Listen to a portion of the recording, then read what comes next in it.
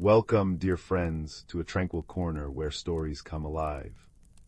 As you gently set aside the worries of the day, we invite you to embrace this peaceful moment. After a beautiful spring day filled with warmth and light, it's time to unwind and let the calming tales guide you into the serenity of the night. In these spring evenings, relaxation and dreams become our gentle companions. For those seeking an uninterrupted journey through these soothing narratives, you can enjoy them ad-free on Patreon. Now, let's embark on this delightful adventure together. Story 1. Deep within the Whisperwood, where ancient oaks wore cloaks of velvet moss and sunlight filtered down in dusty gold shafts, lived creatures unseen by most. Here, the boundary between the ordinary and the magical was as thin as a spider's silk, shimmering with secrets.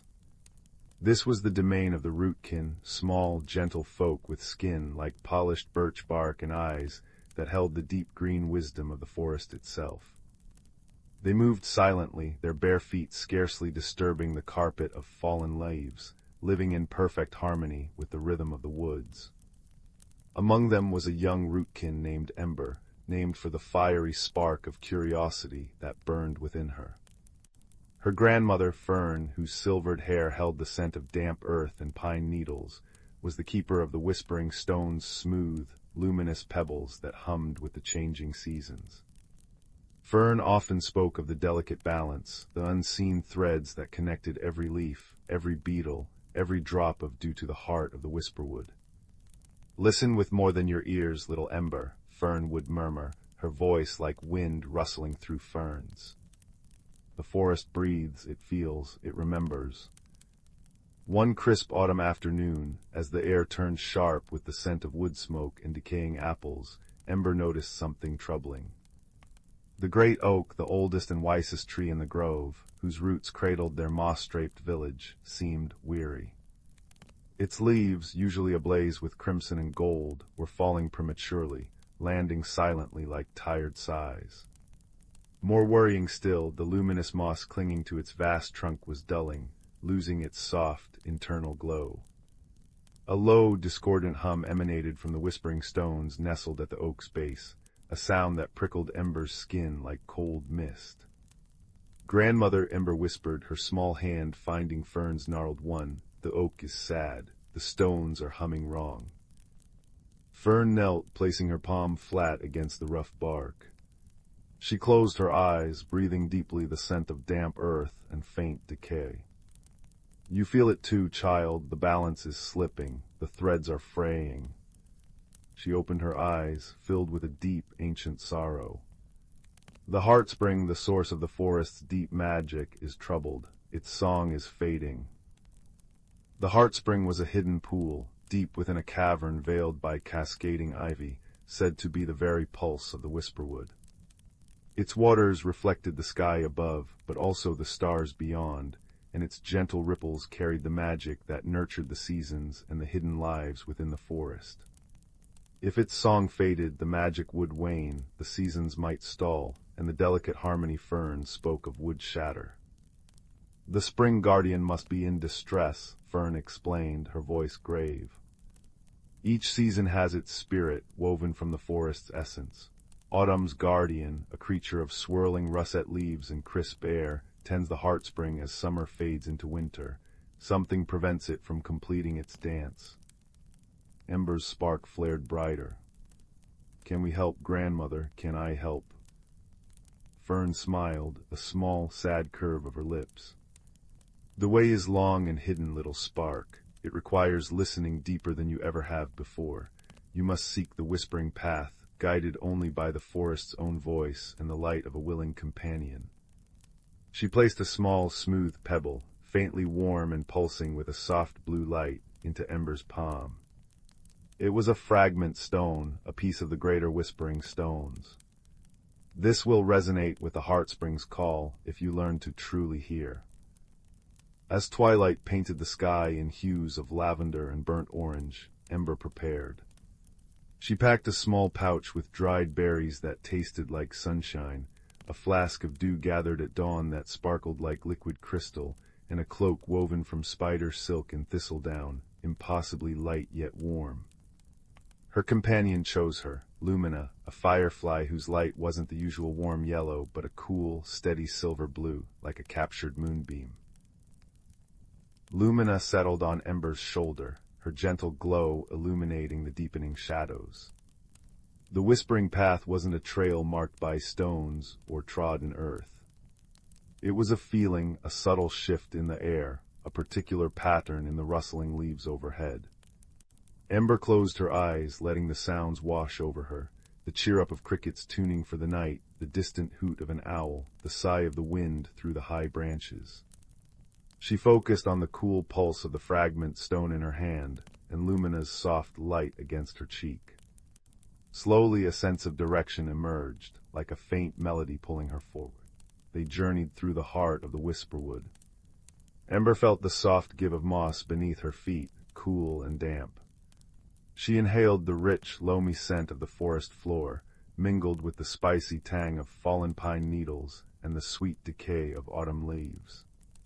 Moonlight, when it pierced the canopy, painted silver streaks on twisting roots and glistening spider webs.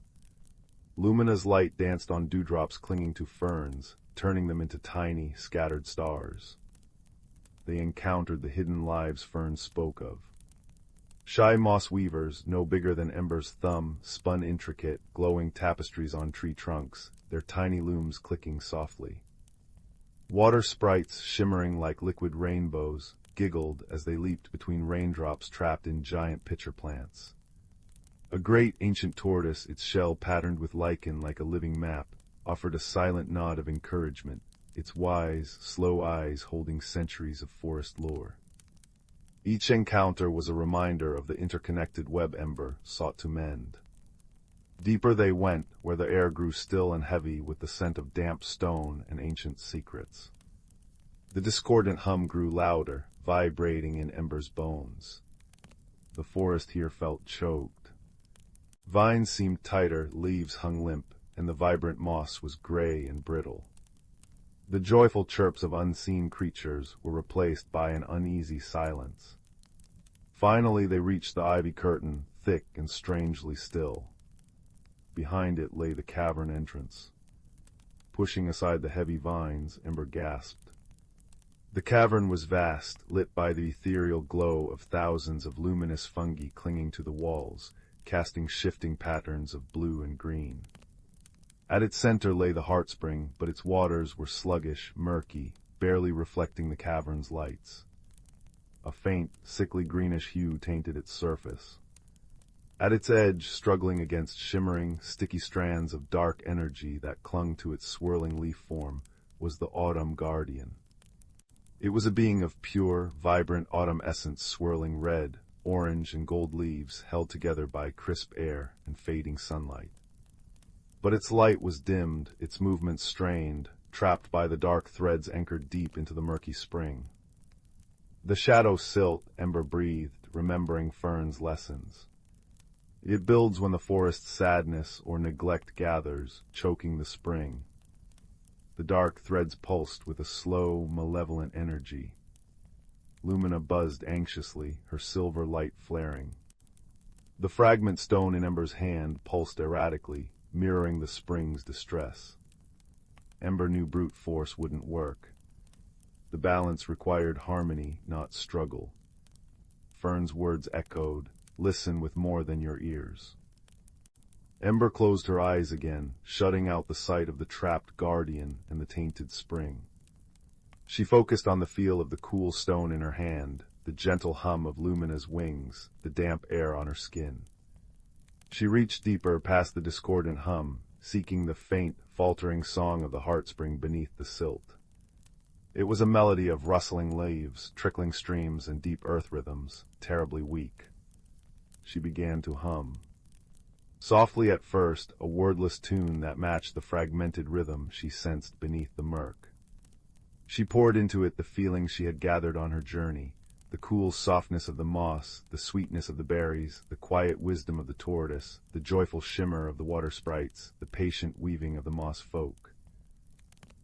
She hummed the crispness of the autumn air, the golden warmth of the fading sun filtered through leaves. Lumina joined her, her buzz harmonizing, her silver light pulsing in time with Ember's song. The fragment stone grew warmer, its blue light intensifying, washing over the murky spring. Ember's song, amplified by the stone and Lumina's light, grew stronger, clearer. It wasn't loud, but it was pure, resonant, weaving the true essence of the Whisperwood back into the cavern. The dark threads binding the autumn guardian shuddered. The murky silt in the spring seemed to recoil from the pure light and sound. The guardian, hearing the true song of the forest, stirred. With a final, desperate effort fueled by Ember's harmony, it gathered its fading autumn energy.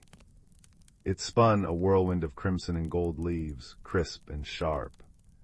The movement sliced through the sticky dark threads with a sound like tearing silk. Freed, the guardian soared upwards, its form brightening, swirling faster and faster above the Heartspring. As it danced, a shower of pure, golden light rained down onto the tainted waters. Where the light touched, the murky silt dissolved, vanishing like smoke. The sickly green hue faded, replaced by the clear, deep blue of a twilight sky. The Heartspring stirred, its surface rippling gently, then more strongly. The discordant hum ceased, replaced by a deep, resonant, soothing thrum that vibrated through the cavern walls, through Ember's bones, through the very air. It was the sound of deep earth and flowing water, of roots drinking deep and leaves unfurling the true song of the Heartspring, restored. The autumn guardian, its task complete, gave one last, joyful swirl, scattering motes of golden light like falling stars, before dissolving into the cavern air, its essence returning to the forest. The luminous fungi blazed brighter, casting dancing patterns of celebration on the walls. The water in the spring was now crystal clear, reflecting the glowing ceiling like a mirror to the stars. Ember stood breathless, the fragment stone cool and quiet in her hand, Lumina resting on her shoulder, her light soft and content. The oppressive silence was gone, replaced by the gentle drip of water, the soft sigh of the cavern, and the deep, comforting thrum of the Heartspring. She felt an overwhelming sense of peace, a rightness settling over the hidden world. The journey back felt lighter. The air smelled sweeter, crisper. The moss beneath Ember's feet felt springier, its faint glow restored. High above, through a gap in the ancient canopy, she saw the great oak's remaining leaves catch the moonlight, glowing with renewed life. The discord was gone, harmony flowed once more through the unseen threads. Fern was waiting at the village edge, her face etched with concern that melted into profound relief as she saw Ember and Lumina emerge from the trees. She didn't need to ask, the restored glow of the moss on the great oak, the vibrant hum of the whispering stones, and the peaceful light in Ember's eyes told the story. Ember placed the fragment stone back amongst the others. It pulsed once, warmly, then settled into the gentle rhythm of its kin. She told Fern everything: the trapped guardian, the shadow silt, the song of the forest, and Lumina's unwavering light. Fern gathered Ember close, the scent of pine and earth a comforting embrace. "You listened, little spark," she murmured, her voice thick with emotion. "You listened with your whole heart, and you sang the forest song back to itself. That is the deepest magic, the oldest wisdom. Balance is not stillness, but a dance. Sometimes it needs a gentle nudge, a true note sung back into the silence." That night, as Ember lay in her soft bed of moss and woven ferns, listening to the now contented hum of the whispering stones and the gentle symphony of the night forest, she felt Lumina's soft glow nearby. Outside, the Whisperwood breathed peacefully under a sky dusted with countless stars. The great oak stood tall and strong, its roots drinking deep from the restored magic flowing from the Heartspring. The hidden creatures went about their nightly tasks, their lives once again woven seamlessly into the ancient, magical tapestry of the woods. The air held the crisp promise of autumn, the comforting scent of wood smoke, and the deep, abiding peace of a world in harmony. Ember closed her eyes, the gentle thrum of the forest's heart a lullaby, knowing that the wisdom of listening, of singing the true song, was a light that would never fade. And somewhere deep in the earth the Heartspring pulsed, clear and strong, reflecting the eternal stars, its song a promise of balance carried on the night breeze. Story 2.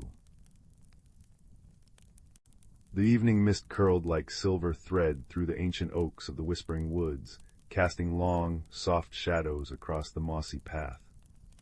Inside a snug cottage nestled at the forest's edge, young Cale sat by the hearth, the firelight dancing on his thoughtful face. He traced the worn cover of a leather-bound journal his grandmother, Nana Bryn, had given him just that morning.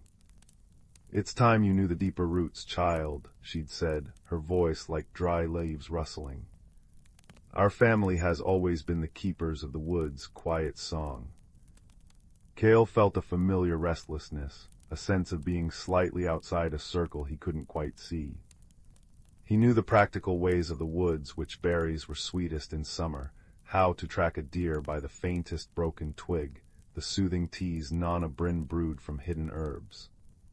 But there was more, a hum beneath the surface of things, a feeling that sometimes the wind carried whispers meant just for him. The journal, filled with Nana Bryn's elegant, spidery script and pressed leaves, seemed heavy with unspoken secrets. That night, as a particularly bright full moon painted the world in shades of silver and pearl, Cale couldn't sleep. He opened the journal near the window. On a page titled "The Moonstone Path," he found a detailed sketch of a grove deep within the woods, shaped like a crescent moon. Beneath it, Nana Bryn had written, "When the Moon Maiden wears her brightest crown, seek the heart of the crescent grove.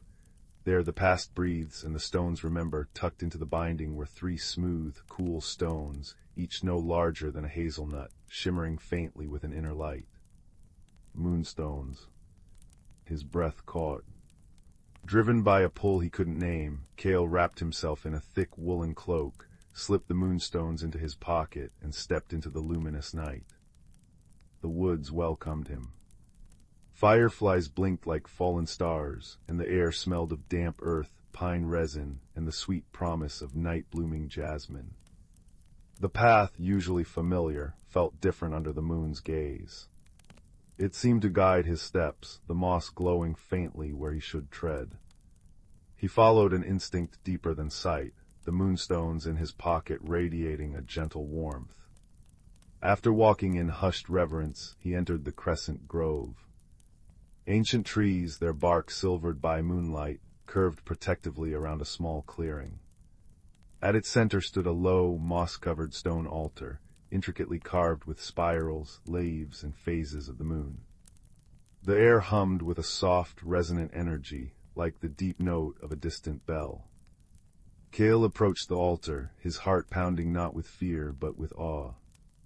He placed the 3 moonstones onto 3 small, cup-like depressions carved into the altar's surface.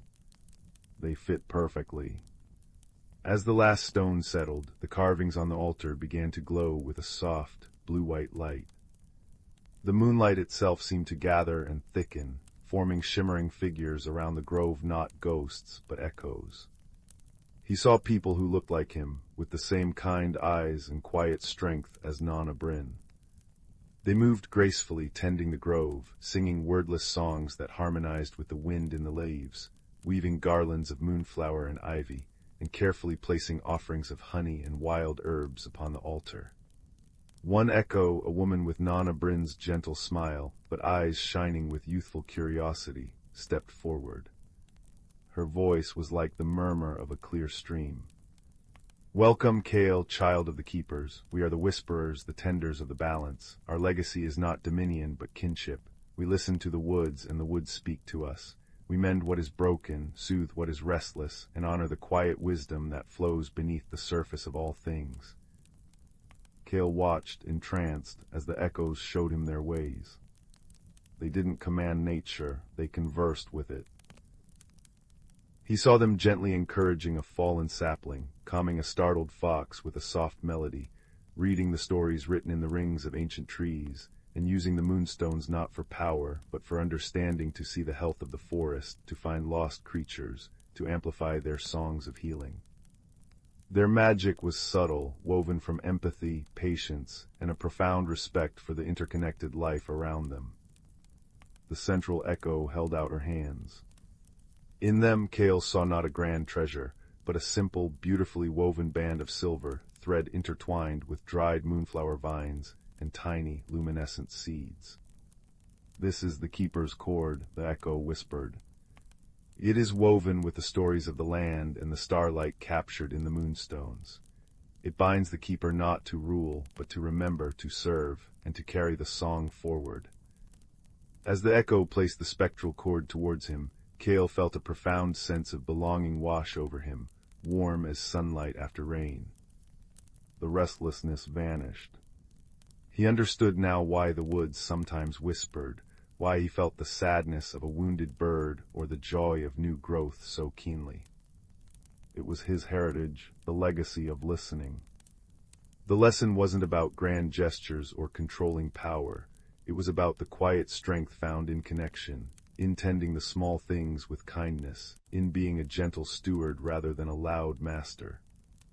The moon began its descent, the silvery light softening. The echo figures faded, their song lingering like the scent of jasmine on the breeze. The glow from the altar dimmed, but the moonstones still pulsed warmly in their sockets. Kale carefully lifted them. They felt different now, not just stones, but keys to understanding, anchors to his past. He looked down at the altar. Nestled beside where the moonstones had rested, he found the physical manifestation of the keeper's cord, just as he had seen it. It felt cool and alive in his hands, humming with the same quiet energy of the grove. The walk back to the cottage was filled with a deep, peaceful reflection. He saw the familiar woods with new eyes. The gnarled roots weren't just obstacles, they were the hands of ancient guardians holding the earth. The rustling leaves weren't just noise, they were conversations.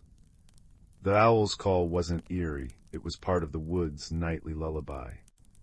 He understood the subtle life lesson. True belonging comes from understanding your place within the tapestry of life, not apart from it. Strength lies in harmony, wisdom in listening, and legacy in the quiet, carrying acts passed down through time. Nana Bryn was waiting by the fire, a cup of steaming chamomile tea in her hands. She didn't ask where he'd been. She simply smiled, her eyes crinkling at the corners, seeing the newfound understanding shining in his own. Kale sat beside her, the warmth of the fire chasing away the night's chill. He placed the 3 moonstones on the low table and held out the keeper's cord. "I found the grove," he said softly, his voice filled with wonder. "I saw them, the whisperers." Nana Bryn touched the cord with reverence. "Ah, the cord, it chooses its keeper when the heart is ready to listen, truly listen." She picked up one moonstone, its inner light catching the fire's glow. "These stones hold the memories of the land, Kale. They help us hear its needs, its joys, its sorrows. Our tradition isn't about grand spells, child, it's about tending. Like caring for this fire-adding wood, stirring the embers, feeling its warmth. We tend the woods, we listen to its whispers and answer with kindness." Kale curled his fingers around a moonstone. He closed his eyes, focusing not on commanding, but on feeling. He sensed the deep, slow pulse of the ancient oaks outside, the quick, bright spark of a family of rabbits nestled in their burrow, the contented sigh of the soil settling for the night. It wasn't words, but a symphony of sensations, a language of life. He understood the resonance of the past in the present. The same careful attention his ancestors gave the grove was the attention Nana Bryn gave her herb garden, the same gentle guidance he used when finding a lost lamb. In the days and years that followed, Kale walked the woods differently. He carried the moonstones and wore the keeper's cord, not as symbols of power, but as reminders of connection. He spent hours sitting quietly by the old willow, listening to the stories the wind told through its leaves. He learned the songs that calmed anxious badger cubs and the gentle touch that helped a bent sapling find the sun. He discovered Nana Bryn's journal held more than instructions. it held conversations with the land itself, recorded over generations. He realized the ancient legacy wasn't locked away in the past. It lived in the present moment, in the respectful harvest of herbs, leaving roots for regrowth, in the careful mending of a bird's wing, in the quiet sharing of the wood's bounty with neighbors, in teaching the younger children the names of the flowers and the importance of treading softly. The magic was in the belonging, in knowing he was part of a long, gentle line of listeners and caretakers, woven into the very fabric of the whispering woods. One crisp autumn evening, years later, Cale sat with his own child beneath the same ancient oak near their cottage. The fireflies were gone, replaced by the first frost sparkling like scattered diamonds under the moon. He held a smooth moonstone in his palm, its light a soft beacon in the gathering dusk. He told the story of the crescent grove, of the shimmering echoes, and the quiet strength of the keeper's cord. He spoke not of conquest but of kinship, not of secrets hoarded, but of wisdom shared. As his child's eyes grew heavy, filled with the same wonder he once knew, Cale placed the warm moonstone into their small hand. "Feel the pulse," he whispered, his voice as soft as the settling mist. "That's the heartbeat of the woods and the echo of all who loved it before us. Our roots run deep here, little one, tangled with the oldest trees. Our legacy is simply this, to listen, to care, and to keep the song alive." The child's breathing deepened, a small smile touching their lips, soothed by the warmth of the stone and the deeper warmth of belonging. Outside, the whispering wood sighed contentedly in the starlight, its ancient song cradling the cottage, a timeless lullaby of roots, remembrance, and enduring peace. Story 3. The velvet darkness outside young Clara's window wasn't just empty night. It felt like a presence whispering anxieties that tangled in her chest and made her sheets feel too tight. Each rustle of the ancient oak tree beside the house sounded like a secret she wasn't supposed to hear. Sleep, like a shy bird, fluttered just out of reach. She sighed, tracing the familiar constellations painted on her ceiling, the hunter, the swan seeking comfort in their distant light. One crisp autumn afternoon, while exploring the dusty, forgotten attic brimming with the scent of old paper and cedar, Clara unearthed something unexpected. Tucked beneath a moth-eaten quilt lay a long, cylindrical object wrapped in faded blue velvet. Unfurling, it revealed a brass telescope, its metal cool and smooth, etched with swirling patterns that seemed to shift in the dim light. One lens was cracked, but the other, larger one, gleamed like polished amber. Curiosity, a small brave flame, flickered within her, momentarily pushing aside the shadows of her nightly fears. That very night, unable to sleep once more, Clara crept to her window. The moon was a luminous pearl floating in an inky sea. Remembering the telescope, she carefully lifted it. Its weight felt solid, reassuring. She pressed her eye to the cool brass rim and pointed it towards the moonlit meadow beyond her garden fence. What she saw stole her breath. The ordinary meadow was transformed. Moonbeams didn't just illuminate the grass, they danced upon it like liquid silver, weaving intricate patterns on blades that shimmered with their own inner light. Flowers Clara knew as simple daisies now glowed with soft, pearlescent halos, their petals unfurling wider as if basking in the lunar glow. Fireflies weren't mere insects, they were tiny, pulsing constellations drifting lazily through the air, leaving trails of shimmering dust. It was a hidden world, bathed in ethereal moonlight, existing just beyond the veil of ordinary sight. Entranced, Clara swept the telescope further. Her gaze snagged on movement near the gnarled roots of the ancient oak. A creature, small and luminous, was nibbling on a patch of glowing moon moss. It looked like a rabbit, but its fur was the soft white of moonlight itself, woven with threads of shimmering silver. Its large eyes, when it glanced up seemingly directly at Clara's window, weren't brown or black, but deep, luminous pools reflecting the entire starry sky. A sense of profound calm radiated from it. The next night, telescope clutched tightly, Clara felt a pull stronger than fear. Slipping on her worn slippers and thick dressing gown, she quietly padded downstairs and out the back door. The cool night air kissed her cheeks, smelling of damp earth and distant wood smoke. She lifted the telescope, and instantly the hidden meadow shimmered into existence before her. Stepping through the garden gate felt like passing through a curtain of cool silk. The air hummed with a gentle energy, alive with the soft chirruping of unseen crickets and the sighing of luminous leaves. It smelled sweet and sharp like crushed mint and stardust. Suddenly the glowing rabbit was there, hopping towards her with unhurried grace. It stopped a few paces away, its starry eyes fixed on hers. There was no fear in its gaze, only gentle curiosity. "Hello," Clara whispered, her voice sounding small in the vast, quiet wonder. The rabbit tilted its head, then turned and hopped a few steps towards the ancient oak, pausing to look back at her. An invitation. Heart-pounding but filled with a thrilling warmth, Clara followed. The rabbit led her deep into the transformed woods. Trees stretched taller here, their bark etched with swirling silver patterns that pulsed faintly. Leaves overhead weren't green, but shimmering hues of amethyst, sapphire, and gold, filtering the moonlight into a kaleidoscope dancing on the forest floor carpeted in luminous moss. They passed streams that flowed not with water but liquid moonlight, chuckling softly over smooth, glowing pebbles. Clara saw shy, iridescent moths the size of her hand flitting between glowing blooms, and tiny, furry creatures with eyes like embers watching from hollow logs. The rabbit, whom Clara found herself thinking of as Silas in her mind, guided her to a small clearing dominated by an immense, ancient willow tree. Its branches, draped in curtains of shimmering silver leaves, wept down to touch the ground. Silas hopped beneath the weeping curtain and vanished.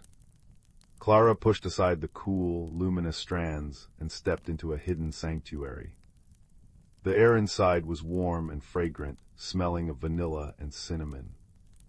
The ground was soft moss, and the light came from thousands of tiny, glowing blossoms clinging to the willow's inner branches.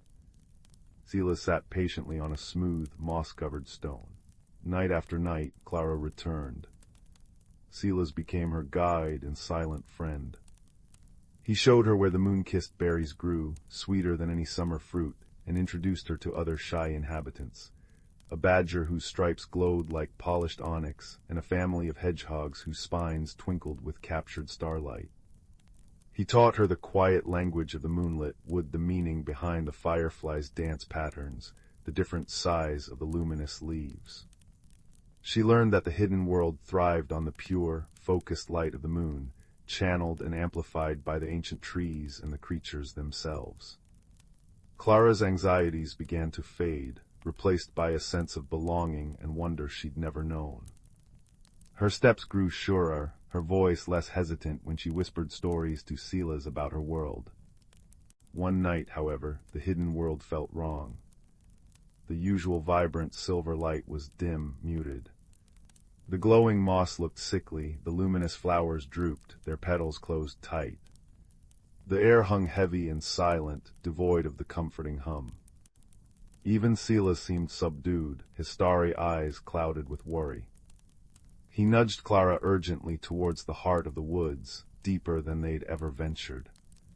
The path sloped upwards, the trees growing taller and stranger, their silver bark etched with deeper, more complex patterns that seemed to flicker erratically. They emerged onto a high, rocky plateau overlooking the entire moonlit valley. Below, the diminished light revealed the hidden world's distress more clearly. But Clara's gaze was drawn upwards. Above the plateau, suspended in the air, was the source of the moonlight, for this realm not the moon itself, but a colossal, crystalline structure. It looked like a geode cracked open, radiating pure, liquid moonlight from its multifaceted heart. Or at least it should have been. One massive, crucial crystal at its very core was dark. Not just dim, but utterly opaque, absorbing the light around it like a void. Cracks spiderwebbed out from it across the structure, and the light flowing from the other crystals was weak, strained.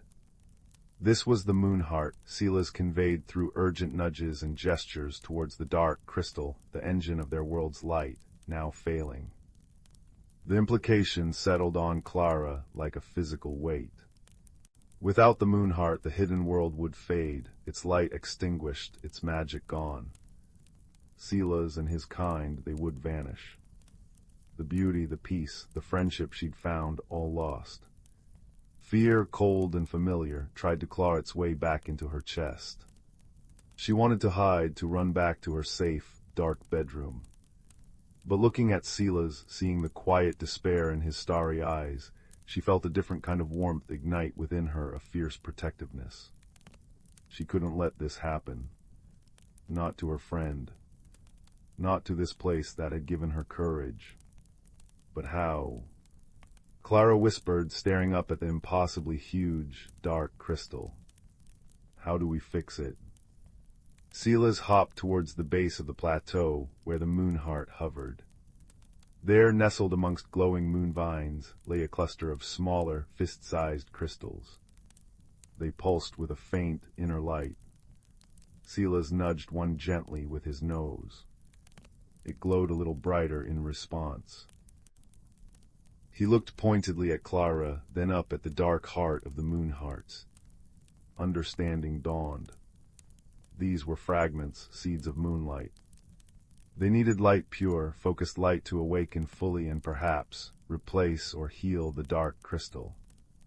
But how could they get light up there? The moon heart floated high above, unreachable. Despair threatened again. She was just a girl, small and afraid, holding a broken telescope. The telescope. Clara's hand flew to the brass cylinder, still slung across her shoulder. The cracked lens, the larger, amber one, could it channel light? That's how she'd seen this world in the first place. Hope, fragile but bright, surged within her. Seelas, the moonlight, we need to gather it. Clara pointed towards the largest patch of glowing moss nearby. We need to focus it like the telescope does. Working together with a newfound urgency, Clara and Seelas gathered as many of the dormant crystal fragments as they could carry, placing them in a small pile on a flat rock bathed in the strongest available moonlight. Clara carefully positioned the telescope. She angled the large amber lens towards the brightest patch of moonlit moss, praying the cracked lens wouldn't scatter the light too much. She focused the eyepiece on the pile of crystals.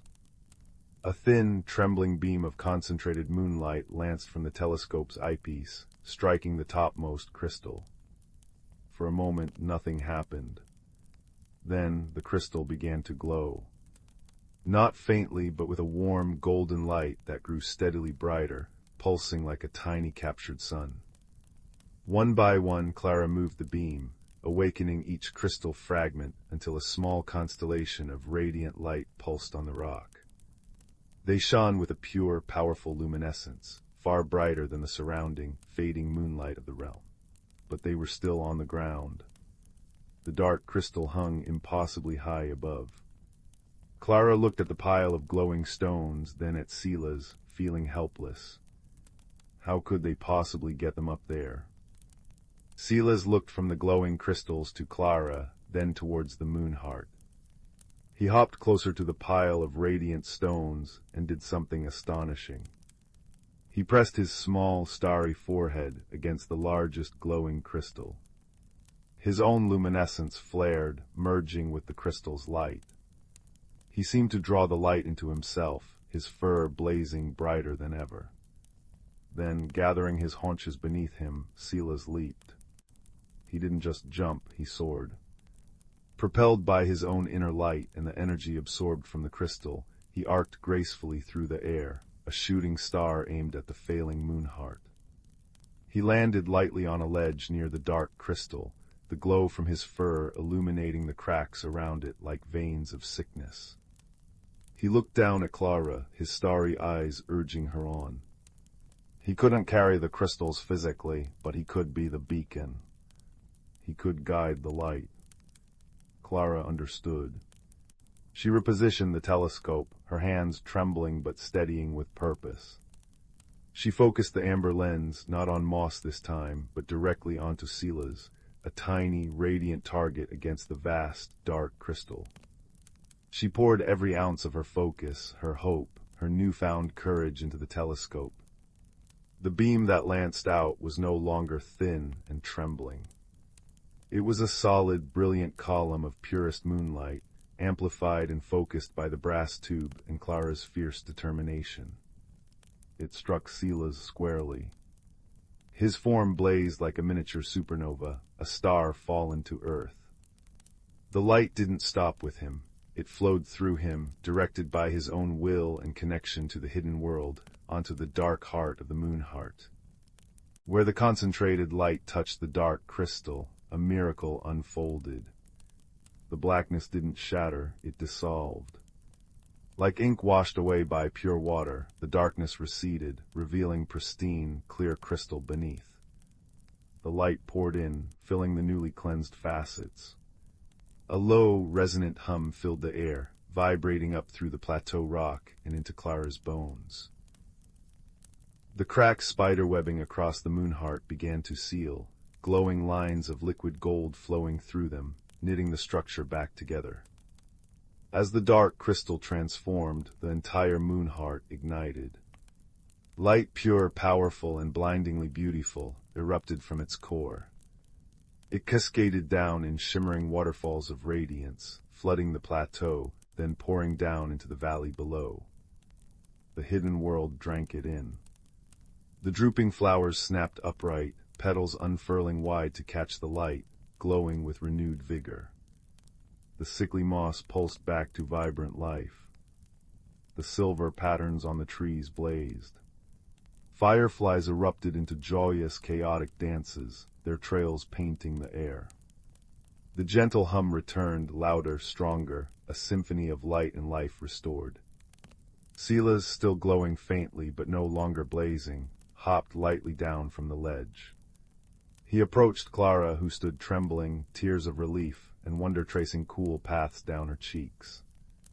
He nudged her hand gently with his soft, starry nose. The gratitude and warmth flowing from him were overwhelming. The badger and the hedgehogs emerged, chittering softly, their eyes reflecting the restored glory. The hidden world celebrated its salvation, and Clara, the once timid girl, stood at its heart, no longer just a visitor, but a part of its story. When Clara finally slipped back into her own bedroom, the first pale fingers of dawn were brushing the horizon. She placed the brass telescope carefully on her bedside table. The attic dust was gone, it gleamed softly in the growing light. She climbed into bed, pulling the covers up. The shadows outside her window no longer whispered fears, they were just shapes, resting until nightfall. The rustle of the ancient oak sounded like a familiar, comforting sigh. She closed her eyes, the memory of cascading moonlight and Sela's starry gaze filling her with a profound sense of peace. The courage she'd found wasn't just for the hidden world. It was a warm ember glowing steadily within her own heart. Sleep, no longer a shy bird, settled over her like a soft, luminous blanket, deep and undisturbed, carrying her into dreams woven with silver leaves and the gentle pulse of restored moonlight. She had journeyed through fear, discovered wonder, forged an impossible friendship, and learned that even the smallest light, focused with courage and kindness, could banish the deepest darkness. And that light, she knew, would always be with her.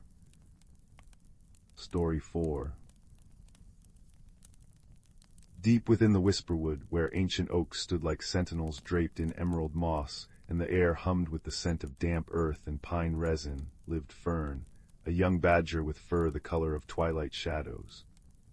Her home wasn't a burrow, but a cozy nook beneath the sprawling roots of grandfather oak, a tree whose bark held the wisdom of centuries etched in its deep grooves.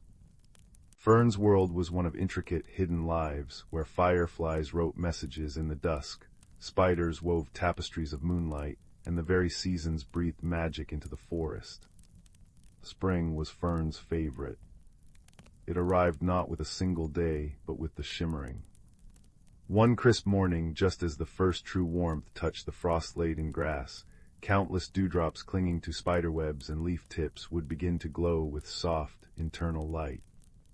Not a harsh glare, but a gentle, pearly luminescence. Fern knew, as her grandmother had taught her, that these were not mere droplets, but tiny vessels holding the forest's collective memories of winters, past dreams of thawing streams and sprouting seeds. As the sun rose higher, the shimmering dewdrops would evaporate, releasing the memories like a fragrant mist that nurtured the new growth. Fern would sit on a velvety cushion of moss, nose twitching, inhaling the scent of awakening earth mixed with the faint, sweet perfume of released dreams. She could almost hear the soft sigh of contentment from the slumbering bulbs pushing through the soil. But this year the shimmering felt wrong.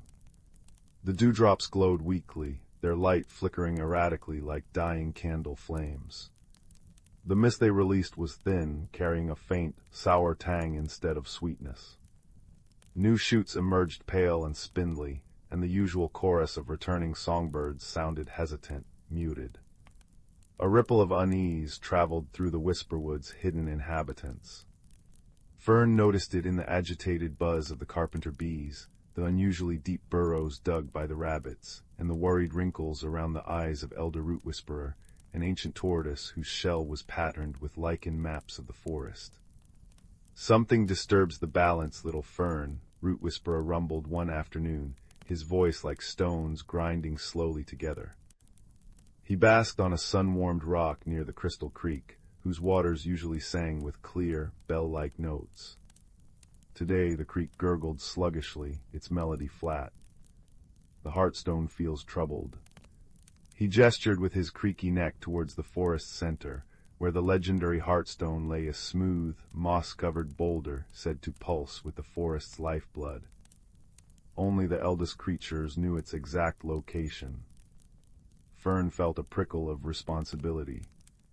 Her grandmother, who had walked the Whisperwood's hidden paths for many seasons, had often spoken of the Heartstone and the delicate threads of magic woven through rain, wind, and root. "When the balance wavers," she'd whispered, her voice soft as falling leaves, "listen not just with your ears, but with your paws on the earth and your nose to the wind. The forest speaks in textures and scents." Guided by her grandmother's wisdom, Fern set out.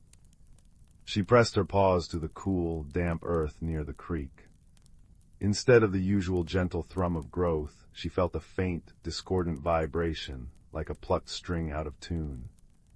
She sniffed the air deeply. Beneath the familiar aromas of loam and wild garlic, there was a sharp, metallic tang she couldn't place. Following the scent, she ventured deeper than usual, past the luminous glowworm grottos and the whispering reeds of Willowmere. The air grew colder, the light dimmer. Finally she reached a forgotten corner, a small, shadowed clearing choked with sickly-looking ferns. There, half hidden under decaying leaves, lay the source of the discord.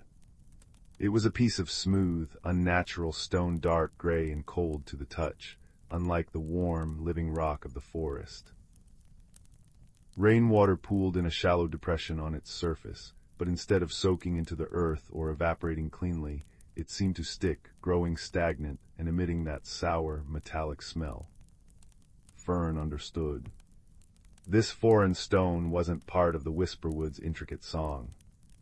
It was a dead note, disrupting the flow of water and earth magic, poisoning the very dewdrops meant to carry spring's dreams. It explained the weak shimmering, the struggling plants, the creek's sadness. But Fern was just one small badger. Removing the cold stone felt daunting. Remembering Root Whisperer's words about the Heartstone, she knew she needed wisdom, not just strength. She hurried back, her heart pounding not with fear, but with purpose. She found Root Whisperer consulting with Mother Willow, whose long, silver-green branches trailed in the now sluggish creek, and Lumina, the eldest firefly, whose light usually burned with a steady, golden warmth but now flickered weakly. "The balance is choked," Fern explained, her voice small but clear in the hushed glade. She described the cold stone and its stagnant pool. "It hurts the water, the earth, it weakens the shimmering. A profound silence fell, broken only by the creek's mournful gurgle. Mother Willow sighed, a sound like wind through dry reeds. Foreign stone, a wound in the forest skin. It blocks the flow, distorts the rain song. The heartstone weeps, Root Whisperer murmured, his ancient eyes clouded. But its strength is diminished by this discord. Lumina's light pulsed slightly brighter.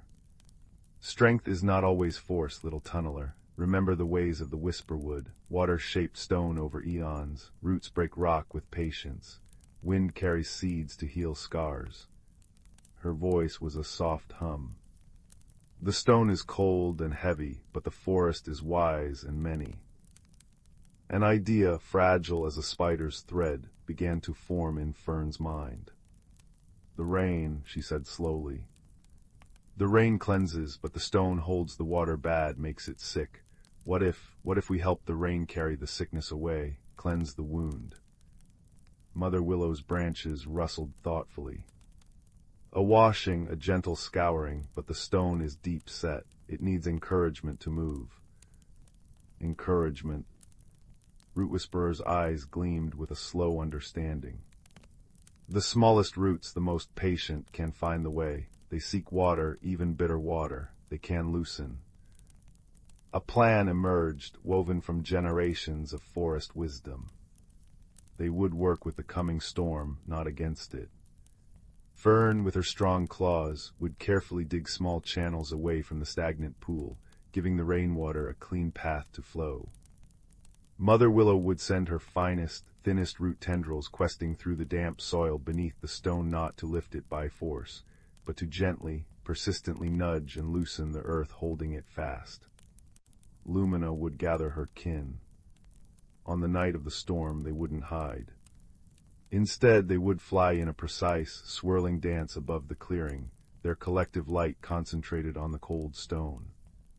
Warmth, however small, Lumina explained, might soften the stone's resistance, make it less stuck. The storm arrived 3 nights later, not as a violent lashing, but as a steady, soaking rain, the Whisperwood's own cleansing breath. Fern worked tirelessly in the downpour, her fur plastered down, paws caked with mud. She dug her channels with care, feeling the cool, clean rainwater begin to trickle away from the stagnant pool, carrying the sour smell with it. High above, Lumina's kin danced. Hundreds of tiny golden lights swirled and pulsed in a complex pattern, bathing the cold stone in a soft, unwavering glow. It wasn't fire, but a gentle, persistent warmth that seeped into the unnatural chill.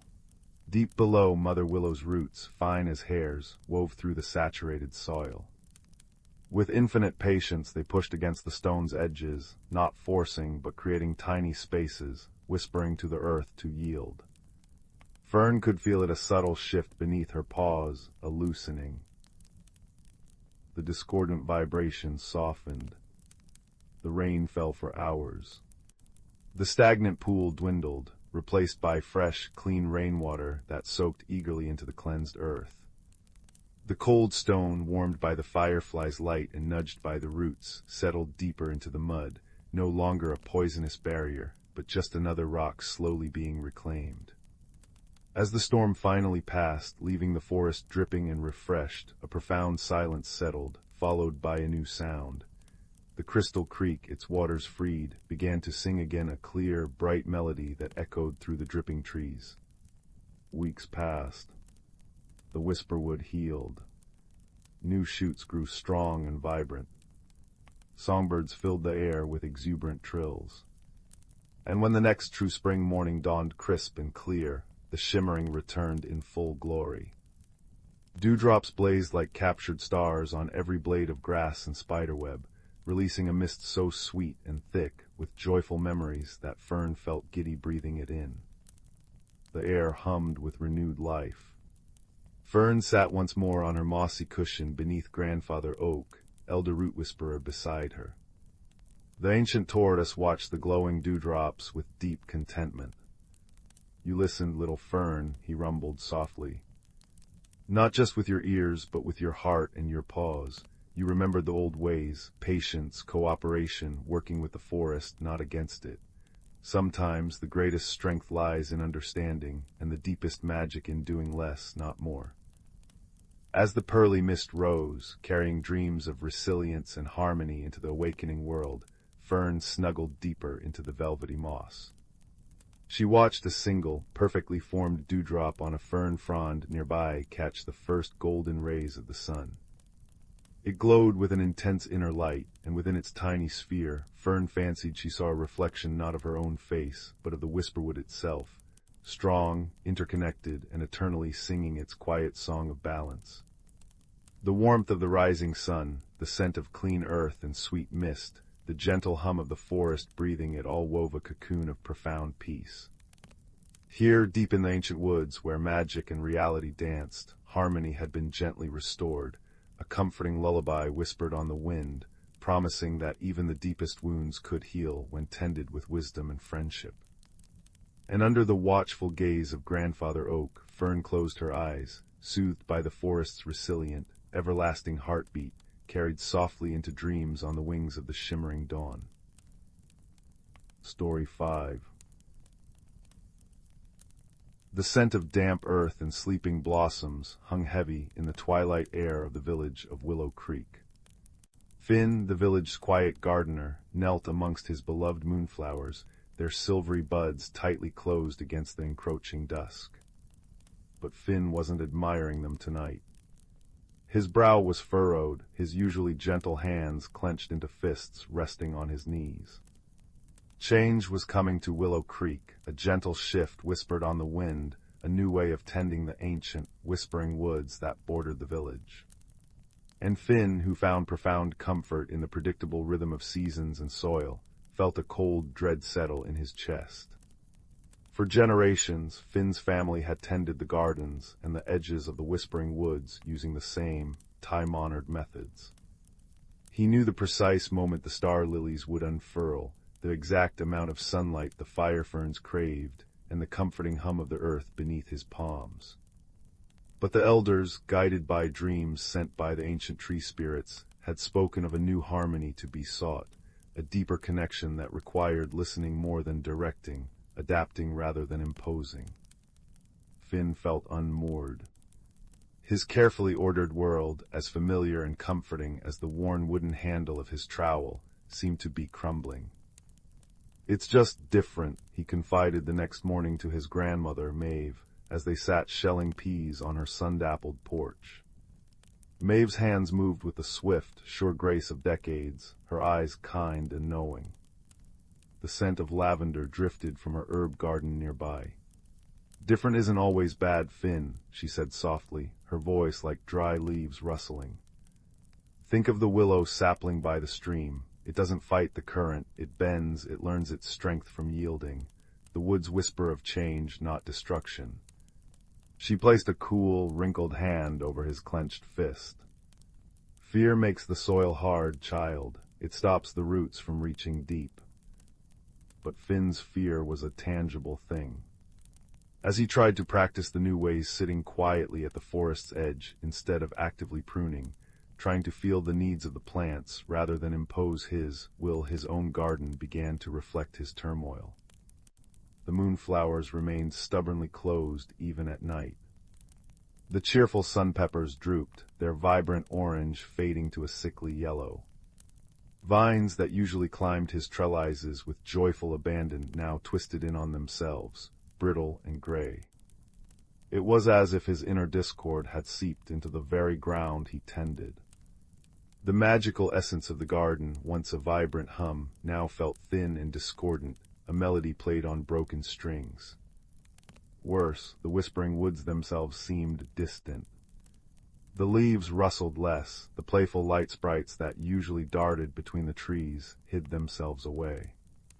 Finn felt a profound sense of isolation, convinced his inability to embrace change was harming everything he loved.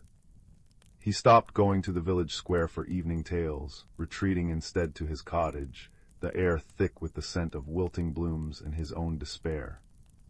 One damp afternoon, while Finn sat morosely staring at a particularly sad-looking fire fern, a cheerful whistle pierced the gloom. It was Brenna, the village baker, her arms laden with a basket smelling wonderfully of warm rye bread and cinnamon. Brenna, with her bright eyes and infectious laugh, was Finn's oldest friend, a steady presence since childhood. "Thought you might need some fortification," she announced, plopping the basket onto his worn kitchen table. She took in the wilting plants on the windowsill and Finn's slumped shoulders. "Still wrestling with the whispers, I see." Her voice held no judgment, only warmth like the oven she tended. Finn sighed, gesturing helplessly at the dying fern. "Look at it, Brenna, it's fading because I'm failing. I'm trying to listen to bend, like Gran says, but everything I touch just withers. The woods feel silent. I feel like I'm losing them, losing myself." His voice cracked. Brenna pulled out a still warm loaf and began slicing thick pieces. "Maybe," she said thoughtfully, spreading golden honey on a slice and handing it to him, "you're trying too hard to force the bend. Like kneading dough too much, it gets tough, loses its life." She took a bite, closing her eyes in bliss. "Remember when old man Hemlock's apple tree stopped bearing? He fussed and pruned and yelled at it for weeks, nothing. Then he just sat under it one afternoon, sharing his lunch, talking about nothing much. Next spring, blossoms like snow." Finn nibbled the bread, the sweetness a small comfort. "So I should just sit." "Sit, Finn, listen, truly listen. Not just with your ears, but with with your gardener's heart." Brenna leaned forward, her eyes earnest. "The woods aren't demanding perfection. They're asking for presence, for you to be with them in the change, not fight it or run from it. Your garden reflects your heart. If your heart is clenched tight with fear, how can anything bloom?" Her words, simple and kind, struck a chord deeper than any elder's decree. That evening, instead of retreating indoors, Finn took a blanket and sat beneath the oldest willow at the very edge of his garden, where it met the whispering woods. The air was cool, carrying the scent of pine needles and damp moss. Crickets sang their nightly chorus. He didn't try to do anything. He didn't try to force a connection or analyze his fear. He just sat. He breathed in the cool air, felt the slight give of the earth beneath him, listened to the myriad small sounds of the night. He thought about the willow sapling bending in the stream. He thought about Brenna's dough needing gentle hands. He thought about his grandmother's lavender, thriving because she understood when it needed sun and when it needed shade. Slowly, almost imperceptibly, the tight knot of fear in his chest began to loosen. He wasn't abandoning his knowledge, he was adding to it. He wasn't losing control, he was learning a different kind of stewardship, one based on partnership, not dominance. As he sat there, simply being, a gentle warmth began to spread from his core. It wasn't fierce or demanding, it was a soft, golden light, like the first rays of dawn filtering through leaves. It pulsed gently in time with his slowing heartbeat. He held his hands out, palms up, not directing, not demanding, just open. A soft gasp escaped him. Around him, the garden began to stir. The tightly closed moonflower buds near his feet trembled, then slowly, gracefully, began to unfurl, their luminous silver petals glowing softly in the moonlight, releasing a perfume sweeter than any Finn had known before. It wasn't just one or two, it was all of them, a silent, radiant chorus responding to the unclenching of his spirit. The brittle vines near the cottage wall softened, greened, and sent out tiny, determined tendrils, seeking the trellis once more. The fire fern, which had looked near death, gave a tiny shudder, and a single, brave new frond, tipped with a faint ember glow, unfurled towards the night sky. But the true wonder happened at the border. From the shadowed edge of the whispering woods, a soft, answering light emerged. Tiny points of gold and green, like distant stars, drifted towards Finn, the light's brights. They hadn't vanished, they had withdrawn, reflecting his own retreat. Now, drawn by the peaceful warmth emanating from him, they danced around his head, their gentle light mingling with the glow of the moonflowers, casting shifting patterns on the grass. The rustle of the leaves returned, not distant, but close, intimate, a susurrus that felt like a welcoming sigh. "Welcome back, gardener. Welcome home." Finn didn't move. Tears, warm and silent, traced paths down his cheeks, but they were tears of profound relief, of a burden lifted. He felt the deep, resonant hum of the earth return, stronger than ever, vibrating through the soles of his feet, up his spine, filling him with a sense of belonging he hadn't realized he'd lost. The magic wasn't gone. It had been waiting for him to release his fear and open his heart to the new harmony. The transformation wasn't instantaneous for everything. Some plants took days, weeks to fully recover. But the change in Finn was palpable. He moved through his garden with a new quietude, a deeper attentiveness. He still used his knowledge, but now he paused, knelt, placed a hand on the soil, and listened. He spent time sitting at the forest's edge, not with agenda, but simply sharing the space. He learned that the fire ferns craved not just sunlight, but the specific warmth of late afternoon when the light turned golden, and that the whispering vines needed the sound of running water nearby to truly thrive. He discovered that the woods didn't want less tending, but a different kind, clearing a path for a family of badgers here, leaving fallen logs for beetles there, understanding that decay was part of the cycle of vibrant life. He shared his discoveries with Maeve and Brenna. Maeve would nod, her eyes crinkling at the corners, murmuring, "The willow bends, the stream flows on." Brenna would bring fresh bread and listen, her presence a steady anchor. She saw the new light in his eyes, the ease in his movements.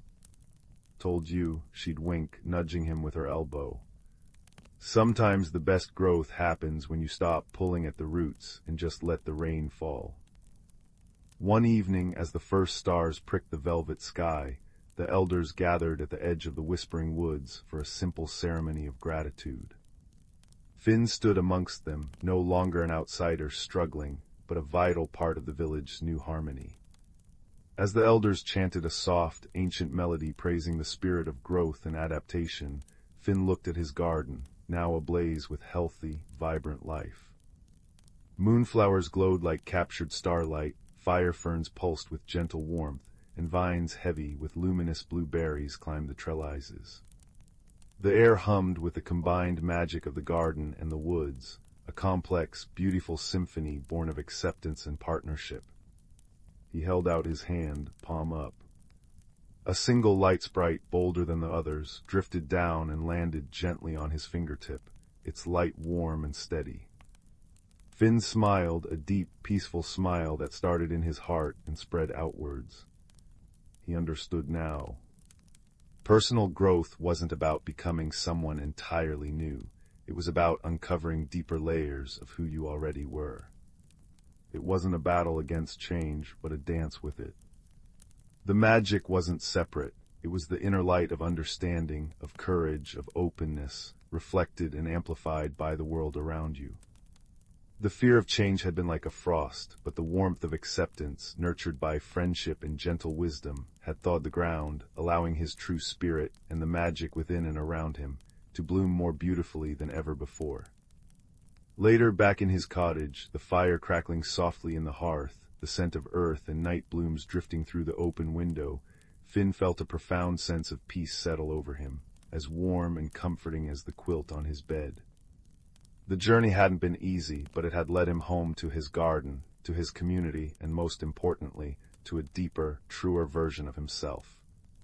He knew there would be other changes, other seasons, but now he understood the rhythm. He closed his eyes, listening to the gentle rustle of the willow outside, the hum of the sleeping garden, and the distant, comforting whisper of the ancient woods, all singing the same quiet lullaby of growth, resilience, and the enduring beauty of a heart open to transformation. And in that peaceful symphony, Finn drifted into a deep, contented sleep, ready for whatever gentle dawn the next day would bring. Story 6. Deep in the Whispering Woods, where ancient oaks stood as sentinels of time and moonlight dripped like liquid silver through the canopy, lived creatures whose lives were woven into the very roots of the forest. Here the air hummed with the breath of magic, a gentle force that stirred the petals of dawn-touched flowers and guided the dance of fireflies in the twilight. Among them was a young fox named Bramble, whose russet fur held the warmth of autumn leaves and whose eyes sparkled with the curiosity of spring's first bud.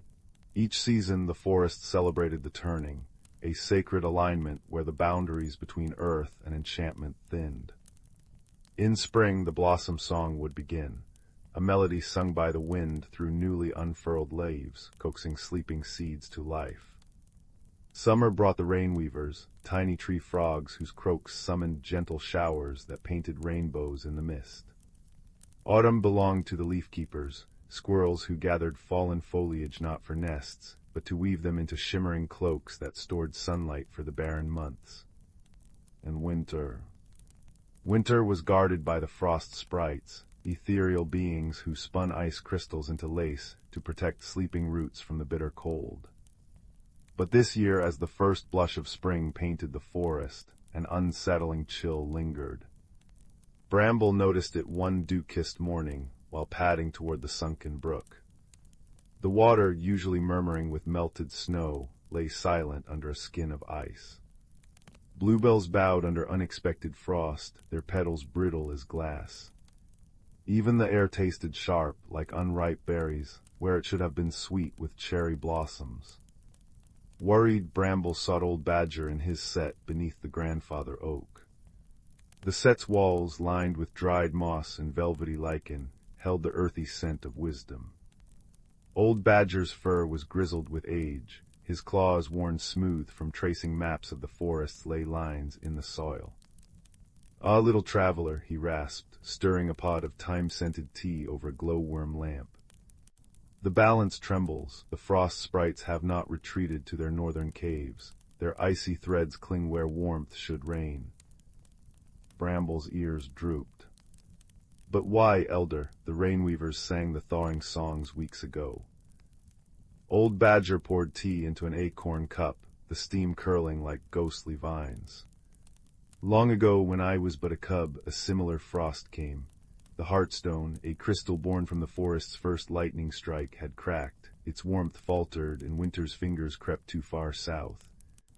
He gestured to a tapestry on the wall, woven from spider silk and dandelion fluff, depicting a glowing stone nestled in the roots of the guardian tree. "We mended it then with kindness, a drop of honey from the hive mother, a tear of joy from the brook's spirit, and a chorus of the forest's purest laughter." Determined, Bramble gathered friends, Pip, a sparrow whose wings shimmered with iridescent dew, and Moss, a rabbit whose fur held the softness of twilight shadows. Together they journeyed to the guardian tree, a colossal willow whose branches wept silver tendrils into a pool of liquid starlight. At its base the Heartstone pulsed weakly, its usual amber light dimmed to a flicker. Frost sprites fluttered nearby, their delicate forms shivering not from cold, but sorrow. "Our queen is lost," whispered one, her voice like icicles chiming. "She wandered into the shadowed vale, lured by echoes of eternal winter. Without her song, we cannot weave the frost away." The shadowed vale lay beyond the forest's edge, a place where sunlight dared not tread. Bramble's heart quivered, but Pip trilled courageously. "We'll find her, the veil fears laughter, it melts gloom like sunshine." Moss nodded, thumping a steady rhythm on the earth. "And I know the hidden paths, follow my thumps." Their quest led them through groves where mushrooms glowed like fallen constellations, across streams where water spirits wove liquid bridges of lily pads, and into thickets where sentient vines curled protectively around them. In the vale, darkness clung like wet velvet, and the air smelled of forgotten things. There amid skeletal trees sat the Frost Queen, a being of crystalline beauty, her eyes hollow as she hummed a dirge to the frozen ground. "Your Majesty," Bramble called softly, "the forest needs your frost to rest, not to linger." The Queen's voice cracked. "Why should I return? The veil whispers that warmth forgets the beauty of stillness." Then Pip did something extraordinary. He flew to a gnarled branch and sang, not a forest melody, but but a silly, chirping tune about a worm who wore a hat of clover. Moss joined in with a comical wiggle dance, kicking up puffs of frost. Bramble, recalling old Badger's lesson, offered a story. In summer, the rainweaver's showers make rainbows. In autumn, the leaf-keeper's cloaks glow like captured sunsets. Your winter lace is part of the dance, not the whole song. As he spoke, he placed a thawed bluebell at her feet, its petals releasing a honeyed sigh. A tear, clear and warm as spring sap, welled in the frost queen's eye. It fell onto the heartstone Bramble had brought, sealing its crack with a sound like chimes. The stone blazed anew, its light piercing the veil's gloom. Laughing, the queen gathered her sprites. Forgive me, I mistook solitude for strength, forgetting that balance needs all voices. Together they wove one final tapestry of frost, a glittering bridge leading home. Back at the guardian tree, the forest waited. As the Frost Queen sang a high, crystalline note, her sprites spun the lingering ice into 1,000 shimmering threads that lifted skyward, dissolving into the dawn. Warmth rushed back, brooks babbled, bluebells straightened like eager children, and the blossom song swelled from every branch, scattering golden pollen that smelled of hope and apricots. That evening, creatures gathered beneath the grandfather oak for the Bloomfire feast. Fireflies strung lanterns in the boughs, badgers passed mushroom pies, and frogs drummed on lily pads. Bramble curled beside old Badger, watching the Frost Queen dance with Pip atop a toadstool, her laughter now bright as sleigh bells. You see, little one, murmured the Badger, his eyes reflecting the fire's glow, harmony isn't the absence of winter or storm. It's the trust that every season has its purpose, and every heart, no matter how icy, can thaw when met with kindness. As stars embroidered the sky, the forest sighed into contented silence. The heartstone pulsed steadily, its light a golden promise in the roots of the guardian tree. And Bramble, nestled in a bed of clover, dreamed of dappled sunlight and the gentle, everlasting rhythm of the turning, a lullaby sung by the world itself, reminding all who listened that balance, like friendship, is tended one warm breath at a time. Story 7. Deep within the Whisperwood, where ancient oaks stood like wise, wrinkled sentinels and the air hummed with secrets older than time, the boundaries between the seen and unseen were as thin as cobwebs glistening with dew. Here the rustle of leaves wasn't just the wind, but the murmured conversations of moss weavers. The patter of rain wasn't merely water, but the tapping rhythm of the rain singer's song. Life thrummed in every sunbeam that pierced the emerald canopy, every root that snaked through the rich, dark earth. Among the towering roots of Grandmother Oak lived Thistlefoot, a squirrel whose fur held the silvery sheen of moonlight and whose eyes sparkled with the deep wisdom of countless remembered seasons. He wasn't the swiftest climber anymore, his movements deliberate and thoughtful, but his knowledge of the Whisperwood's intricate dance was unparalleled. He often sat on his favorite moss-covered branch, overlooking the sunbeam glade, where fireflies performed their twilight ballet and shy, velvet-nosed deer came to sip from the crystal spring. One unusually crisp autumn morning, Thistlefoot sensed a discordant note in the forest's symphony. The air, usually carrying the sweet scent of decaying leaves and ripe berries, held a faint, sharp tang like burnt sugar. The vibrant tapestry of reds, golds, and oranges seemed muted, the leaves falling too soon and too listlessly. More troubling was the silence. The cheerful chirping of the sparrow sisters was absent. The industrious hum of the bark borer beetles had ceased. Even the crystal spring seemed to murmur less joyfully. Young Pip, a bright-eyed rabbit with fur the color of toasted hazelnuts, bounded up, his nose twitching anxiously. Thistlefoot, have you seen the sparrow sisters, and the spring it tastes, strange, flat like old water? His large ears drooped. Thistlefoot closed his eyes, inhaling deeply. Past the burnt tang he detected something else, a brittle dryness, a lack of the deep, loamy richness that usually underpinned the forest's scent. The balance is tilting, young Pip, he murmured, his voice a soft rasp like dry leaves. The heartwood sap, the lifeblood that flows beneath us all, feels thin. The autumn weaving is troubled. The autumn weaving was the ancient magic that guided the seasonal shift. It was performed deep within the forest's heart by the moss weavers, tiny, shy creatures woven from lichen and twilight. They spun threads of golden light and russet shadow, orchestrating the graceful fall of leaves and the gentle preparation of the earth for winter's sleep. Their magic was tied intrinsically to the health of the forest, drawing strength from the heartwood sap and the collective harmony of its inhabitants. Thistlefoot gathered the worried forest folk near the crystal spring. Fern, a deer with eyes like deep forest pools, lowered her head to touch the water. It lacks its usual sparkle, she sighed, the scent of damp earth and crushed ferns rising from her coat. Pip shivered, the cool, damp air suddenly feeling oppressive rather than refreshing. Even the fireflies, usually shyly hidden by day, hovered anxiously, their tiny lights casting nervous, fleeting glows on the worried faces. The moss weavers are fading, Thistlefoot explained, his gaze sweeping over his friends. Their magic weakens because the heartwood sap is stressed. Something disrupts the deep roots, the quiet flow beneath our feet.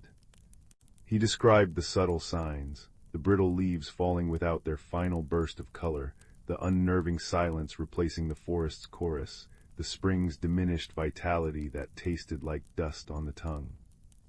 The autumn weaving is incomplete. Without it, winter's sleep will be harsh and unforgiving. The deep cold might bite too deep, the snows might smother the seeds waiting beneath. But what can we do? Piped up a tiny voice. It was Willow, a young field mouse barely bigger than an acorn, peeking from beneath a large, heart-shaped leaf. We're not magic. Thistlefoot's eyes softened. Ah, but the greatest magic, little one, often lies not in grand spells, but in tending the roots of harmony. The moss weavers draw strength from the forest's wholeness. Our fear and worry drain them further. Our neglect of the small things weakens the sap. He recalled stories passed down from his own grandmother, tales of droughts and blights overcome not by force, but by collective care and restored connection. We must remind the forest and ourselves of the balance. And so, under Thistlefoot's gentle guidance, the creatures of the Whisperwood embarked on a quiet mission of restoration. Fern and her kin walked the deer paths, their hooves pressing fallen leaves gently into the earth, their breath warm mist in the cool air, releasing calming scents of pine and wild mint.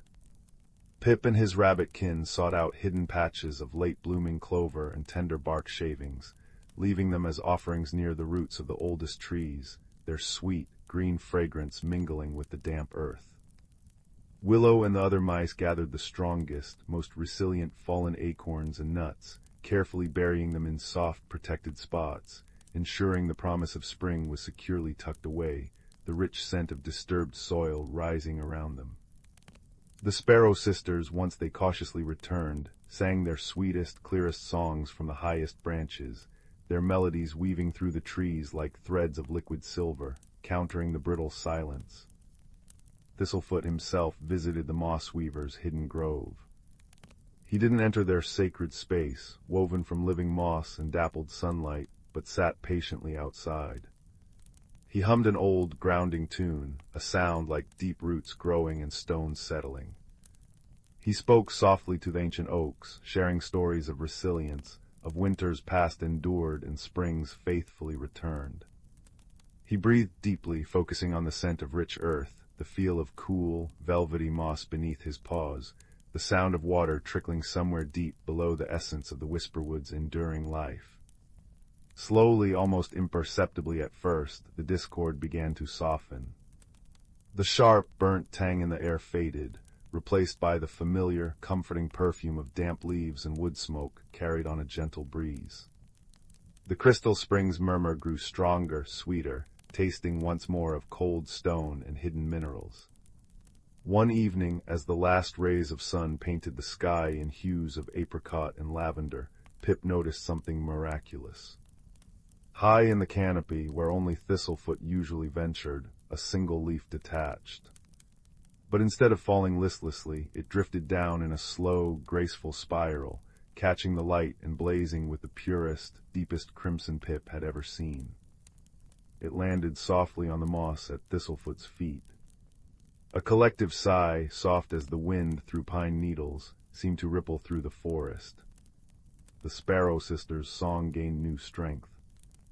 The fireflies emerged in greater numbers, their golden lights bobbing confidently like tiny, joyful lanterns. The air felt crisp and clean, filled with the comforting scent of woodlands preparing for rest. That night, under a sky dusted with 1,000,000 diamond stars, the autumn weaving reached its crescendo. The moss weavers, their tiny forms glowing with renewed emerald and amber light, spun their threads with vigor. A gentle rain began to fall, not the heavy downpour of summer, but the soft, steady, life-giving rain of true autumn. It carried the clean, sharp scent of petrichor, the perfume of earth welcoming water. It drummed a soothing rhythm on leaves, rocks, and the thatched roof of Thistlefoot's den. The crystal spring swelled, singing a clear, bright song that mingled with the rain's gentle percussion. Pip, Fern, Willow, and the others gathered near Grandmother Oak, sheltered by her vast canopy.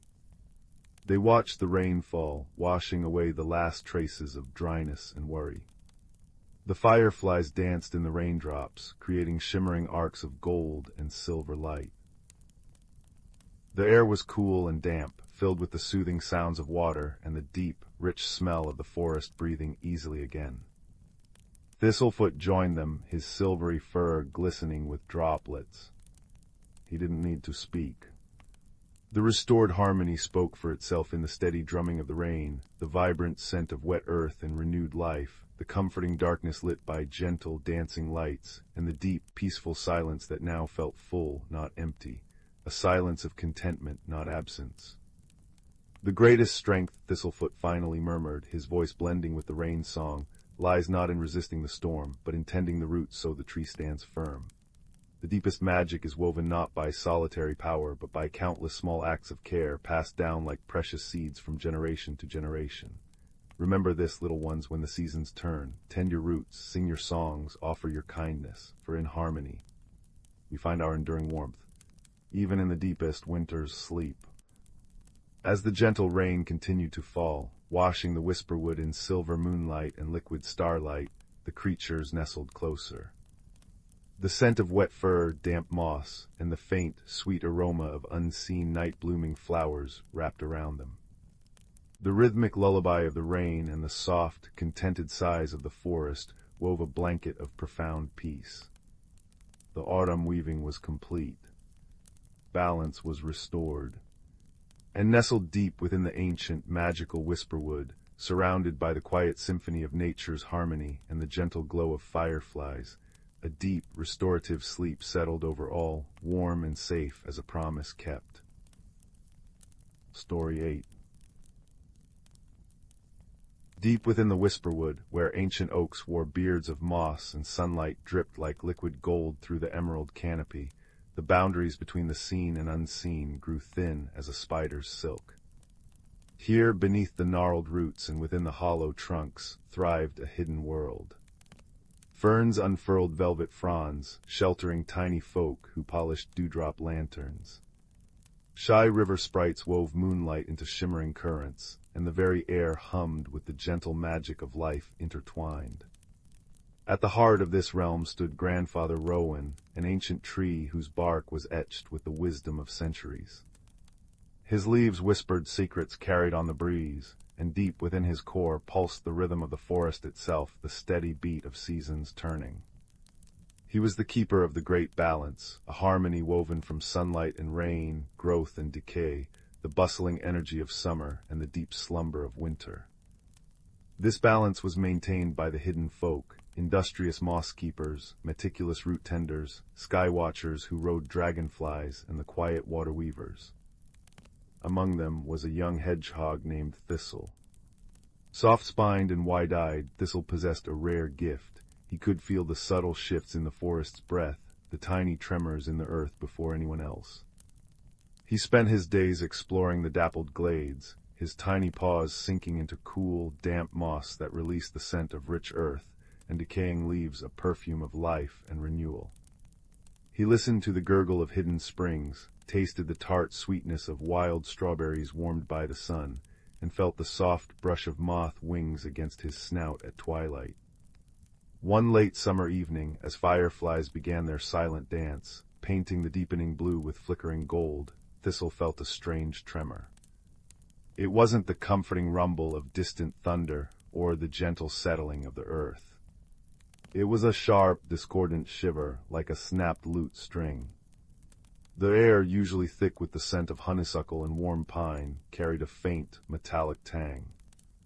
He scurried to Grandfather Rowan, finding the old tree unusually still, his leaves rustling with unease. "Grandfather," Thistle whispered, his small voice barely disturbing the twilight hush. "The earth shivers wrong, the air tastes sharp." A low groan, like shifting stones deep underground, resonated through Grandfather Rowan's trunk. "Ah, young Thistle, your heart feels true, the balance trembles, look." Thistle tilted his head. High above, the sky, usually deepening into a velvety indigo scattered with early stars, held a strange, coppery glow. The familiar constellations seemed blurred, muted. The stars, they looked tired, Thistle murmured. "The sky lantern's dim," Grandfather Rowan explained, his voice a sigh through his leaves. "The weaver of autumn winds sleeps too deeply. Her loom, where she spins the golden threads of fall and the crisp frosts of winter, lies idle. Without her work the seasons cannot turn smoothly. Summer lingers, draining the earth's strength. The streams grow sluggish, the berries wither before ripening. The great cycle is stalling." Thistle's heart clenched. He thought of the plump blackberries he loved, still hard and green. He remembered the worried chatter of the water weavers about the receding stream levels. But how do we wake her? Where is she? Deep within the crystal caves, Grandfather Rowan rumbled. Guarded by the veil of forgetfulness, a mist spun from drowsy dreams.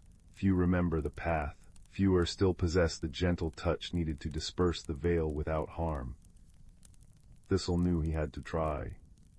His gift, that sensitivity to the forest's breath, might be the key.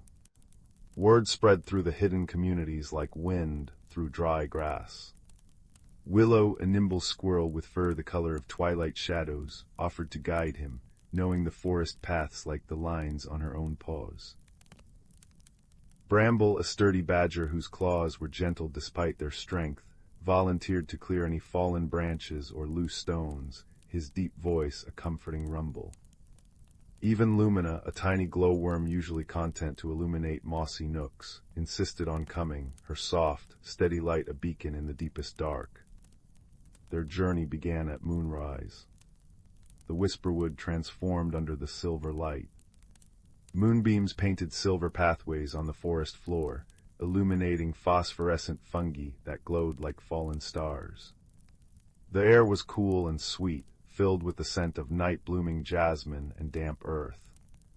They followed a hidden trail known only to the oldest roots, marked by stones worn smooth by time and flecked with glittering mica that caught the moonlight. Thistle led, his small body tense, feeling every vibration beneath his paws, the scuttle of beetles, the slow pulse of sleeping roots, and that persistent, discordant tremor. They navigated gnarled roots arching like cathedral buttresses, crossed whispering streams on stepping stones polished by centuries of water, and passed through meadows where moonflowers unfurled their luminous petals, releasing a perfume so sweet it made their heads swim. Willow leaped ahead, scouting paths, her tail a flickering shadow. Bramble cleared obstacles with patient strength, his breath puffing clouds in the cool air. Lumina clung to Thistle's back, her soft light casting long, dancing shadows.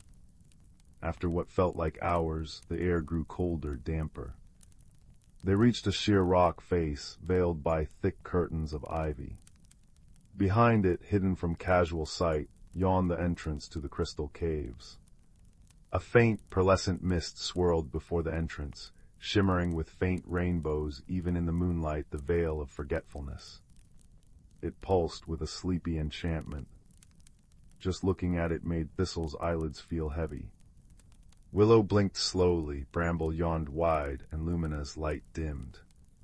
"Remember grandfather's words," Thistle whispered, fighting the drowsiness that crept into his bones like cold water. "The veil feeds on noise and force. It needs quiet, gentle remembering." He closed his eyes, shutting out the mesmerizing swirl of the mist. Instead, he focused inward, on the deep, resonant feeling he carried for the forest.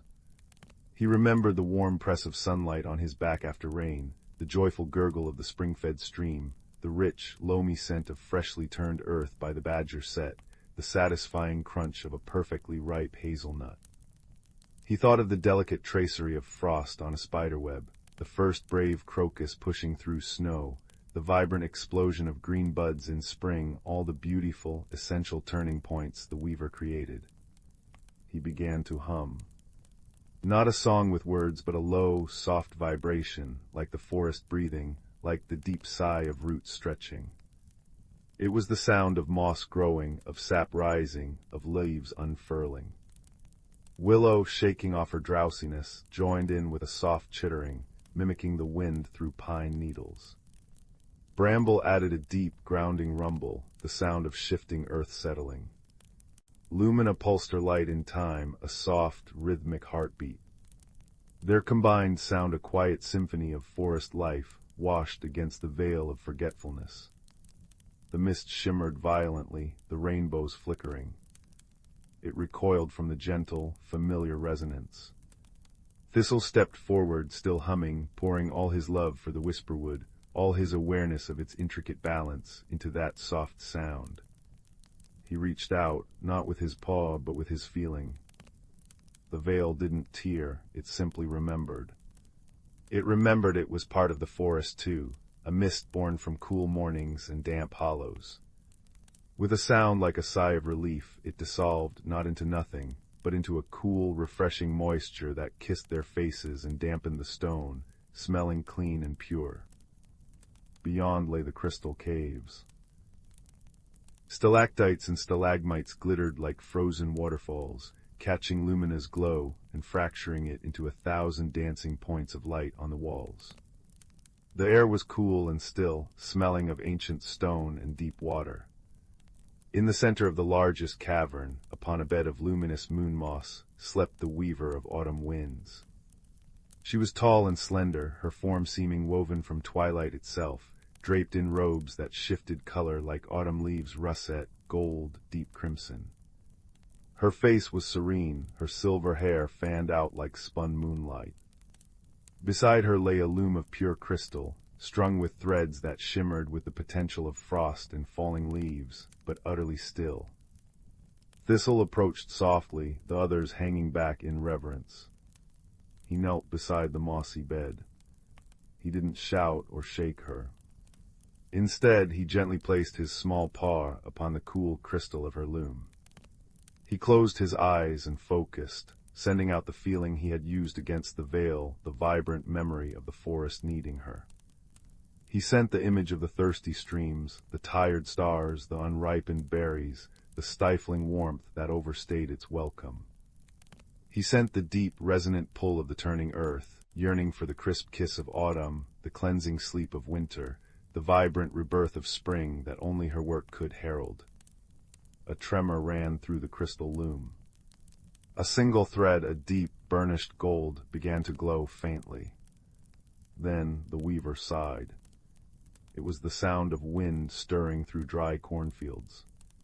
Her eyelids fluttered open, revealing eyes the color of a stormy twilight sky, deep and vast.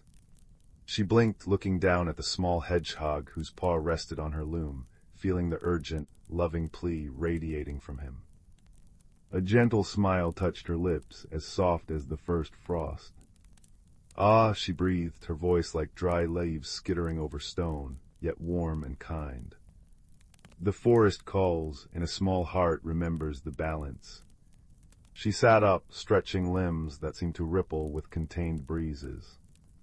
"My slumber deepened beyond its time. Thank you, little guardian, and your steadfast friends, for weaving the song of remembrance." She rose, her robe swirling with colors now vibrant and alive. She moved to her loom. As her long, slender fingers touched the crystal frame, the cavern filled with a soft, resonant hum.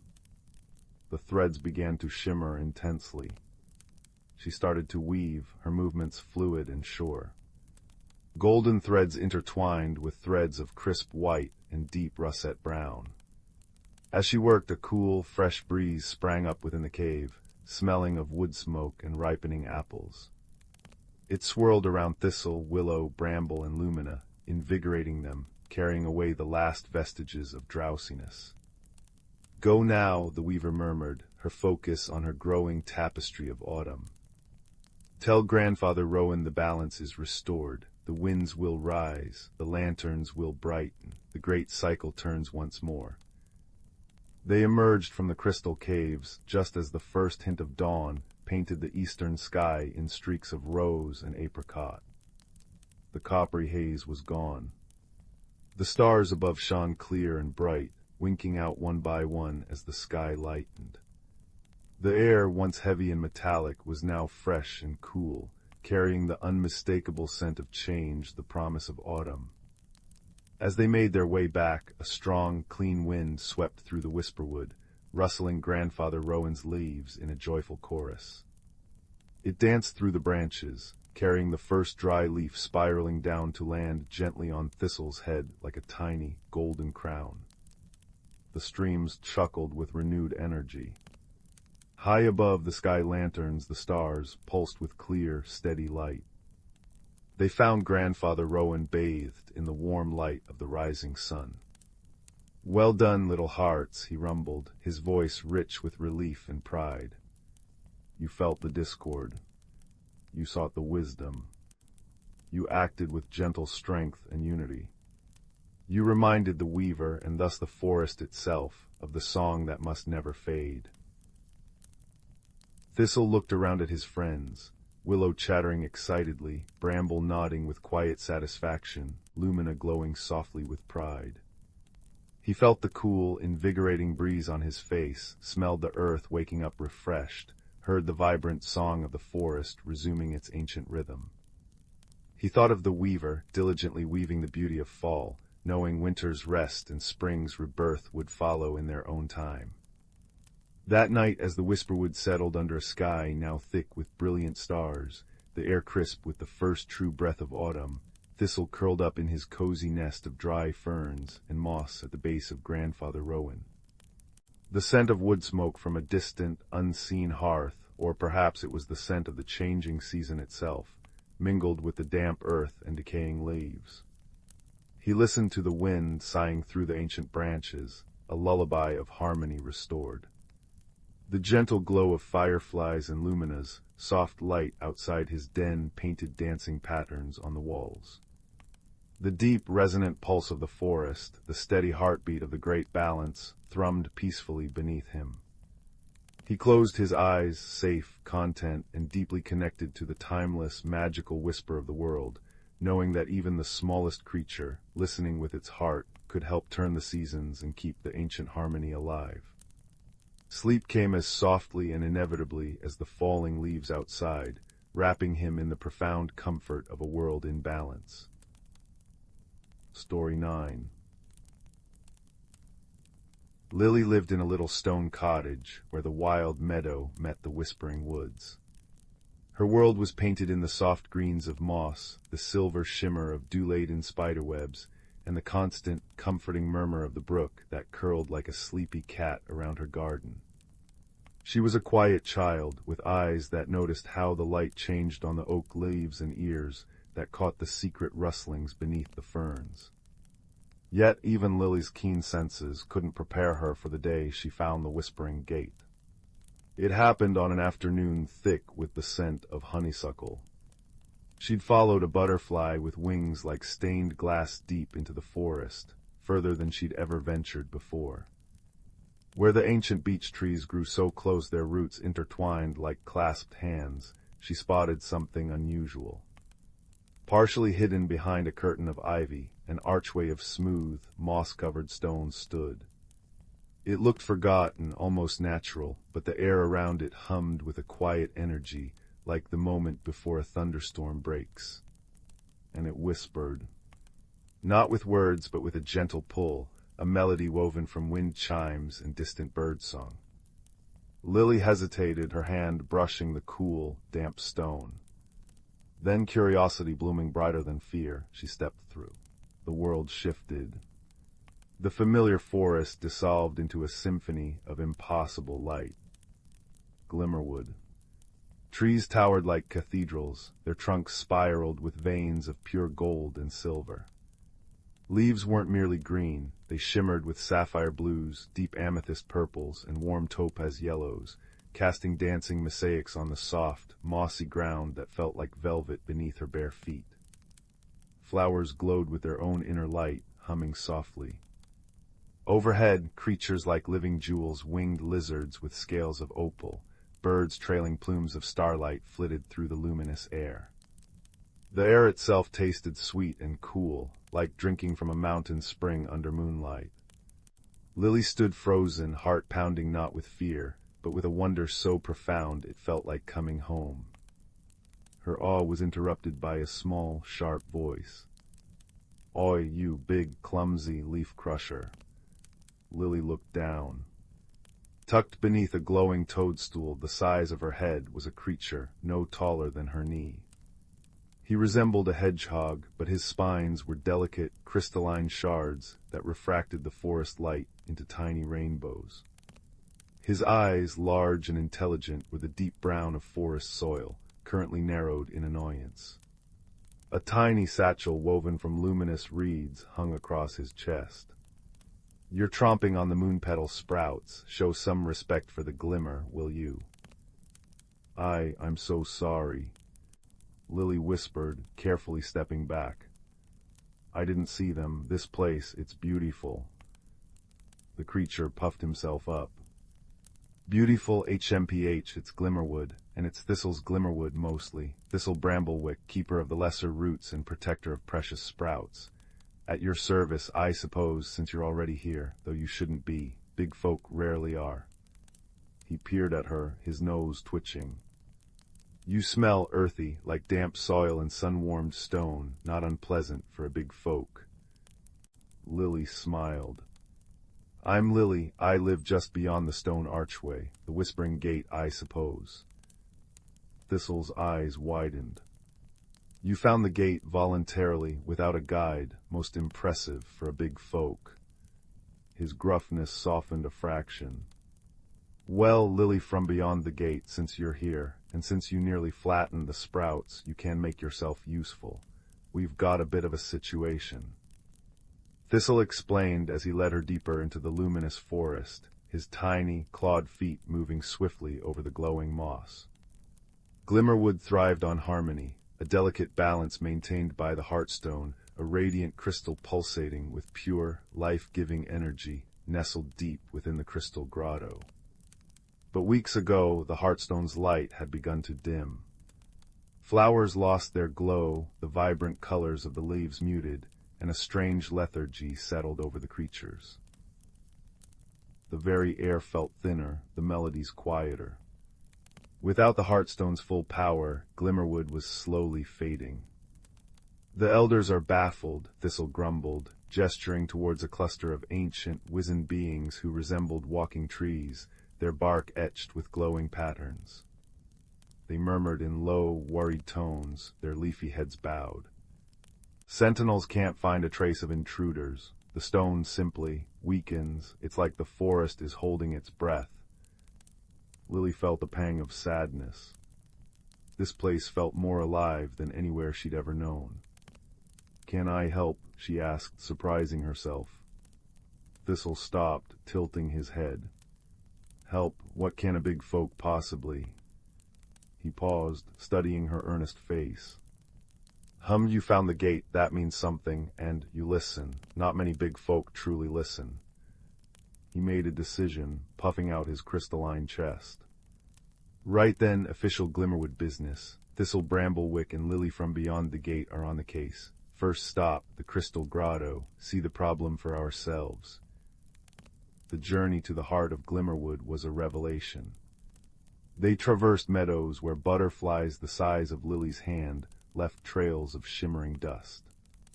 They crossed bridges spun from solidified moonlight over streams that sang with liquid silver.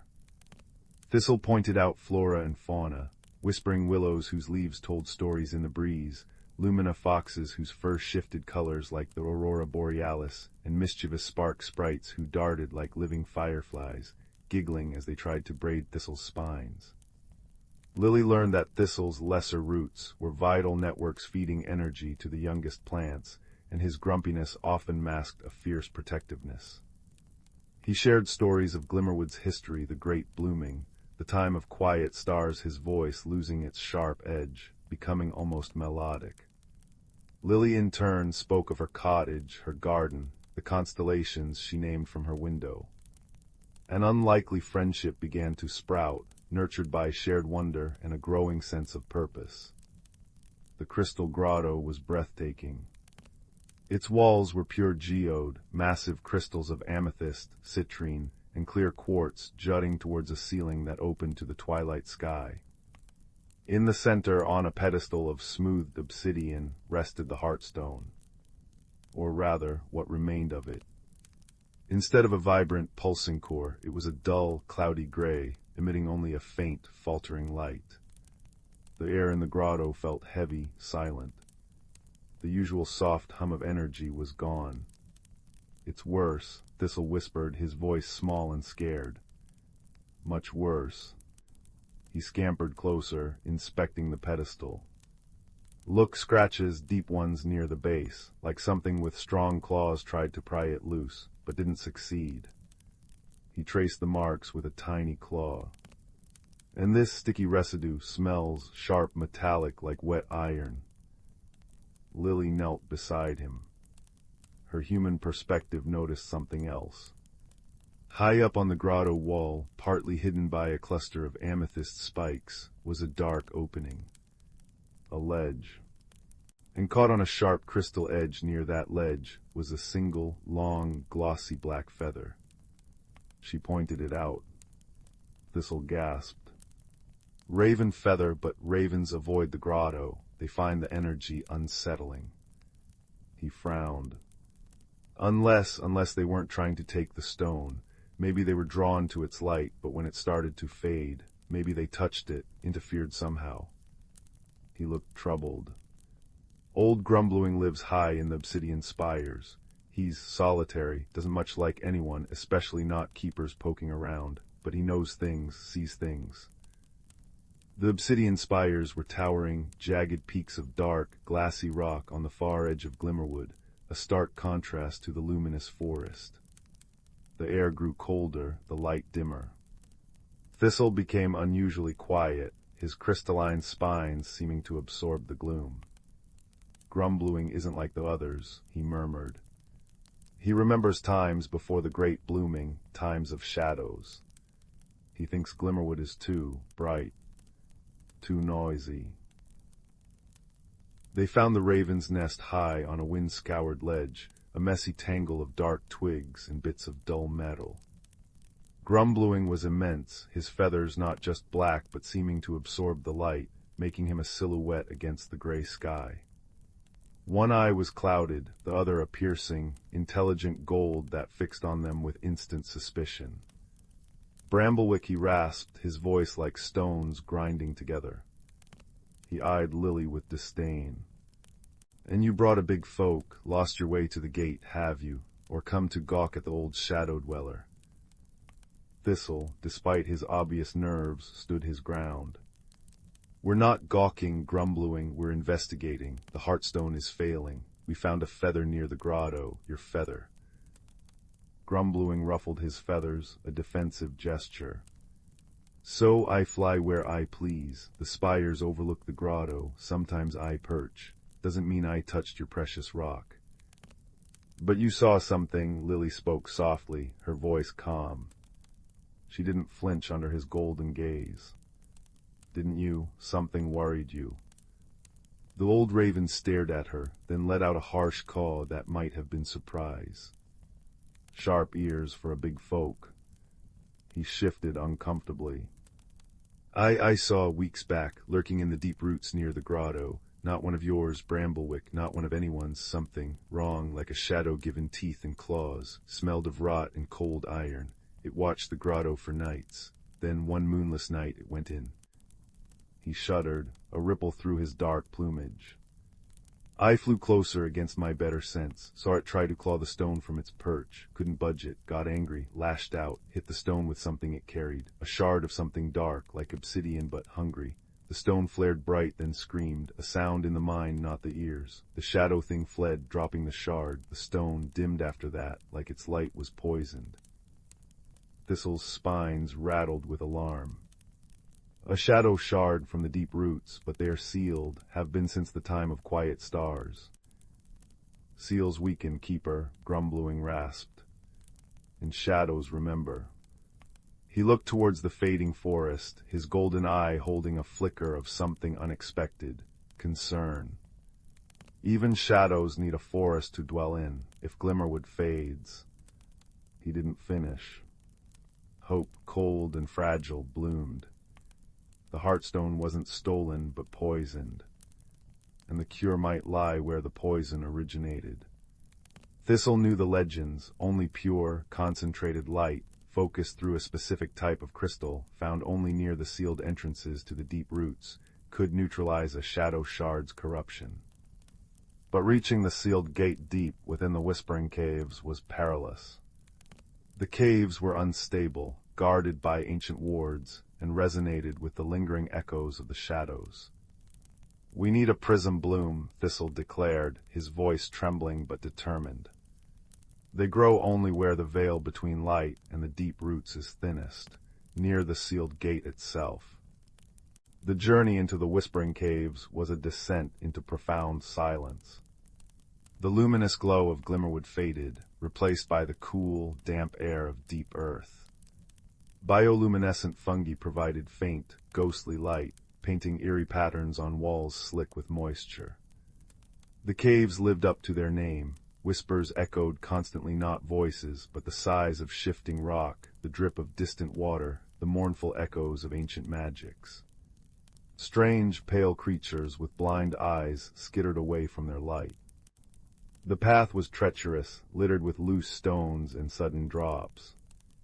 Thistle's knowledge of the caves was invaluable, but even he moved with caution, his crystalline spines glowing faintly to guide them. The deeper they went, the heavier the air became, thick with a sense of age and forgotten power. The whispers grew louder, sometimes forming unsettling, half-heard words.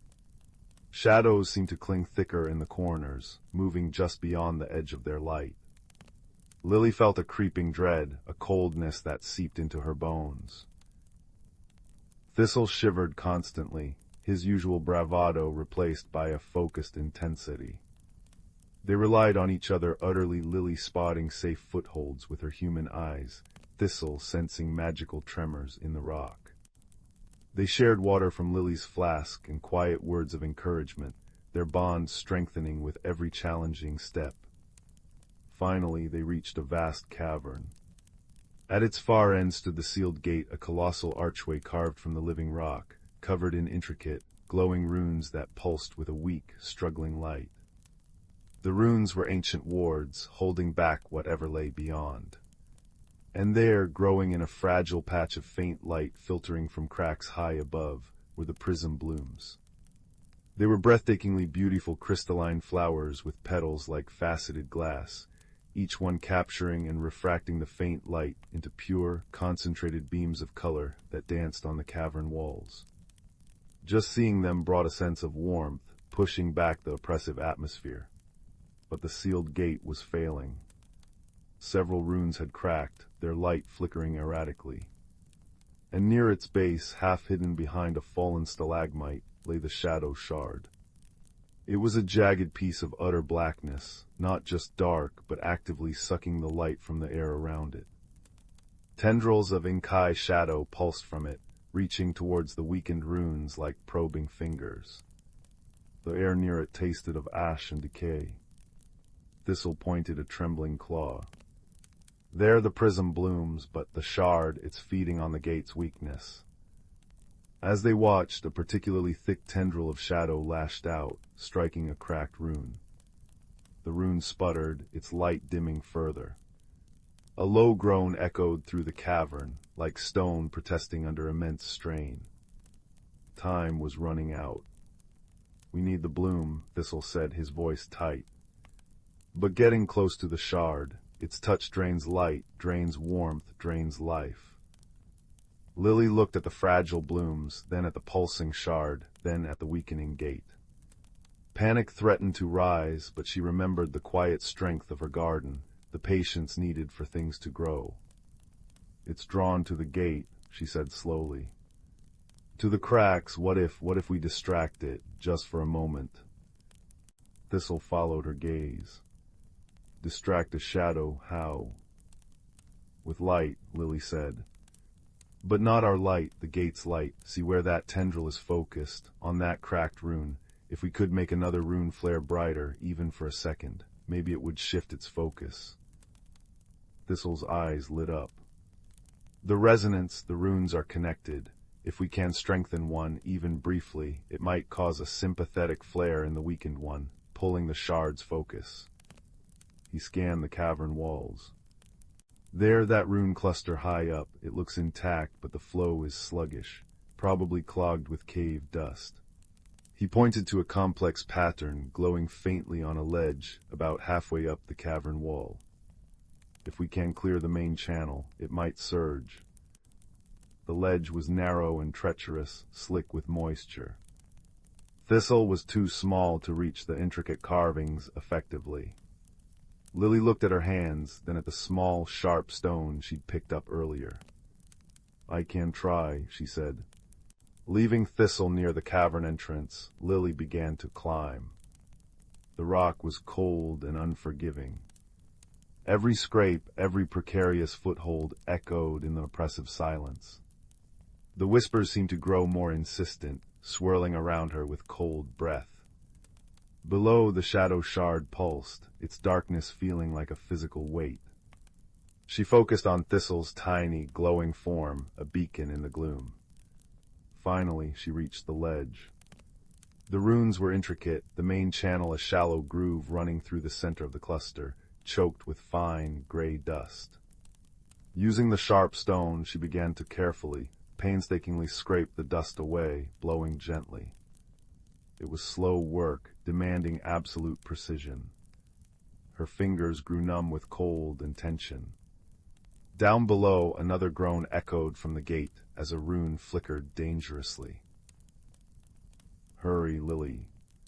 Thistle's voice, thin with fear, reached her. With a final, careful scrape, Lily cleared the last obstruction. For a heart-stopping second, nothing happened. Then, with a soft hum, the rune cluster flared. A pulse of pure, golden light shot through the cleared channel, brighter than anything in the cavern. Instantly reacting to the surge in the network, the cracked, failing rune on the sealed gate below flared in sympathetic response, a brilliant, defiant burst of white light. The shadow shard reacted violently. The tendril probing the cracked rune snapped towards the suddenly brighter light source, like a whip. The shard itself pulsed, its darkness swirling intensely around the flaring rune, momentarily oblivious to everything else. "Now, Thistle," Lily yelled. The little keeper didn't hesitate. Darting like a crystal arrow, he raced across the cavern floor. The chilling aura of the shard washed over him as he neared the prism blooms. Lily saw his glow dim, his movements slow, as if running through thick mud. He reached the blooms, his tiny claws trembling. With a grunt of effort, he snapped off the largest, most radiant bloom. As he turned, clutching the fragile crystal flower, the shadow shard seemed to sense the pure light. The tendril began to withdraw from the momentarily flaring rune, swinging towards Thistle. "Throw IT." Lily screamed, scrambling down the ledge as fast as she dared. Thistle didn't look back. He drew his tiny arm back and with all his strength hurled the prism bloom towards the shadow shard. It sailed through the air, a comet of pure, refracted light. It struck the inky blackness dead center. There was no sound, but a silent explosion of radiance. The prism bloom shattered upon impact, releasing all its captured, concentrated light in one blinding, purifying burst. Pure white, gold, sapphire, emerald, every color of light surged forth, engulfing the shadow shard. The darkness recoiled, writhed, and then dissolved like smoke in a strong wind. The pulsing malevolence vanished. Where the shard had lain, only a faint scorch mark remained on the rock. The oppressive cold lifted instantly. The whispers in the caverns softened, becoming merely the echoes of stone and water. Thistle collapsed, panting, his glow returning weakly. Lily reached him, scooping him up gently. "You did it," she breathed. He managed a weak, crystalline rattle. "We did it." He looked towards the sealed gate. The cracked rune, though still damaged, was glowing steadily now, no longer under attack. The other runes pulsed with renewed, if weary, strength. The immediate threat was over. Holding the exhausted Thistle close, Lily carefully picked another prism bloom. Its light felt warm and reassuring in her hand. The journey back through the caves felt lighter, the whispers less menacing, more curious.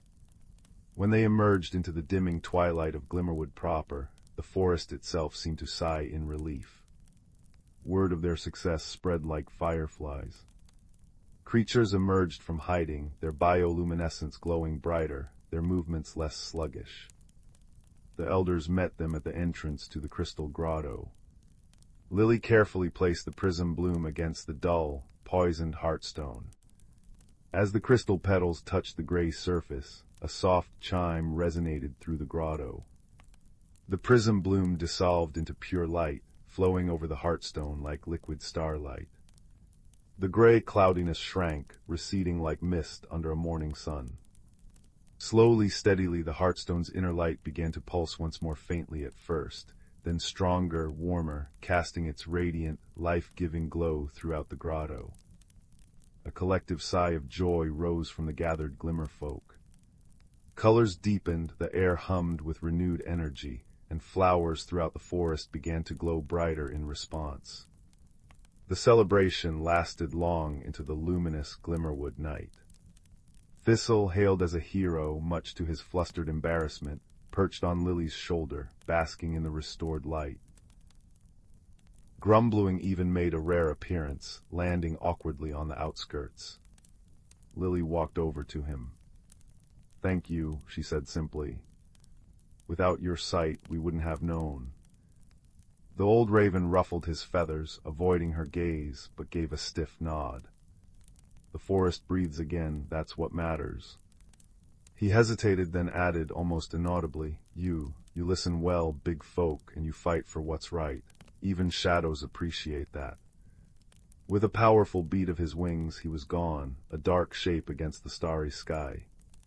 Standing once more before the whispering gate, as the first hints of dawn painted the human world sky, Lily felt different. Thistle stood beside her on a glowing toadstool. "You'll come back?" he asked, his voice uncharacteristically small. "Always," Lily promised, kneeling to his level. "Glimmerwood is part of me now, and so are you, Thistle Bramblewick." He puffed up, crystalline spines glittering. "Well, of course, someone has to keep you big folk out of trouble, and show you the best moonpetal sprout patches." He nudged her hand with his nose. "Go on then, your dawn is calling, but remember the way, remember the whisper." Lily stepped through the archway. The familiar scent of her meadow greeted her: damp grass, wild roses, earth.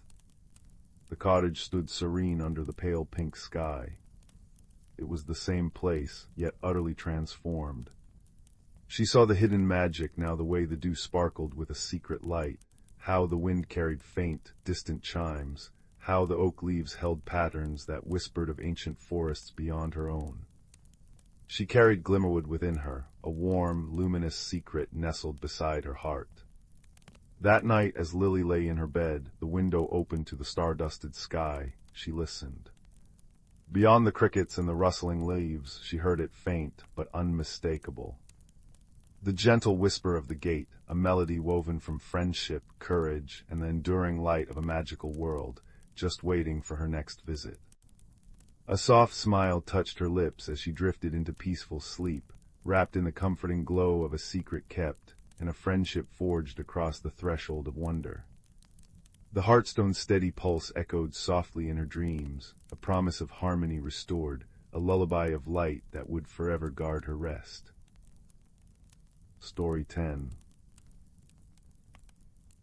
The village of Meadowhaven nestled in a valley where sunlight dripped like honey through maple leaves. Chimneys puffed curls of wood smoke that mingled with the scent of wild thyme, and cobblestone paths wound between cottages with flower-box windows. In this peaceful place, Thomas the baker rose each dawn to knead dough in his shop, the warm hearth. But for 7 mornings straight, Thomas discovered something peculiar. Overnight, someone had polished every copper pot until it gleamed like a new penny, swept the flour-dusted floorboards spotless, and left a single, perfect pastry on the counter, a pastry Thomas had never baked. It shimmered with crystallized lavender honey and smelled of moonlit orchards. No doors were unlocked, no windows broken. Only the soft imprint of tiny, 3-toed footprints in the flour bin hinted at visitors. Thomas scratched his ginger beard, perplexed. "Who's tidying my shop and leaving such marvels?" he murmured, tasting the latest offering, a flaky rosehip tart that made his toes wiggle with delight. That evening he set a trap, a fine layer of flour dusted across the floor. At dawn, not a single footprint marked the flour, yet the shop sparkled, and a star-shaped pastry dotted with edible silver dust awaited him. Invisible friends. Thomas wondered aloud, stroking the purring bakery cat, Muffin, who seemed utterly unbothered. Seeking wisdom, Thomas visited old Winifred, the village herbalist. Her cottage overflowed with drying chamomile bundles and chattering blue finches nesting in the rafters. Winifred listened, stirring a pot of lilac-scented tea. "Ah," she said, eyes twinkling like dew on spiderwebs.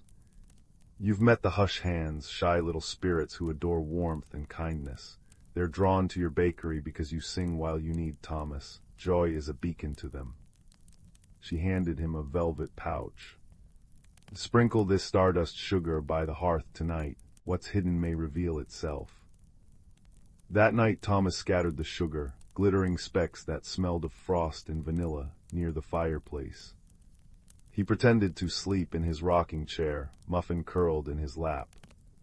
At midnight, the hearth embers flared sapphire blue. Tiny giggles like wind chimes in a breeze filled the air. Suddenly sugar flecks floated upward, outlining the shapes of 3 small creatures no taller than tulips, one dusting the counter with a feather duster made of thistledown, another polishing the oven door with a cloth of woven moonbeams, the third shaping a pastry from dough that glowed softly. Their forms shimmered into view, velvety gray fur, ears like folded moth wings, and eyes like polished blackberries. They froze when Thomas gasped. "Don't be afraid," Thomas whispered, kneeling slowly. "Your pastries are wonders." The boldest creature, wearing a tiny apron of oak leaves, stepped forward. "I'm Pip," it chimed in a voice like raindrops on petals. "We're moss-glow hush hands. Your singing warmed our burrow under the old willow. We tidied to say thank you." The others nodded, wringing their paws. "But why invisible?" asked Thomas. Pip's ears drooped. "Long ago, humans chased us for our magic. We hid ourselves to stay safe." Thomas's heart ached. "No one in Meadowhaven would harm you. Stay visible, help me bake, and we'll share your wonders." Pip's eyes widened. "Truly." The next morning, Thomas propped open the bakery door. Villagers gasped at the sight of Pip whisking batter in an acorn cup, his siblings, Lulu and Fig, shaping dough into glowing pear tarts. Word spread like butter on warm bread. Soon, children left thimblefuls of blackberry jam for the hush hands, and farmers brought sacks of magical wheat that sparkled in sunlight. The mystery's resolution came at the harvest festival. Thomas and the hush hands unveiled their masterpiece, a towering cake layered with cloudberry cream and crowned with crystallized dewdrops. As villagers feasted, Pip climbed onto Thomas's shoulder. "We hid because we feared being unwanted," Pip announced to the crowd. "But kindness made us brave." Old Winifred smiled, her finches chirping approval. From then on, the hush hands baked openly, their pastries uniting Meadowhaven in sweetness. Thomas still sang while kneading, now joined by tiny voices harmonizing like crickets at twilight. And every night as fireflies blinked outside, the bakery hummed with the peaceful rhythm of friends working side by side, visible, cherished, and home. Story 11. The village of Willowbrook nestled in a valley where the air always smelled faintly of cinnamon and wood smoke, and the streams sang gentle lullabies over smooth stones. In a cottage surrounded by an impossibly vibrant garden lived a man named Thorn. Thorn wasn't prickly by nature, but he cherished stillness, predictability, and the quiet rhythm of his days. His garden, magically blessed by a long ago pact with the valley spirits, remained in perpetual, golden summer. Roses bloomed year-round, tomatoes swelled heavy and red on the vine, and bees drowsed in the lavender's eternal purple haze. Thorn found deep comfort in this unchanging beauty. It was his anchor in the world. Yet, a whisper of unease began to stir. One crisp morning, Thorn found a single, perfect maple leaf, blazing orange like captured sunset, resting on his perpetually green lawn. It was impossible. Autumn leaves belonged outside Willowbrook's enchanted boundary, beyond the whispering stones that marked the garden's edge. Puzzled, he tucked it into his pocket, a small, vibrant anomaly. The next day, 3 more leaves appeared, crimson, gold, and deep russet. Then a week later, a chill, sharper than the usual gentle coolness, nipped at the air as Thorn tended his roses. He shivered, pulling his woolen vest tighter. The roses seemed to hunch slightly, their vibrant pink petals paling. Change was creeping into Thorn's perfect summer. He felt it like a stone in his shoe, persistent, unwelcome. He tried pruning more vigorously, singing the old summer songs to the soil, even offering extra honey cakes to the garden spirits. But the leaves kept falling, swirling in little eddies where only warm breezes used to play. The tomatoes ripened slower, the bees grew less active. Thorn's usual calm fractured into anxious energy. "Why must it change?" he murmured to the silent roses, his voice thick with a confusion that felt like loss. "Why can't things just stay lovely?" His distress didn't go unnoticed. His closest neighbor, a stout, kind-hearted badger named Bramble who wore tiny spectacles and brewed potent root tea, ambled over one afternoon. Bramble settled onto a sun-warmed rock, watching Thorn fretfully rearrange pots of stubbornly wilting basil. "Bit of a nip in the air today, Thorn," Bramble observed, his voice a low, comforting rumble. He sniffed. "Smells different too, like wood smoke and damp earth. Interesting." "Interesting." Thorn snapped, then immediately flushed, ashamed. "I'm sorry, Bramble, it's not supposed to be like this. Look." He gestured helplessly at a cluster of golden leaves caught in the lavender. "Summer is fading. My garden, it's forgetting itself." Bramble adjusted his spectacles, peering not at the leaves, but at Thorn's troubled face. Forgetting, or perhaps remembering something else. He sipped his tea. "The valley's magic is deep, Thorn. It flows like the stream, not like a pond. Maybe it's trying to show you a different kind of lovely." Thorn frowned, unconvinced. The idea that loss could be beautiful felt alien, unsettling. Later that week, a sparrow named Pip, whose nest was tucked into Thorn's eaves, and who considered the garden her personal kingdom, fluttered down. She landed on his shoulder, a tiny bundle of brown feathers and bright eyes. "Cold toes, Thorn," she chirped, fluffing her plumage. "Time for fluffier nest, look." She hopped onto his hand and pointed her beak towards the towering oak tree just beyond the garden stones. Its leaves were a breathtaking tapestry of fire and amber, shimmering in the afternoon sun. "See, fire leaves, pretty, warm colors for cold days." Thorn gazed past the boundary stones. He'd always dismissed the changing seasons beyond as messy, chaotic.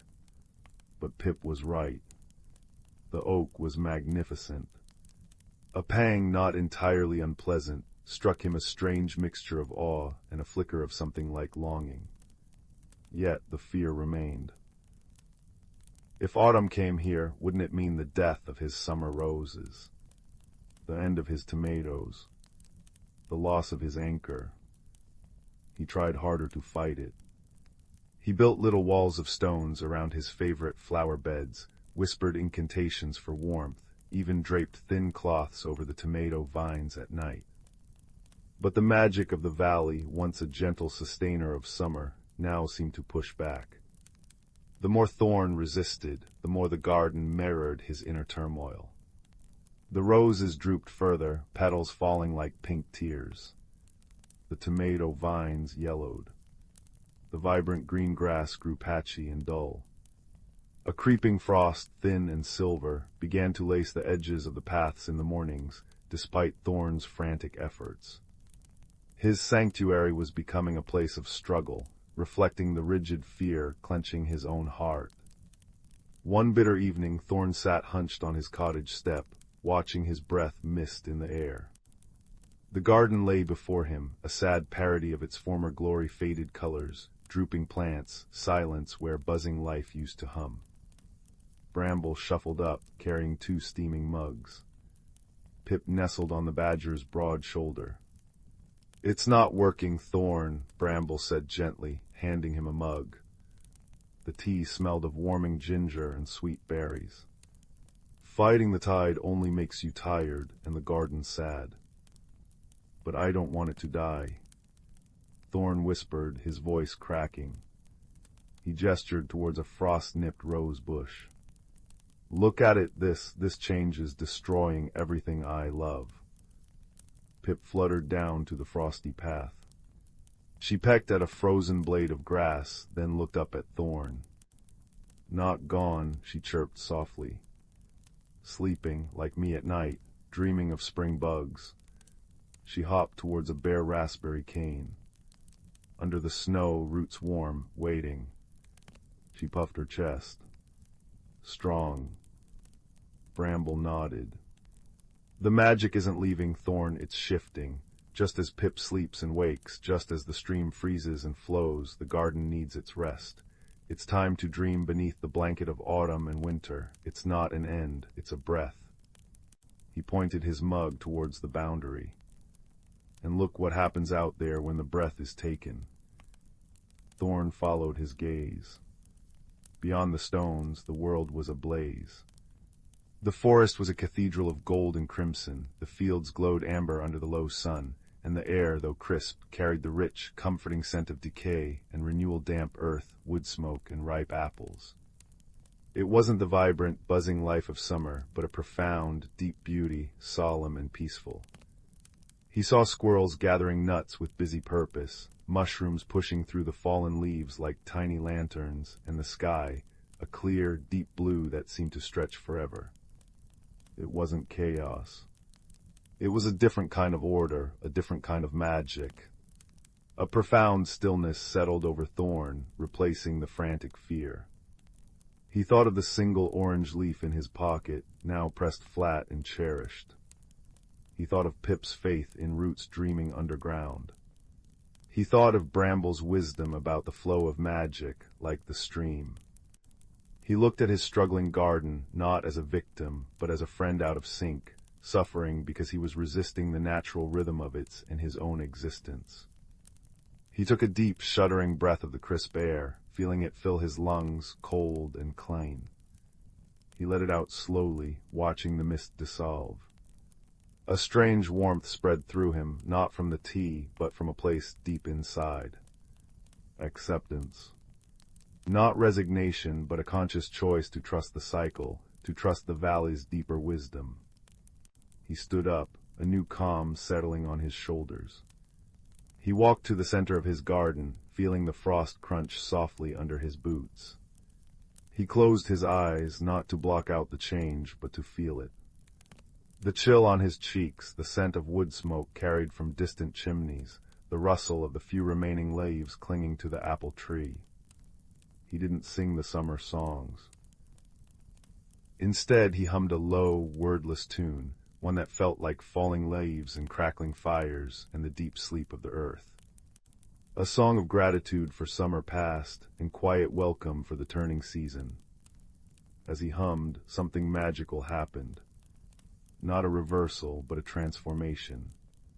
The creeping frost didn't vanish. Instead, it sparkled like diamond dust under the emerging moonlight.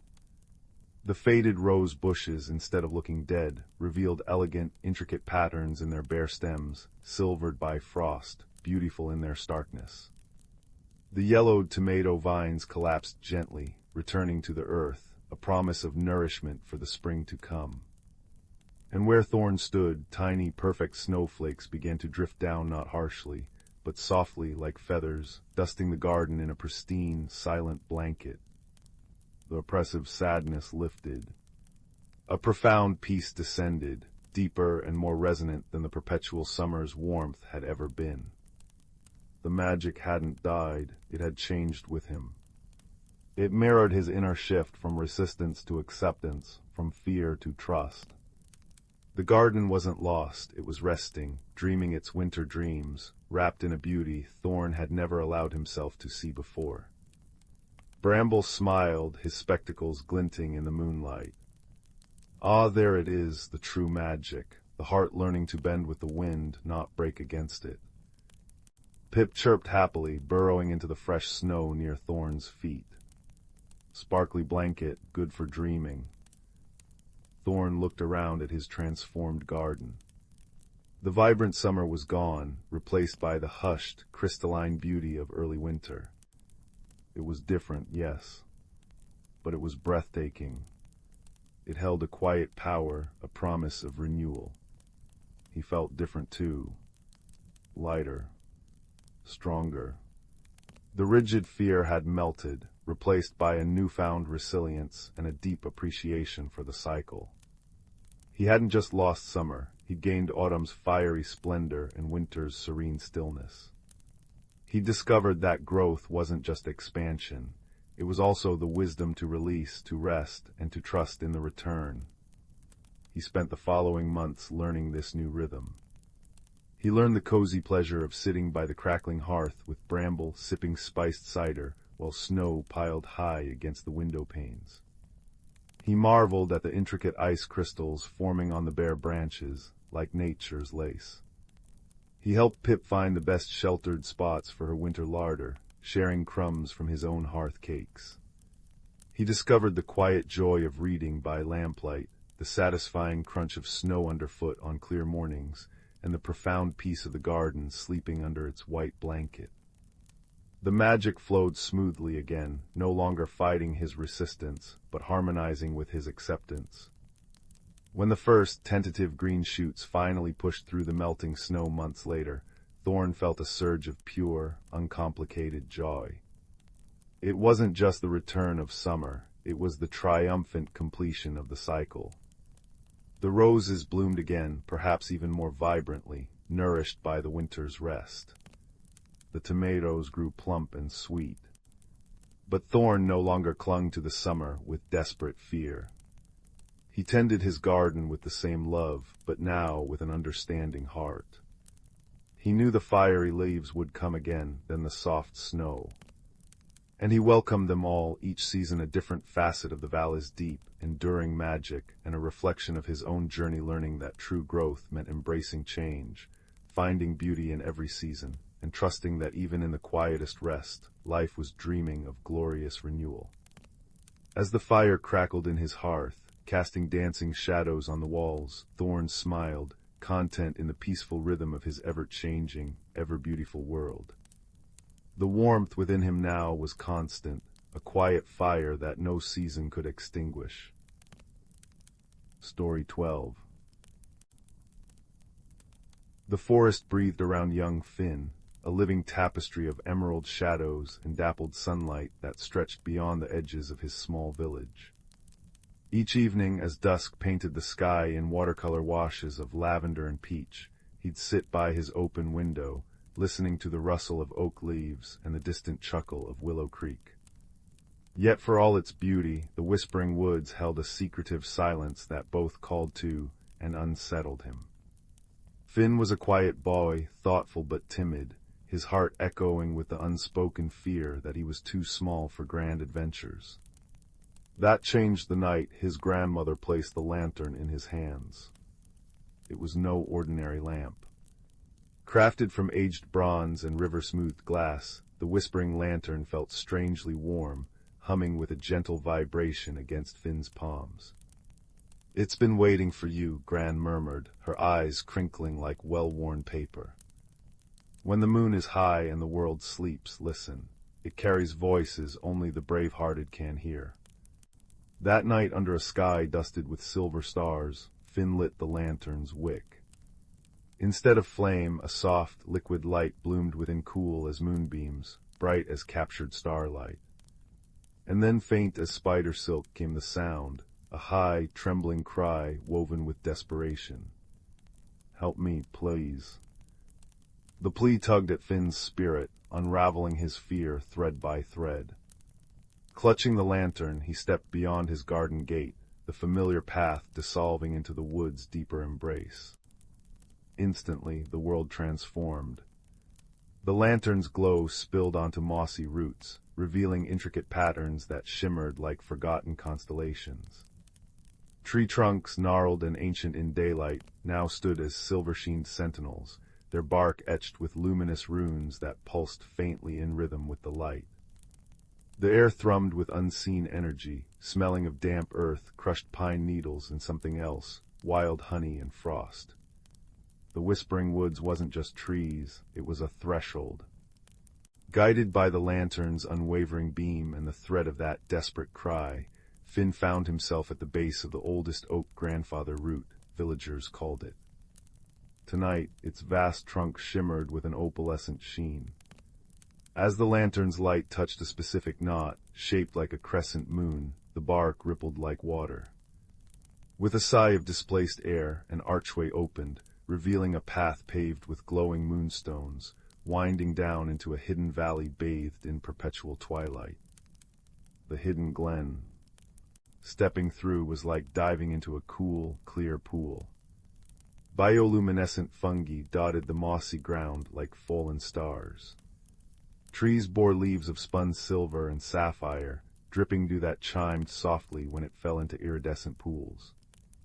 Giant moths, wings patterned like stained glass, drifted silently. Yet beneath the breathtaking beauty lay a palpable sorrow. Colors were muted, the glowing plants dimmed, and an unnatural chill hung in the air. The source of the cry became clear.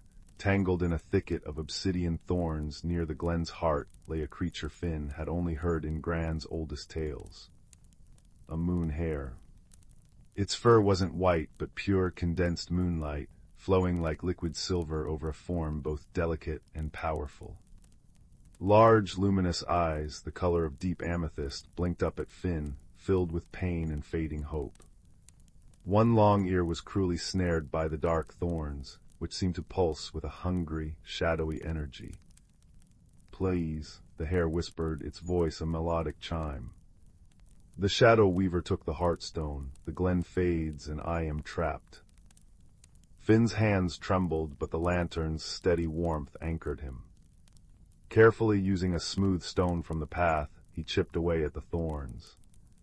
They resisted, cold and sharp, whispering doubts in his mind: too small, too weak, leave it be. But Finn focused on the hare's pain, the fading light of the glen, and the lantern's gentle hum. With a final snap, the thorn broke. The moon hare sprang free, shaking its silken fur. "Thank you, child of the sunlit world," it chimed, bowing its elegant head. "I am Lumen, keeper of the glen. The shadow weaver dwells deep within the crystal caves. It stole our heartstone, the source of all light and life here." Lumen gestured sadly at the dimming flora. "Without it, the glen will vanish at the next dark moon." The journey to the crystal caves was a descent into the glen's wounded depths. They navigated forests of weeping crystal trees that sang mournful dirges, crossed bridges spun from solidified moonlight that trembled underfoot, and skirted pools reflecting distorted, fearful versions of themselves. Finn's fear returned in icy waves, especially when they entered the echoing chasm. Here the walls amplified every anxious thought, whispering his deepest insecurities. "Why did you come? You'll fail. The weaver will consume you." Lumen nudged his hand with a cool, velvety nose. "Listen not to the echoes, Finn. Listen to your heart. Listen to the lantern." Finn lifted the whispering lantern. Its light intensified, pushing back the oppressive gloom. Instead of amplifying fear, it revealed the true nature of the whisper's mere ripples in the air, illusions without substance. Focusing on the lantern's hum, a counterpoint to the chasm's malice, Finn found his center. He took a deep breath, the icy fear melting into determination. "They're just echoes," he said, his voice surprisingly steady. "They can't hurt us if we don't believe them." Lumen's amethyst eyes gleamed with approval. "Courage isn't the absence of fear, little guardian. It is walking forward despite its song." The crystal caves yawned before them, a jagged maw leading into absolute darkness that swallowed even the lantern's light like ink. The air grew frigid, smelling of ozone and deep, untouched stone. Strange, clicking sounds echoed from within. This was the Shadow Weaver's domain. They moved cautiously, the lantern casting long, dancing shadows on walls encrusted with geodes that pulsed with faint, imprisoned colors. Deep within the largest cavern, they found it. And the Heartstone. The Shadow Weaver was immense, a shifting mass of living darkness that seemed to absorb the very light around it. It had no fixed shape one moment, resembling a many-legged spider woven from night itself, the next a swirling vortex of obsidian smoke. Its only constant features were two pinpricks of cold, emerald light that served as eyes, radiating loneliness and a deep, gnawing hunger.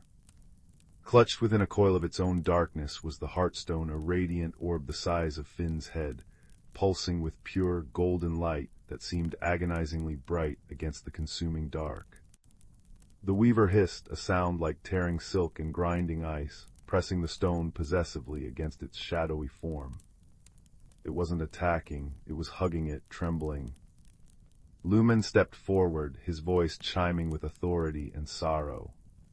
"Shadow Weaver, return the Heartstone. Its light belongs to the glen, to all who dwell here. You are draining its life." The weaver recoiled, emitting a high-pitched whine of distress.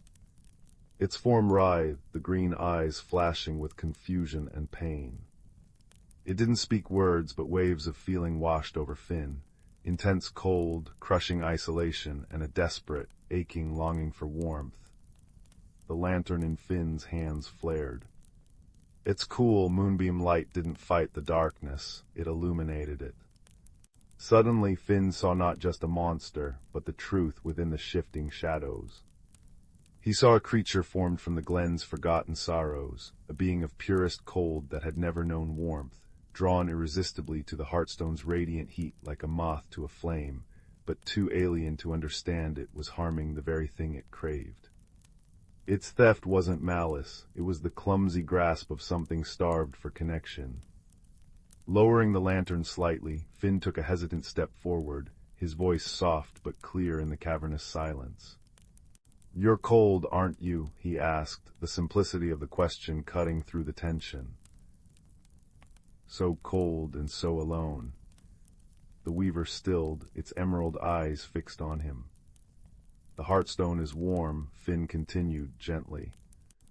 It feels good, but holding it like this, it's hurting the light. It's hurting the glen. It's hurting you too, isn't it?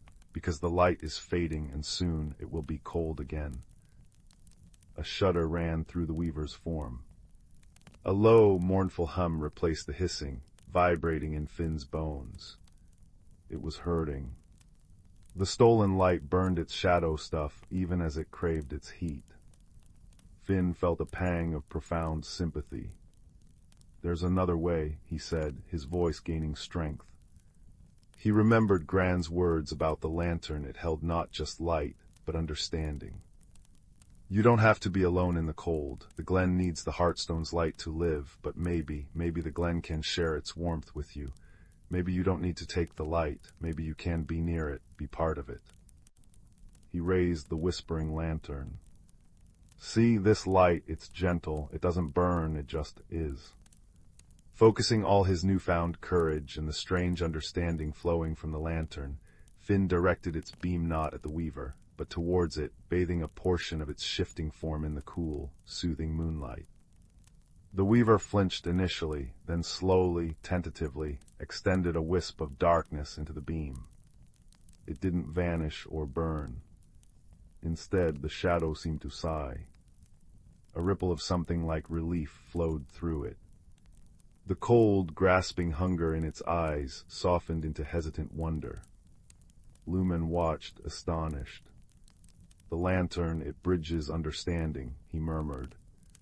"It shows the truth beneath the shadow." The shadow weaver looked from Finn to Lumen to the Heartstone clutched in its darkness, and then back to the gentle light of the lantern. Slowly, agonizingly slowly, it uncoiled the tendrils holding the radiant orb. The Heartstone, freed, floated gently towards Lumen, its golden light immediately brightening, filling the cavern with a warm, comforting glow. The weaver shrank back slightly, but Finn kept the lantern's beam steady on it, a lifeline of gentle light. "I cold," a voice rasped, not from a mouth, but formed from the very air, vibrating with the weaver's essence. "Always cold, light, warm, but hurt."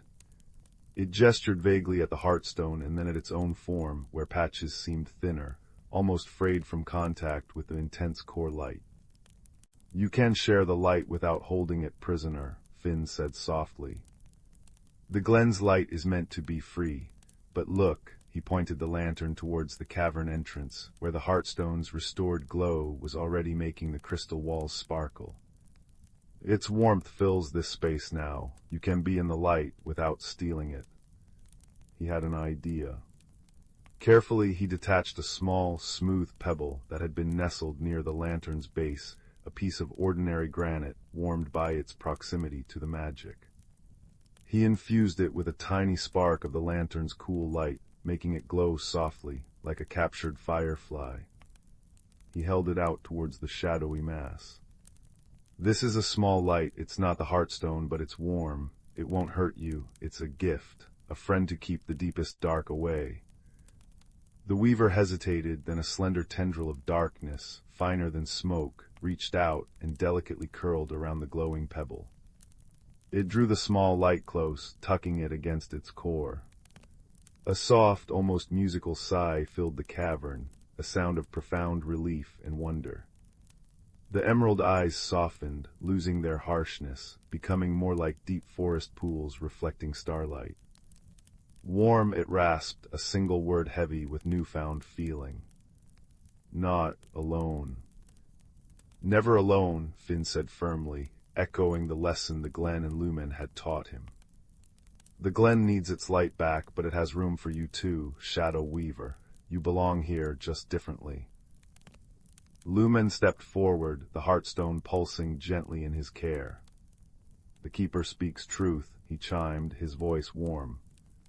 "The glen is made of light and shadow, growth and rest. Your presence, understood and accepted, can be part of its balance. Welcome, Weaver." The journey back was a triumphant procession.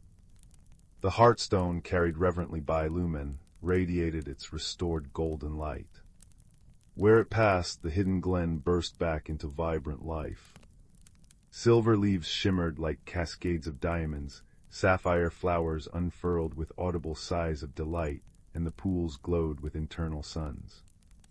The air hummed with the music of returning magic, the chime of dewdrops, the rustle of luminous grasses, the soft drone of glowing insects. Finn walked beside Lumen, the whispering lantern now glowing with a contented, steady light. Behind them, moving with a newfound grace, flowed the Shadow Weaver. No longer a menacing void, it was now a deep, velvety indigo presence, its form shifting gently like smoke on a breeze, the tiny lantern pebble glowing like a friendly star at its heart. It didn't consume the glen's light, it flowed through it, adding depth and contrast, making the bright colors seem even more vivid. At the entrance arch beneath Grandfather Root, Finn paused. Dawn was painting the edges of the sky beyond the threshold. "I have to go back," he said, a touch of sadness in his voice. He looked at Lumen, at the Weaver, at the restored, breathtaking beauty of the hidden glen. Will I be able to come back?" Lumen nudged his hand. "The path is always open to the lantern's keeper, Finn, and to the friend who saved us all." He looked meaningfully at the Weaver, who pulsed softly, a wave of cool air brushing Finn's cheek, a shadow's caress of gratitude. "Guard well the lantern, guard well your courage, and remember, Lumen's amethyst eyes held deep wisdom. Light reveals, but kindness bridges. You showed us that." Finn stepped back through the shimmering archway. The world snapped back to the familiar, sunlit whispering woods. Birds chirped, morning dew sparkled on ferns, and the village chimney smoke curled lazily in the distance. He looked down at the whispering lantern. Its light had dimmed to a soft, internal glow, warm and steady. It felt different in his hands, not just a magical object, but an extension of his own spirit, humming with the quiet power of the choice he'd made. Gran was waiting on the cottage porch, a knowing smile playing on her lips. She didn't ask where he'd been. She simply opened her arms. Finn ran into them, the scent of baking bread and lavender enveloping him. He poured out the tale of the hidden glen, the trapped moon hair, the fading light, the terrifying yet lonely Shadow Weaver, the lantern's guidance, the gift of understanding. Gran listened, her eyes soft. When he finished, she touched the lantern gently. "It chose well," she murmured. "The lantern finds those who listen not just with their ears, but with their hearts. It showed you the truth beneath the shadow, Finn. And you," she cupped his face, "you showed the shadow the way into the light. That is the greatest magic of all." Finn was no longer the timid boy by the window. He carried the hidden glen within him, its luminescent beauty, Lumen's gentle wisdom, the Shadow Weaver's quiet presence, and the profound understanding that courage wasn't about being unafraid, but about choosing kindness even when fear whispered loudest. He knew darkness existed, but he also knew it could hold unexpected warmth. He knew he was part of something vast and magical. That night and every night after, Finn lit the whispering lantern. Its light filled his room, a comforting beacon. He'd gaze out at the whispering woods, no longer seeing just trees, but sensing the hidden archway, the moonstone path, the glimmering glen. Sometimes he'd catch a glimpse of indigo shadow drifting near the oldest oak, or hear a faint, melodic chime on the breeze. He'd smile, a deep sense of peace settling in his bones. He knew he was home in both worlds, forever connected by the gentle light of understanding and the unbreakable threads of a friendship forged not in ease, but in shared courage and the quiet, transformative power of kindness. The lantern glowed on, a silent promise in the warm, safe dark. Story 13. The distant stars twinkled like frost on a window pane as the starliner Celestial Dawn drifted through the velvet expanse of the Orion Nebula. Inside, 2 passengers occupied neighboring cabins. Pip, a small, furry being from the forested world of Veridia, and Kale, a crystalline entity from the sun-scorched deserts of Solara. Pip's fur, the color of moss after rain, bristled with nervous energy as he clutched a woven satchel of seeds from home.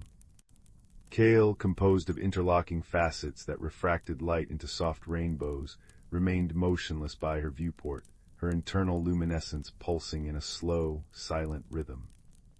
Neither spoke, for their languages were as different as their worlds. Pip communicated in chirps and trills, while Kale's thoughts flowed through shimmering light patterns. When the ship shuddered violently, alarms blaring like wounded beasts, they shared a single glance, Pip's wide, dark eyes meeting the cool glow of Kale's core. Then came the crash, a cacophony of tearing metal and screaming winds, and everything went dark. They awoke buried in snow on a desolate, icy moon, the celestial dawn now a broken skeleton half submerged in glaciers. Wind howled across the tundra, carrying knives of frost that bit through Pip's fur and made Kale's facets sing with brittle tension. Pip trembled, chattering anxiously, and instinctively reached out to nudge Kale's arm for comfort. But where Pip saw kinship, Kale saw intrusion. On Solara, touch was reserved for sacred bonds, and her crystalline skin transmitted shockwaves of discomfort. She flared a sudden, blinding burst of amber light. Pip recoiled, eyes stinging, chirping in hurt confusion. Kale dimmed her glow, her patterns flickering with regret, but the damage was done. Pip shuffled away, wrapping his tail around himself for warmth, while Kale retracted her light into a faint, defensive blue. The misunderstanding hung between them like the moon's frozen mist, both alone, both afraid. Their first challenge was shelter. The wind's bite grew crueler, threatening to freeze Pip's delicate paws or fracture Kale's glass-like form. Pip spotted a cave entrance veiled by ice curtains, his nose twitching at a faint, earthy scent within. He gestured frantically at Kale, patting the ground and pointing.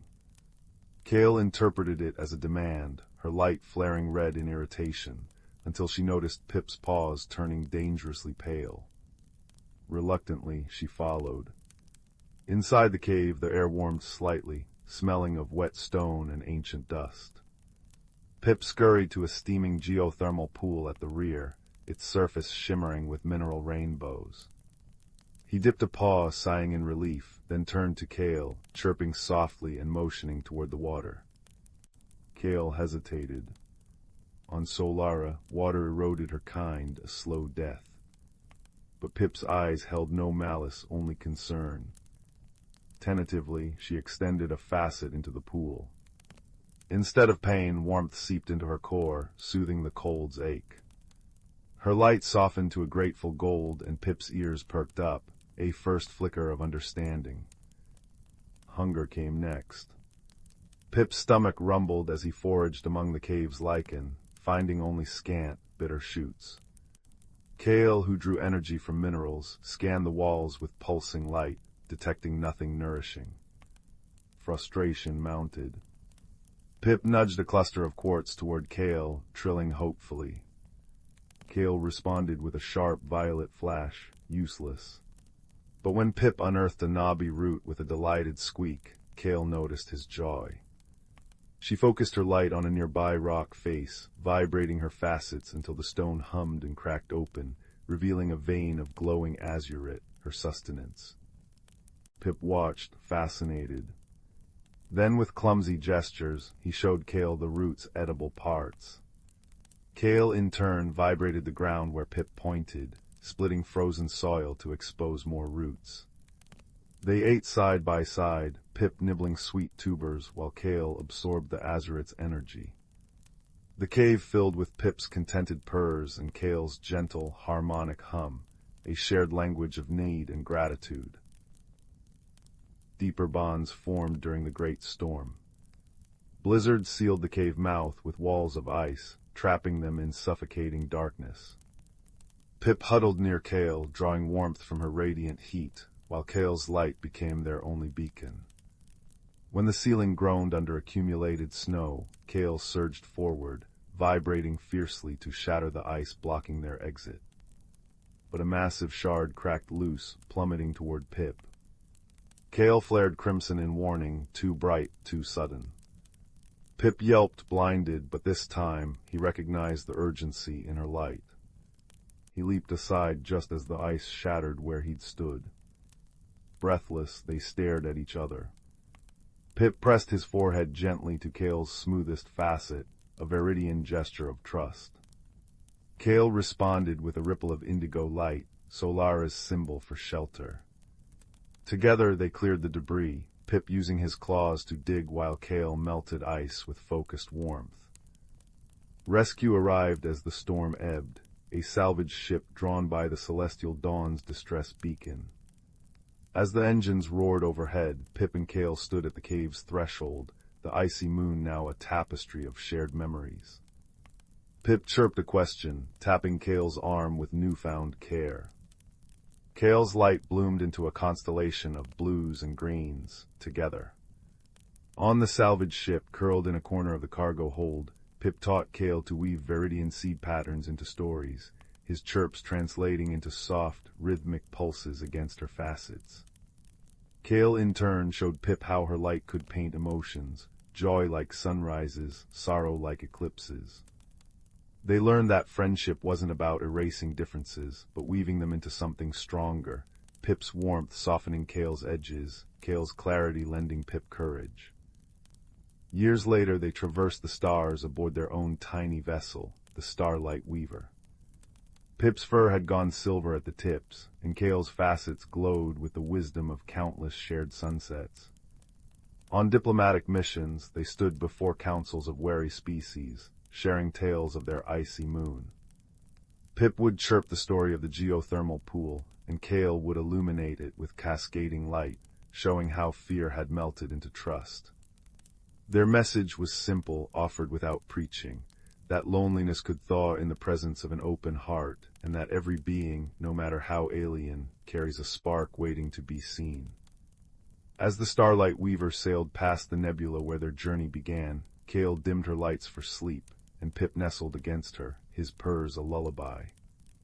Outside, the universe stretched vast and cold, but inside, the cockpit hummed with the quiet certainty of two souls who had found home in each other, a friendship forged in ice, now eternal as the stars. Story 14. The transport ship Stardust Mariner shuddered violently as warning lights painted the corridors crimson. In the emergency pod bay, two very different beings scrambled for survival. Pip, a Valerian mossweaver no taller than a child's knee, trembled inside her pod. Her emerald fur stood on end, sensitive ears flattening against the roar of buckling metal. Across the bay, Kale, a crystalline Sarthian whose body refracted the chaos into fractured rainbows, methodically secured his pod's harness with stony fingers. Their eyes met briefly. Pip saw cold, unfeeling geometry. Kale saw a fragile, skittish creature. The hull tore open like tin foil, and the pods ejected into the ink-black silence between stars. They crash-landed on a world where twin moons cast silver light over forests of bioluminescent ferns. Pip's pod sank into a marsh, the scent of wet peat and alien blossoms thick in the air. Kale's struck solid ground, cracking his left forearm into jagged shards. When Pip waded ashore, chirping comfort in her native tongue, Kale misinterpreted the high-pitched trills as aggression. He raised an undamaged hand defensively, light glinting off his facets. "Do not approach," his translator emitted in monotone. Pip froze, whiskers drooping. She'd only wanted to offer the medicinal lichen valerians used for wounds. Days passed in wary coexistence. Pip built a nest from glowing vines. Kale repaired his arm with resin-hardened mud. When Pip left dewberries near his resting place, Kale assumed she'd contaminated them. When Kale diverted a flash flood by shattering a boulder, the noise sent Pip scrambling up a tree in terror. "Your fear is illogical," Kale stated, watching her tremble on a branch. Pip's translator conveyed only the chill of the words, not the concern beneath. She wept silent tears into her fur. The turning point came during the great bloom. As the planet's sun reached zenith, pollen from towering crystal flowers filled the air like golden smoke. For Kale, it was corrosive, his facets clouded under the acidic haze. For Pip, it triggered allergic convulsions. Weak and wheezing, they collapsed beside each other in a mossy hollow. Pip, through swollen eyes, saw Kale's light dimming. Remembering his shattered arm, she crawled toward him, ignoring her own agony. With clumsy paws, she pressed her last lump of healing lichen against his most tarnished facet. Kale flinched, then felt a soothing coolness spread through his core. Slowly he extended a crystalline finger and gently brushed pollen from Pip's muzzle. Her sneezing subsided. No translators spoke, their actions became the first true conversation. Survival now depended on unity. To reach the emergency beacon atop the whispering spires, they traversed singing glaciers, where wind carved melodies into ice. Pip's light steps found safe paths, Kale's strength broke through crevices. When venomous fog moths swarmed, Kale's reflective body dazzled them into retreat as Pip gathered repellent spores. One evening, Pip showed Kale how Valerians weave stories into tapestries of living moss, her paws dancing as she depicted stars and kindness. Kale responded by humming a Sarthian bedrock hymn, a deep, resonant vibration that made the ground glow. Pip nestled against his warm, humming surface, and for the first time, Kale understood the comfort of softness. Their greatest trial awaited at the spires. The beacon pulsed inside a cavern ribbed with amethyst, but the entrance was a vertical shaft slick with algae. Kale formed a crystalline ladder with his own body, bracing against the rock. "Climb," he urged. Halfway up, a quake rattled the mountainside. Kale's fractured arm buckled. Pip leapt sideways, her claws finding purchase in cracks only she could see, and anchored them with vines woven in midair. As Kale slipped, Pip wrapped her whole body around his damaged arm, cushioning the impact with her fur.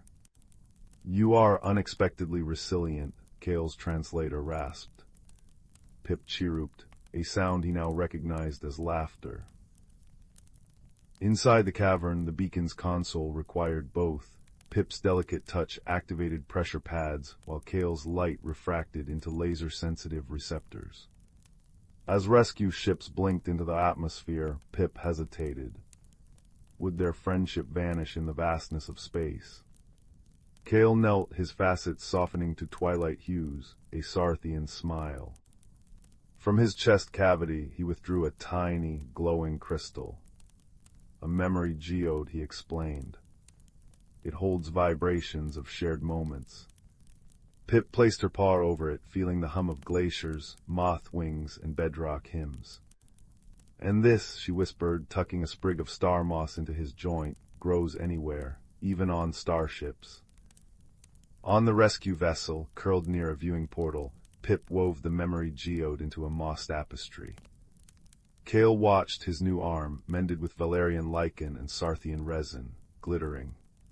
Outside, nebulae swirled like watercolor paintings. Differences hadn't vanished, Pip still startled at loud noises, Kale still moved with geological patience. But now, when Pip trilled anxiously during warp jumps, Kale emitted low, calming frequencies only she could feel. And when Kale struggled with the fluidity of organic languages, Pip taught him to speak in woven moss patterns. As twin moons rose over their home planets, they stood side by side. Friendship, they'd learned, wasn't about erasing distance. It was about building bridges, vine by vine, crystal by crystal, across the wonderful, terrifying wilderness between souls. And in the quiet hum of the ship's engines, two hearts beat in sync, one soft as moss, one enduring as stone, together creating something stronger than either could imagine. Story 15. Deep within the Whisperwood, where ancient oaks stretched moss-bearded branches toward a sky stitched with constellations, lived creatures who understood the forest's quiet magic. Here, dappled sunlight painted golden coins on fern-carpeted earth, and the air hummed with the scent of pine resin and damp soil after rain. In a hollow beneath the roots of a grand cedar, a young squirrel named Sorrel stirred. His nose twitched at the crisp autumn air carrying whispers of change, crisp leaves, wood smoke from distant hearths, and the sharp tang of frost yet to come. Sorrel's grandmother, Nettle, often spoke of the great balance, how every rustle, every droplet, every heartbeat in the forest wove into an invisible tapestry. "Seasons dance to an old song, little one," she'd murmur, her voice like wind through reeds. "Spring awakens the green singers, tiny moss sprites whose dew-kissed choruses coax buds from slumber. Summer belongs to the sun weavers, fireflies spinning threads of warmth that ripen berries and thicken pelts. But autumn, autumn is when the wind whisperers arrive." One twilight, as amber light bled through the canopy, Sorrel noticed something amiss. The wind whisperers, ethereal beings with wings of dried leaves and voices like rustling parchment, usually drifted on breezes, painting maples crimson and guiding geese southward. Tonight their song faltered. A bitter chill, sharper than any frostberry, gnawed at the air. Icicles sprouted like glass thorns where morning dew should gleam. Sorrel scurried to the glimmer pond, where his friend Fern, a doe with eyes like polished acorns, stood trembling. "The balance trembles," she whispered. "The heartstone sleeps too deeply." At the pond center lay a moss-covered stone, pulsing with soft light. In spring it glowed emerald, in summer gold. Now its light flickered weakly, like a dying candle.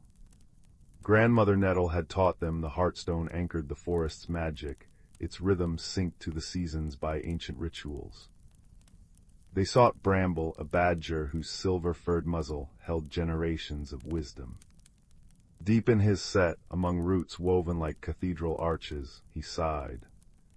The wind whisperers grow weary. Humans beyond the forest felled the sentinel trees, the elders who once channeled starlight to nourish the heartstone.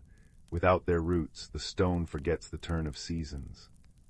His claws traced symbols in the earthen floor, a spiral for renewal, a circle for unity. We must rekindle its memory. The trio embarked under a moon like a pearl. Fern's hooves avoided sleeping beetles, Sorrel's tail brushed frost-nipped ferns, Bramble's low hum resonated with the earth's own song. They gathered what the forest offered, a tuft of thistledown, soft as a cloud's sigh, sap from a weeping birch, sweet and golden, and dewdrops cupped in bluebell blossoms, cold and clear as starlight. At the glimmer pond they arranged their offerings around the heartstone. Bramble chanted words older than the oaks, while Fern blew gently on the dewdrops, scattering them like diamonds. Sorrel climbed the stone, pressing the thistledown against its cool surface. Nothing happened. Then a shiver ran through the earth. The wind whisperers materialized, their leaf wings frayed but eyes kind. "Little stewards," one murmured, voice like dry reeds, "strength lies not in grand gestures, but in shared breath." Together they exhaled, a breeze carrying the scent of cinnamon bark and crumbling leaves. The thistledown glowed. Sap seeped into the stone's cracks, and dewdrops melted into veins of light. The heartstone flared not violently, but like dawn's first blush. Warmth radiated outward. Icicles wept into the pond, frozen grass softened to velvet. Wind whispers spiraled upward, their song now strong and sure, urging maples to blush crimson and oaks to gild their crowns. Autumn's chill gentled into crispness, the air spiced with ripening nuts and wood smoke once more. In the cedar hollow, Nettle smiled as Sorrel nestled beside her. "You reminded the stone of its purpose," she whispered. "Magic isn't command, it's conversation, a question asked with kindness, answered by the wind." Outside, the forest settled into harmonious slumber. Owls hooted lullabies, the brook giggled over smoothed pebbles, and the heartstone pulsed steadily, a beacon in the tranquil dark. Sorrel closed his eyes, the forest symphony cradling him, rustling leaves, distant waterfalls, the creak of branches like rocking chairs.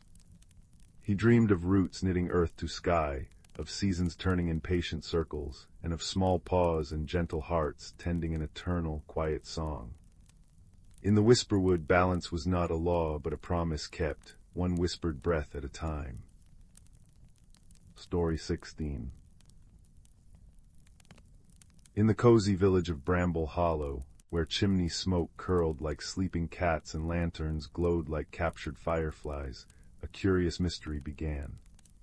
Each dawn, villagers awoke to find their freshly baked bread vanished from windowsills.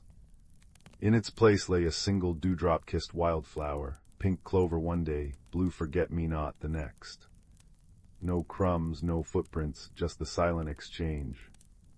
Young Finn, with hair like spun copper and a patchwork satchel always at his side, decided to unravel the puzzle. His grandmother, a silver-haired weaver whose hands spun moonlight into yarn, offered gentle advice. Watch not just with eyes, child, but with stillness. Mysteries unfold like shy buds. That evening, Finn nestled beneath a woolen blanket in the spice-scented bakery attic, peering through a knot-hole. Moonlight silvered the cobblestones. Just as the clock tower chimed midnight, a soft rustling came from the rose hedge. Not a thief, but 3 tiny hedgehogs in waistcoats of moss-green velvet. They rolled loaves downhill with their quills, chirruping like sleepy sparrows. Finn's breath caught, not in fear but wonder. The next morning he followed their path into whispering woods, where trees hummed old lullabies. Beneath a grandmother oak sat Orla, the great horned owl, her feathers dusted with starlight even by day. "Ah," she hooted softly, "the bakers of Bramble Brook need flour, little detective." She blinked amber eyes. "Follow the brook's song upstream." Finn waded past ferns heavy with rain scent, until the brook widened into a sun-dappled glen. There, beside a waterfall that sparkled like liquid crystal, stood a flour mill unlike any other. Its sails were woven from dandelion fluff, turning lazily in the breeze. Working the millstone were hedgehogs, dusted white as snow, grinding acorn flour with tiny paws. Their queen, wearing a crown of woven rye stalks, bowed to Finn. "Forgive our nightly borrowings," she whispered. "Our old mill broke when the willow fell. We trade flowers, our most precious treasures, for crumbs to feed our children until repairs are done." Finn's heart melted like honey in tea. That afternoon he gathered villagers, not with accusations, but with Grandma's honey cakes and warm milk. Together they mended the hedgehog mill with cedar shingles and spider silk thread. The hedgehogs, in gratitude, taught them to bake seed cakes so light they floated like clouds. Now Bramble Hollow leaves out extra loaves at dusk and wakes to bouquets of enchanted blooms that never wilt, a reminder that kindness turns mysteries into friendships. And every full moon, if you listen closely by the brook, you'll hear the soft chirrups of hedgehogs singing thanks into the starlight, sweeter than any lullaby. Story 17. Deep within the Whisperwood, where ancient oaks wore cloaks of velvet moss and sunlight dappled the forest floor like scattered gold coins, lived creatures unseen by hurried human eyes. Here the air hummed with a quiet magic, woven into the rustle of leaves, the gurgle of hidden streams, and the soft sigh of the wind through pine needles. It was a place where the boundaries between earth and enchantment blurred like mist on a cool autumn morning.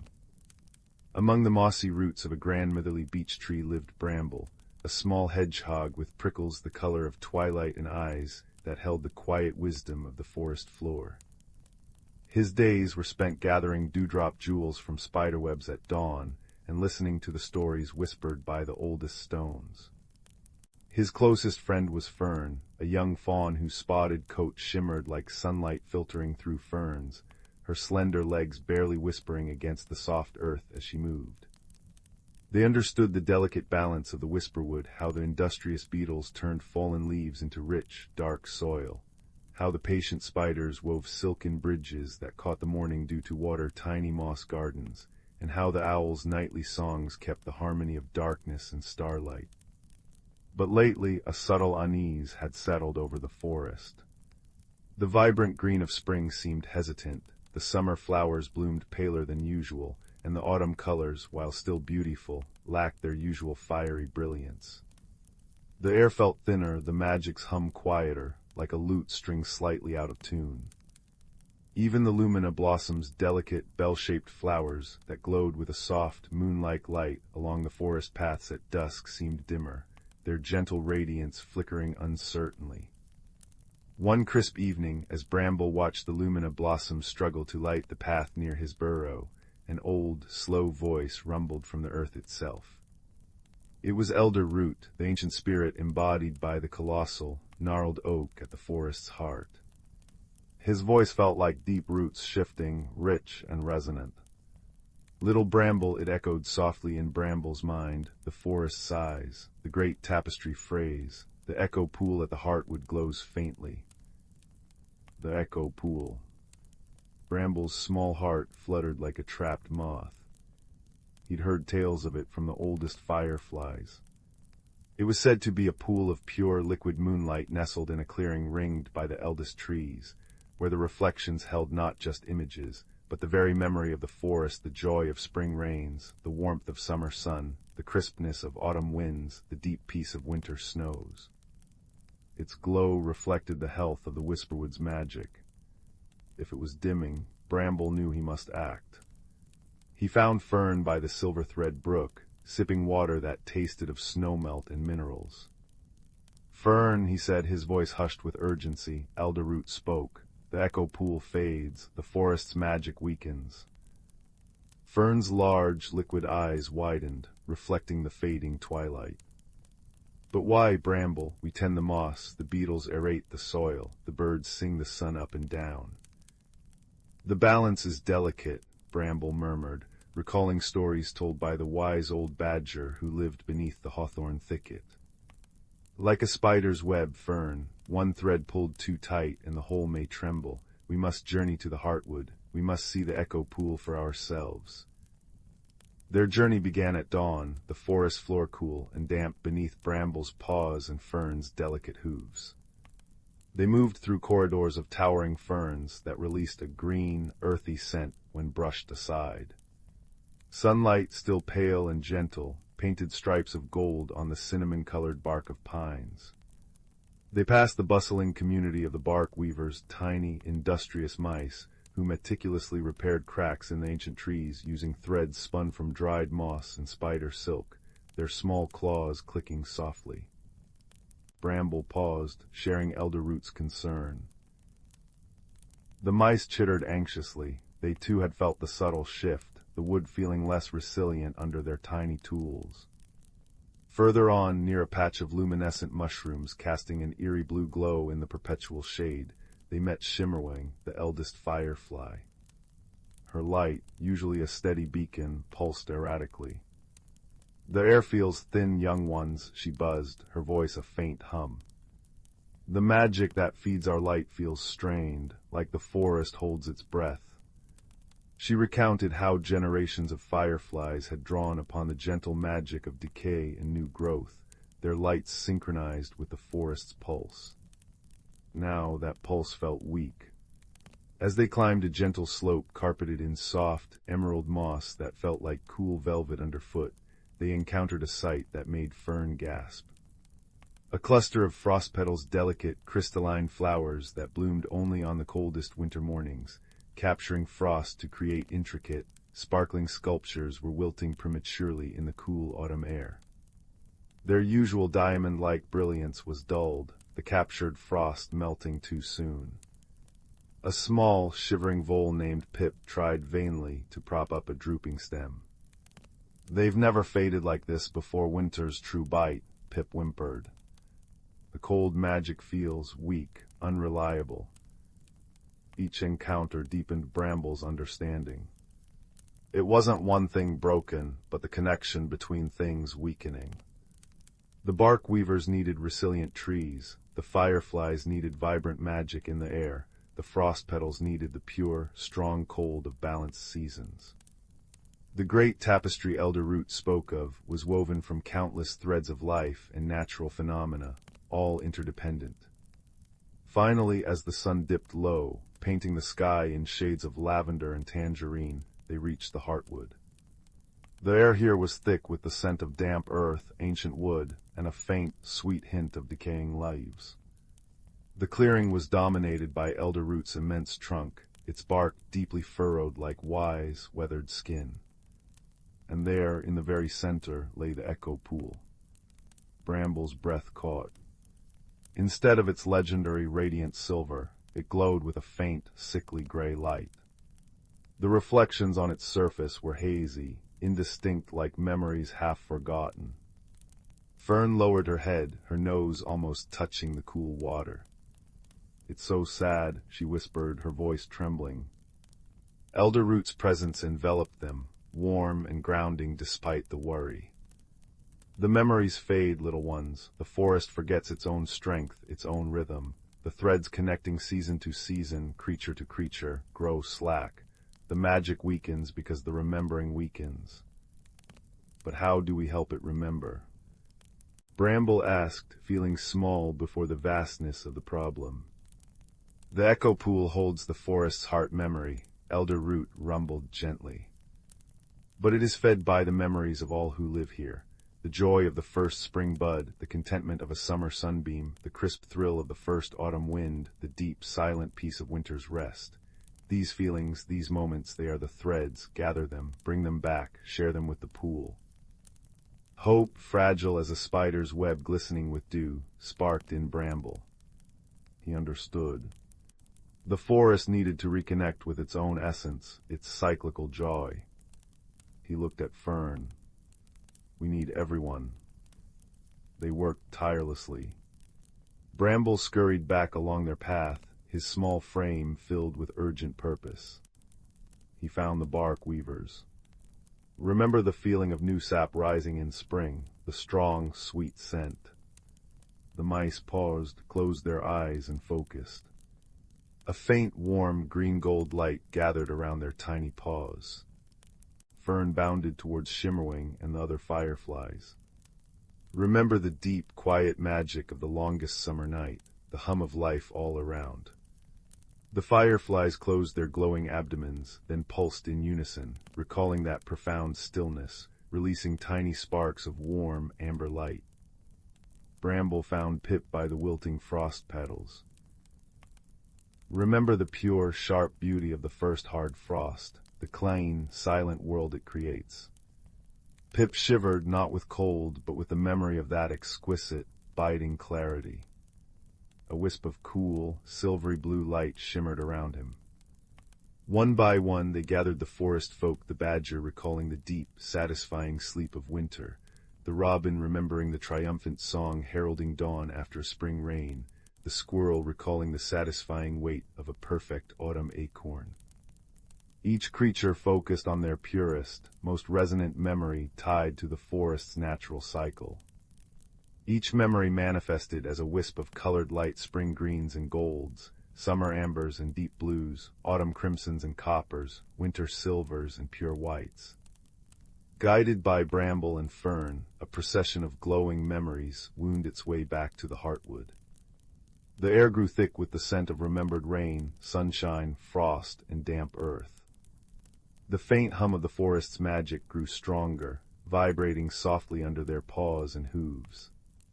At the edge of the echo pool, Bramble stood tall. "For the Whisperwood," he said softly. "For the balance." He nudged his own collected light, a warm golden memory of dew-kissed cobwebs at dawn, towards the water. Fern added her silvery memory of her first steps on cool moss. Then the bark weavers sent their green-gold light, the fireflies their amber, Pip his silvery blue, and all the others followed. The colored lights swirled like liquid jewels above the pool, then gently rained down, dissolving into the faint gray water. A profound silence fell. Then a soft gasp rippled through the gathered creatures. The echo pool began to glow. Not faintly, but with a deep, radiant silver light that pulsed like a slow, steady heartbeat. The hazy reflections cleared. They saw the vibrant green explosion of spring leaves, the dappled gold of summer sunlight, the fiery dance of autumn foliage, the pristine stillness of winter snow, all clear, bright, and full of life. The light grew, spreading outwards in gentle waves, washing over the ancient trees, the mossy ground, and every creature present. They felt it, a warmth, a strengthening, a deep sense of rightness settling back into the earth and air. The lumina blossoms along the path flared with renewed, steady moonlight. Shimmerwing's glow became a constant, comforting beacon. The wilting frost petals straightened, their crystalline forms regaining a diamond-hard sparkle, holding the chill air with renewed vigor. The wood beneath the bark weaver's claws felt solid and alive once more. Elder Root's presence radiated profound contentment. Well-remembered little guardians, the threads are woven strong again, the forest remembers its song. The journey back was filled with a peaceful quiet, deeper than before. The air hummed its ancient tune, clear and strong. The scents were richer, the damp earth, the pine resin, the sweet decay of leaves. Fireflies, their light steady and bright, dotted the gathering dusk like fallen stars. Above, the first true stars emerged, twinkling in a sky washed clean by the restored magic. Bramble and fern reached the grandmotherly beech tree as true night settled, soft and velvety. The lumina blossoms glowed serenely, illuminating their path home. Exhausted but filled with a deep, quiet joy, they settled in the soft moss by Bramble's burrow entrance. "You see, Fern," Bramble murmured, watching a steady amber firefly drift past, "the magic isn't just in the big things like the echo pool. It's in every small memory, every moment of joy we feel for this forest. It's in the beetles turning leaves, the spiders weaving dew, the owls singing the night. We are the magic when we remember, when we care." Fern rested her head gently on her paws, her eyes reflecting the steady glow of the blossoms. "And when we share it," she whispered sleepily, "like sharing warmth on a cool night." The Whisperwood sighed, a sound of profound peace, like wind through a million contented leaves. The creatures nestled in their hidden homes in hollow logs, under roots, among the branches, felt the restored harmony like a gentle blanket. The ancient stones murmured stories of resilience. The silver-thread brook sang a lullaby of clear, cool water over smooth pebbles. High above, an owl hooted softly, a steady, reassuring rhythm in the velvet dark. Bramble watched the stars, their light clear and strong through the canopy. The forest was whole again, its heart memory vibrant, its magic woven strong through countless acts of remembrance and care.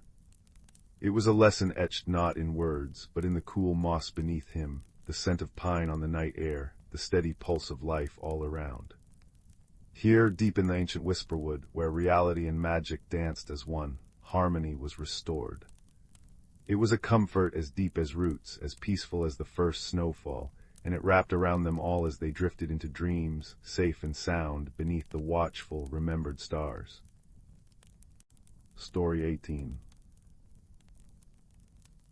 The twilight sky over the village of Willow Creek blushed with soft hues of lavender and peach, painting long, gentle shadows across the cobbled lanes.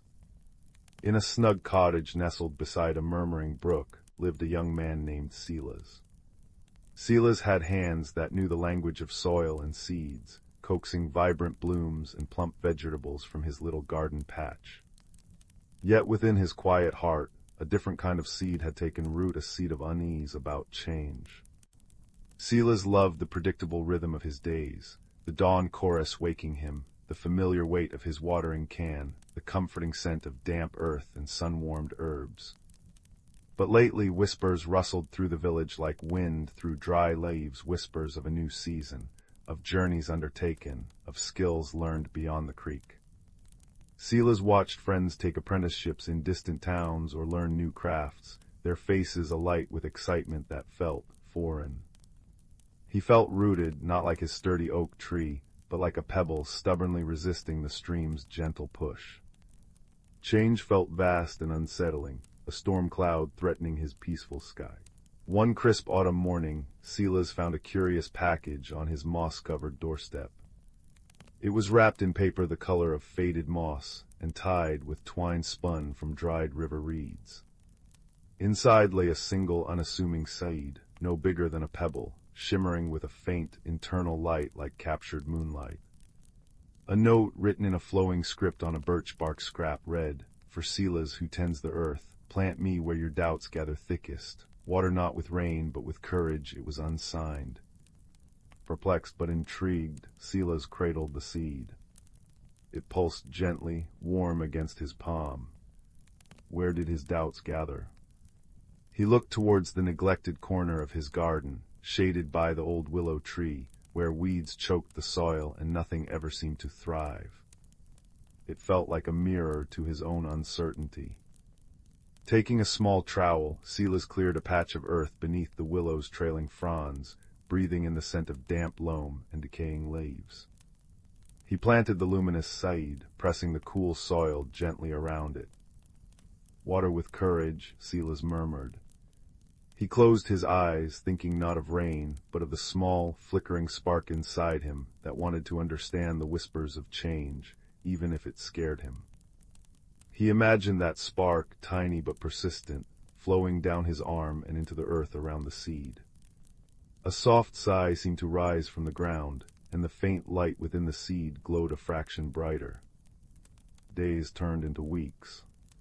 Silas tended his regular garden, but his eyes were constantly drawn to the patch beneath the willow. Nothing sprouted.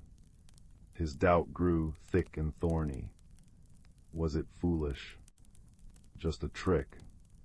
He almost stopped his nightly ritual of standing there, focusing on that small inner spark, willing it towards the seed. The changing season painted the world in fiery gold and crimson, a reminder of time passing. One evening, as a chill nipped the air and Silas stood feeling particularly disheartened, a warm voice called out. "Ah, Silas, still communing with your secret project."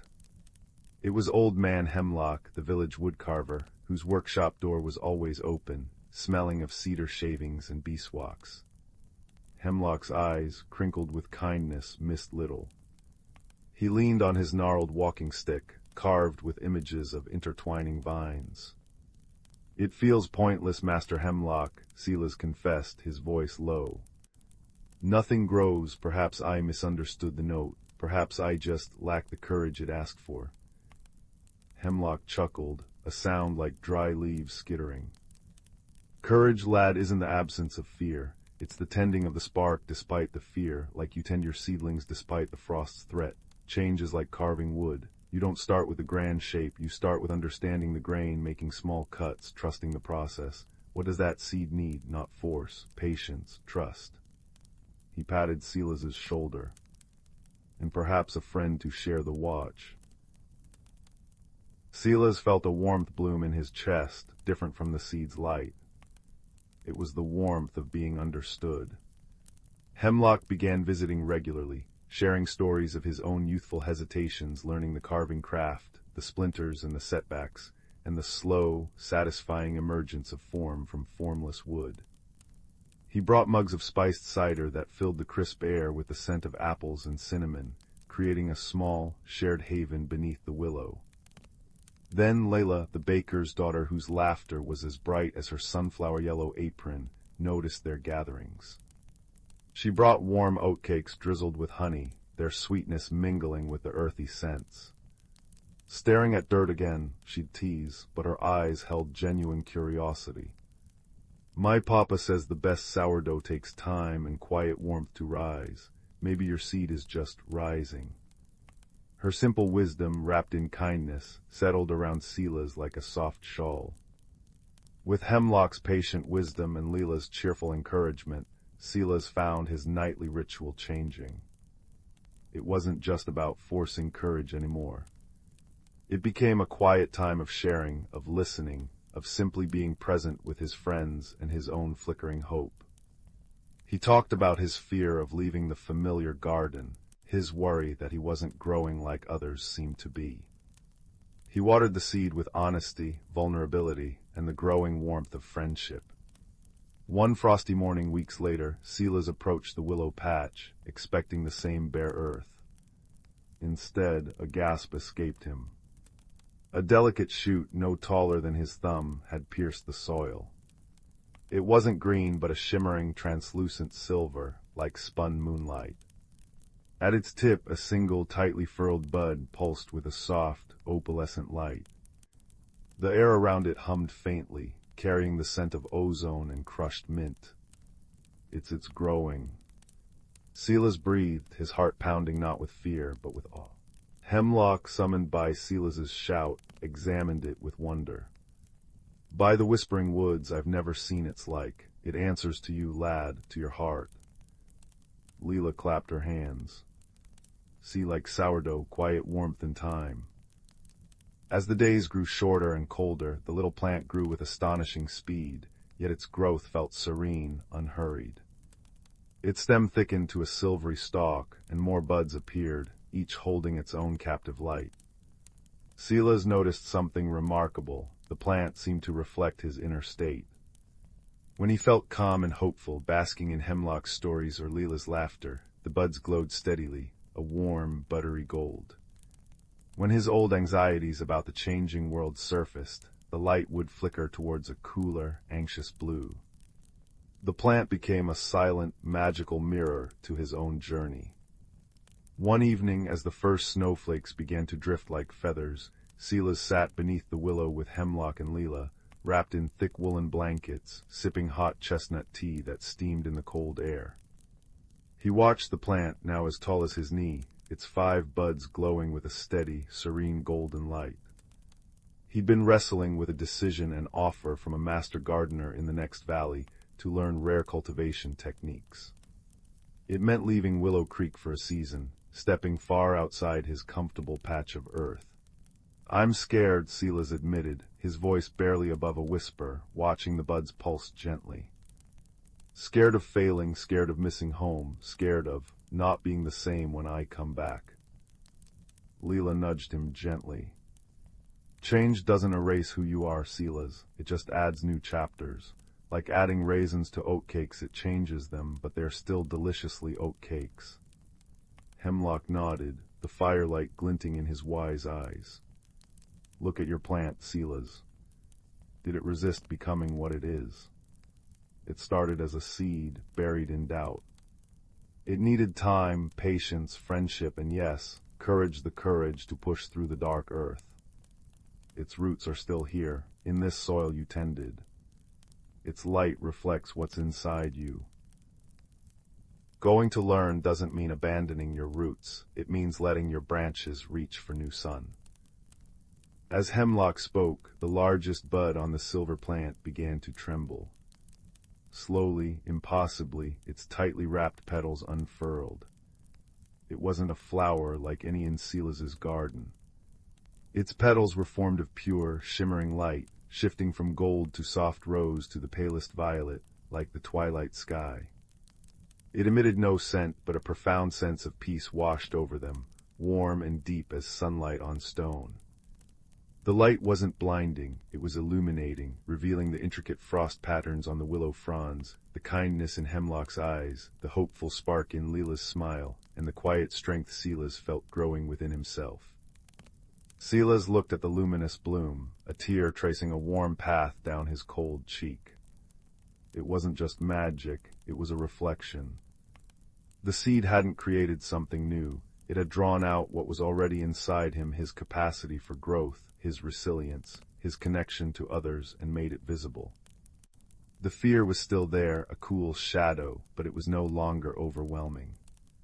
It was balanced by the warm, steady glow of newfound understanding and the unwavering light of friendship beside him. It's beautiful, Silas whispered, his voice thick with emotion. It's me, or rather the possibility in me.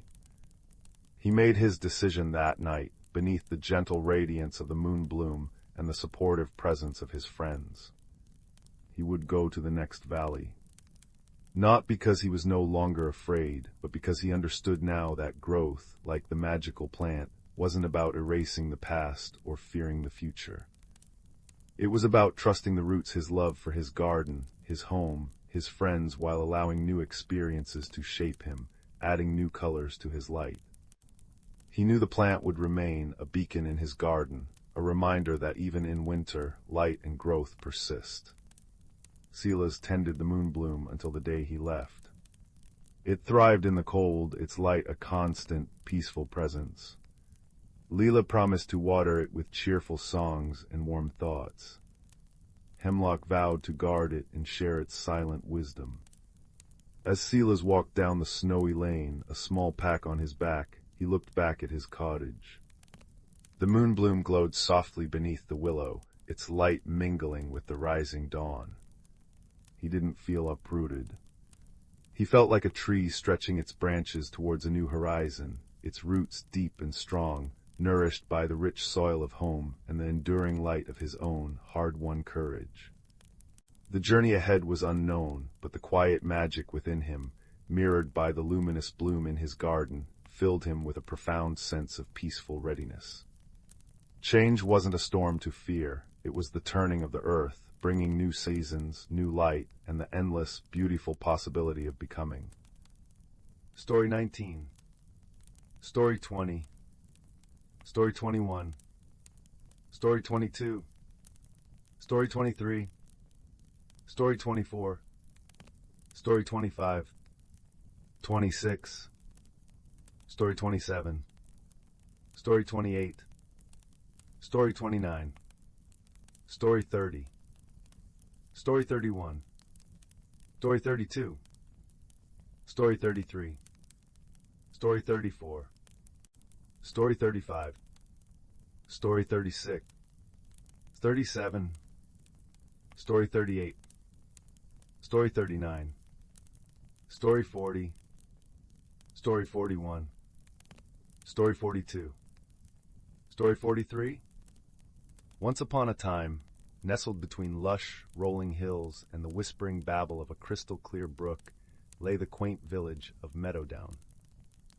This little village was known for its charming cobblestone streets, the scent of sweet lavender drifting from cottage gardens, and the gentle chime of bells from the old stone chapel at the village square. But beyond the common sights and sounds, Meadowdown held a secret known only to those who had the heart to discover it. In a small, ivy-clad cottage at the edge of the village lived a young girl named Clara. Clara was a kind-hearted soul, with hair the color of ripe chestnuts and eyes that sparkled like dew-kissed leaves. She was known throughout the village for her gentle nature and unwavering curiosity. Her days were filled with helping her neighbors, tending her garden, and dreaming of adventures beyond the horizon.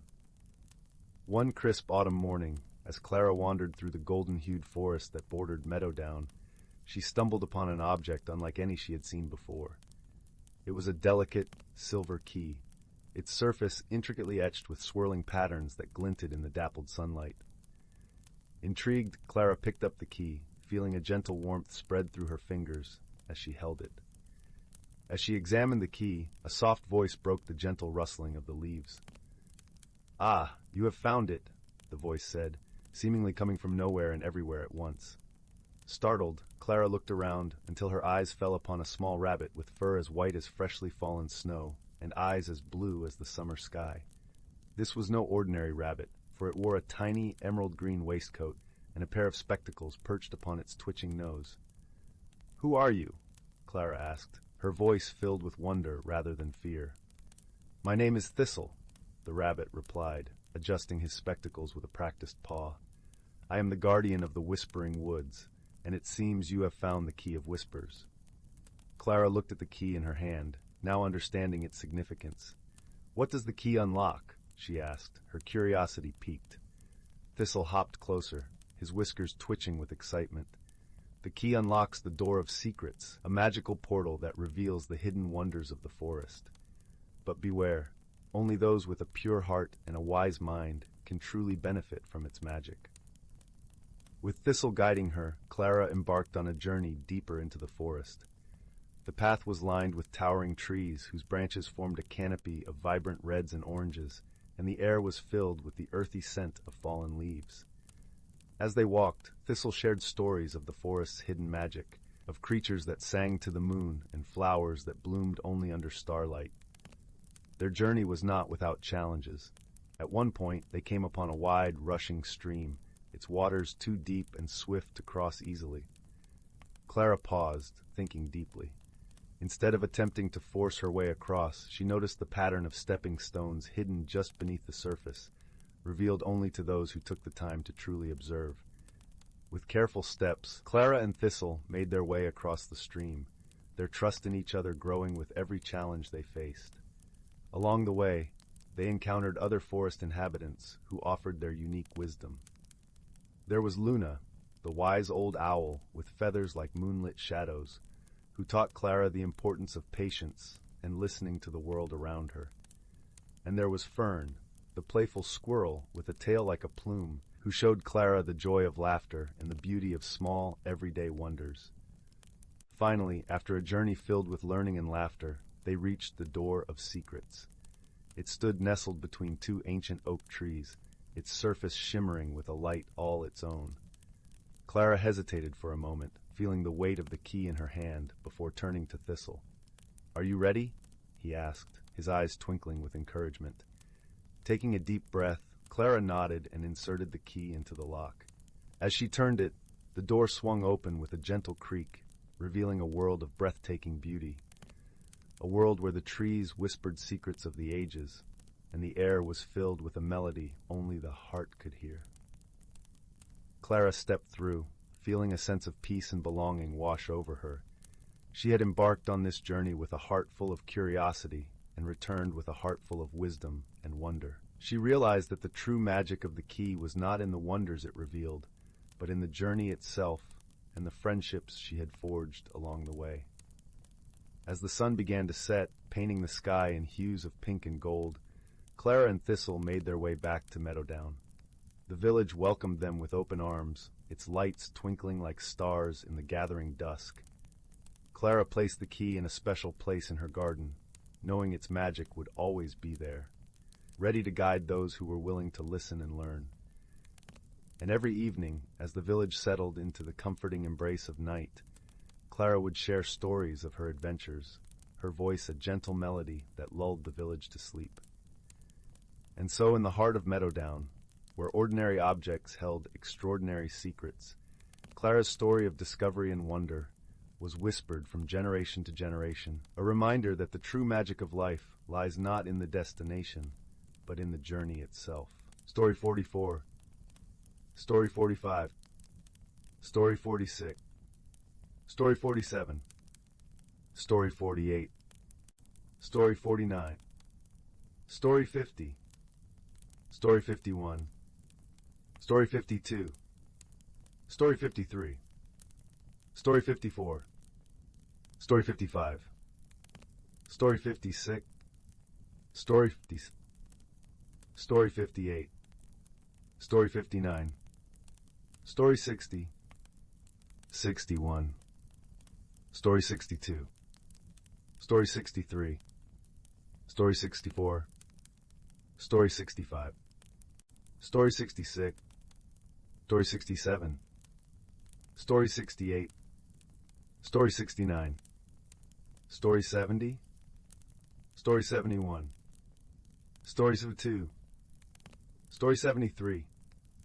Story 74. Story 75. Story 76.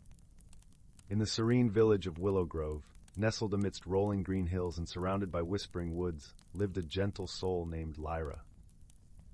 Lyra was known for her caring heart and love for nature, yet she often felt a whisper of unease deep within her, a longing for something she couldn't quite name. This feeling was like a tiny pebble in her shoe, persistent and urging her to change, though she feared the unknown. Lyra lived in a quaint, ivy-covered cottage at the edge of the forest. Her days were filled with the simple joys of tending her vibrant garden and listening to the melodies of the wind as it danced through the leaves. The villagers adored her for her kindness and often sought her wisdom, but Lyra secretly wondered if she was missing out on a greater adventure. One crisp autumn morning, as the golden sunlight poured through the canopy of trees, Lyra decided to wander deeper into the forest than ever before. She followed the path as it wound like a playful ribbon through the woods, the air rich with the scent of pine and earth. It was there she met a creature unlike any she had ever seen, a small, shimmering dragon named Finn. Finn was a curious and cheerful dragon, his scales glistening with a spectrum of colors that shifted and changed like the sky at sunset. He had been watching Lyra for a while, drawn to her gentle spirit and sensing her inner turmoil. With a voice as soft as a summer breeze, he greeted her. "Greetings, dear Lyra. I am Finn, a guardian of these woods. I sense you are seeking something, perhaps even without knowing what it is." At first, Lyra was startled by the dragon's presence, but his warm eyes and gentle demeanor quickly set her at ease. "I don't know," she admitted, her voice barely louder than a whisper. "I feel as though there's something more I should be doing, something I should become, but I don't know what it is." Finn nodded knowingly. Change can be daunting, but it is through change that we grow. Perhaps a journey of discovery is what you need. And with those words, Finn promised to accompany Lyra on a magical journey, one where she would learn not only about the world, but also about herself. Their journey began that very day. Finn led Lyra through hidden paths and enchanted glens, where the sunlight filtered through the leaves like golden rain. They visited the ancient oak with a trunk wide enough to hold secrets 1,000 years old, where Finn introduced her to the wise owls who nested there. The owls shared stories of the forest's history, tales of resilience and change, teaching Lyra the importance of embracing the unknown. As days turned into weeks, Lyra found herself growing more comfortable with the idea of change. Each new experience was like a brushstroke on the canvas of her life, adding depth and color. She learned from the playful brook that danced over stones, whispering secrets of adaptation and flow. She marveled at the caterpillars transforming into butterflies, their delicate wings a testament to the beauty of transformation. Throughout their travels, Lyra was never alone. Finn was a constant companion, always there to offer encouragement and wisdom. He taught her to see the magic in everyday moments, from the way the stars twinkled like diamonds in the night sky, to the way the morning dew coated the world in a shimmering veil. One day, as they rested by a serene lake under the silver glow of the moon, Lyra turned to Finn, her voice brimming with newfound understanding. "I've learned so much, yet I feel there's still more within me waiting to grow." Finn smiled, his scales reflecting the moonlight like 1,000 tiny mirrors. "You've discovered that growth is a journey, not a destination. You've learned to trust in the process, to embrace the changes that come your way." With Finn's guidance, Lyra realized that the unease she once felt was not a burden but a gift, a call to explore, to learn, to grow. She understood that change was not something to fear, but something to welcome, for it brought with it the promise of new beginnings and endless possibilities. As their journey came to a close, Lyra returned to Willow Grove, her heart full of peace and her spirit alight with the knowledge she had gained.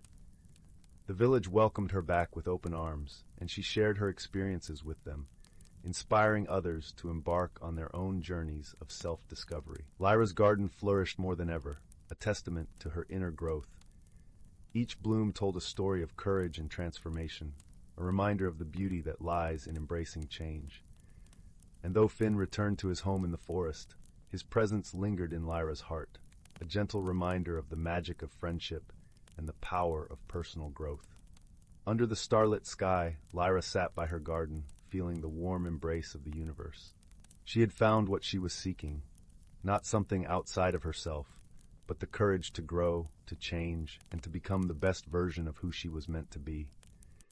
And so, with a heart full of gratitude and a soul full of peace, she drifted into a restful sleep, her dreams guided by the gentle whispers of the forest and the shimmering presence of her dear friend, Finn. Story 77. Story 78. Story 79. Story 80. Story 81. Story 82. Story 83.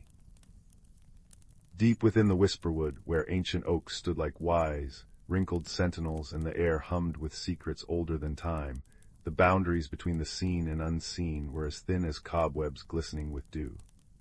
Here the rustle of leaves wasn't just the wind, but the murmured conversations of moss weavers. The patter of rain wasn't merely water, but the tapping rhythm of the rain singer's song. Life thrummed in every sunbeam that pierced the emerald canopy, every root that snaked through the rich, dark earth. Among the towering roots of grandmother oak lived Thistlefoot, a squirrel whose fur held the silvery sheen of moonlight and whose eyes sparkled with the deep wisdom of countless remembered seasons. He wasn't the swiftest climber anymore, his movements deliberate and thoughtful, but his knowledge of the Whisperwood's intricate dance was unparalleled.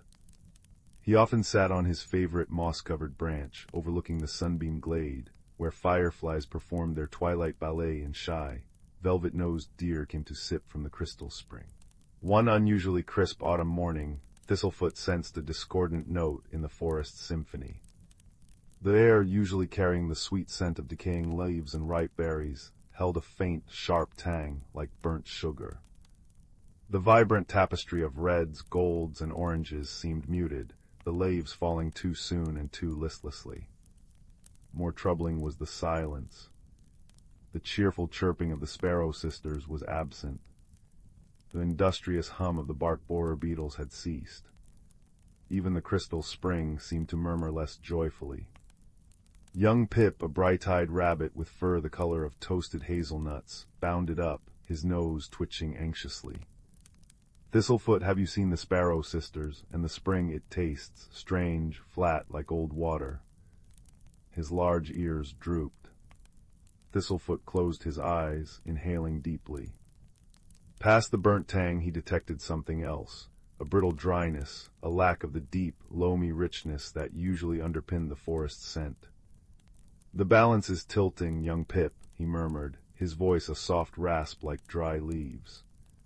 "The heartwood sap, the lifeblood that flows beneath us all, feels thin. The autumn weaving is troubled." The autumn weaving was the ancient magic that guided the seasonal shift. It was performed deep within the forest's heart by the moss weavers, tiny, shy creatures woven from lichen and twilight. They spun threads of golden light and russet shadow, orchestrating the graceful fall of leaves and the gentle preparation of the earth for winter's sleep. Their magic was tied intrinsically to the health of the forest, drawing strength from the heartwood sap and the collective harmony of its inhabitants. Thistlefoot gathered the worried forest folk near the crystal spring. Fern, a deer with eyes like deep forest pools, lowered her head to touch the water. "It lacks its usual sparkle," she sighed, the scent of damp earth and crushed ferns rising from her coat. Pip shivered, the cool, damp air suddenly feeling oppressive rather than refreshing.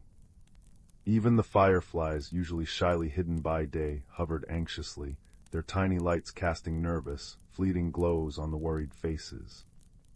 "The moss weavers are fading," Thistlefoot explained, his gaze sweeping over his friends.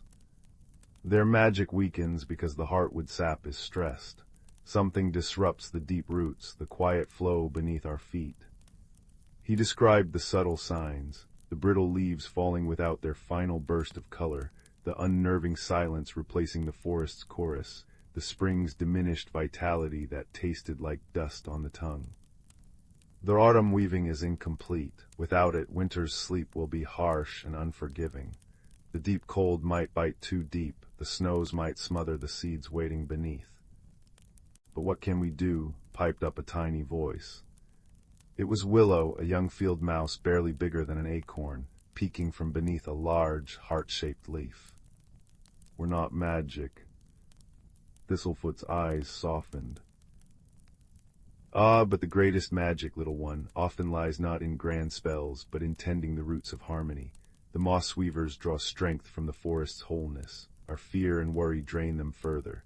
Our neglect of the small things weakens the sap." He recalled stories passed down from his own grandmother, tales of droughts and blights overcome not by force, but by collective care and restored connection. We must remind the forest and ourselves of the balance. And so, under Thistlefoot's gentle guidance, the creatures of the Whisperwood embarked on a quiet mission of restoration. Fern and her kin walked the deer paths, their hooves pressing fallen leaves gently into the earth, their breath warm mist in the cool air, releasing calming scents of pine and wild mint. Pip and his rabbit kin sought out hidden patches of late-blooming clover and tender bark shavings, leaving them as offerings near the roots of the oldest trees, their sweet, green fragrance mingling with the damp earth. Willow and the other mice gathered the strongest, most resilient fallen acorns and nuts, carefully burying them in soft, protected spots, ensuring the promise of spring was securely tucked away, the rich scent of disturbed soil rising around them.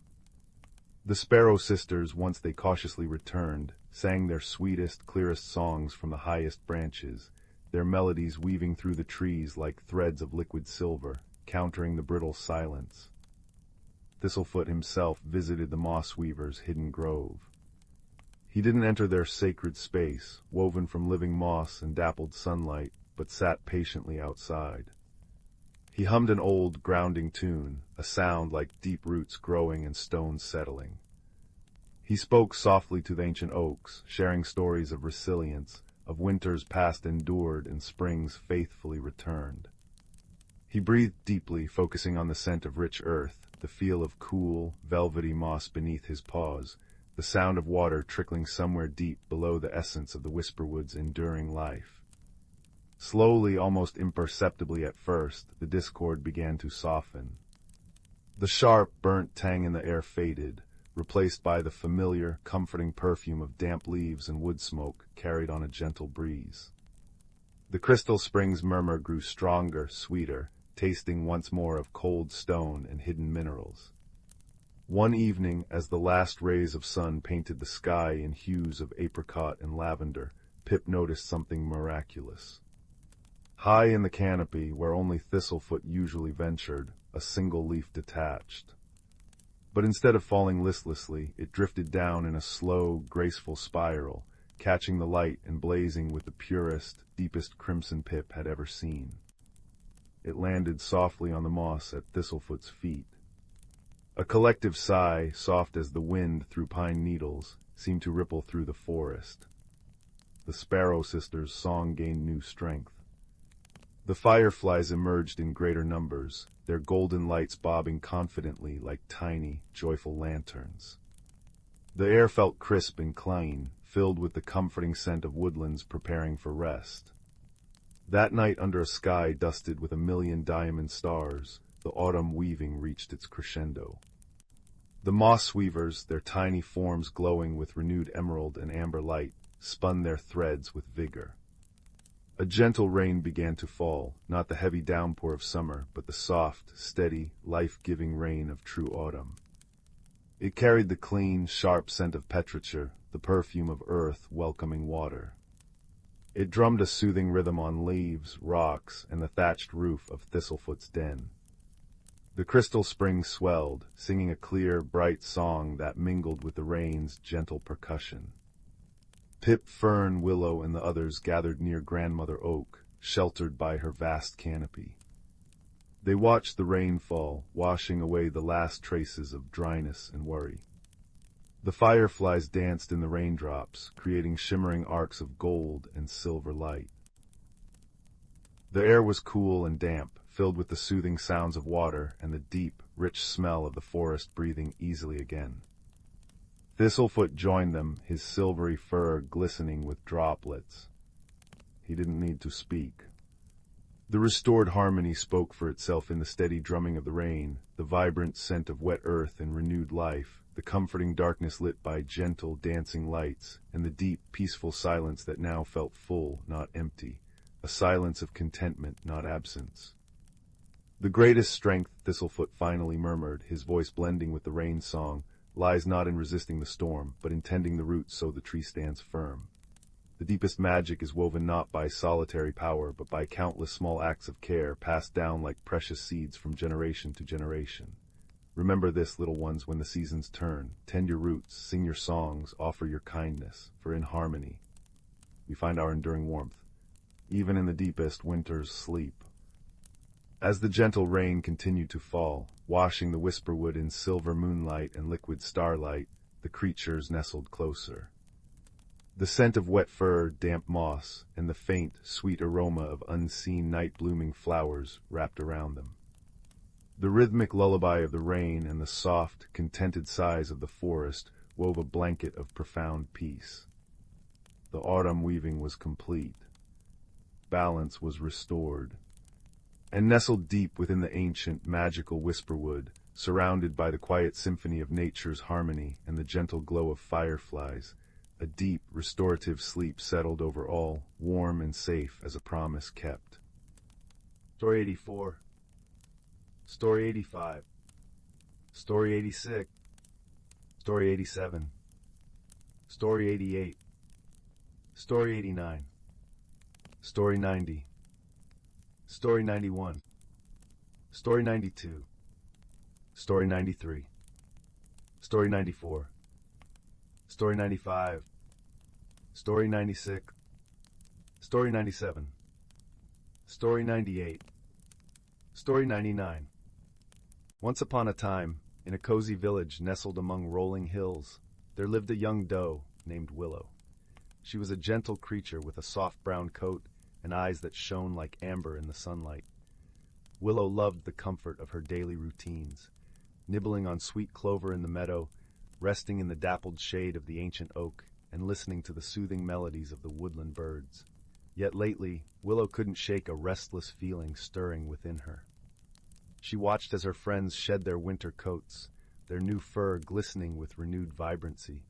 But Willow's coat remained dull and threadbare, clinging to her like an itchy reminder that change was afoot, whether she was ready or not. One crisp morning, Willow wandered to the forest's edge where she often found solace among the ferns and wildflowers. There she met an old friend, a wizened tortoise named Sage, who moved with great care and contemplation. "You seem troubled, little one," Sage said, her voice as gentle as the rustling leaves. Willow confided her fears about the impending change. "I feel stuck, like this tattered coat is weighing me down. I'm afraid if I let it go, I'll lose a part of myself forever." Sage smiled knowingly. The cycle of rebirth can be daunting, but it's nature's way of helping us grow. Think of the butterfly emerging from its chrysalis. A wondrous transformation takes immense courage. As if on cue, a shimmering light danced through the trees, catching Willow's eye. It was a radiant sprite named Glow, one of the forest's fabled guardians. "Don't fret, dear Willow," Glow chimed, her ethereal voice like a tinkling brook. "Every ending is a new beginning in disguise." With a wave of her tiny hand, Glow conjured a glittering pool of water before them. Images began to swirl across its surface, a kaleidoscope of vibrant colors representing the stages of growth and renewal. Willow was transfixed, seeing reflections of her own journey mirrored in nature's eternal rhythm. Glow gestured toward the water. "You'll know when you're ready to embrace the change within you. Trust in the magic that guides all living things."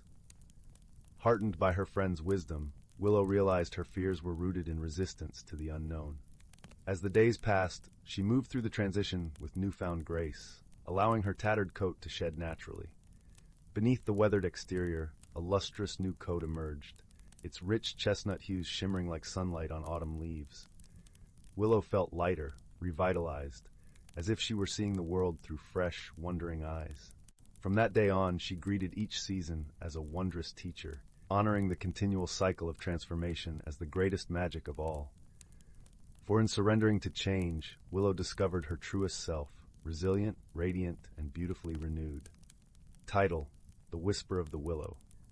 In a quaint village nestled between rolling hills and the edge of a vast, whispering forest, lived a gentle young girl named Leora. Her days were filled with the hum of bees in the meadow, the scent of wildflowers on the breeze, and the comforting embrace of her grandmother's stories by nightfall. Leora's world was one of serene beauty, yet she harbored a yearning for something more, a spark of magic to ignite her heart's deepest dreams.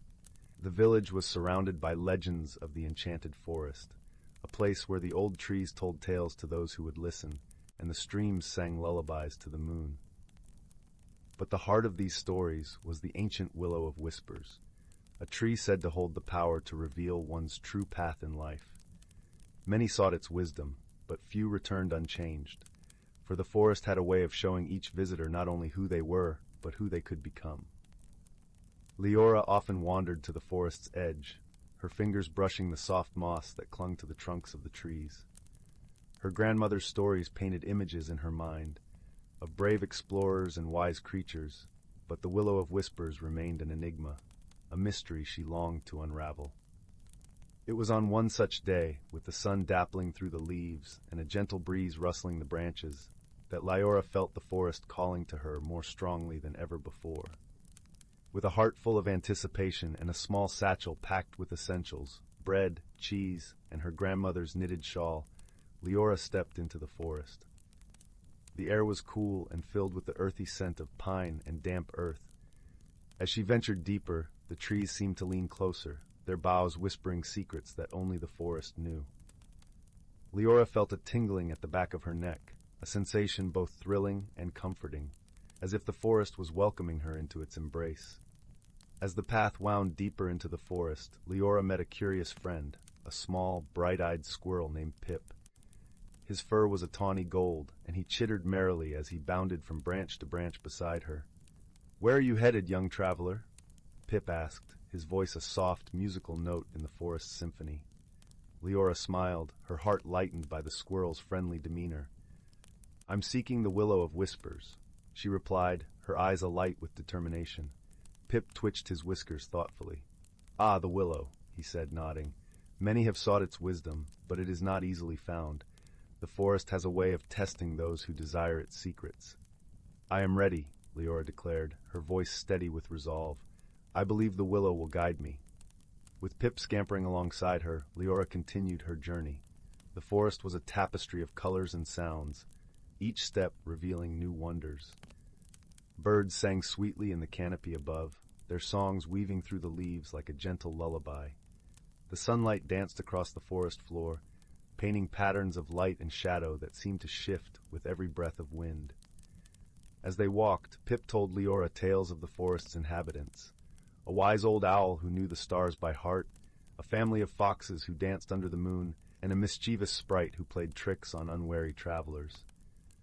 Lyora listened with delight, her imagination painting vivid pictures of these magical creatures. Yet, as the day wore on, the path grew more tangled and overgrown. Vines draped like curtains across their way, and the underbrush thickened, whispering against Lyora's legs as she pushed forward. The air grew cooler, and the forest seemed to hold its breath, waiting.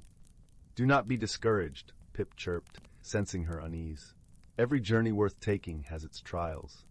Lyora nodded, brushing aside a strand of ivy. Her determination was unwavering, her heart guided by the stories her grandmother had woven, a tapestry of courage, kindness, and the endless potential within. At last, as the sun began to dip below the horizon, casting the forest in hues of gold and amber, they arrived at a clearing. In its center stood the Willow of Whispers, its trunk wide and gnarled with age, its branches sweeping gracefully to the ground like a curtain of leaves. The air around the tree shimmered softly, as if infused with magic. Lyora approached the willow with reverence, her steps slow and deliberate. She felt the weight of the forest's silence, a sacred hush that enveloped the clearing. Pip perched on a nearby rock, watching with bright, curious eyes. With a deep breath, Lyora reached out to touch the willow's bark, her fingers brushing against its rough, ancient surface.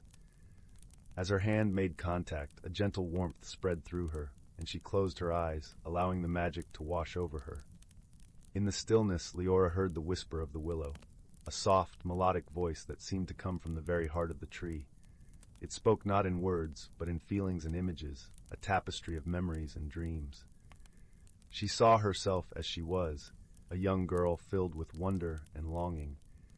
But she also saw glimpses of what could be, a future shaped by choices and courage, by kindness and discovery. The willow showed her paths that twisted and turned, each leading to a different version of herself. As the visions faded, Lyora opened her eyes, her heart brimming with understanding.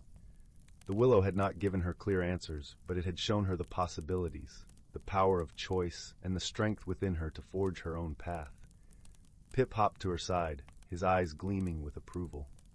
"You have the heart of a true adventurer," he said, his voice full of warmth. Lyora smiled, her heart light with newfound clarity. "I see now," she said softly. "The journey is as important as the destination. It's not just about finding answers, but about discovering who you are along the way." With the willow's wisdom nestled in her heart, Lyora and Pip began their journey back through the forest. The path seemed brighter now, the forest's secrets a little less mysterious.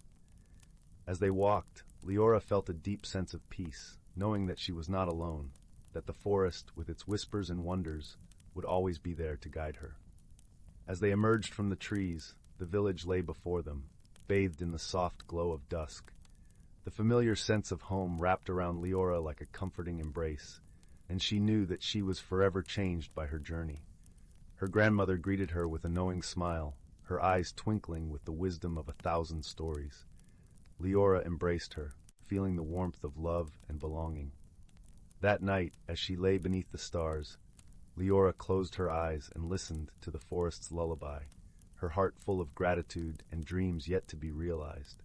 The Willow of Whispers had shown her the way, but it was her journey to walk, her story to write.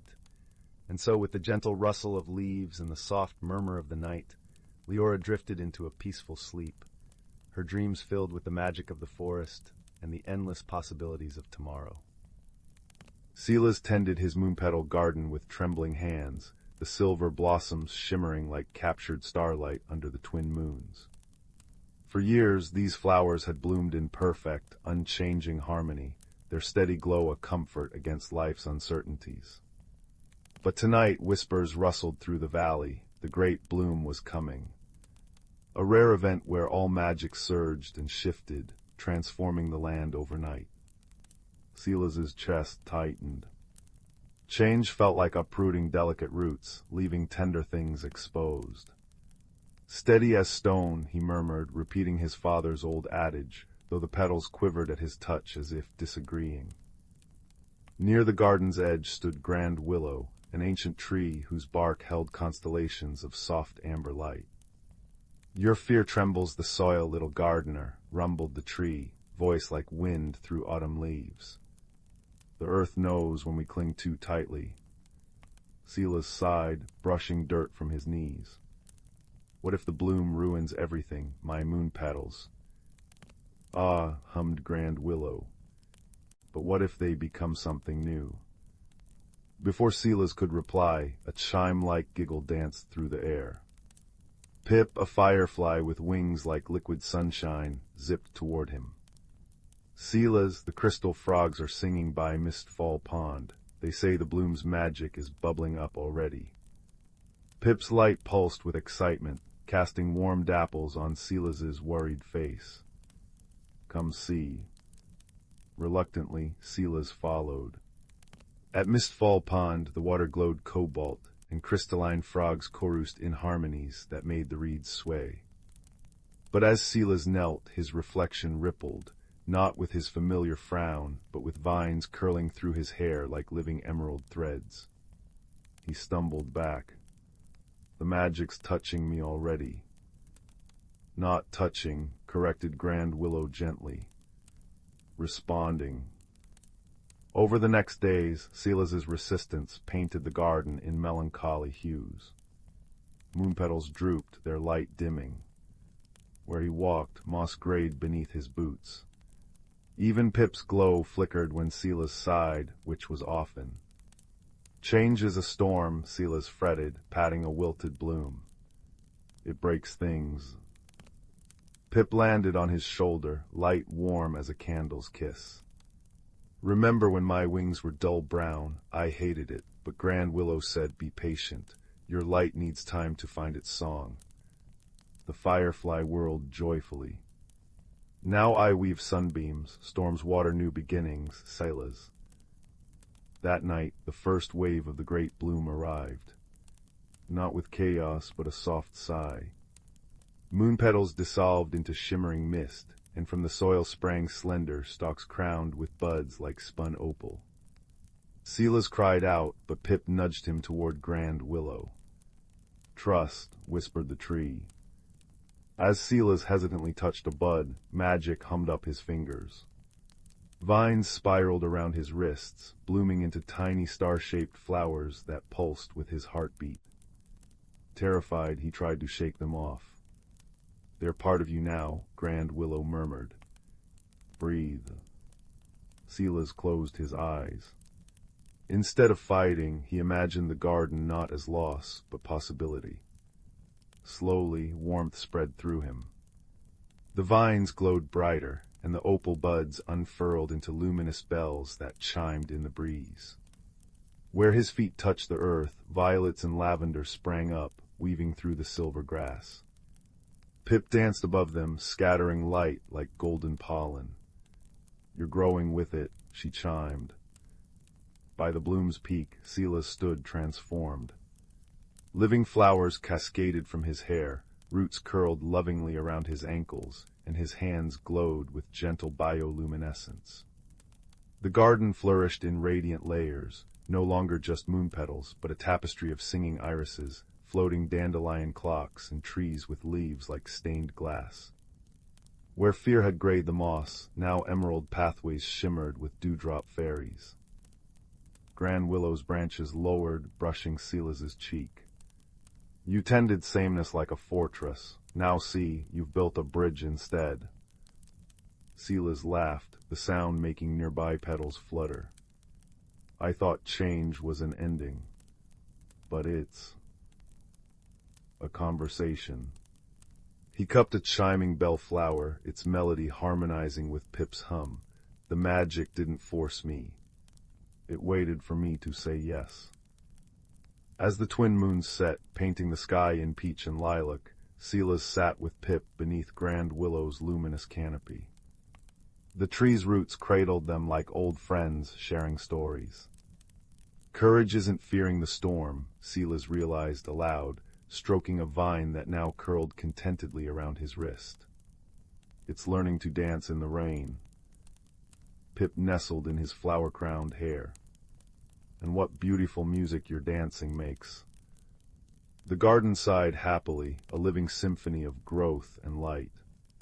Where Silas's tears fell, tears not of sorrow but wonder, tiny glowing mushrooms bloomed, guiding fireflies through the gentle night. He'd arrived not at an ending, but a tender beginning. And as sleep beckoned, the magic whispered back, "Rest now, gardener. Tomorrow's blooms will be even sweeter." Deep in the whispering woods, where ancient oaks stood as sentinels of time and moonlight dripped like liquid silver, through the canopy lived creatures whose lives were woven into the very roots of the forest. Here the air hummed with the breath of magic, a gentle force that stirred the petals of dawn-touched flowers and guided the dance of fireflies in the twilight.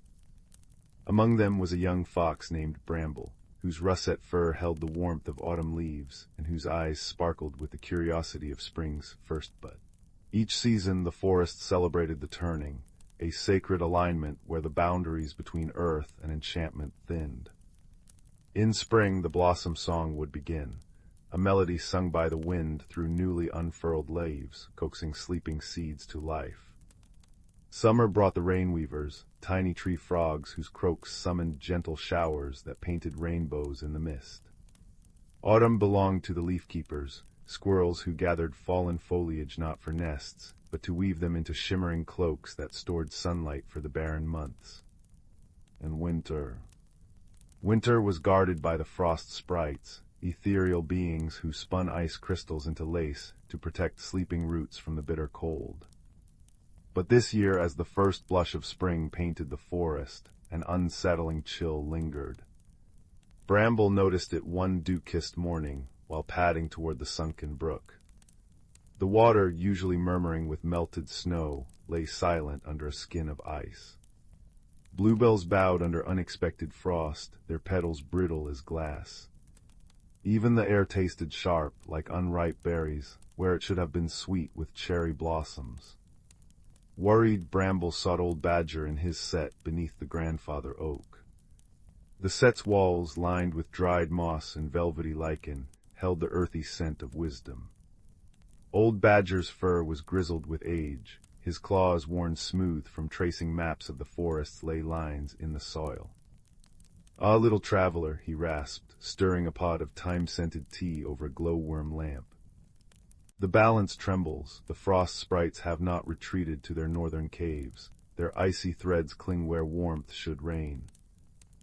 Bramble's ears drooped. "But why, elder?" The rainweavers sang the thawing songs weeks ago. Old Badger poured tea into an acorn cup, the steam curling like ghostly vines. Long ago, when I was but a cub, a similar frost came. The Heartstone, a crystal born from the forest's first lightning strike, had cracked. Its warmth faltered, and winter's fingers crept too far south. He gestured to a tapestry on the wall, woven from spider silk and dandelion fluff, depicting a glowing stone nestled in the roots of the guardian tree. We mended it then with kindness, a drop of honey from the hive mother, a tear of joy from the brook's spirit, and a chorus of the forest's purest laughter. Determined, Bramble gathered friends, Pip, a sparrow whose wings shimmered with iridescent dew, and Moss, a rabbit whose fur held the softness of twilight shadows. Together they journeyed to the guardian tree, a colossal willow whose branches wept silver tendrils into a pool of liquid starlight. At its base the Heartstone pulsed weakly, its usual amber light dimmed to a flicker. Frost sprites fluttered nearby, their delicate forms shivering not from cold, but sorrow. "Our queen is lost," whispered one, her voice like icicles chiming. She wandered into the shadowed vale, lured by echoes of eternal winter. Without her song, we cannot weave the frost away. The shadowed vale lay beyond the forest's edge, a place where sunlight dared not tread. Bramble's heart quivered, but Pip trilled courageously. "We'll find her," the vale fears laughter, it melts gloom like sunshine. Moss nodded, thumping a steady rhythm on the earth. "And I know the hidden paths, follow my thumps." Their quest led them through groves where mushrooms glowed like fallen constellations, across streams where water spirits wove liquid bridges of lily pads, and into thickets where sentient vines curled protectively around them. In the vale, darkness clung like wet velvet, and the air smelled of forgotten things. There amid skeletal trees sat the Frost Queen, a being of crystalline beauty, her eyes hollow as she hummed a dirge to the frozen ground. "Your Majesty," Bramble called softly, "the forest needs your frost to rest, not to linger." The Queen's voice cracked. "Why should I return?" The vale whispers that warmth forgets the beauty of stillness. Then Pip did something extraordinary. He flew to a gnarled branch and sang, not a forest melody, but a silly, chirping tune about a worm who wore a hat of clover. Moss joined in with a comical wiggle dance, kicking up puffs of frost. Bramble, recalling old Badger's lesson, offered a story. In summer, the rainweaver's showers make rainbows. In autumn, the leaf-keeper's cloaks glow like captured sunsets. Your winter lace is part of the dance, not the whole song.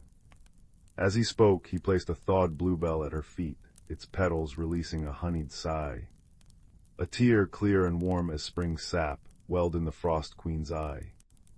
It fell onto the Heartstone Bramble had brought, sealing its crack with a sound like chimes.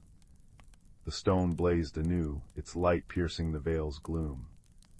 Laughing, the Queen gathered her sprites. "Forgive me, I mistook solitude for strength, forgetting that balance needs all voices." Together they wove one final tapestry of frost, a glittering bridge leading home. Back at the guardian tree, the forest waited. As the Frost Queen sang a high, crystalline note, her sprites spun the lingering ice into 1,000 shimmering threads that lifted skyward, dissolving into the dawn. Warmth rushed back, brooks babbled, bluebells straightened like eager children, and the blossom song swelled from every branch, scattering golden pollen that smelled of hope and apricots. That evening, creatures gathered beneath the grandfather oak for the Bloomfire feast. Fireflies strung lanterns in the boughs, badgers passed mushroom pies, and frogs drummed on lily pads. Bramble curled beside old Badger, watching the Frost Queen dance with Pip atop a toadstool, her laughter now bright as sleigh bells. "You see, little one," murmured the Badger, his eyes reflecting the fire's glow, "harmony isn't the absence of winter or storm. It's the trust that every season has its purpose, and every heart, no matter how icy, can thaw when met with kindness." As stars embroidered the sky, the forest sighed into contented silence. The Heartstone pulsed steadily, its light a golden promise in the roots of the guardian tree. And Bramble, nestled in a bed of clover, dreamed of dappled sunlight and the gentle, everlasting rhythm of the turning, a lullaby sung by the world itself, reminding all who listened that balance, like friendship, is tended one warm breath at a time. The village of Willowbrook nestled in a valley cradled by whispering hills, a place where cobblestone paths wound between houses with thatched roofs that glowed softly under the moon. Magic here wasn't loud or flashy. It was the warm scent of cinnamon buns drifting from Mistress Gable's bakery at dawn, the way fireflies pulsed in perfect harmony with the village clock tower's chime, and the gentle hum of contentment that seemed to rise from the very earth. Young Theo, whose freckles looked like scattered cinnamon dust, loved Willowbrook most of all for its quiet magic, especially the nightly dance of the fireflies that painted the dusk with streaks of warm gold. But one cool autumn evening, as Theo sat on his doorstep watching the sky deepen from lavender to indigo, he noticed something unsettling. What could be dampening magic? That, Silas said, standing up and brushing cedar shavings from his worn trousers, is the heart of our little mystery. An observation, young Theo, is the key to any puzzle. Are you ready for a moonlit walk? Together, with Fern flitting ahead like a shadow, they followed the path alongside the brook. The water, usually chuckling merrily, seemed to flow more sluggishly. As they neared the crystal springs, the air grew cooler still, and Theo felt a strange hush fall, like the woods were holding their breath. The familiar, comforting hum of magic was faint, muffled. The springs were a small, clear pool fed by water trickling down a mossy rock face. Moonlight should have fractured into 1,000 dancing diamonds on its surface. Instead, the pool looked dull, lifeless. And clustered on the rocks surrounding the pool, Theo saw them, hundreds of fireflies. But they weren't flying. They sat huddled together, their lights flickering weakly, like distant stars obscured by cloud. They're here. Theo breathed, his heart aching at their dim glow. But why won't they fly? Silas knelt by the water's edge, his brow furrowed. Look closely, Theo, not just at the fireflies. Look at the water, look at the rocks. Listen. Theo knelt beside him. He looked. The water wasn't just sluggish, it seemed thicker, almost syrupy near the edges. He saw patches of a strange, dark, slimy substance clinging to the rocks below the waterline. It looked like thick, wet ash. He sniffed the air. Underneath the clean scent of pine and damp earth was a faint, unpleasant odor, sour and metallic, like old pennies left in the rain. He listened. The gentle trickle of the spring was almost silent, choked. What is that slime? Theo whispered, pointing. And that smell, it's wrong. Fern, the moss spriggan, chittered anxiously from Theo's shoulder, pointing a tiny finger emphatically at the dark patches. Ah, Silas murmured, a spark of understanding in his eyes. That, Theo, is bogrot sludge, very rare, very troublesome. It seeps up from deep underground where minerals clash poorly. It's like a heavy blanket thrown over magic. It dampens sound, dims light, and makes the water heavy and lifeless. It explains everything. The fireflies need the pure, lively water and the bright magic of the springs to power their flight and light, Theo realized, the pieces clicking together. The sludge is smothering it, but how do we get rid of it? It looks stuck fast. Silas smiled gently. Bogrot sludge is stubborn, but it has a weakness. It fears pure vibration, clear sound, like laughter or music, especially music played with true heart, which carries its own kind of magic, but it needs to be focused right at the source. Theo thought hard. He wasn't much of a musician. He patted his pocket, his fingers closing around his smooth, warty stone. Then he remembered something. Silas, the village bell, the harmony bell in the clock tower. It rings pure and clear every hour. Could its sound reach here? Silas's smile widened. An excellent thought, Theo. The harmony bell's sound carries far on the night air, but it needs a little encouragement to reach this deeply into the woods with enough strength. We need an amplifier, a conductor for its pure note. Fern suddenly leapt from Theo's shoulder and scurried towards a cluster of tall, slender reeds growing near the spring. Moonlight glinted off their smooth stalks. Fern tapped one reed, then another, making a soft, hollow talk sound. "The whisper reeds," Silas exclaimed. "Of course, they channel sound, make it travel farther and clearer. Fern, you clever sprout, if we can get the sound of the harmony bell to resonate through these reeds, aimed right at the sludge." The plan formed quickly. Silas knew the woods and could move silently. He would hurry back to the village square, timing his arrival just before the next hour. He would explain the plan to Old Man Hemlock, who tended the clock tower. When the bell struck, Silas would focus all his quiet intention, his deep connection to Willowbrook's magic, on sending that clear, resonant bong towards the crystal springs. Theo's job was to stay with Fern. As the bell's sound approached, Silas assured him he would feel it coming. Theo needed to gently stroke the whisper reeds in sequence, starting from the tallest, guiding the sound wave towards the pool, just like directing water down a channel. Fern would help him know which reed to touch next. Theo waited nervously by the silent pool, the huddled fireflies casting only the faintest glow. Fern perched on his knee, a comforting, velvety weight. The woods felt vast and quiet. Then, just as the moon reached its highest point, Theo felt it. A faint tremor in the air, a deep, pure feeling rather than a sound, vibrating through the ground and up his legs. It was the distant echo of the harmony bell, carrying Silas's focused hope. "Now, Theo." Silas's voice seemed to whisper on the vibration itself. Theo took a deep breath, remembering his grandmother's calm wisdom. He focused on the pure note resonating within him, the sound of home and harmony. Gently guided by Fern's tiny nudges, he began to stroke the whisper reeds. Tallest first, with a soft, steady sweep of his hand. Swoosh. Then the next tallest. Swoosh. Then the next. Swoosh. As Theo touched each reed, it seemed to hum, capturing the distant bell note and sending it onwards, clearer and stronger. The focused wave of pure sound, amplified and directed by the reeds, swept over the crystal springs pool. It hit the dark bogrot sludge clinging to the rocks. A remarkable thing happened. The sludge didn't melt or vanish in a puff of smoke.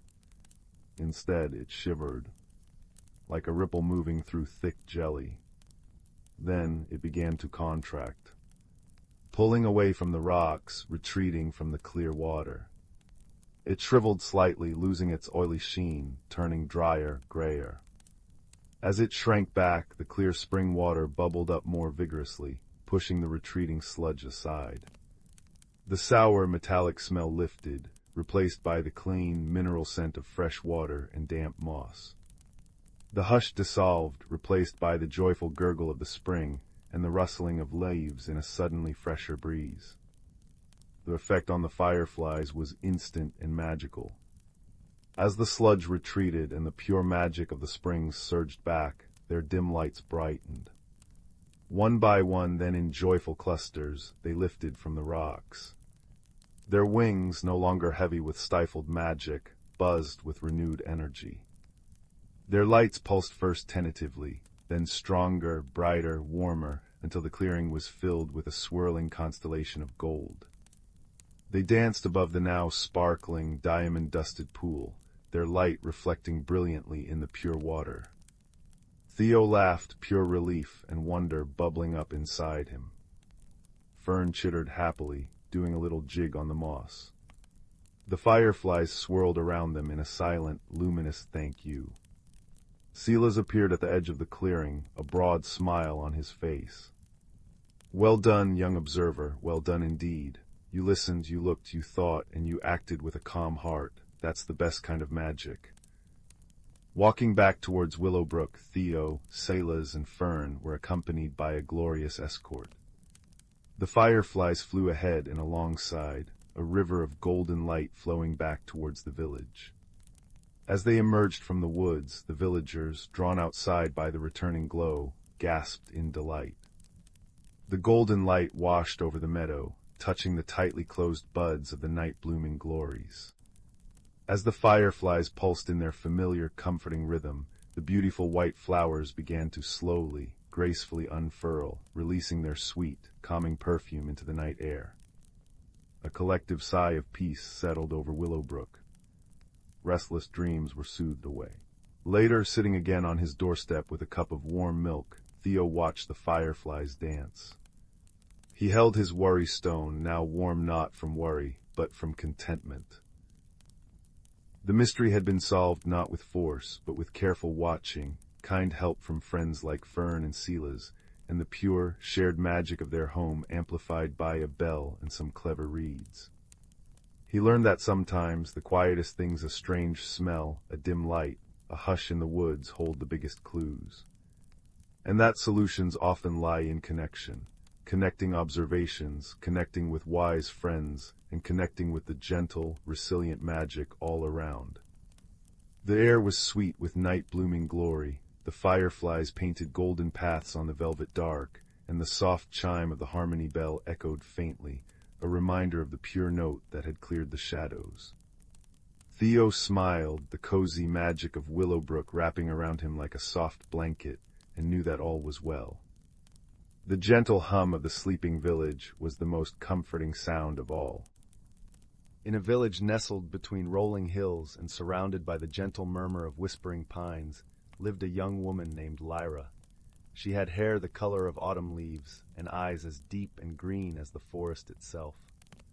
Lyra was known throughout the village for her skill in weaving tapestries, yet she struggled with the idea of change.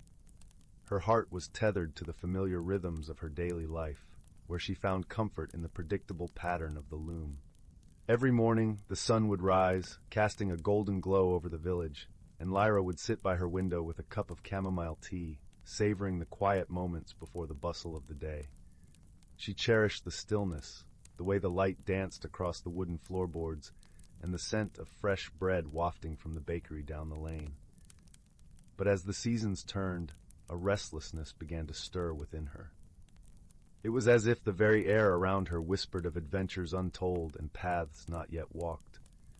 Despite the yearning in her heart, fear of the unknown held her back, like a vine wrapping around her ankles.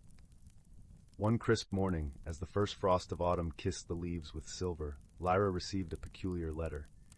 It was sealed with wax and bore the emblem of a crescent moon. The letter was from an old friend named Finn, who lived in a quaint cottage on the edge of the Enchanted forest. Finn was a gentle soul, known for his wisdom and a garden that flourished with the most extraordinary herbs and flowers. Dear Lyra, the letter read, I sense a change upon the wind, a calling for those who are ready to embrace it. Come visit me, and perhaps together we can unravel the tapestry of what is to come. Intrigued yet apprehensive, Lyra decided to visit Finn. She packed a small satchel with essentials and set out at dawn, the village still wrapped in a blanket of mist. As she walked, the path wound through fields bathed in the soft glow of early morning, the dewdrops sparkling like tiny crystals. The forest soon enveloped her, its ancient trees standing like sentinels. The air was cool and fragrant with pine and earth. As Lyra ventured deeper, she noticed the forest seemed to hum with a quiet magic. The leaves rustled gently, and rays of sunlight filtered through the canopy, creating patterns that danced upon the ground. After a time, she arrived at Finn's cottage. It was a charming little abode, with ivy climbing its stone walls and vibrant flowers spilling from window boxes. Finn greeted her with a warm smile, his eyes twinkling with the wisdom of countless lifetimes. Welcome, dear Lyra, he said, ushering her inside. The cottage was cozy, with a fire crackling in the hearth and the aroma of herbs hanging in the air. Books and trinkets lined the shelves, each holding a story of its own. Over tea, they spoke of many things, of dreams, of fears, and the subtle dance between them.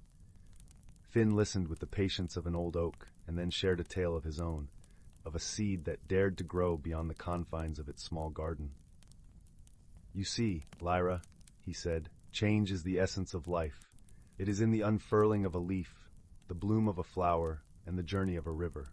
We are all part of this grand tapestry, each thread unique in its path. As they talked, Lyra noticed a peculiar plant on the windowsill. Its leaves shimmered with a silvery hue, and tiny, luminescent flowers bloomed along its stem. This, Finn explained, is the moonflower. It blossoms only under the light of the full moon, a reminder that even in darkness, there is beauty waiting to be revealed. Inspired by Finn's words and the moonflower's gentle glow, Lyra felt a shift within her. She realized that change was not something to be feared, but embraced as part of life's journey. It was an invitation to grow, to discover new facets of herself, and to weave a tapestry richer and more vibrant than she had ever imagined. With renewed courage, Lyra returned to her village, her heart alight with possibility. She began to incorporate new designs into her tapestries, inspired by her time in the forest. Swirls of silver thread danced across the fabric, echoing the moonflower's luminescence. Her work blossomed in ways she had never anticipated, drawing admiration from villagers and travelers alike.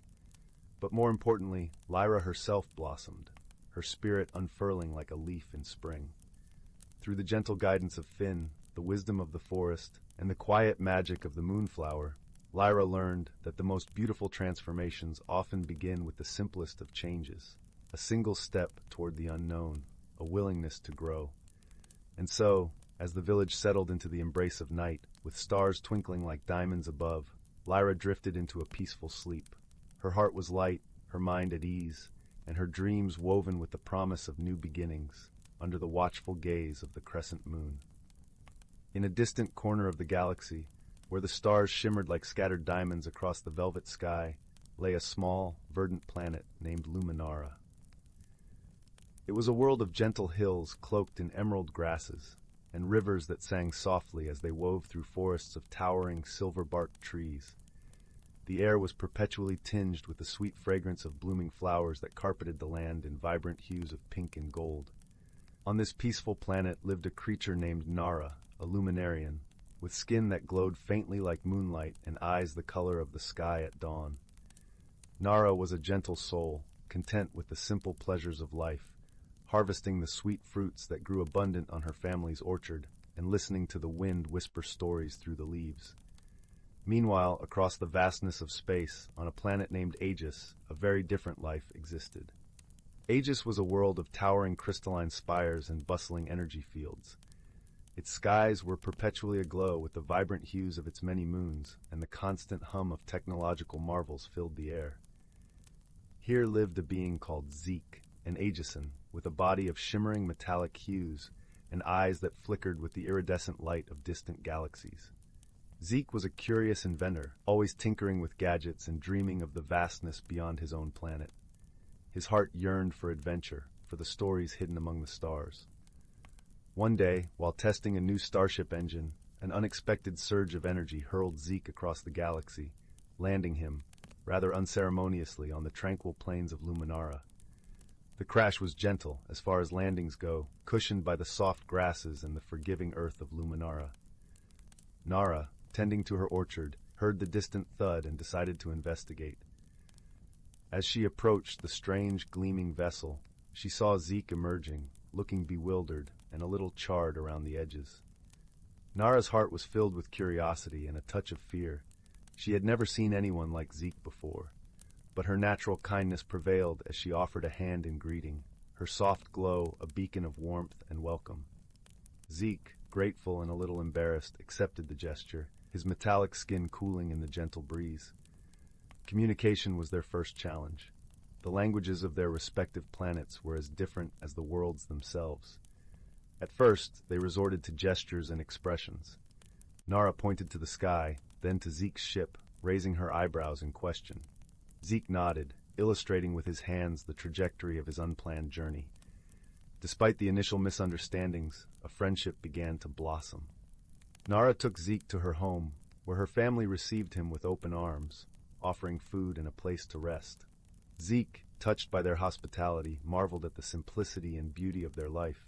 He began to share stories of his world, using holographic images from a pocket device, painting pictures of crystalline cities and technological wonders. As days turned into weeks, Zeke worked on repairing his ship, often with Nara by his side. her gentle presence a balm to the frustration that sometimes accompanied his efforts. Nara, in turn, showed Zeke the beauty of Luminara, from the hidden groves where crystal butterflies danced, to the serene lakes that reflected the skies like mirrors. One evening, as they sat by the fire, the stars twinkling overhead, Zeke shared a hologram of his family, the soft light casting a glow over their faces. Nara, with her empathetic heart, saw the longing in Zeke's eyes. She placed a comforting hand on his shoulder, understanding without words the ache of distance and the pull of home. Their friendship deepened through shared challenges. A sudden storm, fierce and unexpected, threatened to damage the ship further. Together, they worked tirelessly, Nara using her knowledge of the land to gather materials that Zeke fashioned into makeshift repairs. In those moments of urgency, their differences melted away, leaving only the shared goal and the bond of friendship. Through these trials, they discovered the true meaning of companionship, a connection that transcended words and worlds. They learned to appreciate each other's unique qualities. Nara admired Zeke's ingenuity and his courage to explore the unknown, while Zeke cherished Nara's wisdom and her ability to find beauty in simplicity. Finally, the day came when Zeke's ship was ready to return to Aegis.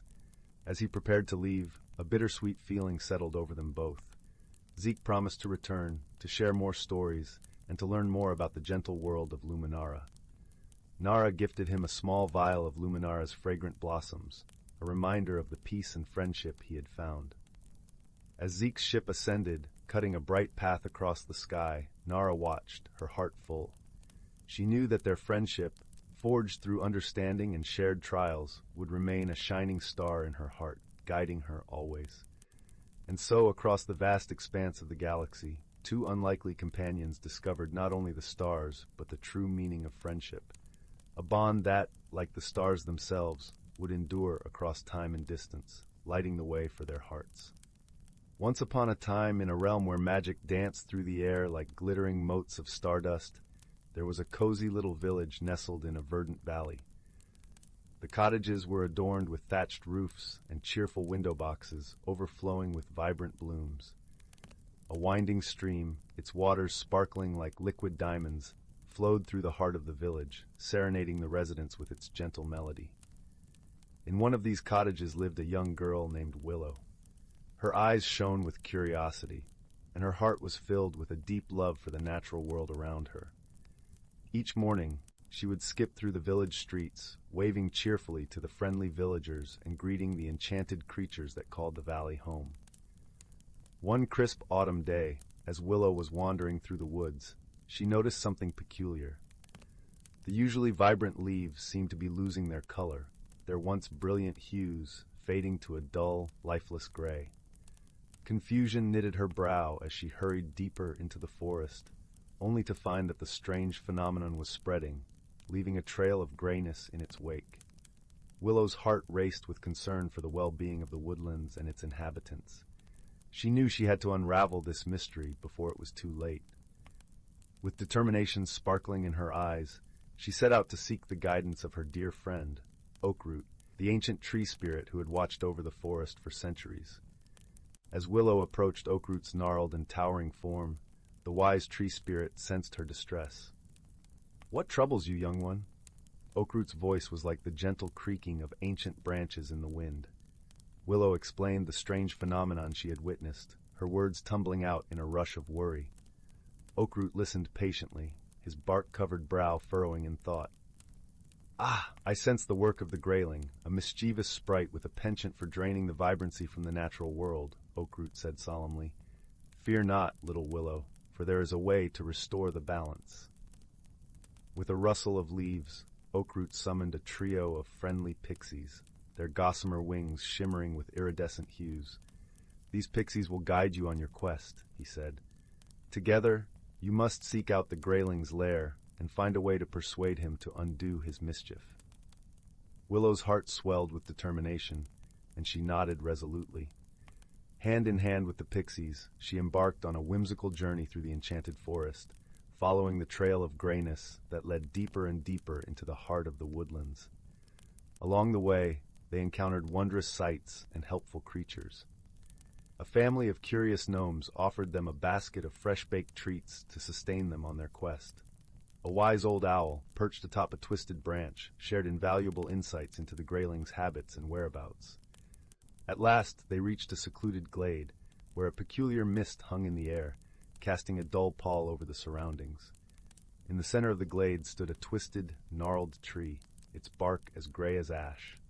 Willow and the pixies exchanged a knowing glance. This was the Greyling's lair. As they approached the tree, a small, impish figure emerged from a knothole, his mischievous eyes twinkling with delight. "Well, well, what have we here?" The Greyling chuckled, his voice like the rustling of dry leaves. Willow stepped forward, her heart beating with a mixture of apprehension and determination. "Greyling, we've come to ask you to restore the color and vibrancy to the forest," she said, her voice steady but kind. The Greyling tilted his head, considering her words. "And why would I do that?" he asked, a hint of mischief dancing in his eyes.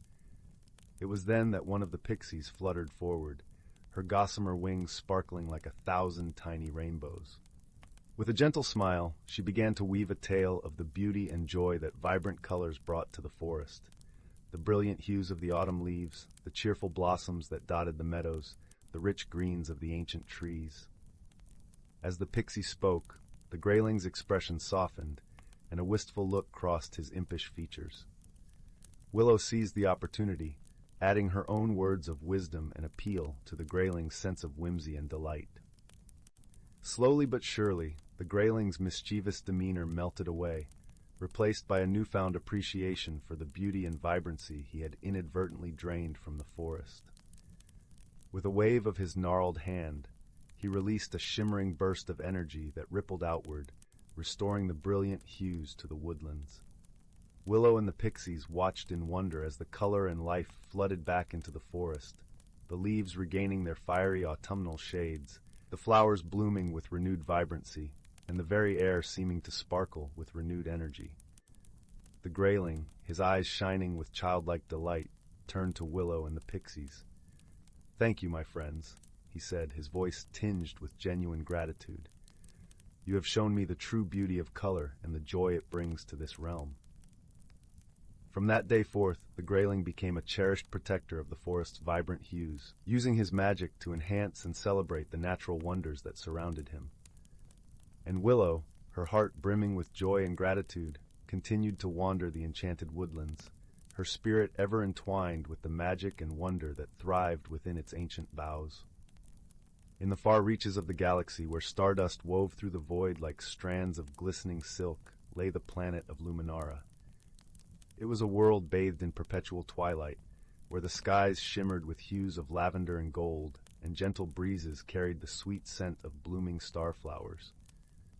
The Luminarans, delicate beings with skin that glowed softly like the moon, lived in harmony with their serene surroundings, tending to the gardens of light that covered their planet. On one particularly tranquil evening, as the twin moons rose to cast their gentle glow over the land, a small spacecraft streaked through the heavens, its hull glinting like a shard of silver against the deepening sky. This ship, a modest transport vessel, was piloted by a solitary traveler from the distant world of Terran.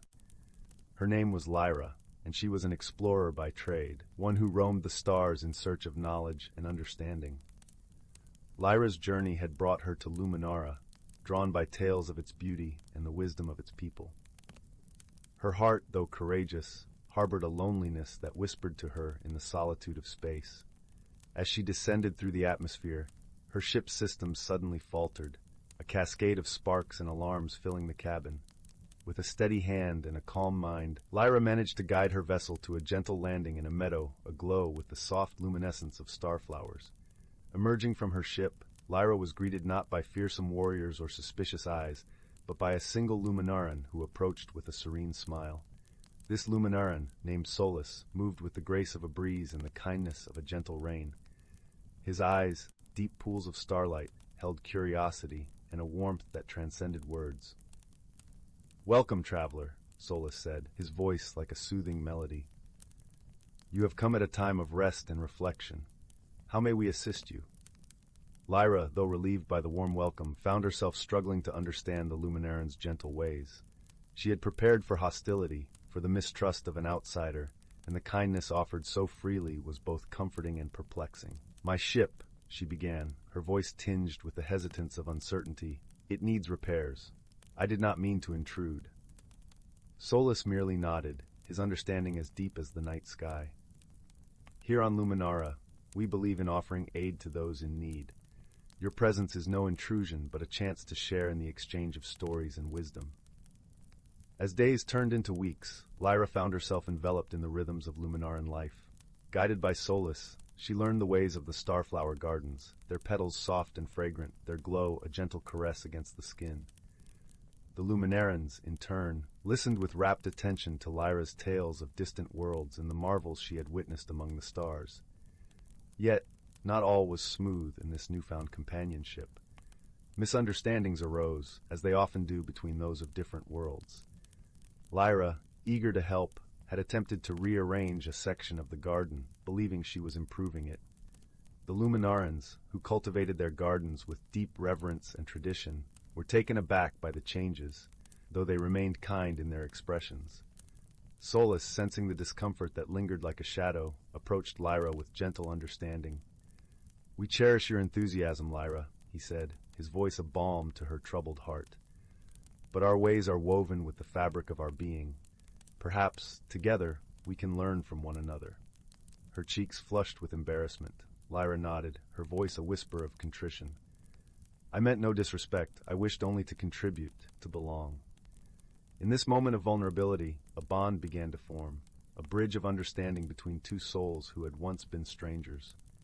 Solus, with patience and wisdom, showed Lyra the intricate dance of their traditions, explaining the balance of light and dark, of growth and rest. As they worked side by side, a challenge arose that would test their burgeoning friendship. A rare celestial event, the eclipse of shadows, was approaching, a time when the twin moons would align and cast the land into temporary darkness. During this period, the gardens required careful tending, as the absence of light could harm the delicate starflowers. Together, Lyra and Solus faced the eclipse, their efforts a seamless blend of Terran ingenuity and Luminaran tradition. Lyra's knowledge of technology complemented Solus's deep understanding of the gardens, and their collaboration ensured the starflowers continued to thrive even in the absence of light. In the quiet hours of the eclipse, as they rested beneath the canopy of stars, Lyra spoke, her voice a gentle murmur in the darkness. "I have traveled far, seeking knowledge and adventure. Yet it is here, in your gardens, that I have found something truly precious, a friend." Solus, his glow a gentle beacon in the night, nodded in agreement. "Our paths are like rivers, Lyra, flowing from different sources but meeting in the same ocean. Through understanding and friendship, we have enriched our journeys." The eclipse passed, and with it came the dawn, a warm embrace of light that painted the world in hues of gold and lavender once more. Lyra's ship, now repaired with the help of her new friends, stood ready for departure. Yet, as she prepared to leave, her heart was filled not with the ache of parting, but with the warmth of connection. Solus and the Luminarans gathered to bid her farewell, their luminescent presence a reminder of the gentle strength found in unity. "Wherever your travels take you, Lyra," Solus said, his voice carrying the promise of their friendship across the distance, "know that you are always welcome here, a part of our story." With a heart lighter than it had been in many years, Lyra embarked on her journey once more, the stars her companions, and the lessons of Luminara her guiding light. As her ship ascended into the embrace of the cosmos, she carried with her the understanding that true friendship, like the gardens of starflowers, blossomed through patience, kindness, and the shared light of two souls, meeting amidst the vastness of the universe. The little town of Bramblewood nestled in a valley where mist curled like sleepy cats around the chimneys each morning. In this quiet place lived a boy named Leo, whose greatest joy was exploring the dusty corners of his grandmother's sprawling, cluttered attic. While others saw only old furniture and forgotten things, Leo saw possibilities. He believed quite firmly that every object held a whisper of a story, a secret waiting to be discovered. One rainy afternoon, while searching for a missing jigsaw puzzle piece, Leo pushed aside a heavy trunk draped with a faded tapestry. Behind it, tucked into a shadowy nook, sat a small, unassuming object. It was a wooden music box, no larger than Leo's hand. Its dark wood was smooth with age, inlaid with mother-of-pearl that shimmered like captured moonlight, even in the dim attic light. There was no key, no visible winding mechanism, just a simple latch. Intrigued, Leo lifted it gently. It felt surprisingly warm. He carried it to the dormer window, where gray light filtered through the rain-streaked glass. With a soft click, he opened the lid.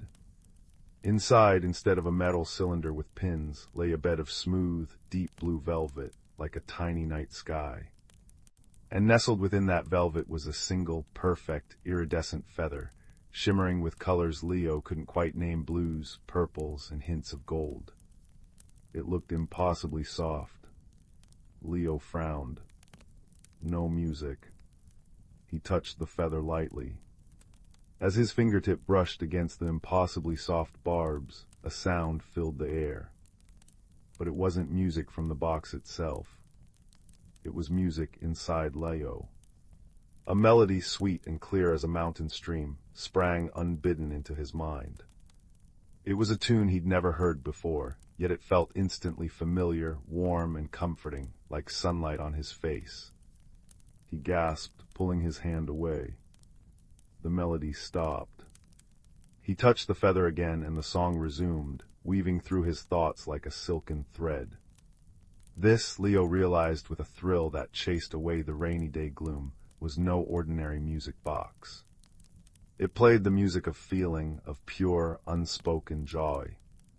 He named it the Heart Song Box.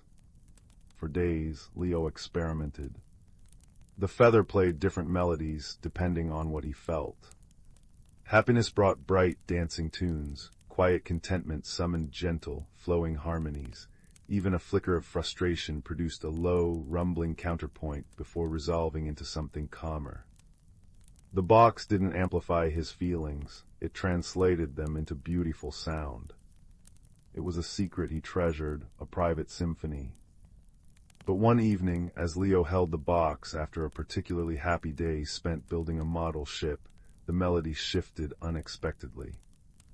A single pure high note pierced the joyful tune, sharp and clear, like a bird's call. Then another, lower, mournful note followed.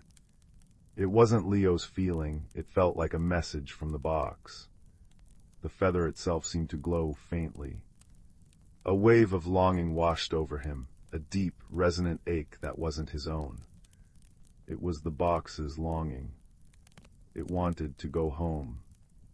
This began Leo's journey. He knew the box was special, and its home couldn't be the dusty attic. He showed it to his grandmother, who peered at it with her kind, faded eyes. She murmured, tracing the mother-of-pearl. That pattern reminds me of the Starwood Glade, deep in the Whispering Hills. Folks say things there are different. Old Mrs. Thimblewick, who lives near the edge of the woods, knows more about such things than anyone. Her eyes twinkled. But mind the roots, Leo, they trip the unwary. So, with the Heart Song Box tucked safely in his worn satchel, Leo set off towards the Whispering Hills. His first helper appeared almost immediately.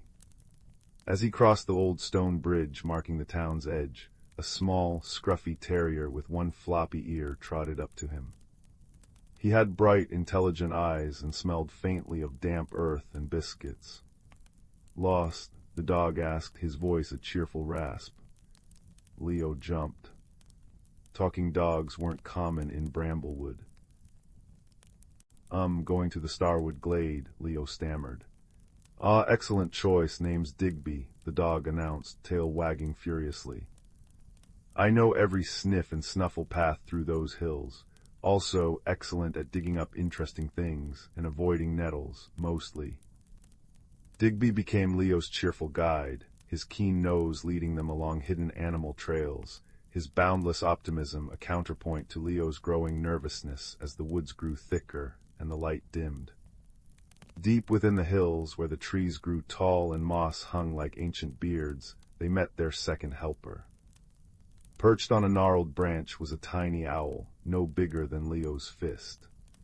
Her feathers were the color of dusk, and her large, round eyes gleamed with startling wisdom. "You carry a song that seeks its source, young one," she hooted softly, her voice like wind through dry leaves. She introduced herself as Lumina. "The glade is near, but its heart is guarded by silence. Listen not just with your ears, but with your spirit." Lumina flitted silently ahead, her dark eyes seeing paths invisible to Leo and Digby, guiding them around treacherous sinkholes disguised by ferns, and warning them with a soft hoot when the air grew too still. Finally, after a day of walking guided by Digby's nose and Lumina's sight, they reached the edge of the Starwood glade. It was unlike any place Leo had ever seen. Ancient trees, their bark silvered and smooth, formed a wide circle. The air shimmered faintly, smelling of ozone and crushed pine needles. Sunlight, dappled and golden, streamed through the canopy, illuminating motes of dust dancing like tiny stars. In the very center stood a pedestal of pure, polished moonstone, waiting. But between Leo and the pedestal stood the challenge. The glade wasn't empty. Standing sentinel around the moonstone pedestal were 3 figures carved from living wood tall, elegant guardians with faces like wise, ancient masks. They didn't move, but the air around them hummed with a palpable energy. It wasn't hostility, Leo sensed through the heart song box, which now played a complex, questioning melody. It was vigilance. Deep, unwavering protection. Digby growled low in his throat. "Guardians, look fierce, Leo, show 'em your teeth." He bared his own small, sharp ones. Lumina landed softly on Leo's shoulder. "Force will only make them roots you to the spot, young one. Remember the silence, remember the song." Leo looked at the silent wooden figures, then down at the heart song box in his hands. It was playing a melody of yearning now, pure and strong, directed towards the pedestal. The guardians remained impassive. How to reach them? Wisdom, not force. Leo closed his eyes, shutting out Digby's nervous panting and the shimmering light. He focused on the box. Not just on the melody it played for his feelings, but on the song within it, the song of the feather itself, the pure note of longing he'd first heard. He poured his understanding into that feeling, his recognition of its purpose, his desire to help it find its home. He didn't just listen, he felt the feather's story, its separation, its deep connection to this sacred place. Slowly, he opened the box. He didn't try to approach the pedestal. Instead, he simply held the open box towards the silent guardians. The feather glowed softly. The melody that flowed out wasn't just in Leo's mind this time. It resonated in the very air of the glade, a pure, wordless song of homecoming, of belonging, woven with Leo's own empathy and respect. The air hummed louder. One of the wooden guardians shifted, its head turning slowly towards the sound. Its eyes, deep knots in the wood, seemed to soften. The rigid posture relaxed.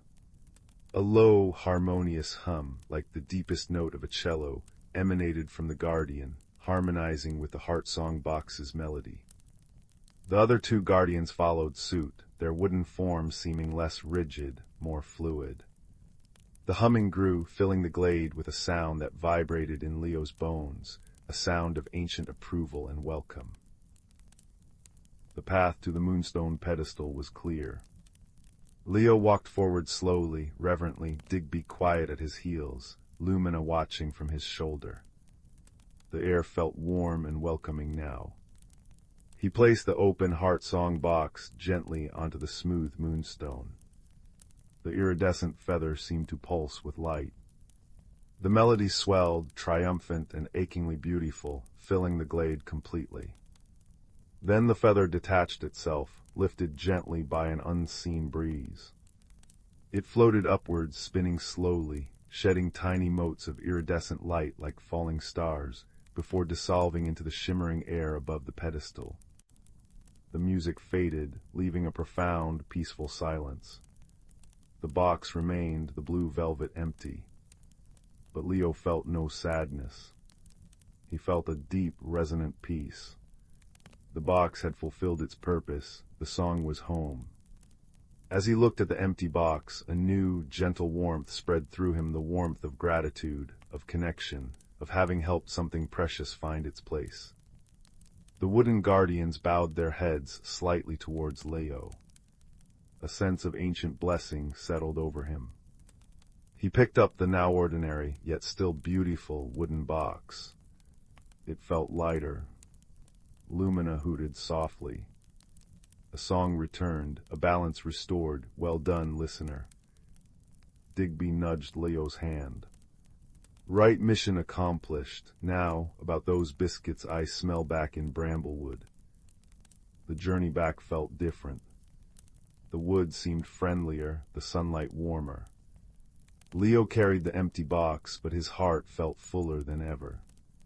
He understood now that the real magic wasn't just in the feather, but in the connection. It fostered the connection to his own feelings, to the ancient magic of the glade, and to the helpers who had guided him. He had learned to listen deeply, not just to music, but to the silent language of longing and the wisdom found in stillness and empathy. That night, back in his room, Leo placed the empty heart song box on his windowsill. Moonlight streamed in, catching the mother of pearl. It was just a box now, beautifully made. But when Leo touched the smooth wood, a faint warmth remained. And sometimes in the quietest moments just before sleep, he thought he could hear the faintest echo of pure, joyful melody, not in his mind, but carried on the night air, a lullaby from the starwood glade, a reminder that kindness and listening unlock the deepest magic, and that even an empty vessel can hold the profound comfort of a journey completed and a song finally home.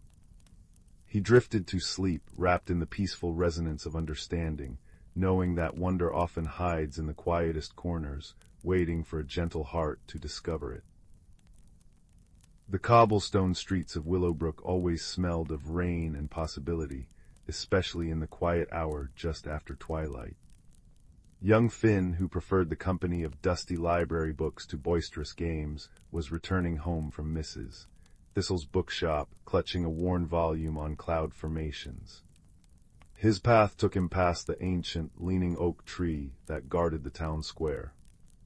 Tonight, something glinted amongst its gnarled roots. Curiosity, that quiet friend Finn trusted above all others, nudged him closer. Nestled in the moss, half-buried like a forgotten secret, lay a key. Not a grand, ornate key fit for a castle, but a small, humble thing made of warm, tarnished brass.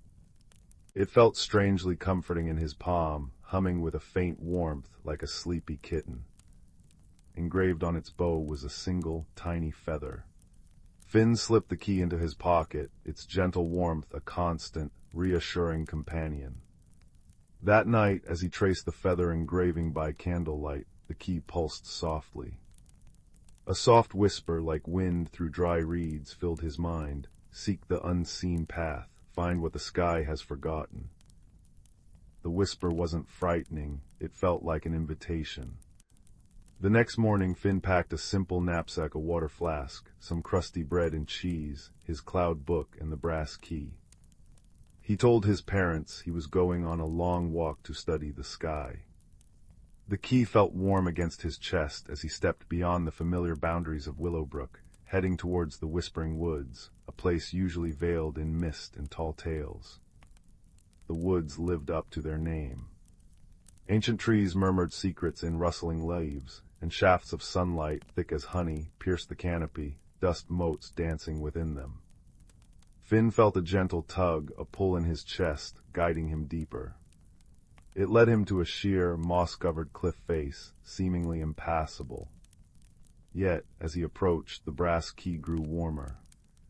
He held it up, and where its light touched the stone, shimmering outlines appeared, narrow footholds and handholds, forming a winding path upwards. The unseen path. Climbing was slow and careful, the stone cool and damp beneath his fingers. Halfway up, perched precariously on a narrow ledge, Finn froze. Below him, the woods stretched like a green ocean, Above, the cliff seemed endless. Fear, cold and sharp, pricked his skin. Just then, a gruff voice broke the silence. "Bit high for cloud watching, lad, wouldn't you say?" Startled, Finn looked down. On a lower ledge, peering up with bright, intelligent eyes, sat a badger. He wore tiny, round spectacles perched on his snout and clutched a knobbly walking stick carved with constellations. "Name's Bramble," the badger announced. "Keeper of forgotten footpaths and unappreciated fungi. Saw you activating the old sky key. Haven't seen one of those in an age. Bit rusty on the climbing, are we?" Before Finn could answer, a flurry of iridescent feathers swooped down. A small starling landed beside Bramble, tilting her head. "He doesn't look rusty, Bramble. He looks scared, like when Pip saw the big owl." Her voice was like chiming bells. "I'm Pip. I remember things, especially shiny things in high places. Can I help?" Bramble sighed, adjusting his spectacles. "Wisdom and wings, lad. You'll need both where you're going. That key doesn't light the way for just anyone. What's it telling you to seek?" Finn, heart still pounding but comforted by their presence, explained the whisper. "Find what the sky has forgotten." "Ah," Bramble nodded sagely, tapping his stick. "The sky forgets nothing lightly, but sometimes things fall, get lost in the cracks between clouds and earth." He pointed his stick upwards. "The summit glade. That's where the sky touches the land most gently. But the path gets tricky near the top. Needs a different kind of seeing." With Bramble offering steadying advice, "Plant your foot there, lad, see that sturdy root," and Pip darting ahead, scouting the safest route and chattering encouragement, "Almost there. Ooh, look at that butterfly." Finn climbed higher. The air grew thinner, cooler, smelling of pine resin and distant rain. Finally, they pushed through a curtain of hanging vines into the summit glade. It was a place of breathtaking serenity. Soft, silver-green grass carpeted a natural amphitheater, surrounded by ancient, wind-sculpted pines. In the very center, bathed in pure, liquid sunlight, stood a pedestal of smooth, milky quartz. But instead of a forgotten treasure, the pedestal held only a small, perfectly round hole, about the size of Finn's fist. The air above it shimmered faintly, like heat haze. "The sky's memory well," Bramble whispered reverently. "But it's empty. That can't be right." Pip fluttered nervously. "It feels sad, like a nest without eggs."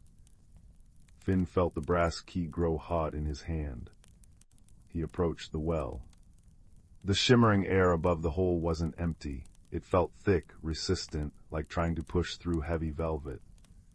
He reached out, but his hands simply stopped, meeting an invisible, yielding barrier. He pushed harder, but it only gave slightly before pushing back. "Force won't work here, lad," Bramble murmured, studying the barrier. "This isn't a lock to be broken. It's a sorrow to be understood." Finn sat cross-legged before the well, the key resting warm in his lap. He closed his eyes, not to see with them, but to feel. He remembered the whisper, "Find what the sky has forgotten." Forgotten implied it was once remembered. Lost. He thought of his cloud book, how clouds changed form but never truly vanished. He thought of the warmth of the key, like captured sunlight. He thought of Pip's sadness. "The sky hasn't forgotten something out there," Finn murmured, opening his eyes, a dawning understanding warming him. "It's forgotten something about itself. The memory well isn't empty. It's holding on to something the sky can't bear to lose, but it's trapped by its own grief, like a tear that won't fall." He looked at the shimmering barrier. It wasn't a wall, it was a held breath. A stifled sigh. The sky was holding its sorrow inside the well. "It needs to let go," Finn whispered. "But gently, to remember that even sadness can be beautiful when it's shared." He didn't try to push through the barrier again. Instead, he took the brass key. Not to unlock, but to connect. He held it up not towards the barrier, but towards the open sky above the glade. The tiny feather engraving caught the sunlight. Finn focused on the feeling of the key, warm, comforting, a small, solid thing holding a promise. He thought of gentle rain after a drought, of mist clearing to reveal the sun, of the quiet comfort of sharing a burden. "It's okay," he said softly, his voice barely a whisper yet echoing in the glade stillness. "It's okay to remember, it's okay to let it go. The sadness isn't lost, it becomes the rain that feeds the earth, the mist that paints the dawn. It becomes part of everything beautiful again." He poured his understanding, his quiet empathy, through the key. It wasn't magic words, but magic feeling, the wisdom of accepting loss as part of the cycle. A single radiant tear, like liquid starlight, fell from the clear blue sky above. It landed silently on the shimmering barrier above the well. Where it touched, the resistant shimmer softened, dissolved, and flowed like liquid silver down into the hole in the pedestal. The instant the last drop vanished, the summit glade bloomed. Flowers Finn hadn't seen before unfurled in a burst of impossible colors, their scent like moonlight and dew. The air hummed with pure, resonant joy, a sound felt more than heard. Light, brighter and softer than before, filled the glade, painting everything in hues of gold and pearl. Above the memory well where the barrier had been, a small, perfect image shimmered into being, a fledgling starling taking its very first, wobbly flight towards a radiant sunset. It was a moment of pure, fragile joy, preserved forever. The sky hadn't forgotten the beauty, it had only forgotten how to release the pain of its passing. Finn had helped it remember. Bramble removed his spectacles, wiping his eyes. "Wisdom, lad, true wisdom. You didn't force the lock, you understood the heart that held it closed." Pip danced in the air, singing a sweet, wordless song. "It's remembering, the sky is remembering the happy things, too." The journey back down the unseen path felt lighter. Finn carried no physical treasure, but his heart felt full, expanded. He understood now that the greatest magic wasn't in grand gestures, but in quiet understanding, in helping something lost find its way home, even if that home was simply acceptance. The brass key had cooled in his pocket, feeling like an ordinary, slightly tarnished piece of brass once more. Yet when he touched it, he felt the echo of the sky's gratitude, a soft warmth like the first ray of dawn.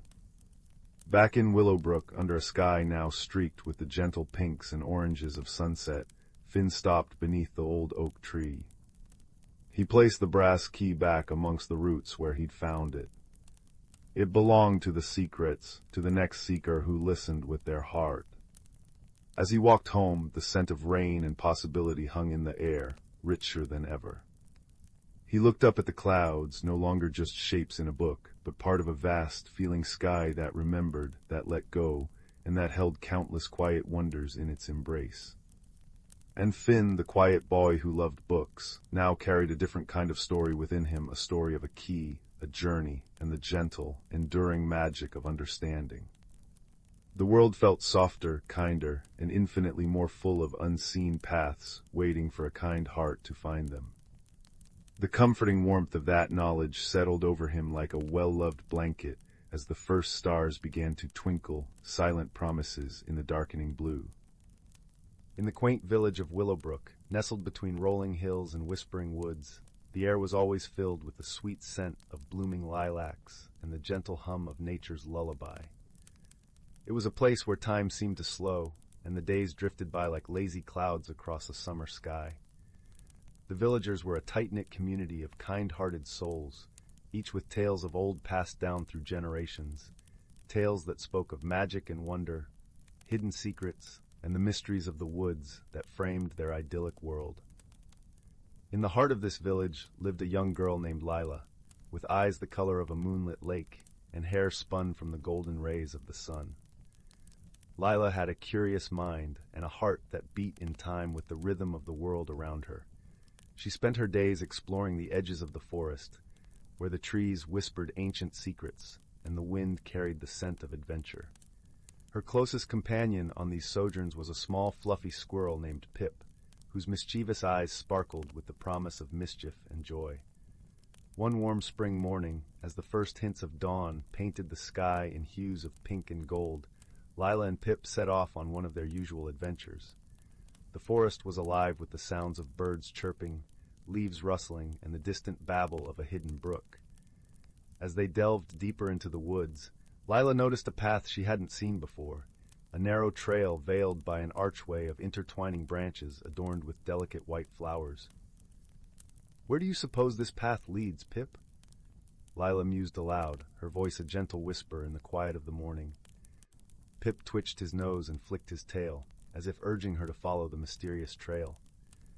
Together, they ventured through the floral archway, leaving the familiar forest behind. The path wound through clusters of ancient trees, their trunks gnarled and roots twisted like the fingers of time. The canopy above was dense, allowing only slivers of sunlight to dance upon the forest floor. After what felt like hours, they emerged into a hidden grove, a place that seemed untouched by time. The air was thick with the scent of pine and earth, and the soft glow of morning light filtered through the leaves, casting dappled shadows that swayed with the gentle breeze.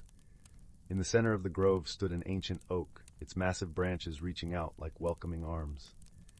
As Lila approached the grand tree, she noticed something unusual nestled among its roots, a small, intricately carved wooden box, adorned with swirling patterns that seemed to shimmer with a faint, otherworldly light. Her heart skipped with excitement and a touch of apprehension. "Look, Pip, a treasure!" she exclaimed, her voice filled with wonder.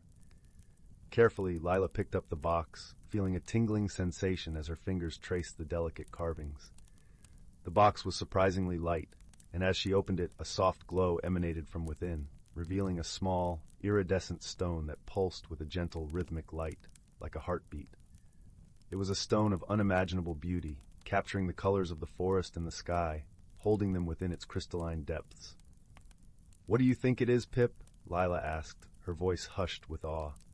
Pip chattered excitedly, his tiny paws reaching out to touch the stone, and as he did, a warm, comforting sensation washed over them both, like a gentle hug from the sun.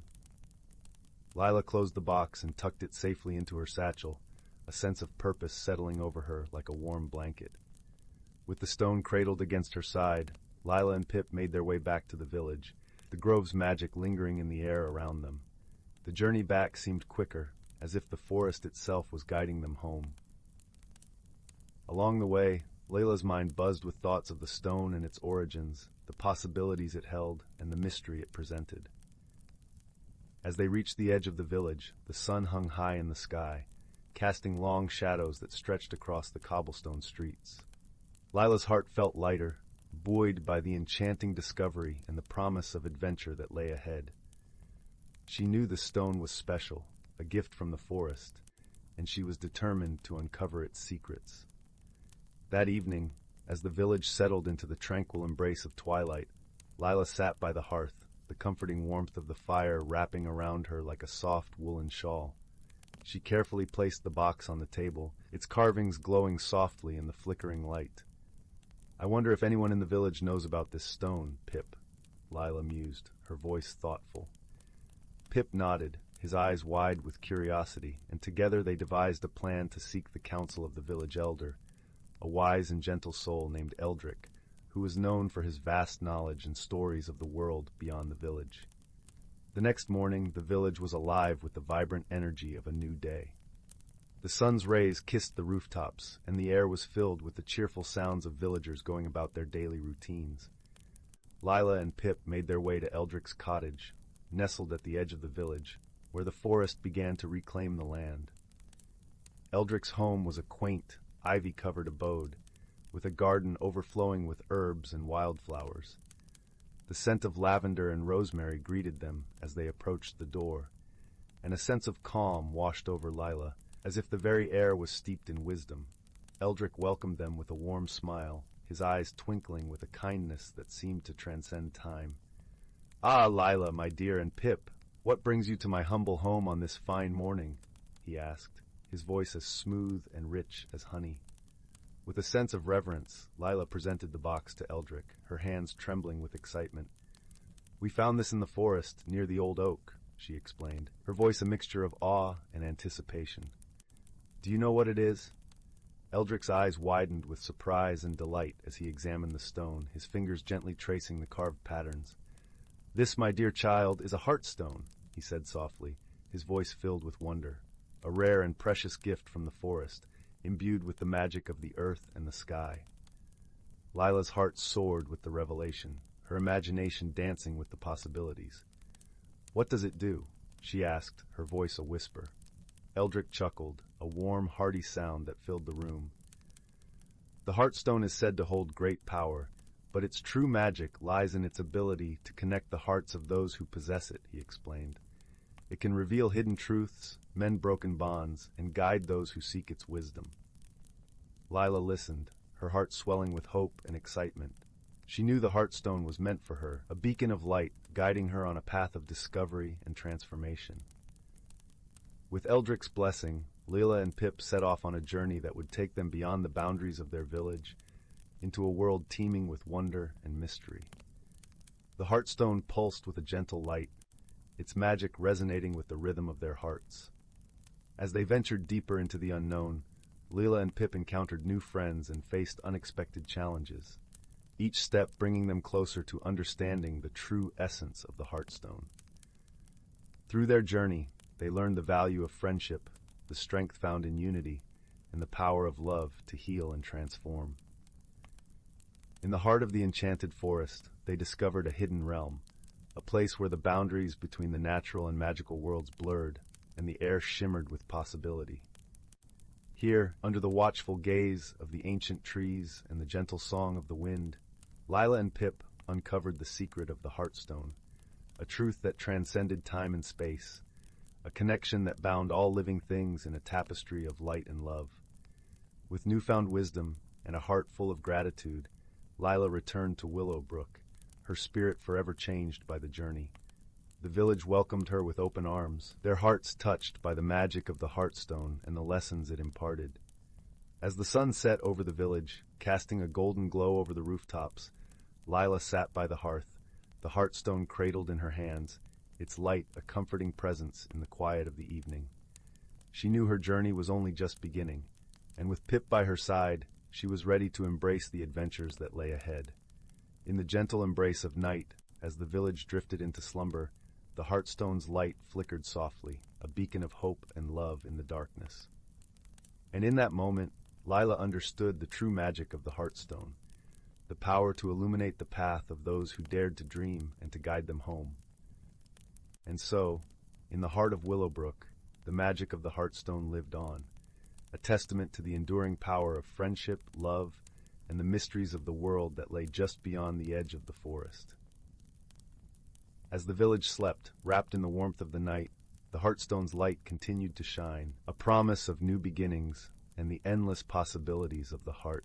In a lush, whispering forest where sunbeams threaded through the canopy like golden threads, the air was perfumed with the sweet scent of blooming wildflowers and the earthy aroma of damp moss.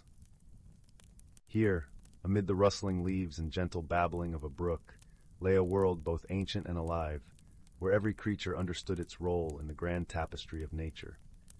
In a cozy nook beneath the roots of a towering oak tree lived a wise old tortoise named Tullius. His shell was a mosaic of green and brown, polished smooth by the passage of time. Tullius was known far and wide for his deep understanding of the forest's mysteries, and many sought his counsel when the balance of nature seemed to waver. One crisp autumn morning, as the forest was adorned in a brilliant cloak of amber and crimson, a young squirrel named Pippin scampered up to Tullius's doorstep. Pippin's eyes were wide with worry, reflecting the dappled sunlight like polished hazelnuts. "Tullius," he chattered, his voice a blend of youthful eagerness and concern, "the acorns are not falling as they should. The trees are whispering of a change, and the wind carries a chill that speaks of something amiss." Tullius nodded, his eyes twinkling with ancient wisdom. "Ah, young Pippin," he said, his voice as warm as a sunlit glade, "the forest speaks to those who listen. Let us venture to the heart of the woods, where the oldest tree, the grandfather oak, may offer guidance." Together they embarked on their journey, their path cushioned by a carpet of fallen leaves that crunched softly underfoot. The air was alive with the chatter of birds and the distant call of a doe, creating a symphony that sang of the forest's rich life. As they traveled, the gentle rustle of the wind seemed to echo the harmony of nature, a reminder of the delicate balance that sustained the forest. Tullius and Pippin soon reached the grandfather oak, its gnarled branches reaching skyward like ancient arms embracing the heavens. The tree's bark was etched with the stories of countless seasons, and its leaves whispered secrets only the wise could hear. With a deep, resonant voice that seemed to rise from the very earth, the grandfather oak spoke. Tullius, keeper of wisdom, and Pippin, seeker of truth, the forest is indeed in need of balance. The seasons have shifted, and the rhythm of nature's dance has faltered. Tullius listened intently, his heart attuned to the subtle language of the forest. "What must we do to restore harmony, Grandfather Oak?" he inquired, his voice carrying the weight of generations. The Grandfather Oak sighed, a sound like the softest breeze through a meadow. "Seek the guardian of the seasons, the elusive spirit of the zephyr. Only through her guidance can the balance be restored, and the acorns fall once more." With this knowledge, Tullius and Pippin set off once again, their journey bathed in the golden light of the setting sun.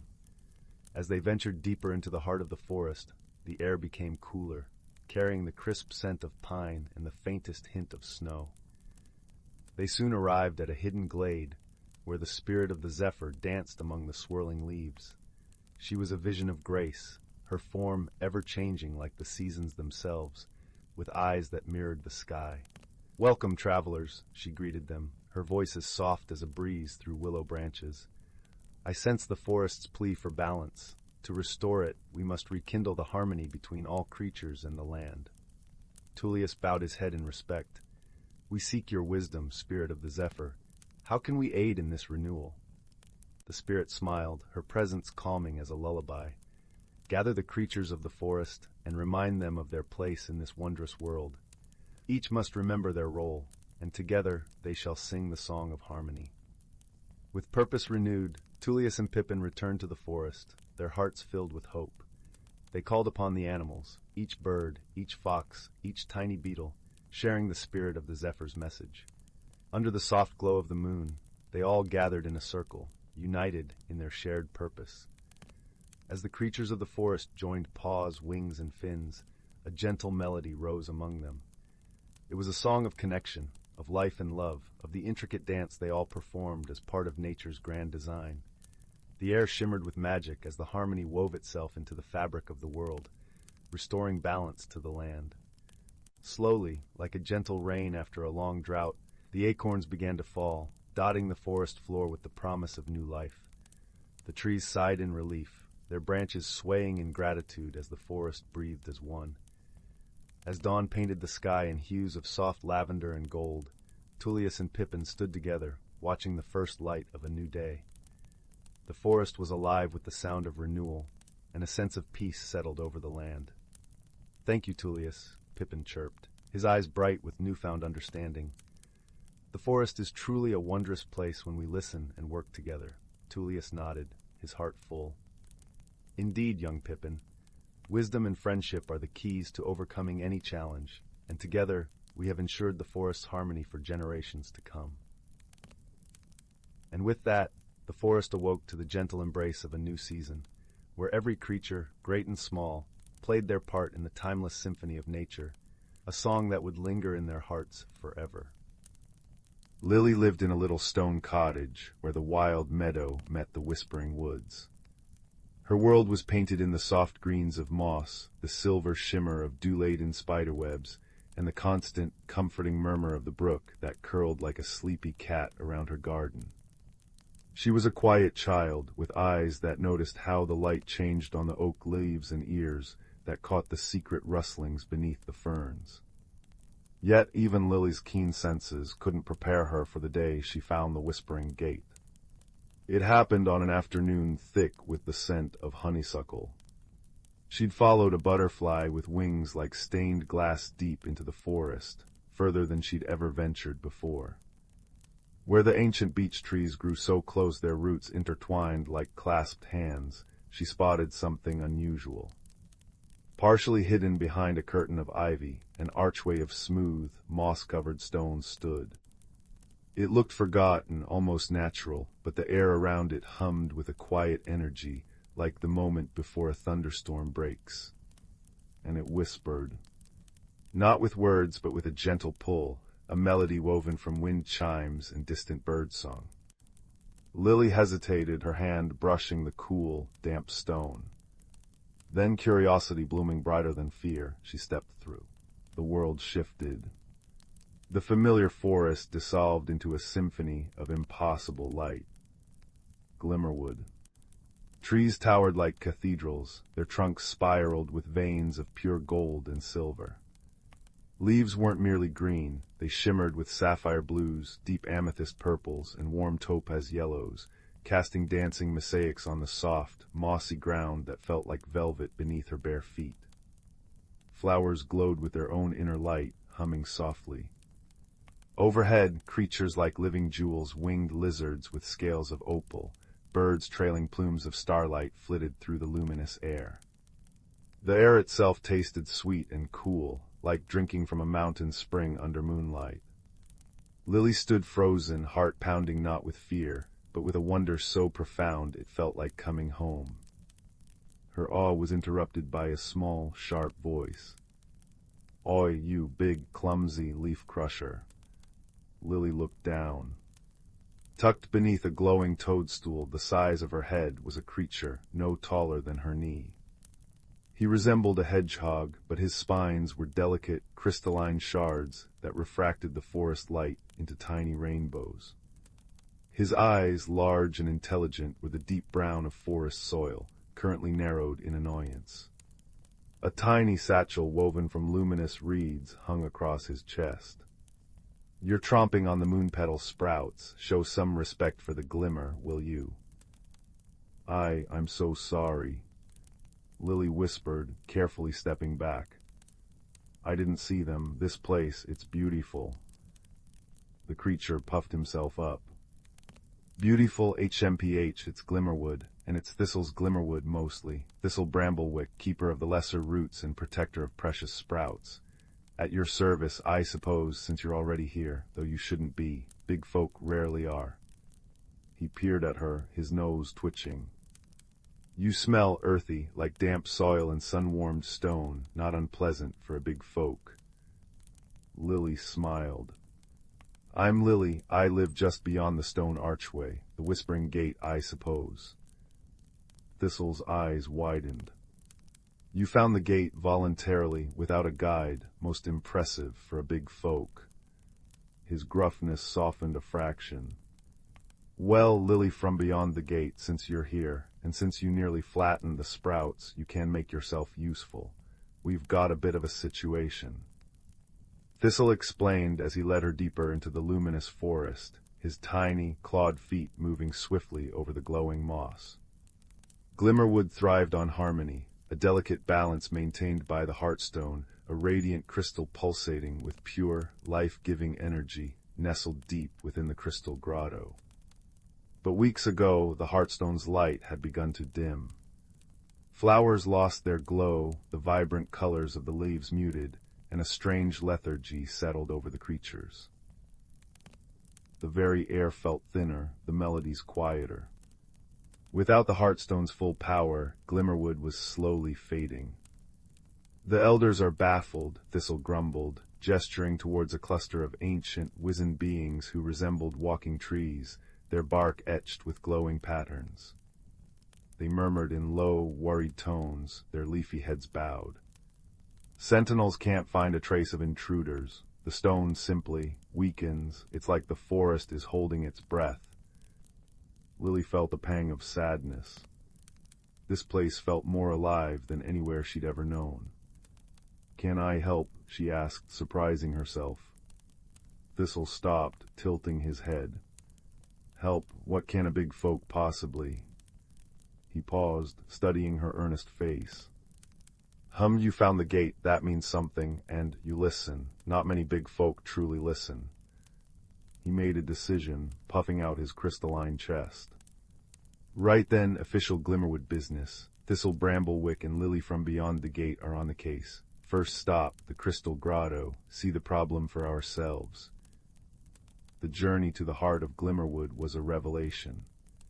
They traversed meadows where butterflies the size of Lily's hand left trails of shimmering dust. They crossed bridges spun from solidified moonlight over streams that sang with liquid silver.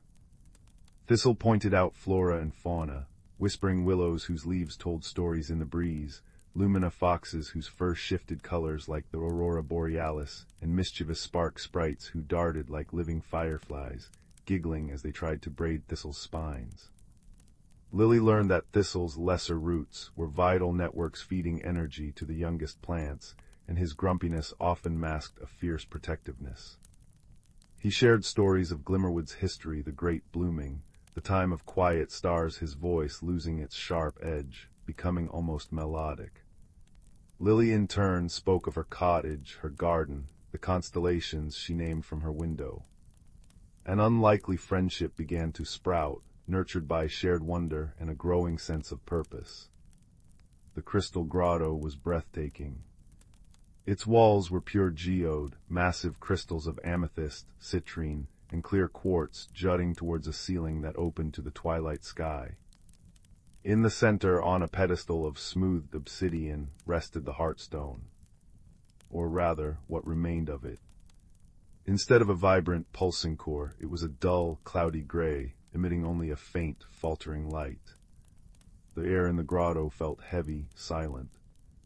The usual soft hum of energy was gone. "It's worse," Thistle whispered, his voice small and scared. "Much worse." He scampered closer, inspecting the pedestal. Look, scratches, deep ones near the base, like something with strong claws tried to pry it loose, but didn't succeed. He traced the marks with a tiny claw. "And this sticky residue smells sharp, metallic, like wet iron." Lily knelt beside him. Her human perspective noticed something else.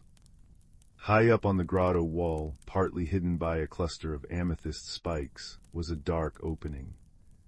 A ledge. And caught on a sharp crystal edge near that ledge was a single, long, glossy black feather. She pointed it out. Thistle gasped. "Raven feather, but ravens avoid the grotto. They find the energy unsettling." He frowned. Unless they weren't trying to take the stone. Maybe they were drawn to its light, but when it started to fade, maybe they touched it, interfered somehow. He looked troubled. "Old Grumbling lives high in the obsidian spires. He's solitary, doesn't much like anyone, especially not keepers poking around, but he knows things, sees things." The obsidian spires were towering, jagged peaks of dark, glassy rock on the far edge of Glimmerwood, a stark contrast to the luminous forest. The air grew colder, the light dimmer. Thistle became unusually quiet, his crystalline spines seeming to absorb the gloom. "Grumbling isn't like the others," he murmured. "He remembers times before the great blooming, times of shadows. He thinks Glimmerwood is too bright, too noisy." They found the raven's nest high on a wind-scoured ledge, a messy tangle of dark twigs and bits of dull metal. Grumbling was immense, his feathers not just black but seeming to absorb the light, making him a silhouette against the gray sky. One eye was clouded, the other a piercing, intelligent gold that fixed on them with instant suspicion. "Bramblewick," he rasped, his voice like stones grinding together. He eyed Lily with disdain. "And you brought a big folk, lost your way to the gate, have you, or come to gawk at the old shadow dweller?" Thistle, despite his obvious nerves, stood his ground. "We're not gawking, Grumbling, we're investigating. The Heartstone is failing. We found a feather near the grotto, your feather." Grumbling ruffled his feathers, a defensive gesture. "So I fly where I please. The spires overlook the grotto, sometimes I perch. Doesn't mean I touched your precious rock." "But you saw something," Lily spoke softly, her voice calm. She didn't flinch under his golden gaze. didn't you? Something worried you." The old raven stared at her, then let out a harsh caw that might have been surprise. Sharp ears for a big folk. He shifted uncomfortably. I saw weeks back, lurking in the deep roots near the grotto. Not one of yours, Bramblewick, not one of anyone's. Something wrong, like a shadow given teeth and claws. Smelled of rot and cold iron. It watched the grotto for nights. Then one moonless night it went in. He shuddered, a ripple through his dark plumage. I flew closer against my better sense, saw it try to claw the stone from its perch, couldn't budge it, got angry, lashed out, hit the stone with something it carried, a shard of something dark, like obsidian but hungry. The stone flared bright, then screamed, a sound in the mind, not the ears. The shadow thing fled, dropping the shard. The stone dimmed after that, like its light was poisoned. Thistle's spines rattled with alarm. A shadow shard from the deep roots, but they are sealed, have been since the time of quiet stars. Seals weaken, keeper, grumbling rasped. And shadows remember. He looked towards the fading forest, his golden eye holding a flicker of something unexpected, concern. Even shadows need a forest to dwell in, if Glimmerwood fades. He didn't finish. Hope, cold and fragile, bloomed. The heartstone wasn't stolen, but poisoned, and the cure might lie where the poison originated. Thistle knew the legends, only pure, concentrated light, focused through a specific type of crystal, found only near the sealed entrances to the deep roots, could neutralize a shadow shard's corruption. But reaching the sealed gate deep within the Whispering Caves was perilous. The caves were unstable, guarded by ancient wards, and resonated with the lingering echoes of the shadows. "We need a prism bloom," Thistle declared, his voice trembling but determined. "They grow only where the veil between light and the deep roots is thinnest, near the sealed gate itself." The journey into the Whispering Caves was a descent into profound silence. The luminous glow of Glimmerwood faded, replaced by the cool, damp air of deep earth. Bioluminescent fungi provided faint, ghostly light, painting eerie patterns on walls slick with moisture. The caves lived up to their name. Whispers echoed constantly, not voices, but the sighs of shifting rock, the drip of distant water, the mournful echoes of ancient magics. Strange, pale creatures with blind eyes skittered away from their light. The path was treacherous, littered with loose stones and sudden drops. Thistle's knowledge of the caves was invaluable, but even he moved with caution, his crystalline spines glowing faintly to guide them. The deeper they went, the heavier the air became, thick with a sense of age and forgotten power. The whispers grew louder, sometimes forming unsettling, half-heard words. Shadows seemed to cling thicker in the corners, moving just beyond the edge of their light. Lily felt a creeping dread, a coldness that seeped into her bones. Thistle shivered constantly, his usual bravado replaced by a focused intensity. They relied on each other utterly, Lily spotting safe footholds with her human eyes, Thistle sensing magical tremors in the rock. They shared water from Lily's flask and quiet words of encouragement, their bond strengthening with every challenging step. Finally, they reached a vast cavern. At its far end stood the sealed gate, a colossal archway carved from the living rock, covered in intricate, glowing runes that pulsed with a weak, struggling light. The runes were ancient wards, holding back whatever lay beyond. And there, growing in a fragile patch of faint light filtering from cracks high above, were the prism blooms. They were breathtakingly beautiful crystalline flowers with petals like faceted glass, each one capturing and refracting the faint light into pure, concentrated beams of color that danced on the cavern walls.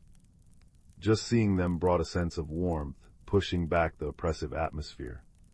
But the sealed gate was failing. Several runes had cracked, their light flickering erratically. And near its base, half hidden behind a fallen stalagmite, lay the shadow shard. It was a jagged piece of utter blackness, not just dark, but actively sucking the light from the air around it.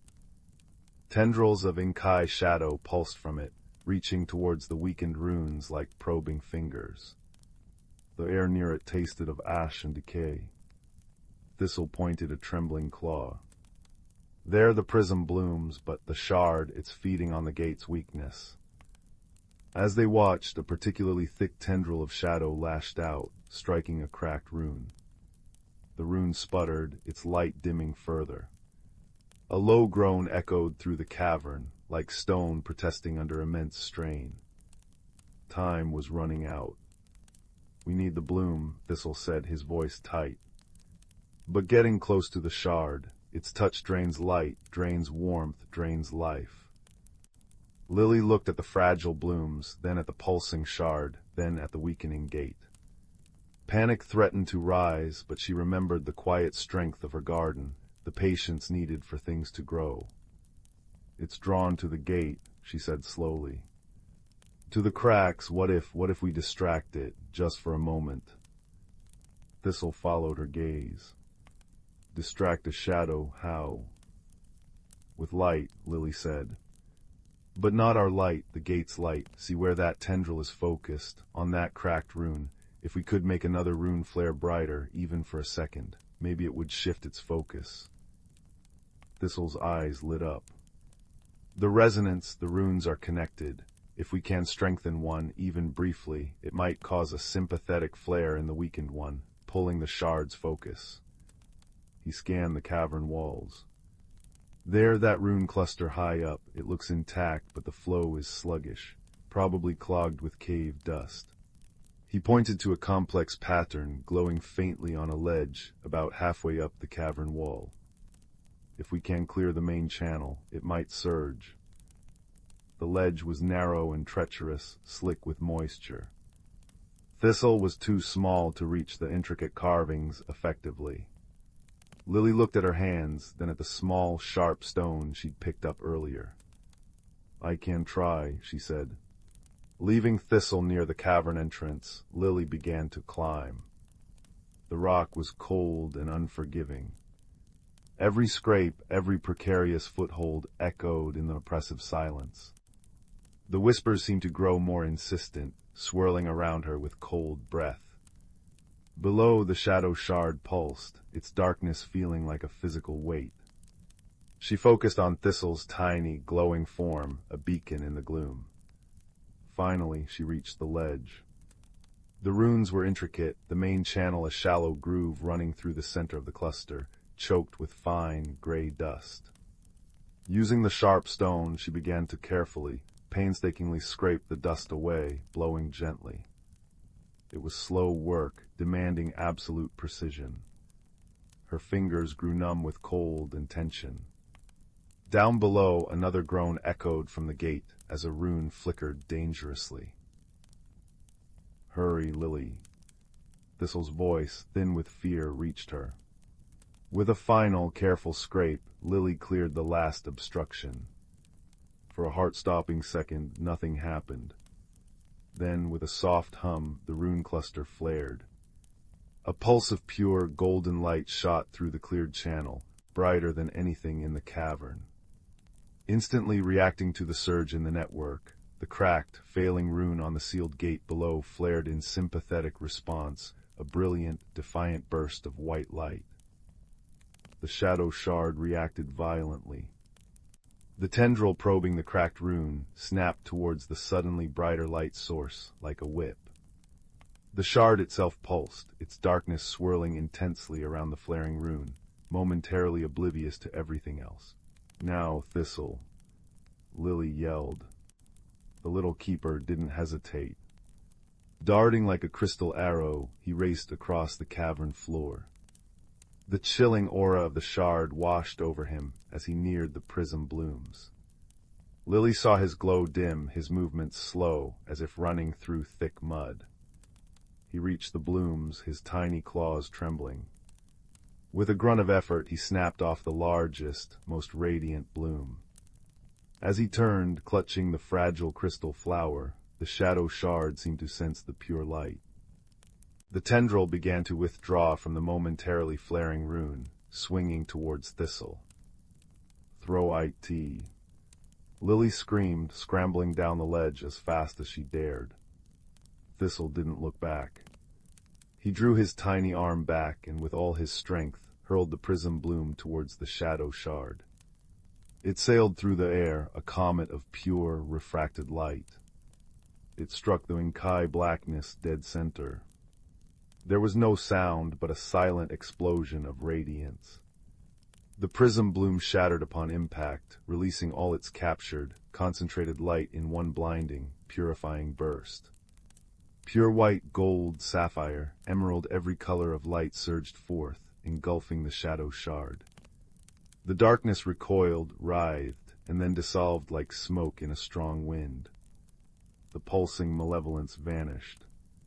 Where the shard had lain, only a faint scorch mark remained on the rock. The oppressive cold lifted instantly. The whispers in the caverns softened, becoming merely the echoes of stone and water. Thistle collapsed, panting, his glow returning weakly. Lily reached him, scooping him up gently. "You did it," she breathed. He managed a weak, crystalline rattle. "We did it." He looked towards the sealed gate. The cracked rune, though still damaged, was glowing steadily now, no longer under attack. The other runes pulsed with renewed, if weary, strength. The immediate threat was over. Holding the exhausted Thistle close, Lily carefully picked another prism bloom. Its light felt warm and reassuring in her hand. The journey back through the caves felt lighter, the whispers less menacing, more curious. When they emerged into the dimming twilight of Glimmerwood proper, the forest itself seemed to sigh in relief. Word of their success spread like fireflies. Creatures emerged from hiding, their bioluminescence glowing brighter, their movements less sluggish. The elders met them at the entrance to the crystal grotto. Lily carefully placed the prism bloom against the dull, poisoned heartstone. As the crystal petals touched the gray surface, a soft chime resonated through the grotto. The prism bloom dissolved into pure light, flowing over the heartstone like liquid starlight. The gray cloudiness shrank, receding like mist under a morning sun. Slowly, steadily, the heartstone's inner light began to pulse once more faintly at first, then stronger, warmer, casting its radiant, life-giving glow throughout the grotto. A collective sigh of joy rose from the gathered glimmerfolk. Colors deepened, the air hummed with renewed energy, and flowers throughout the forest began to glow brighter in response.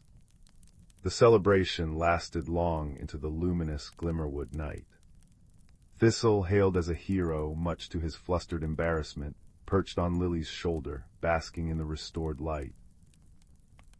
Grumbling even made a rare appearance, landing awkwardly on the outskirts. Lily walked over to him. "Thank you," she said simply. "Without your sight, we wouldn't have known." The old raven ruffled his feathers, avoiding her gaze, but gave a stiff nod. "The forest breathes again, that's what matters." He hesitated, then added, almost inaudibly, You listen well, big folk, and you fight for what's right. Even shadows appreciate that." With a powerful beat of his wings, he was gone, a dark shape against the starry sky. Standing once more before the whispering gate as the first hints of dawn painted the human world sky, Lily felt different. Thistle stood beside her on a glowing toadstool. "You'll come back?" he asked, his voice uncharacteristically small. "Always," Lily promised, kneeling to his level. "Glimmerwood is part of me now, and so are you, Thistle Bramblewick." He puffed up, crystalline spines glittering. "Well, of course, someone has to keep you big folk out of trouble, and show you the best moonpetal sprout patches." He nudged her hand with his nose. "Go on then, your dawn is calling, but remember the way, remember the whisper." Lily stepped through the archway. The familiar scent of her meadow greeted her: damp grass, wild roses, earth. The cottage stood serene under the pale pink sky. It was the same place, yet utterly transformed.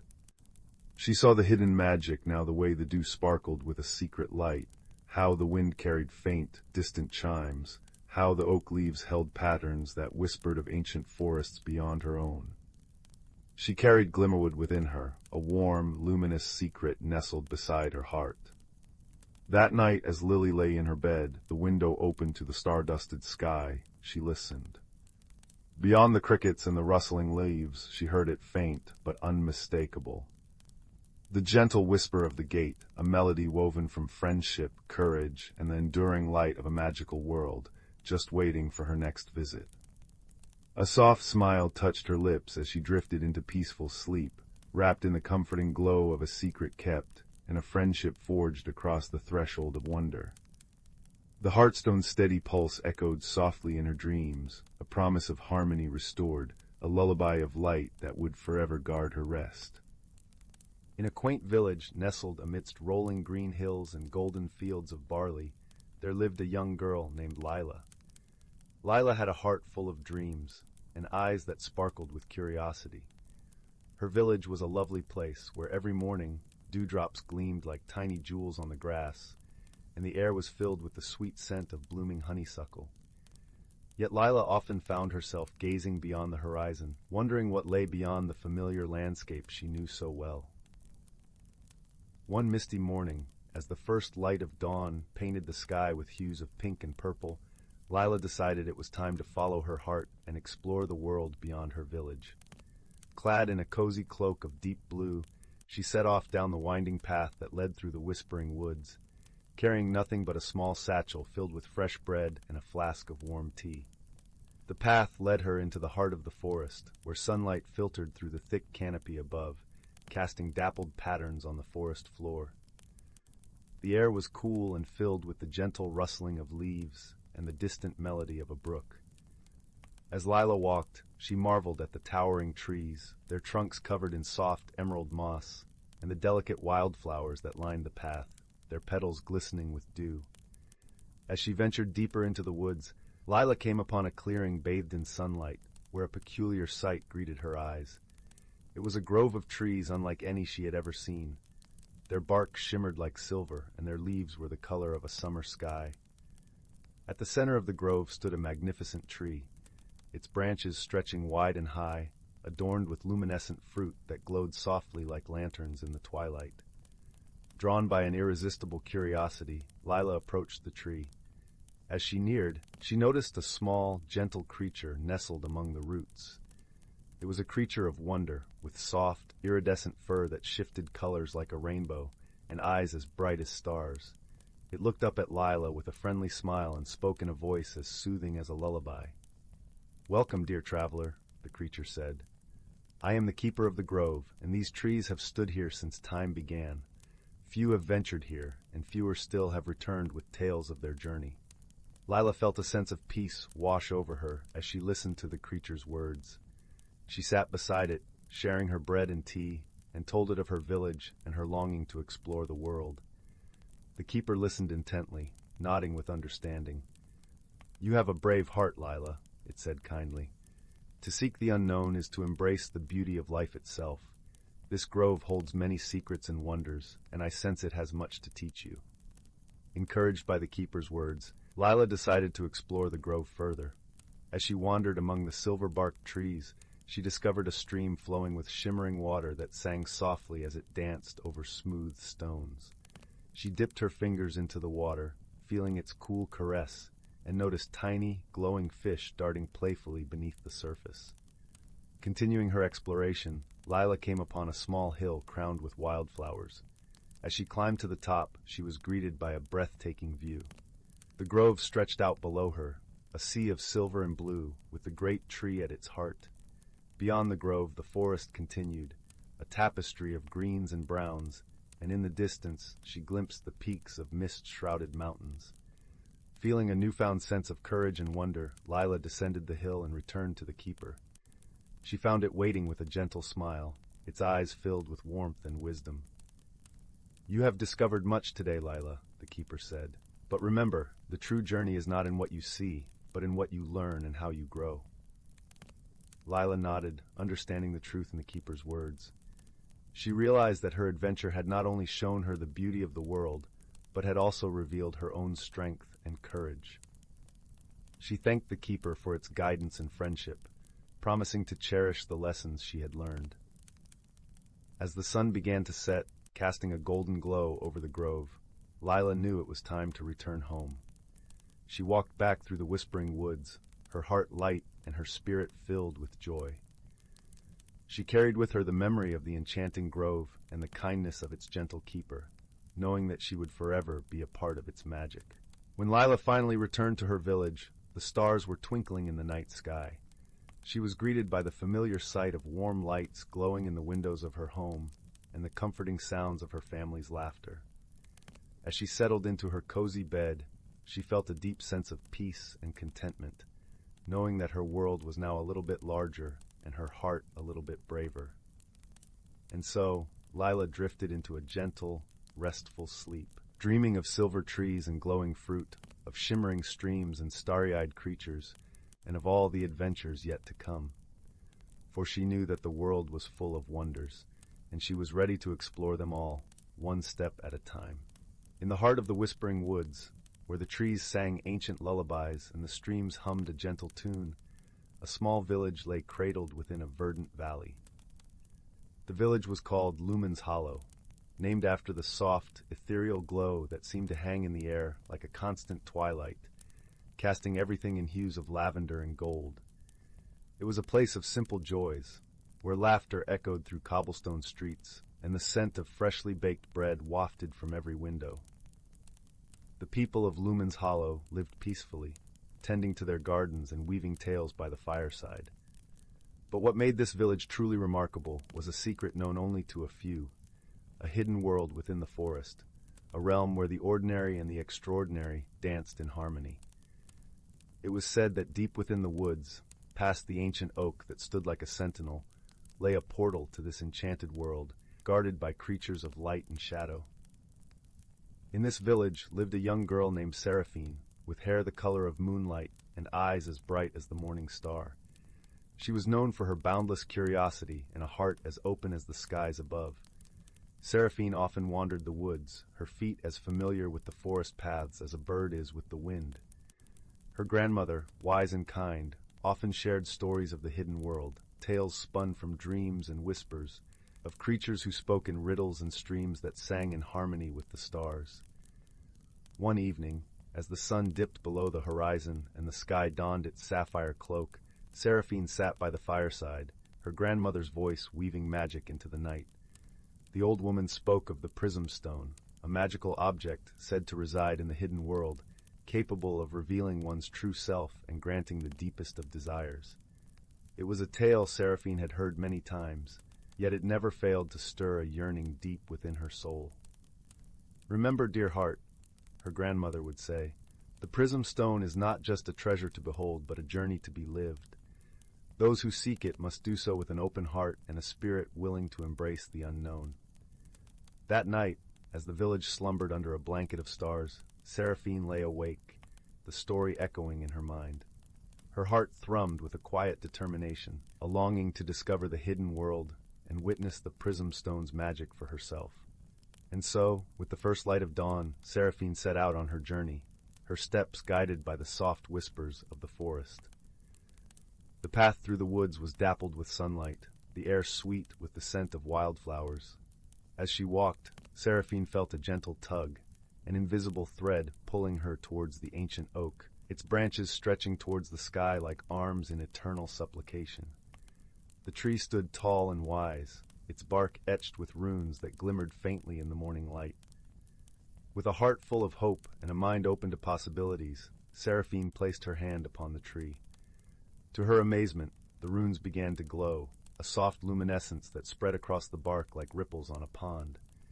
The air shimmered, and with a whisper of wind, a portal opened before her, revealing a world bathed in iridescent light. Stepping through the portal was like entering a dream. The hidden world was a tapestry of colors and sounds, a symphony of nature's wonders. Trees with leaves of silver and gold swayed gently, their trunks adorned with blossoms that sang with the voices of 1,000 birds. Streams of crystal-clear water wound through the landscape, their surfaces dancing with rainbows. Seraphine wandered deeper into this enchanted realm, her senses alive with the beauty around her. It wasn't long before she encountered her first companion, a creature as curious as herself. It was a fox, its fur a vibrant red that shimmered in the light, its eyes a deep, knowing amber. The fox approached with a cautious grace, its tail flicking like a brush, painting the air with curiosity. "Hello," Seraphine greeted softly, kneeling to meet the fox's gaze. "I am Seraphine. I'm searching for the prism stone." The fox tilted its head, a gesture both thoughtful and inquisitive. "The prism stone," it replied, its voice a gentle rustle like leaves in the breeze. "A treasure sought by many, found by few. Why do you seek it, young wanderer?" Seraphine pondered the fox's question, her heart speaking before her mind. "I wish to understand myself, to see the world with new eyes, and to help my village with whatever wisdom I might gain." The fox regarded her for a moment, its eyes reflecting the forest's quiet wisdom. "Very well," it said finally. "I will guide you, but remember, the journey is as important as the destination." Together they ventured further into the hidden world, the forest unfolding like a story with every step. Along the way, they met other creatures, an owl with feathers of starlight, a rabbit with eyes like pools of moonlit water, and a deer whose antlers glimmered with the essence of twilight. Each joined their journey, drawn by Seraphine's pure heart and the promise of the adventure ahead. As they traveled, the companions shared stories and songs, each revealing a piece of the world's magic. The owl spoke of the stars and their ancient wisdom, the rabbit of the earth's gentle embrace, and the deer of the balance between light and shadow. Through their tales, Seraphine began to understand the interconnectedness of all things, the delicate threads that wove the fabric of life. Days passed in a harmonious cadence, the journey a dance of discovery and friendship. Yet as they neared the heart of the hidden world, the path grew more challenging. The forest thickened, shadows deepening, as if testing Seraphine's resolve. Doubt flickered within her like a candle in a storm, but her companion's presence was a steady flame, guiding her through the darkness. One evening, as the sun dipped low, painting the sky in shades of fire and amethyst, the group arrived at a glade, its center dominated by a pool of still, glassy water. In its depths lay the prism stone, a gem of indescribable beauty, its facets catching the light and refracting it into a spectrum of color that danced across the glade like a living rainbow. Seraphine approached the pool with reverence, her heart a symphony of hope and wonder. As she gazed into the water, she saw her reflection, the girl she was and the woman she was becoming. The prism stone glimmered beneath the surface, its light merging with her own, revealing not just her face, but her essence, her dreams, her fears, her boundless potential. In that moment of clarity, Seraphine understood the true magic of the prism stone. It was not a treasure to be possessed, but a mirror of the soul, a guide to self-discovery and transformation. She realized that the journey itself had granted her the wisdom she sought, the friendships she forged, a testament to the power of kindness and understanding. With a heart full of gratitude, Seraphine turned to her companions, her voice a soft melody of joy. "Thank you," she said, her eyes shining with the light of 1,000 stars. "Thank you for guiding me, for teaching me, for being my friends." The fox, the owl, the rabbit, and the deer gathered around her, their presence a comforting embrace. "You have found what you sought, young wanderer," the fox said, its voice a gentle caress. "Remember this journey, and carry its lessons with you always." With a final lingering look at the prism stone, Seraphine turned back towards the portal, her steps light with newfound purpose. As she crossed into the familiar embrace of the whispering woods, she felt a change within her, a quiet strength, a deeper understanding of herself and the world. Returning to Lumen's Hollow, Seraphine found the village as she had left it, nestled in its valley beneath the twilight sky. Yet, everything felt different, imbued with a richness and depth she had not noticed before. She shared her journey and its lessons with the villagers, her stories weaving a tapestry of hope and possibility. The village thrived, its people united by the knowledge that magic was not confined to distant realms, but lived within every heart, every friendship, every moment of kindness and courage. And as the years passed, Seraphine's tale became a part of the village's lore, a reminder that the greatest journeys are not measured by distance, but by the heart's capacity to grow and embrace the unknown. In the quiet of the evening, As the stars blinked awake and the forest whispered its eternal song, Seraphine would often sit by her grandmother's side, sharing tales of the hidden world, of the creatures who had become her friends, and the magic of the prism stone.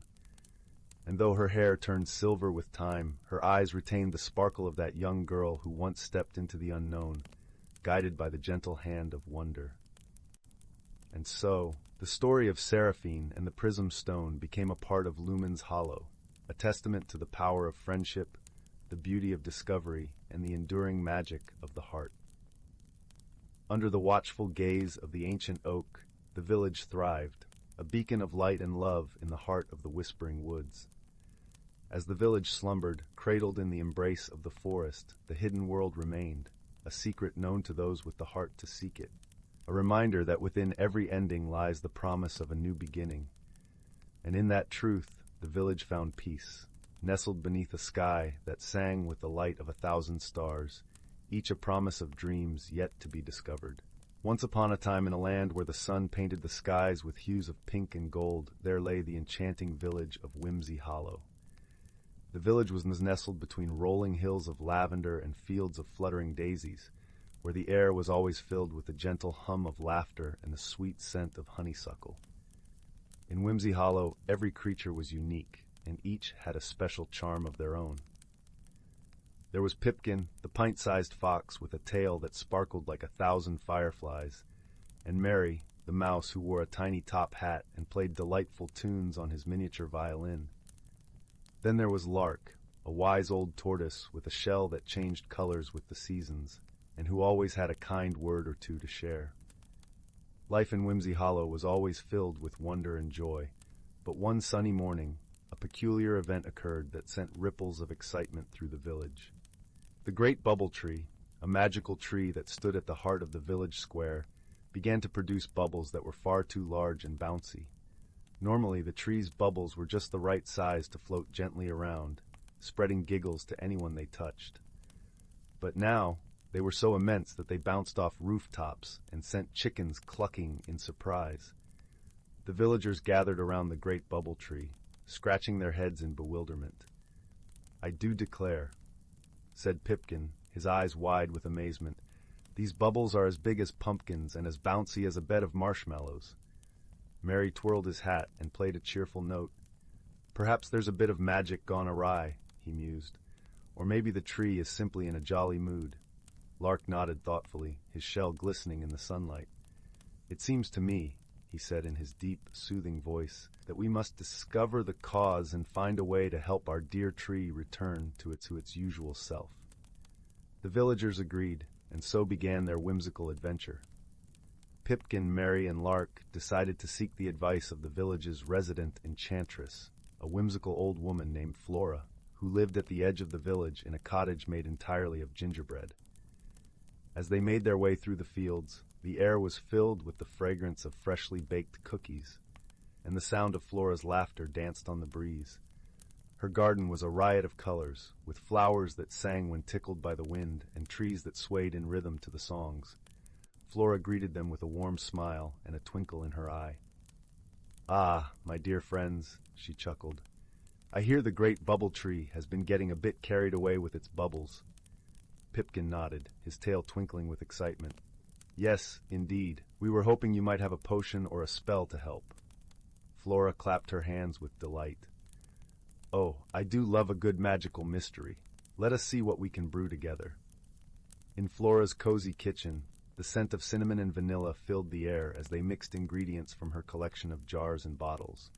There were giggleberries, which always brought a smile, and whispering petals, known to share secrets with those who listened closely. They added a sprinkle of moonbeam dust, just for a touch of sparkle. As they stirred the concoction, Mary played a joyful tune, and Lark shared an old tale of a turtle who once danced with the stars. The potion bubbled and glowed, casting a warm light around the room. With the potion ready, the friends hurried back to the great bubble tree. The villagers watched with anticipation as Flora sprinkled the potion over the roots of the tree. For a moment, nothing happened, and then the tree shivered with delight, and the bubbles began to shrink to their usual delightful size. The villagers cheered, and the air was filled with laughter and hugs. The great bubble tree twinkled in the sunlight, grateful to be back to its bubbly self. Pipkin, Mary, and Lark beamed with pride, knowing they had helped their village with creativity and friendship. Flora smiled, her heart warmed by the joy she saw around her. "Remember, my dear friends," she said, "that the magic of Whimsy Hollow lies not just in spells and potions, but in the kindness and laughter we share." And so life in Whimsy Hollow returned to its happy rhythm, with bubbles that danced gently on the breeze and hearts that sang with joy. The village continued to be a place of wonder and whimsy, where every day was a new adventure, and where friendship was the most magical gift of all. As the sun set, painting the sky with colors as vibrant as the village itself, the villagers gathered around the great bubble tree once more. This time, they weren't there to solve a mystery, but to celebrate the joy of their community. Pipkin, Mary, and Lark stood proudly, knowing that their teamwork had brought the village back to its delightful self. Flora joined them, bringing a basket filled with her homemade ginger snap cookies, each one shaped like a star. As they nibbled on the sweet treats, the bubbles floated gently overhead, casting rainbows in the fading light. The air was filled with the soft sounds of Mary's violin, his tunes weaving a melody of peace and happiness. "Do you suppose the tree will ever get carried away again?" Pipkin asked, a playful glint in his eyes. "Perhaps," Flora replied with a wink, "but that's the beauty of magic, isn't it? It's full of surprises and wonder, much like life itself." Lark nodded in agreement, his wise old eyes sparkling with wisdom. "And when it does, we'll be ready with our wits and laughter," he said, his shell reflecting the gentle glow of the bubbles. The villagers continued to celebrate, sharing stories and dreams as the stars began to twinkle in the night sky. They knew that whatever challenges they might face, they would always have each other, and that was the greatest magic of all. As the night deepened, the villagers slowly made their way to their cozy homes, their hearts warm with the comfort of friendship and community. The great bubble tree stood tall and proud, a symbol of the joy and unity that defined Whimsy Hollow. And so, under the watchful gaze of the moon and stars, Whimsy Hollow drifted into a peaceful slumber, dreaming of the adventures yet to come and the laughter that would always fill their days. In the quiet hush of the night, the gentle rustle of leaves and the soft murmur of bubbles filled the air, a lullaby of magic and love. And as the first light of dawn began to peek over the hills, Whimsy Hollow awoke once more, ready to embrace the new day with open hearts and cheerful spirits. For in Whimsy Hollow, every day was a celebration of life, a testament to the power of friendship, and a reminder that with kindness and creativity, any problem could be solved. And that, dear listener, is the true magic of Whimsy Hollow, a place where dreams come to life and every heart finds its song. The evening sun dipped below the hills, painting the sky in streaks of lavender and peach, when young Leo first noticed the peculiar shimmer at the edge of the whispering woods. It wasn't just the last light catching the dew. It was a soft, steady glow emanating from a moss-covered archway Leo had never seen before, nestled between two ancient, gnarled oak trees. The archway seemed woven from living vines and speckled with tiny, luminous flowers that pulsed like sleepy fireflies. Above it, shimmering letters appeared and disappeared like breath on a frosty window, the door of Whispering Pines. Leo's heart thumped a little faster against their ribs. The grown-ups always said the woods were deep and best explored in daylight, but this felt different. It felt like an invitation. Taking a deep breath of the cool, pine-scented air, Leo stepped forward. As they passed beneath the arch, a gentle warmth washed over them, and the familiar woods dissolved like a dream. They found themselves standing on a path paved with smooth, glowing stones the color of moonlight. It wound through a forest unlike any Leo had ever imagined.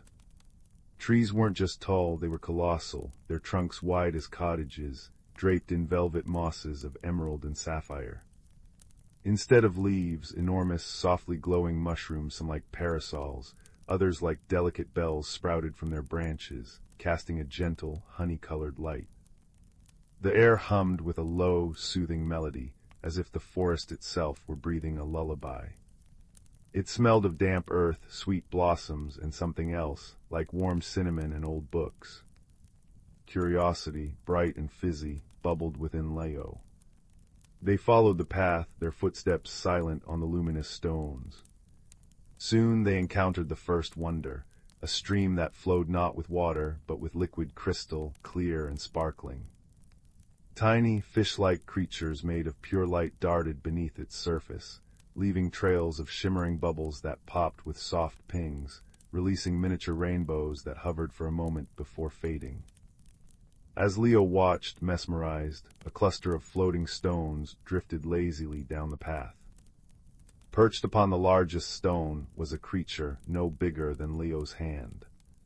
It resembled a tiny owl, but its feathers were made of swirling, iridescent mist, and its large eyes shone like polished amber.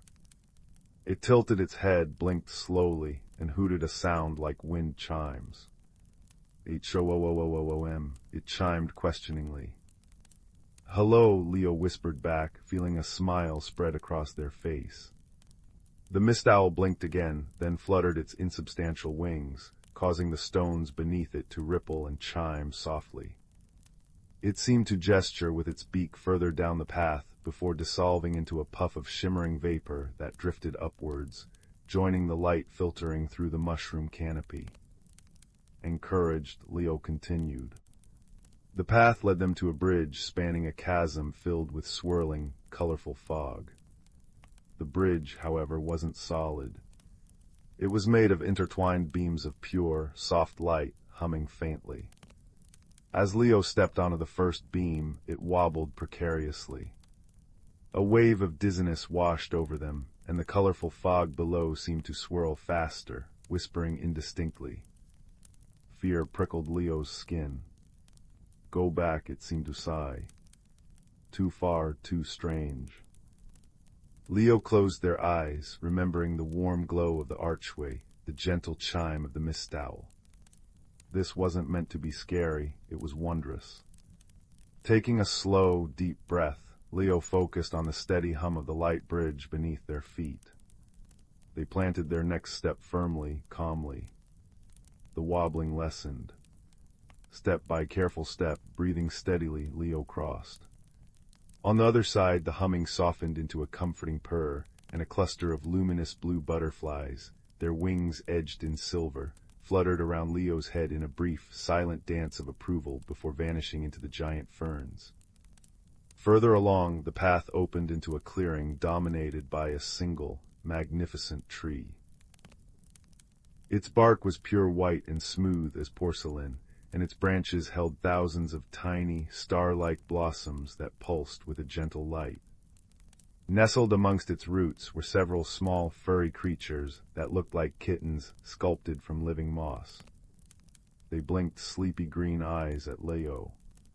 One, bolder than the rest, padded forward and nudged Leo's hand with its cool, velvety nose. It made a soft, purring sound like rustling leaves. Suddenly a cool breeze sighed through the clearing, carrying with it a deeper chill. The star blossoms on the tree dimmed slightly. The moss kittens shivered and huddled closer together, their purrs turning into tiny whimpers. Leo felt the cold seep into their own bones. Looking around, they spotted a small, dark cave mouth at the base of the white tree. The cold seemed to be flowing from it. A low moan echoed from within. Leo's instinct was to back away. Darkness and cold felt ominous. But seeing the shivering moss kittens, their green eyes wide and trusting, stirred something else. Courage wasn't just about facing big dangers, Leo realized. Sometimes it was about offering warmth in the face of coldness. Remembering the cozy feeling of their own blanket at home, Leo knelt beside the moss kittens.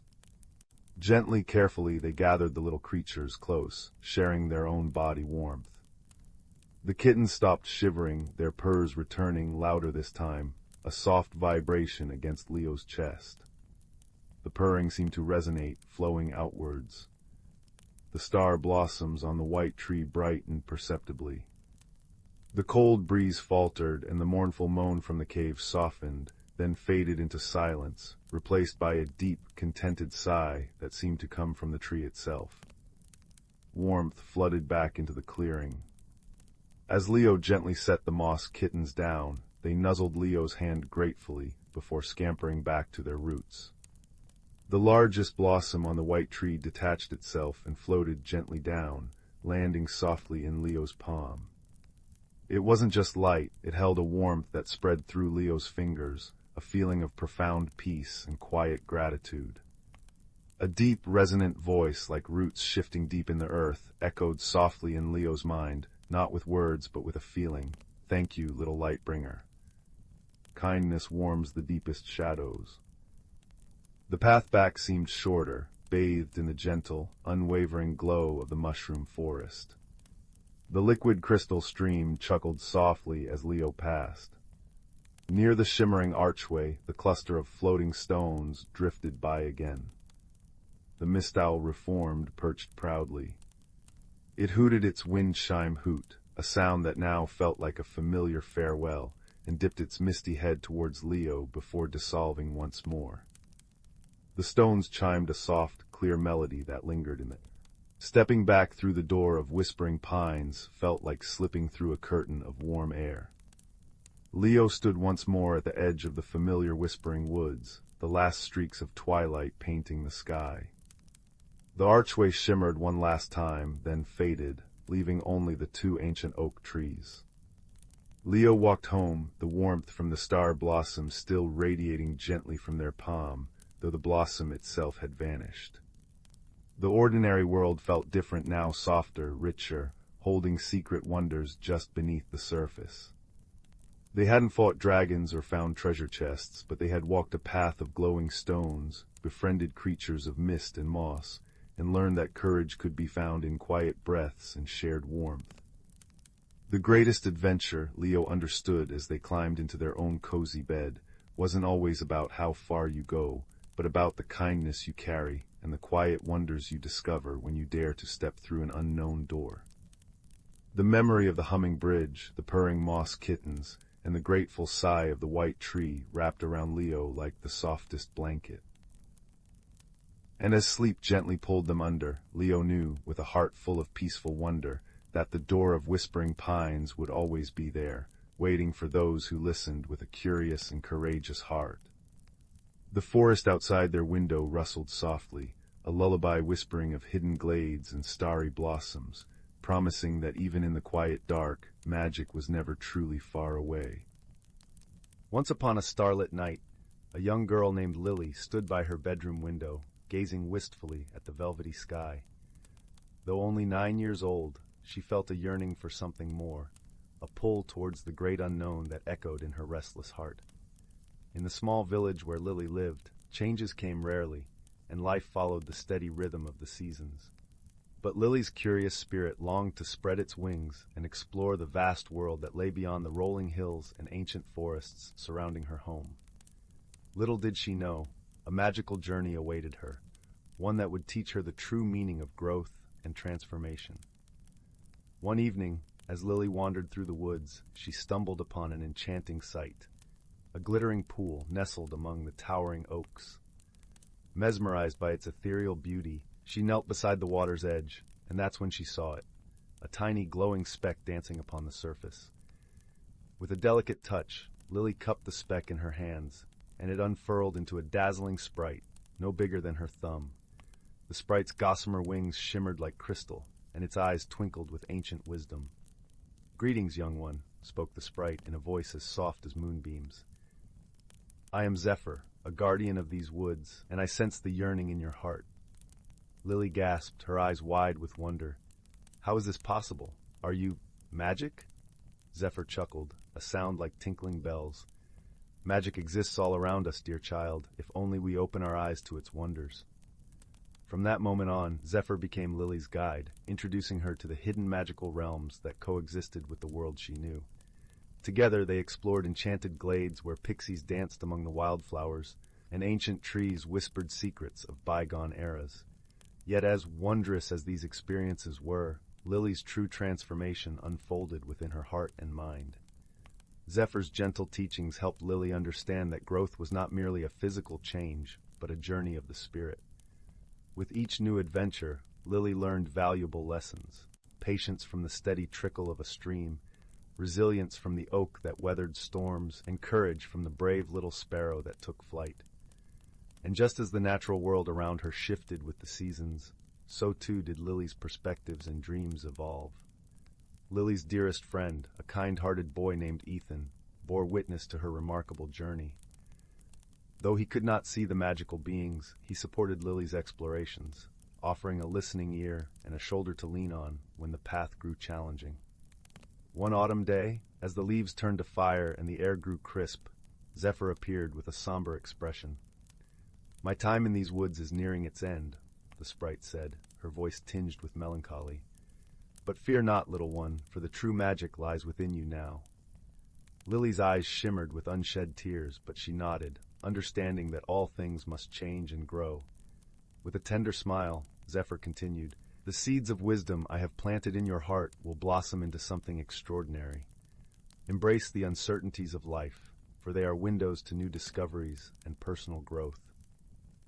As the sprite faded into the dappled sunlight, Lily felt a warmth blossoming in her chest, a newfound confidence and appreciation for the journey that lay ahead. In the years that followed, Lily's thirst for knowledge and experience only deepened. She pursued her dreams with unwavering determination, yet always remained grounded in the lessons Zephyr had imparted: to embrace change with grace, to find beauty in the smallest wonders, and to nurture the magic within her own heart. And though the enchanted realms faded from her sight, the magic lived on in Lily's open mind, her compassionate spirit, and her unwavering belief in the transformative power of growth and self-discovery. The rain whispered secrets against the window pane of old Mr. Thimblebee's clockwork shop. Inside, the air hummed with the steady tick-tock of 100 timepieces and smelled of oiled brass, polished wood, and the faintest hint of cinnamon from the tea mister Thimblebee always kept brewing. His apprentice, a quiet boy named Leo with ink-smudged fingers and a head full of cogs and springs, was sorting through a dusty box of forgotten parts. He sighed. Nothing but broken mainsprings and chipped gears. Then his fingers brushed something smooth and cool beneath the tangle of metal. He pulled out a teacup. Not brass or porcelain, but something else entirely like polished moonlight held in a curve. It felt impossibly light, yet solid.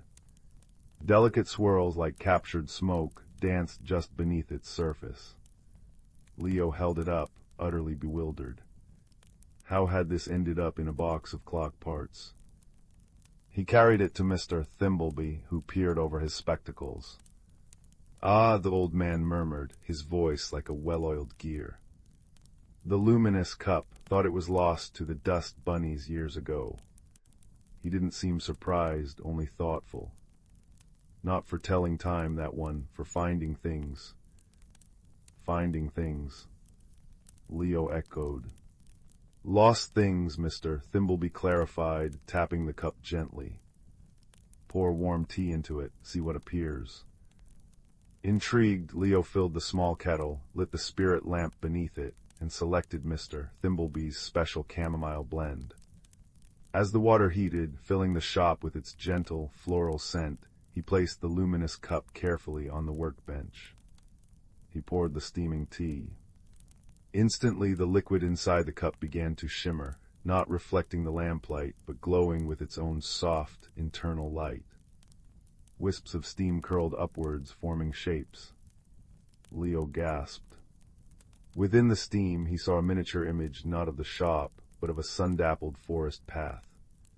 And there, lying half-buried in fallen leaves beside a gnarled oak root, was the tiny, perfect image of his most treasured possession, his father's old brass compass, lost weeks ago during a walk in the Whispering Woods. His heart leapt. "Mr. Thimbleby, it shows the compass, in the woods," Leo exclaimed. The old clockmaker smiled faintly.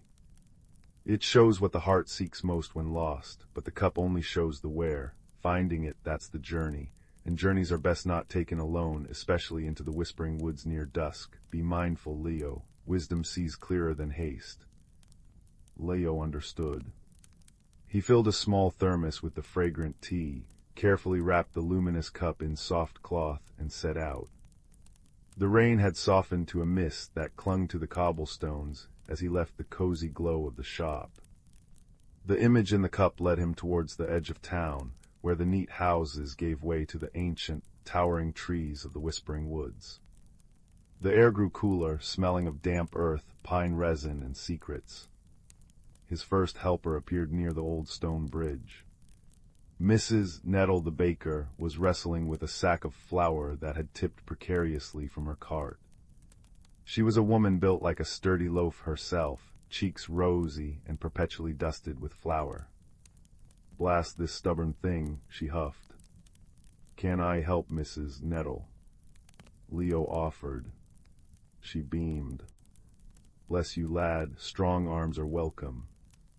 Together they righted the sack. Seeing Leo glance towards the woods, she asked about his journey. He showed her the cup, pouring a little warm tea into it. The swirling steam reformed, showing the compass nestled by the oak root, deeper in the woods.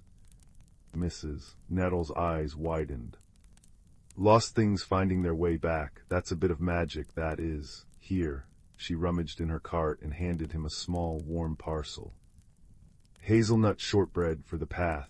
And remember, lad," she added, her voice softening, "sometimes the loudest problems crumble like pastry if you give him a gentle touch, not a shove." Her kindness was like the warmth from the thermos against his chest. Deeper into the woods, the mist thickened, and the light grew dimmer. The path became tangled and confusing. Doubt began to creep into Leo's heart. Had he taken a wrong turn? He poured a little more tea. The image flickered, the compass still waiting, but the path around it seemed obscured by shifting shadows. Suddenly, a soft, rhythmic clink-clink echoed nearby. Following the sound, Leo found Mr. Filbert, the lamplighter, perched precariously on a ladder, carefully cleaning one of the rare glass lanterns that marked the safe paths through the deeper woods. He was a thin, quiet man who moved with deliberate grace.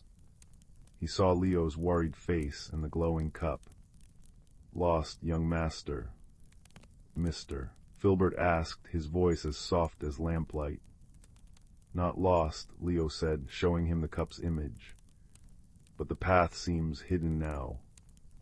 Mr. Filbert studied the steam picture, then the surrounding gloom. "Ah, the glimmer moss is thick here after the rain, tricks the eyes, makes straight paths seem crooked and safe ground look treacherous."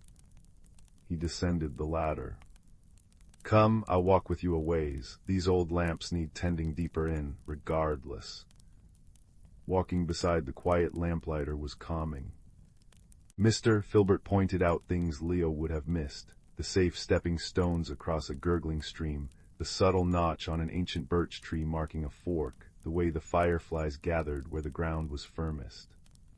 "The woods speak," Mr. Filbert murmured, polishing a lantern globe as they walked. "Not in words but in signs. Moss grows thickest where the earth is solid. Birdsong falters near hidden water. Patience listens, young master. Patience sees what haste rushes past." His quiet wisdom was a lantern itself in the growing dusk. Finally, guided by the lamplighter and the occasional sip of tea to renew the cup's vision, they reached the great gnarled oak. And there, just as the image showed, half buried in damp leaves, gleamed Leo's brass compass. Relief washed over him.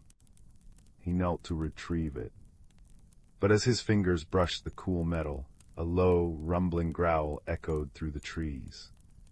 A massive shadow detached itself from the deeper gloom beneath the oak. It was a guardian stag, its coat the deep brown of ancient bark, its antlers like tangled branches tipped with points of sharpened moonlight. Its eyes, intelligent and wary, fixed on Leo and the compass in his hand. It stood squarely over the path Leo needed to take back. Leo's heart hammered. He remembered Mrs. Nettle's words about gentle touches, and Mr. Filbert's advice about patience. He remembered Mr. Thimbleby's warning, wisdom sees clearer than haste.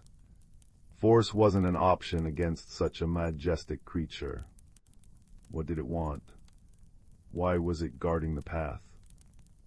He looked at the luminous cup, still warm in his hand. He had one last measure of tea in the thermos. An idea sparked. He poured the tea slowly into the luminous cup. The steam swirled, but instead of showing the compass, Leo focused his thoughts, his deepest wish. Show me what the guardian needs. The steam shimmered, shifted, and reformed. This time it showed not an object, but a scene.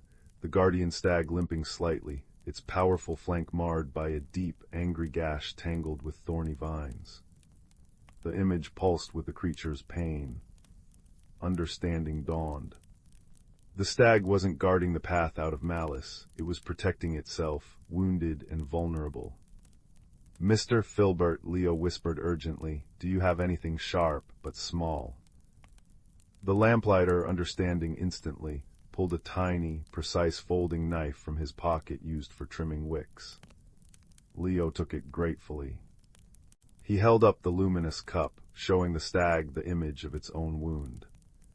The great beast snorted, its eyes fixed on the glowing steam. Slowly, cautiously, Leo approached, not towards the path, but towards the stag's flank. He spoke softly, words he didn't fully understand, but that felt calm and reassuring, like the ticking of a well-made clock. The stag remained tense but didn't move away. With painstaking care, using the tiny knife, Leo gently began to cut and unwind the cruel thorns biting into the creature's hide. It took time. He moved slowly, deliberately, whispering apologies whenever the stag flinched. Mr. Filbert stood quietly nearby, his presence a steady anchor. Finally, the last thorn came free. Leo stepped back. The guardian stag shook its massive head, then lowered it. Not in threat, but in what looked remarkably like gratitude. It nudged Leo gently with its velvet nose, then turned and limped away, disappearing silently into the trees, leaving the path clear. Leo's hands trembled, but his heart felt light. He had his compass, cold and reassuring, in his palm. He looked at the luminous cup. The steam had faded, leaving only the dregs of chamomile tea.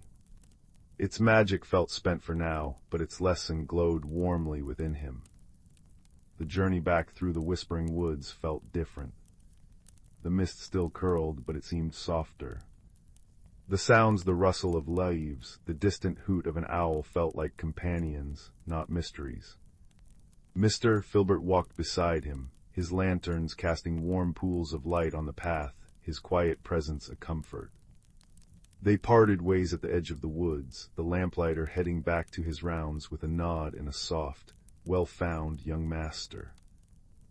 Back in Mr. Thimbleby's warm, ticking shop, the smell of cinnamon and brass was a welcome embrace. Leo placed the brass compass carefully on the workbench and set the now cool, ordinary-looking luminous cup beside it. He told the old clockmaker everything: the finding, the woods, Mrs. Nettle's kindness, Mr. Filbert's guidance, the guardian stag, the thorns. Mr. Thimbleby listened, polishing a gear with a soft cloth. When Leo finished, the old man nodded, a slow, satisfied smile spreading across his face. Extraordinary secrets hide in ordinary things, lad, he said, his voice a soft rumble. But the greatest magic isn't always in the object. Sometimes it's what the object helps us find within ourselves. Wisdom, patience, kindness, and the courage to use them. He poured fresh tea chamomile into 2 ordinary mugs. You found more than a compass today, Leo. You found your own true north. Leo sipped the warm tea, the gentle floral taste soothing. He looked at the luminous cup, now just a beautiful, silent vessel on the bench. It had shown him the way, but the journey, the helpers, the gentle wisdom to overcome the challenge, that had all been his own. The steady tick-tock of the clocks filled the cozy room, a comforting rhythm marking the peaceful end of an extraordinary day. Outside, the night was still and quiet, holding its secrets close, while inside, warmed by tea and accomplishment, Leo felt a deep sense of calm settle over him, as soft and sure as the moonlight finally breaking through the clouds outside the window. He had journeyed, he had discovered, and he had returned, not just with a lost treasure, but with a quiet understanding that would tick steadily within him, like the most reliable clock of all. Sleep, when it came, would be deep and dreamless, wrapped in the cozy certainty that even in a world of hidden wonders, kindness and wisdom were the truest magic. Rowan had always loved the steadfast rhythm of Oakhaven. Each morning, dew-kissed cobblestones glistened under the rising sun, the bakery's cinnamon scent wove through the lanes, and the ancient clock tower chimed with comforting precision. But this autumn, change rustled through the village like persistent wind. Rowan's hands trembled as they packed away their father's old apothecary scales. He'd passed quietly with the last summer bloom, leaving Rowan the cottage and its wild, walled garden.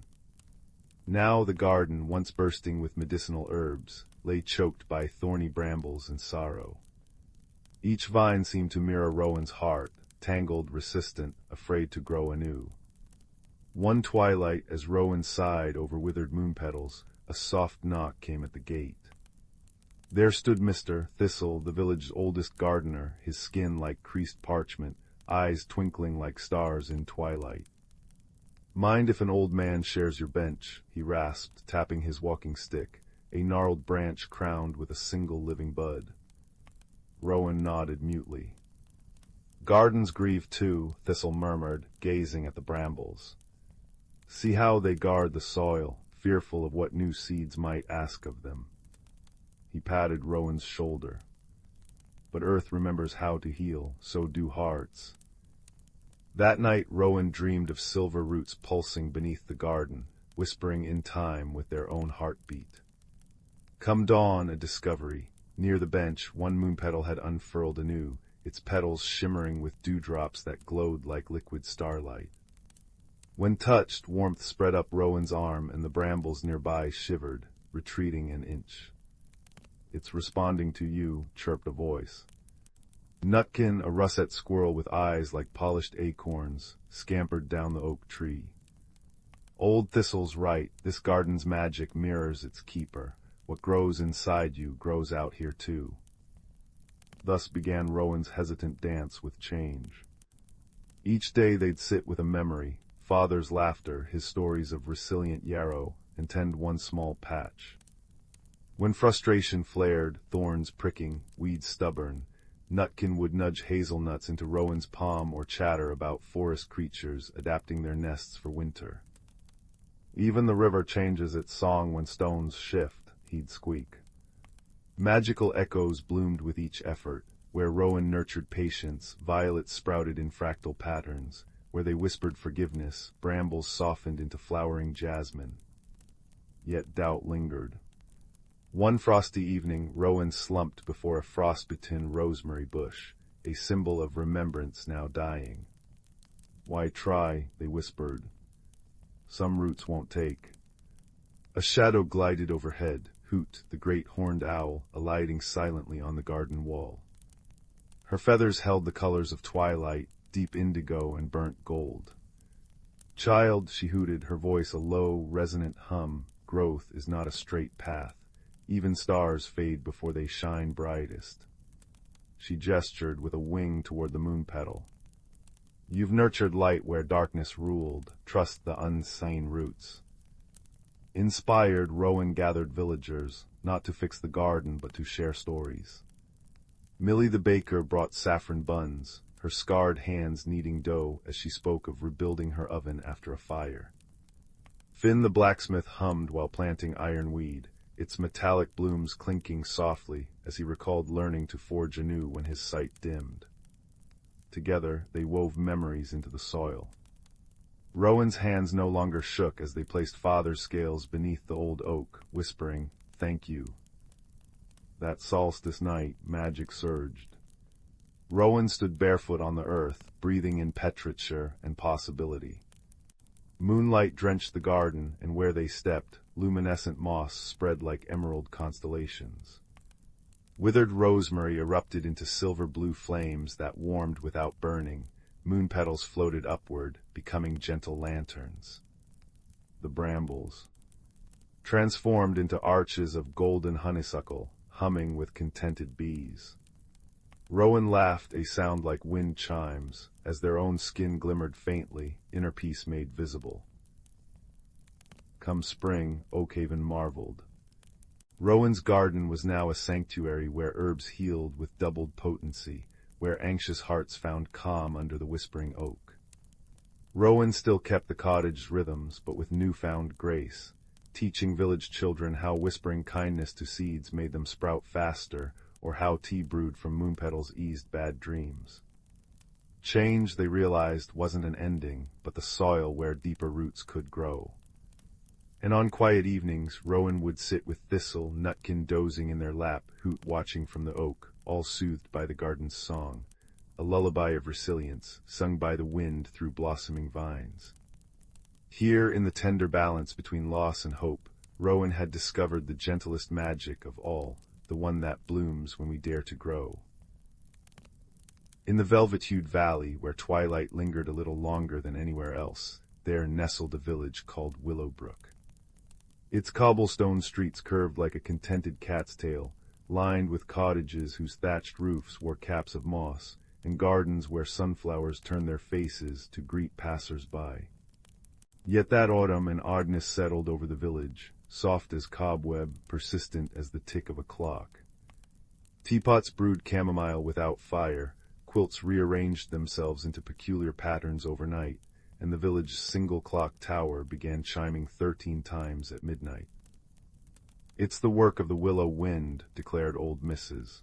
Nettle, stirring her lavender honey tea with a cinnamon stick. "The same breeze that carries dandelion wishes. It's gotten curious about our doings." But 12-year-old Finn, whose freckles seemed to multiply when he was puzzled, noticed something the adults hadn't: tiny silver footprints, no larger than buttonholes, glimmering on windowsills. His best friend Mira, whose braids were forever coming undone, found strands of thread-thin moonlight caught in the branches of the ancient oak near the square. Together, they resolved to unravel the mystery. Their first clue came from the reclusive clockmaker, Mr. Thimble, who lived in a crooked tower at the village edge. His workshop smelled of oiled gears and gingerbread, and his spectacles magnified his eyes to owl-like proportions. 13 chimes, you say? He adjusted a pocket watch that ticked backward. "Time isn't broken, it's being borrowed. Look for what's between the ticks." Guided by Mr. Thimble's riddle, Finn and Mira spent moonlit hours tracing the silvery footprints.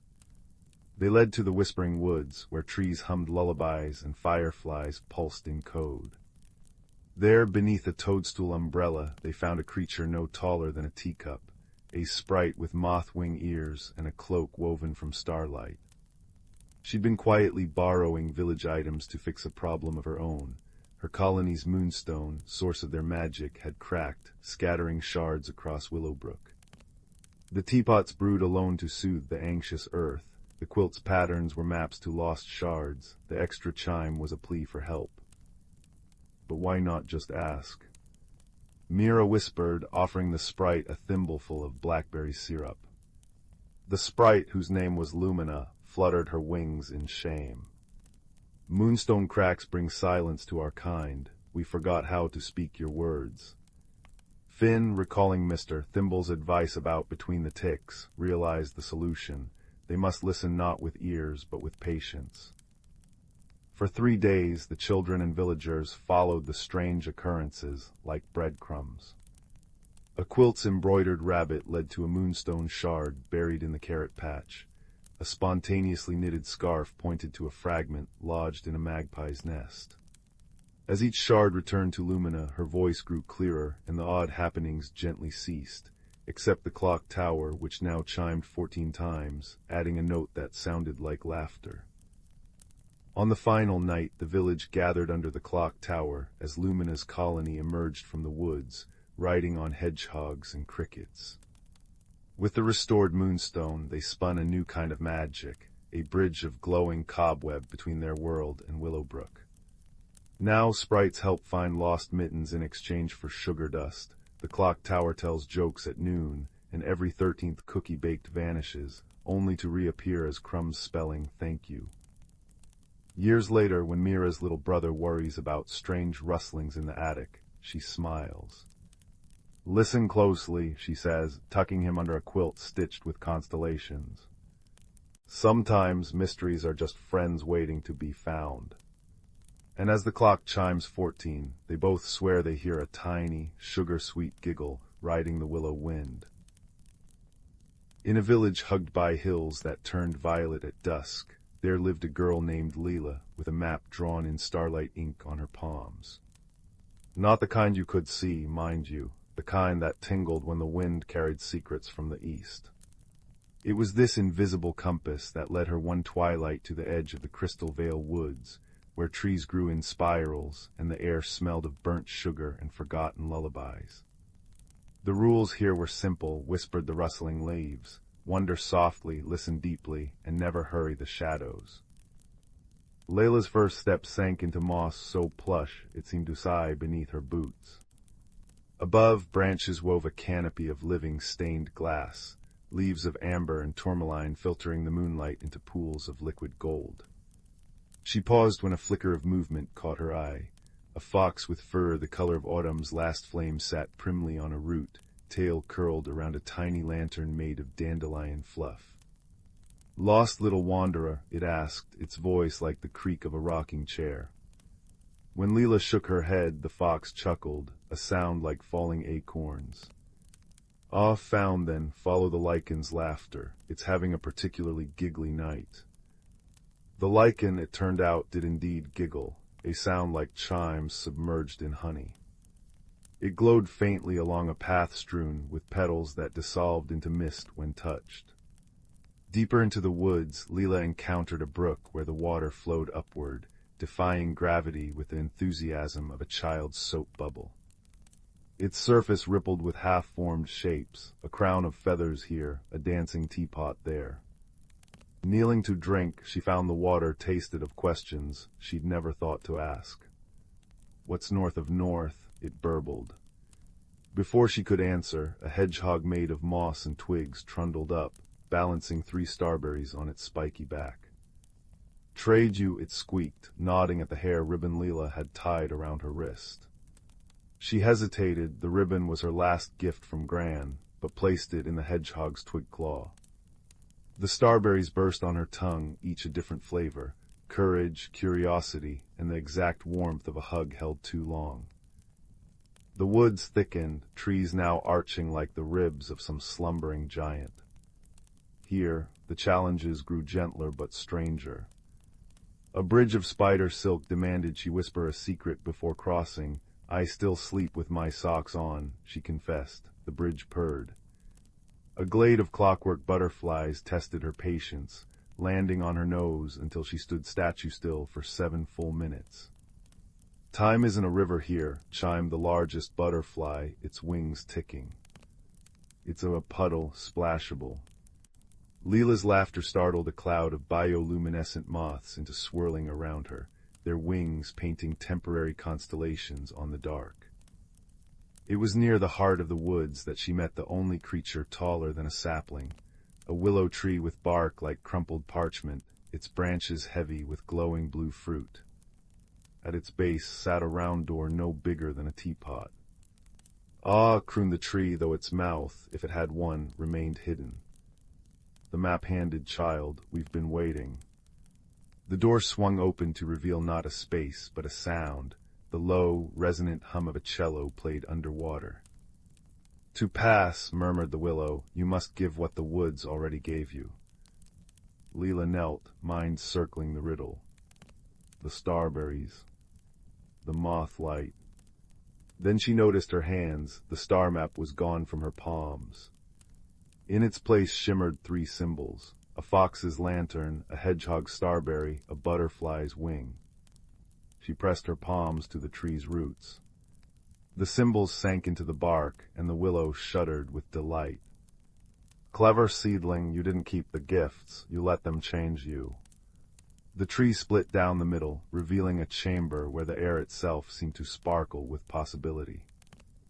Inside, the source of the wood's magic hung suspended, a single pulsing petal from the first flower, its edges fraying into stardust. Around it orbited creatures Leela could only glimpse sideways, a fish with cloud fins, a cat made of hourglass sand. Take a thread, whispered the petal's light. Mend what's fraying. Her fingers trembled as she plucked a silver thread from the petal's glow.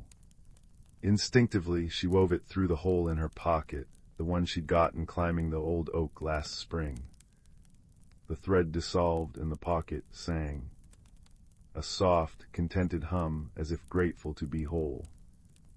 When Leela stepped back into the woods, dawn hovered like a held breath. The fox waited, lantern dimmed. Well, it asked. She opened her mended pocket. Out fluttered all she'd gathered, a lichened chuckle, a sip of upward-flowing brook, the memory of starberry courage. The fox nodded. Good, now you know, the real magic isn't in keeping, but in letting the wonder through. The journey home was shorter, though no less wondrous. Gravity remembered itself, the brook flowed downstream, and the hedgehog waved with a twig now tied with Leela's ribbon. As she crossed the tree line, the Crystal Vale woods sighed behind her, not in farewell, but in patient waiting.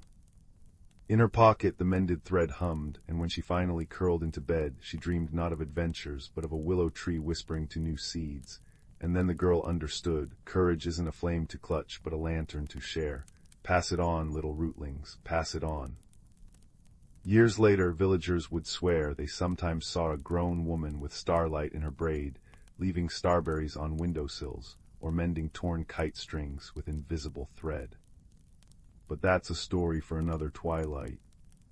For now, dear listener, imagine Leela asleep, her palm resting open on the quilt, and in its center, a single crystal petal glowing softly, a nightlight for dreams yet to come. In a quaint village nestled at the edge of the whispering woods, where the trees hummed soft lullabies and the air was sweet with the scent of blooming honeysuckle, there lived a young girl named Lila. Lila had chestnut curls that bounced as she walked, and eyes like polished amber, always alight with curiosity. Her home was a snug little cottage with a thatched roof, surrounded by a garden that danced with wildflowers. Every evening, as the sun dipped below the horizon and painted the sky with hues of lavender and rose, Lila would sit by the fire with her grandmother, a wise woman renowned throughout the village for her knowledge of herbs and lore. The hearth crackled warmly, casting a golden glow over the room, where shadows played gently on the walls. One particular evening, as Lila and her grandmother were preparing to settle down with steaming mugs of chamomile tea, a soft but persistent tapping echoed through the room. It seemed to be coming from the window, which overlooked the garden now blanketed in twilight's embrace. Curious, Lila padded over to the window and pulled back the lace curtain. To her astonishment, she found a small, peculiar creature perched on the windowsill. It was a moonbeam sprite, its delicate wings shimmering faintly in the dim light. The sprite's eyes were wide with worry, its tiny hands clasped together as if in prayer. "Oh, dear Lila," the sprite fluttered its wings, causing a gentle flutter of silvery dust to cascade around it. "Something strange is afoot in the whispering woods. The songbirds have fallen silent, and the fireflies are nowhere to be seen." Leela's grandmother joined her at the window, her expression thoughtful.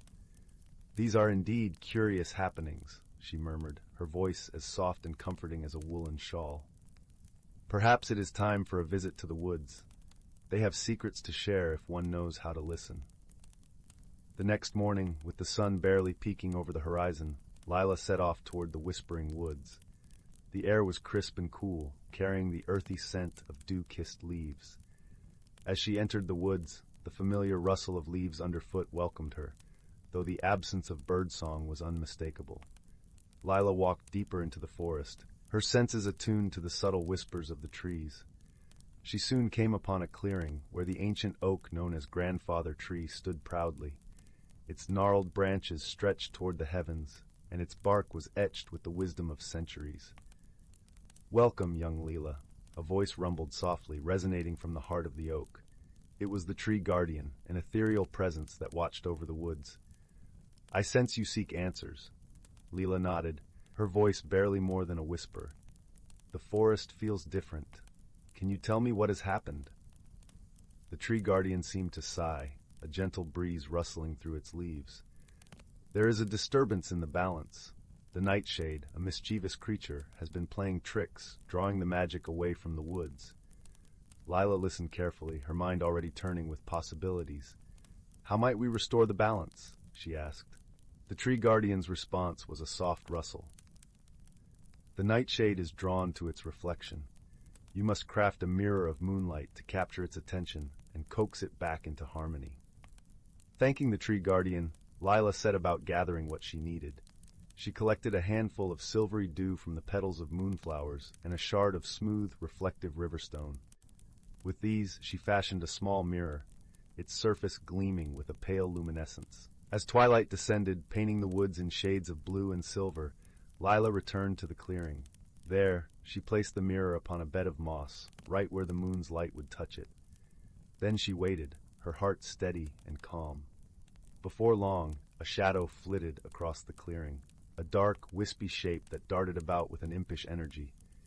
It was the nightshade, drawn irresistibly to the mirror's glow. The creature paused, entranced by its own reflection. Its antics momentarily ceased.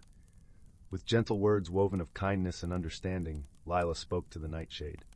She explained how its playful tricks had unbalanced the magic of the woods, and how harmony could be restored if it chose to return to its rightful place among the shadows. The nightshade listened, its form shimmering as if considering her words. Finally, with a playful wink, it vanished into the night, leaving behind a trail of sparkling dust. Almost immediately, the woods felt different. The air was lighter, and the soft chirping of crickets resumed its familiar melody. As Lila made her way back to the village, the moon watched over her, casting a gentle glow on her path. She felt a comforting sense of achievement, knowing she had helped restore peace to the woods she loved so dearly. Back at the cottage, her grandmother awaited her with open arms and a warm smile. "You have done well, dear heart," she said, her voice a balm to Lila's soul. "Remember, even the smallest creatures can teach us the greatest lessons." That night, as Leela lay in her cozy bed, she listened to the soft hum of the forest outside her window. The world was at peace, and so was she, knowing that wisdom and friendship could always light the way, even through the darkest of shadows. And with that comforting thought, she drifted into a gentle, restful sleep, cradled by the whispers of the woods. Title: The Whispering Wood's Secret. In the tranquil village of Elderglow, nestled within the embrace of a lush, ancient forest, there lived a young girl named Mabel. Elderglow was a place where the air was always sweet with the scent of blooming lilacs, and the gentle rustle of leaves in the whispering woods seemed to carry secrets from times long past. The village was small, with stone cottages dotting the landscape like scattered pebbles, each one warmed by the glow of hearth fires that never seemed to fade. Mabel, with her curious hazel eyes and a heart full of wonder, was no ordinary child. She had a penchant for exploring, often venturing to the edges of the village where the whispering wood began. The villagers spoke of the wood with a mixture of reverence and caution, for it was said to be alive with magic, a place where the boundary between the ordinary and the extraordinary was as thin as the morning mist. One crisp autumn afternoon, as the sun dipped low and painted the sky in hues of amber and rose, Mabel set out towards the forest. Her mother had tucked a warm woolen scarf around her neck and placed a gentle kiss on her forehead, saying, "Stay on the path, my little adventurer, and listen to the whispers of the trees. They speak if you know how to listen." Mabel nodded, her eyes gleaming with excitement. She knew the woods well, having spent countless afternoons beneath its towering oaks and whispering pines. Today, however, felt different. There was a tingling in the air, a sense of anticipation that danced along her skin like the first touch of winter's breath. As she wandered deeper into the forest, the world around her shifted subtly. The light filtering through the canopy was dappled and golden, casting playful shadows on the forest floor. The leaves crunched softly under her boots, and the air was filled with the earthy scent of fallen leaves and damp moss. It wasn't long before Mabel came across something unusual, a glimmering stone, half buried in the soft earth. It was the size of a robin's egg, and shimmered with an iridescent glow that seemed to pulse with its own gentle light. Mabel knelt down, her heart pounding with the thrill of discovery. As she reached out to touch it, a soft, melodic voice filled the air, so faint it was almost a sigh. "Seek the heart of the wood, little one, and the truth shall be revealed." Startled, Mabel glanced around, her eyes wide. The voice seemed to come from nowhere and everywhere at once, as if the forest itself had spoken to her. She picked up the stone, feeling its warmth seep into her palm, and slipped it into her pocket, determined to follow its silent call. The deeper she ventured, the more the forest seemed to change. The trees grew taller and more ancient, their bark etched with patterns that looked like mystic runes. The air grew cooler, and a gentle breeze whispered through the branches, carrying with it a soft, tinkling sound like distant chimes. As she walked, Mabel noticed something extraordinary. The forest floor was dotted with clusters of tiny, luminescent mushrooms that glowed with a soft blue light, illuminating her path. She followed the trail of light deeper into the heart of the wood, her breath visible in the cool air. At last, Mabel arrived at a clearing bathed in moonlight. In the center stood an ancient oak, its gnarled branches stretching skyward like the arms of a wise old guardian. At the base of the tree, nestled among its roots, was a small door carved into the trunk. It was adorned with intricate carvings of woodland creatures and swirling vines. With a mixture of awe and trepidation, Mabel approached the door. She felt the stone in her pocket grow warm, and the carvings on the door seemed to shimmer in response. Taking a deep breath, she gently pushed it open and stepped inside. The interior was a wonderland of light and color. The walls glowed with a soft golden hue, and the air was filled with the scent of honeysuckle and wild roses. At the center of the room stood a table carved from a single piece of crystal, its surface reflecting the light in a myriad of colors. Seated at the table was a figure cloaked in shadows, yet Mabel felt no fear. There was a kindness in the air, a sense of welcome that put her at ease. The figure gestured to a chair opposite, and Mabel sat, her eyes wide with curiosity. "Welcome, Mabel," the figure said, their voice as soothing as the murmur of a gentle stream. "I am the keeper of the Whispering Wood, and you have been chosen to receive a gift." Mabel listened intently, her heart filled with wonder. "A gift?" she asked, her voice barely above a whisper. The keeper nodded, and with a wave of their hand, the room filled with images, scenes of the forest through the ages, its beauty and magic captured in a tapestry of light. "This stone you carry," the keeper said, "is a shard of the forest's heart, a fragment of its ancient magic. With it, you hold the power to listen to the whispers of the world, to understand the language of nature." Mabel gasped, her fingers brushing the stone in her pocket. "But why me?" she asked, her voice filled with awe. The keeper smiled, their eyes twinkling like stars. "Because, dear child, you have the heart of a true listener, one who sees the beauty in the world and cherishes it. Use this gift wisely, and you will bring joy and harmony wherever you go." Mabel nodded, her heart swelling with gratitude. "I will," she promised, her voice strong and clear. As the keeper faded into the shadows, the room began to dissolve into a swirl of light and color. Mabel felt herself being gently lifted, the world spinning around her until she found herself back in the clearing, the ancient oak standing silent sentinel under the moonlit sky. The journey back through the forest was a blur of wonder and joy. The stone in her pocket pulsed with warmth, and the forest seemed to hum with life around her. As she emerged from the woods, the village of Elderglow lay ahead, its lights twinkling like stars in the gathering dusk. Mabel returned home, her heart filled with the magic of the Whispering Wood. She knew that her life would never be the same, that she had been forever changed by the gift she had received.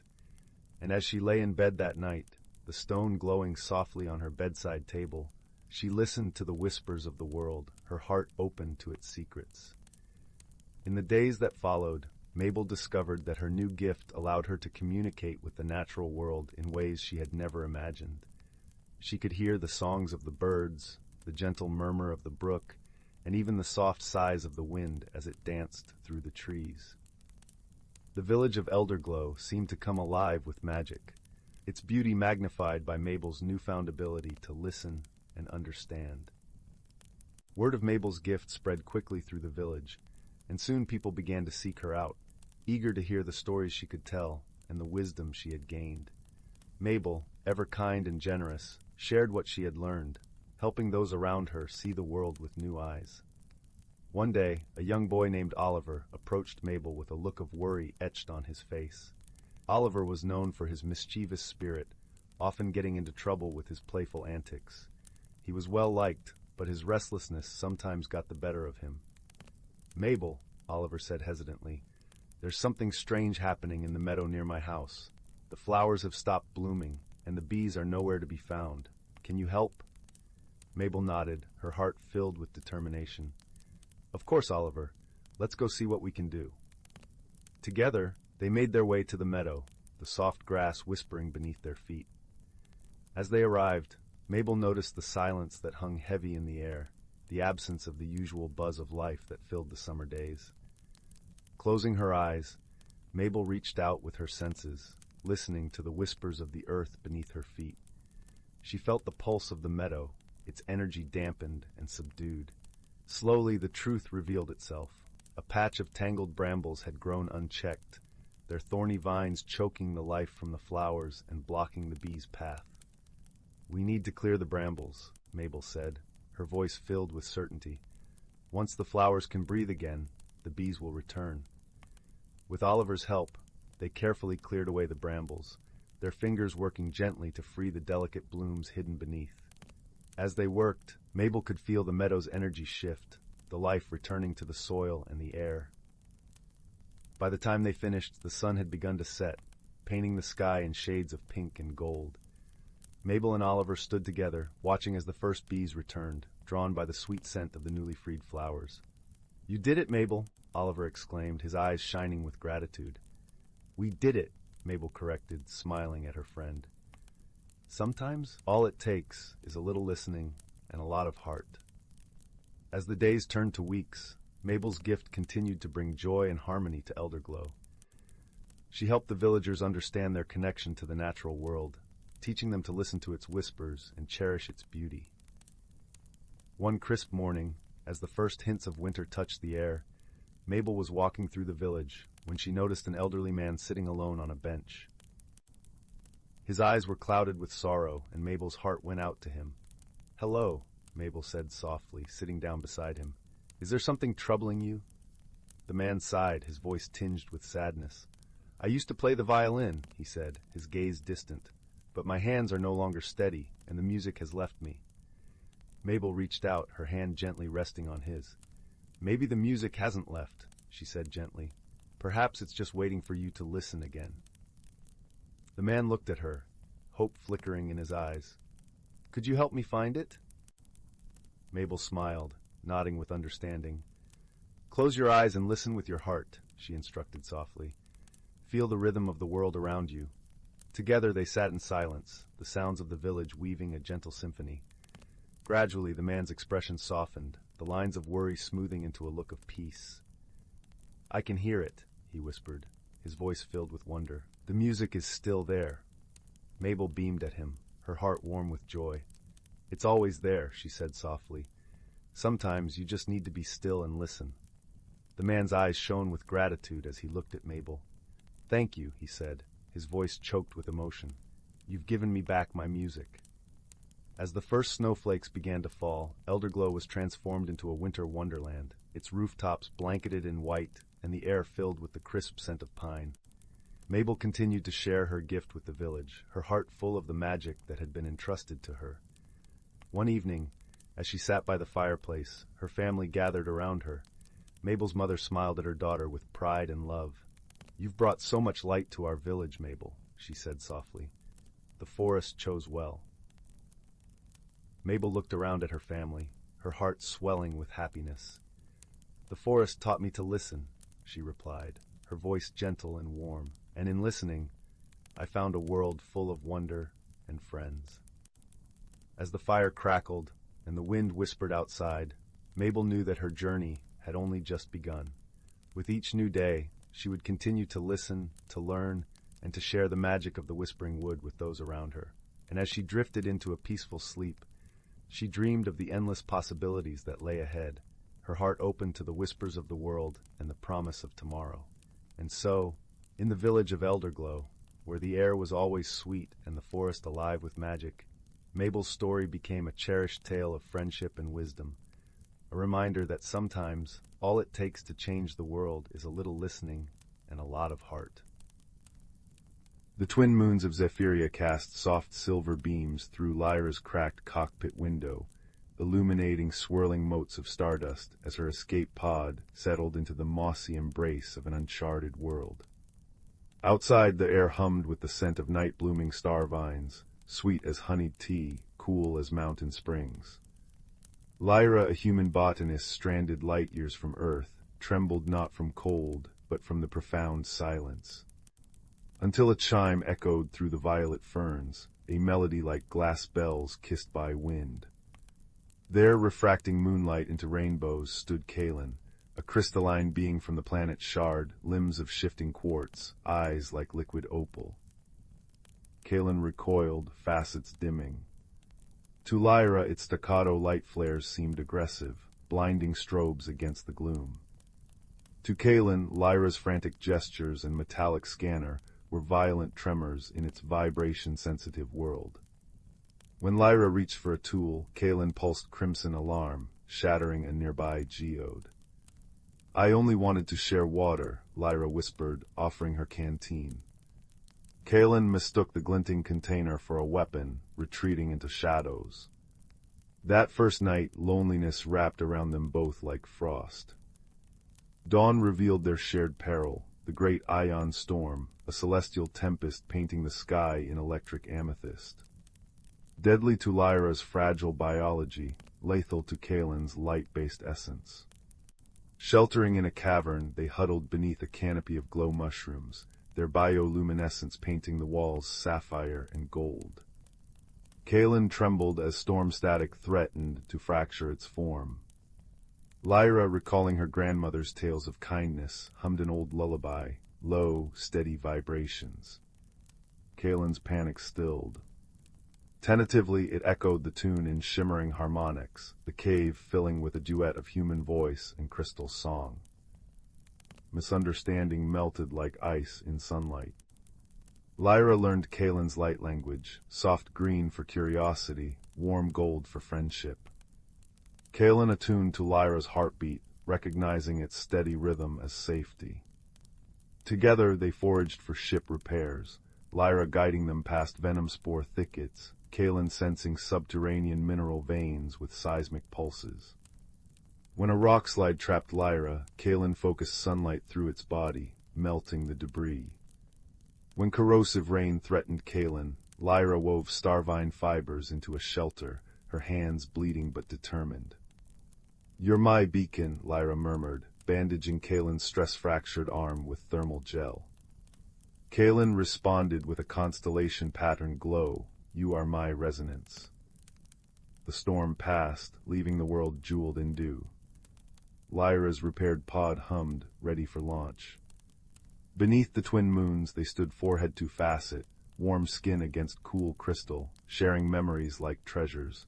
Lyra's earth forests mirrored in Kaelin's prismatic recollections of Shard's singing canyons.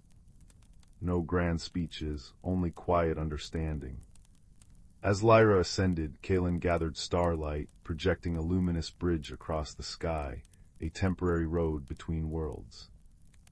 Now, when Lyra tends her interstellar greenhouse, she nurtures crystalline flowers that chime in the dark.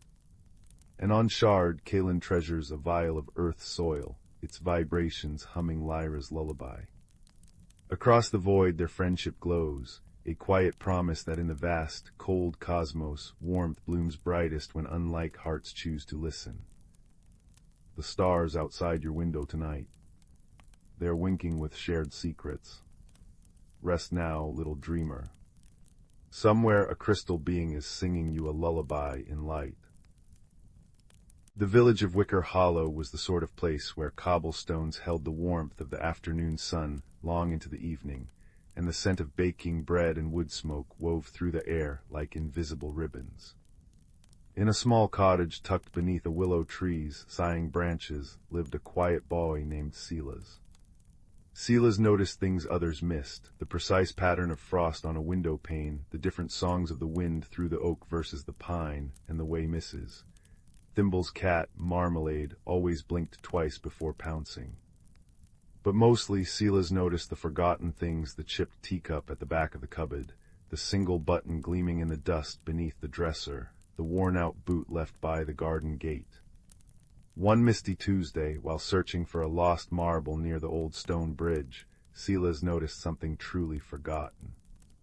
Half buried in the mossy bank, nestled amongst smooth river stones, lay a book.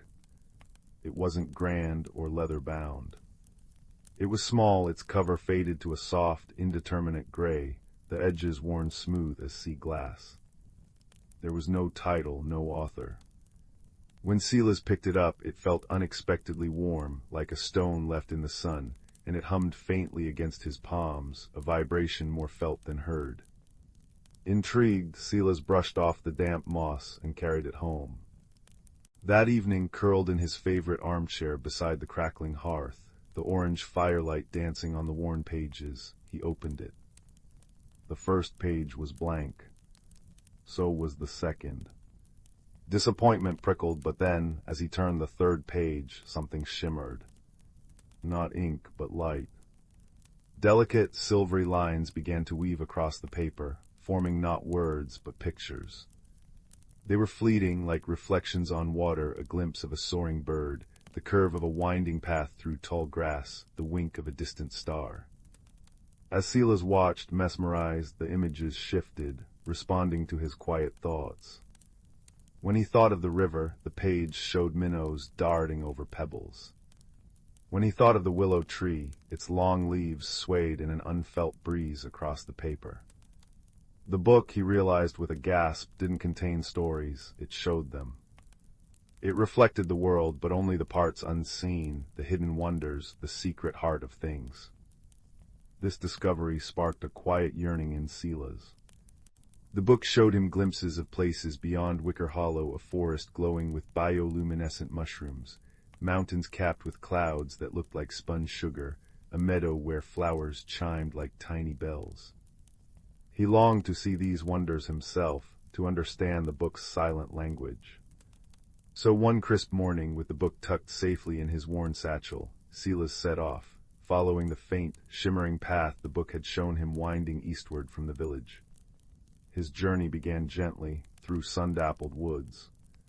He hadn't gone far when he encountered his first helper. A large, rather drowsy badger named Barnaby was attempting to dig up a particularly stubborn truffle near the path. Barnaby had spectacles perched precariously on his snout and spoke in a slow, rumbling voice. Trouble with the subterranean aromatics, he grumbled, blinking at Silas.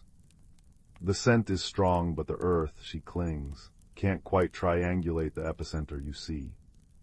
Silas, remembering the book, gently opened it. The page shimmered, showing not the truffle, but the intricate network of roots around it, and a single, bright earthworm wriggling near its location. Silas pointed. Barnaby adjusted his spectacles, squinted, then dug with renewed vigor. Ah, foundational disturbance, excellent cartography, young fellow. Barnaby, grateful for the help and intrigued by the shimmering book, decided Silas's quest sounded far more interesting than truffles. He became Silas's guide through the deeper woods, his knowledge of hidden trails and edible roots invaluable. Deeper into the ancient forest, where the trees grew tall and silent, they met Thistle. Thistle was a hedgehog, but unlike any Silas had seen. Her spines weren't just brown, they shimmered with tiny flecks of iridescent green and gold, like moss catching the light. She moved with surprising swiftness, darting between ferns. Thistle was incredibly observant, but terribly forgetful. Oh, hello, lovely morning for the thing with the leaves, she'd chirp, then zoom off, only to circle back moments later. Barnaby, Silas, have you seen the shiny pebble? No, oh well.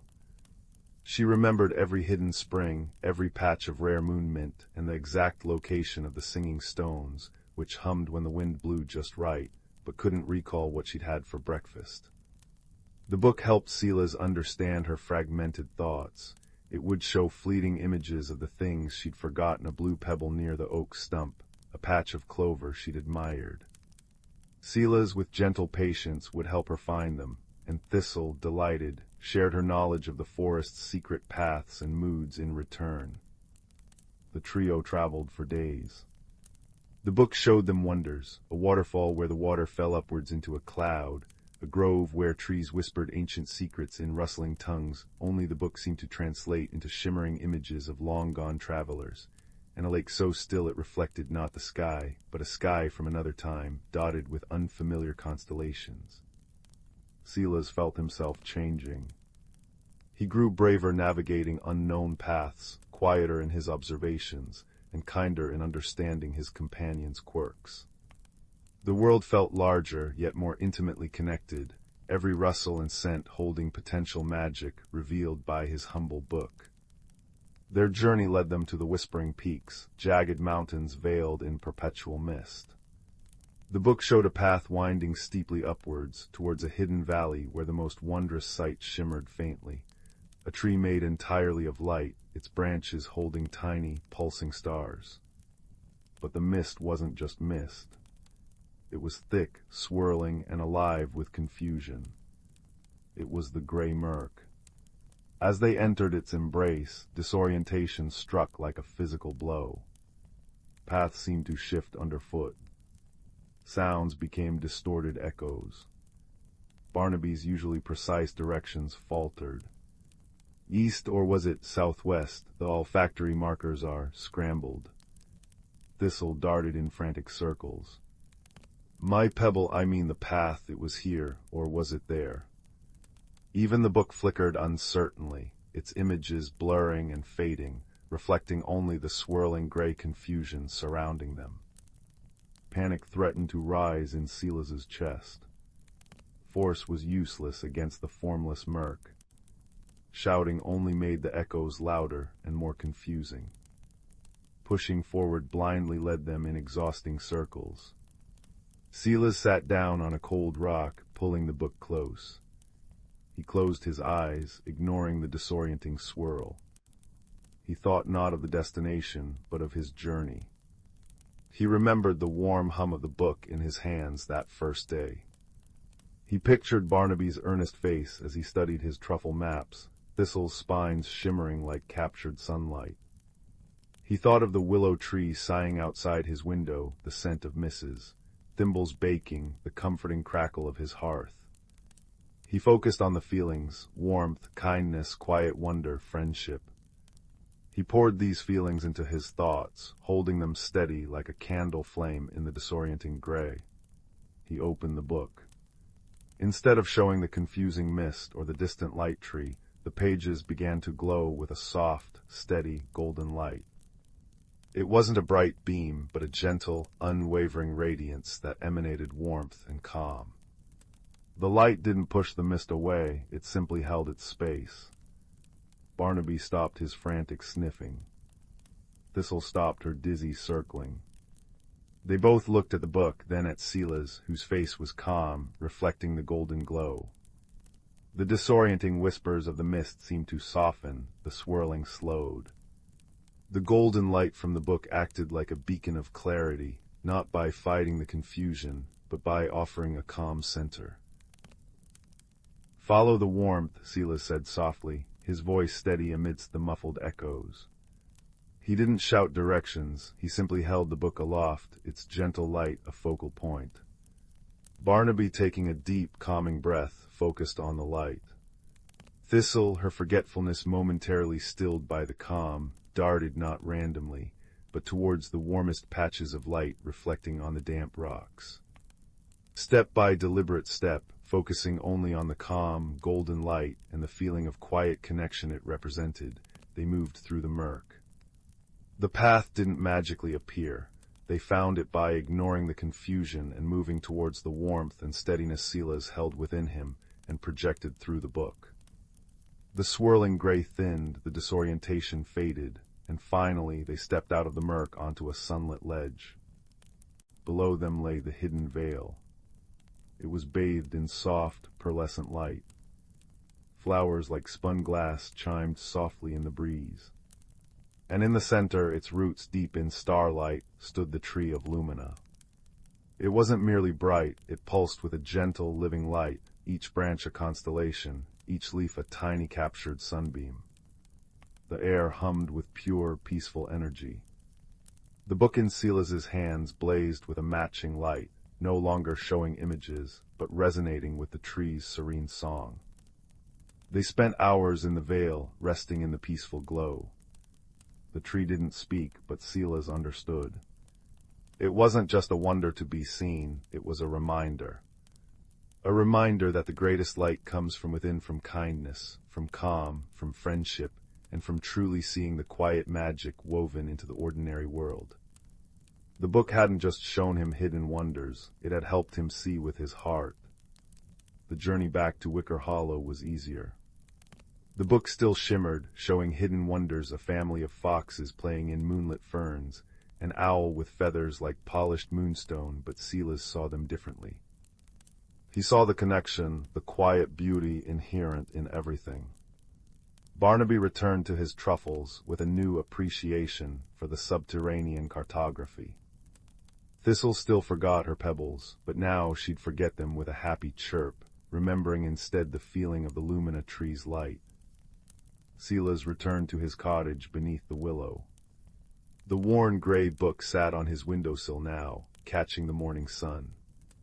It still shimmered sometimes, showing the dew on a spiderweb like diamonds, or the secret path a ladybug took across a leaf. But Silas didn't need it to see the magic anymore. He saw it in the steam rising from Mrs. Thimble's teacup, in the way marmalade blinked twice before purring, in the familiar creak of the floorboards. The world hadn't changed, he had. He'd learned that the most extraordinary secrets aren't found in distant, hidden valleys, but in the quiet noticing, in the warmth of friendship, and in the gentle light of kindness that can guide you through any fog. And sometimes he'd open the book for a child visiting Mrs. Thimble, and together they'd watch the shimmering story of a dandelion seed sailing on the breeze, or the secret dance of fireflies in the twilight, a reminder that wonder is always just a heartbeat away, waiting to be seen with a quiet and kind heart. The gentle hum of the book blended with the crackle of the hearth, a soft lullaby of hidden wonders and peaceful hearts, perfect for drifting into dreams. In the sleepy village of Eldergrove, nestled between verdant hills and cloaked in the gentle embrace of ancient oaks, there existed a whisper of magic that danced on the crisp, cool air.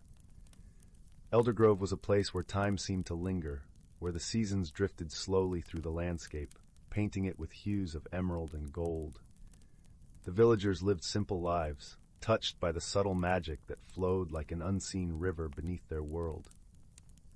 In this quaint village, a young girl named Leora found solace in the natural world that surrounded her. With eyes as curious as the morning sun peeking over the horizon, Leora spent her days wandering the meadows, her heart in tune with the rhythms of the earth. Her auburn hair cascaded down her back, catching glimmers of sunlight that danced like fireflies at dusk. She possessed a gentle spirit, one that seemed to draw the whispers of the wind and the secrets of the forest into her being. One fateful afternoon, as the golden light of the setting sun bathed the landscape in a warm embrace, Leora discovered a peculiar object nestled beneath the roots of an ancient oak tree. It was a small, intricately carved wooden box, its surface adorned with swirling patterns that seemed to shift and shimmer in the fading light. Drawn by an inexplicable pull, Leora knelt beside the tree, her fingers tracing the delicate carvings that spoke of forgotten tales and hidden wonders. As she opened the lid, a soft, ethereal glow emanated from within, casting a gentle light upon her face. Inside, nestled upon a bed of moss, lay a tiny silver key. It was unlike anything Leora had ever seen, its surface glinting with a luminescence that seemed to pulse with a life of its own. With a sense of awe and wonder, she gently lifted the key, feeling a warmth spread through her fingertips and into her heart. From that moment on, Leora felt a change within her, as if the key had unlocked a door to a hidden world just beyond the reach of ordinary sight. The air seemed thicker with mystery, the colors of the forest more vibrant, the songs of the birds more melodious. It was as if the very essence of nature had revealed itself to her, inviting her to explore the depths of its magic. Emboldened by this newfound connection, Leora ventured deeper into the heart of the forest, her footsteps light upon the leaf-strewn path. As she walked, she noticed the world around her transforming, the trees whispering secrets in a language she could almost understand, the brook singing a melody that resonated with the rhythm of her heart. Her journey led her to a secluded glen, where the sunlight filtered through the canopy above, casting dappled patterns upon the forest floor. There she encountered a creature unlike any she had ever seen, a small, luminescent fox with fur that shimmered like moonlight on water. Its eyes, deep pools of understanding, gazed into hers, and Leora knew that this creature was a guardian of the forest, a keeper of its ancient magic. The fox approached with a cautious grace, its movements as fluid as the breeze that stirred the leaves. Leora knelt, extending her hand in a gesture of friendship and trust. To her delight, the fox nuzzled against her palm, a soft warmth spreading from its touch, filling her with a sense of belonging and peace. As they sat together in the glen, the fox shared its story through images and feelings that flowed into Leora's mind.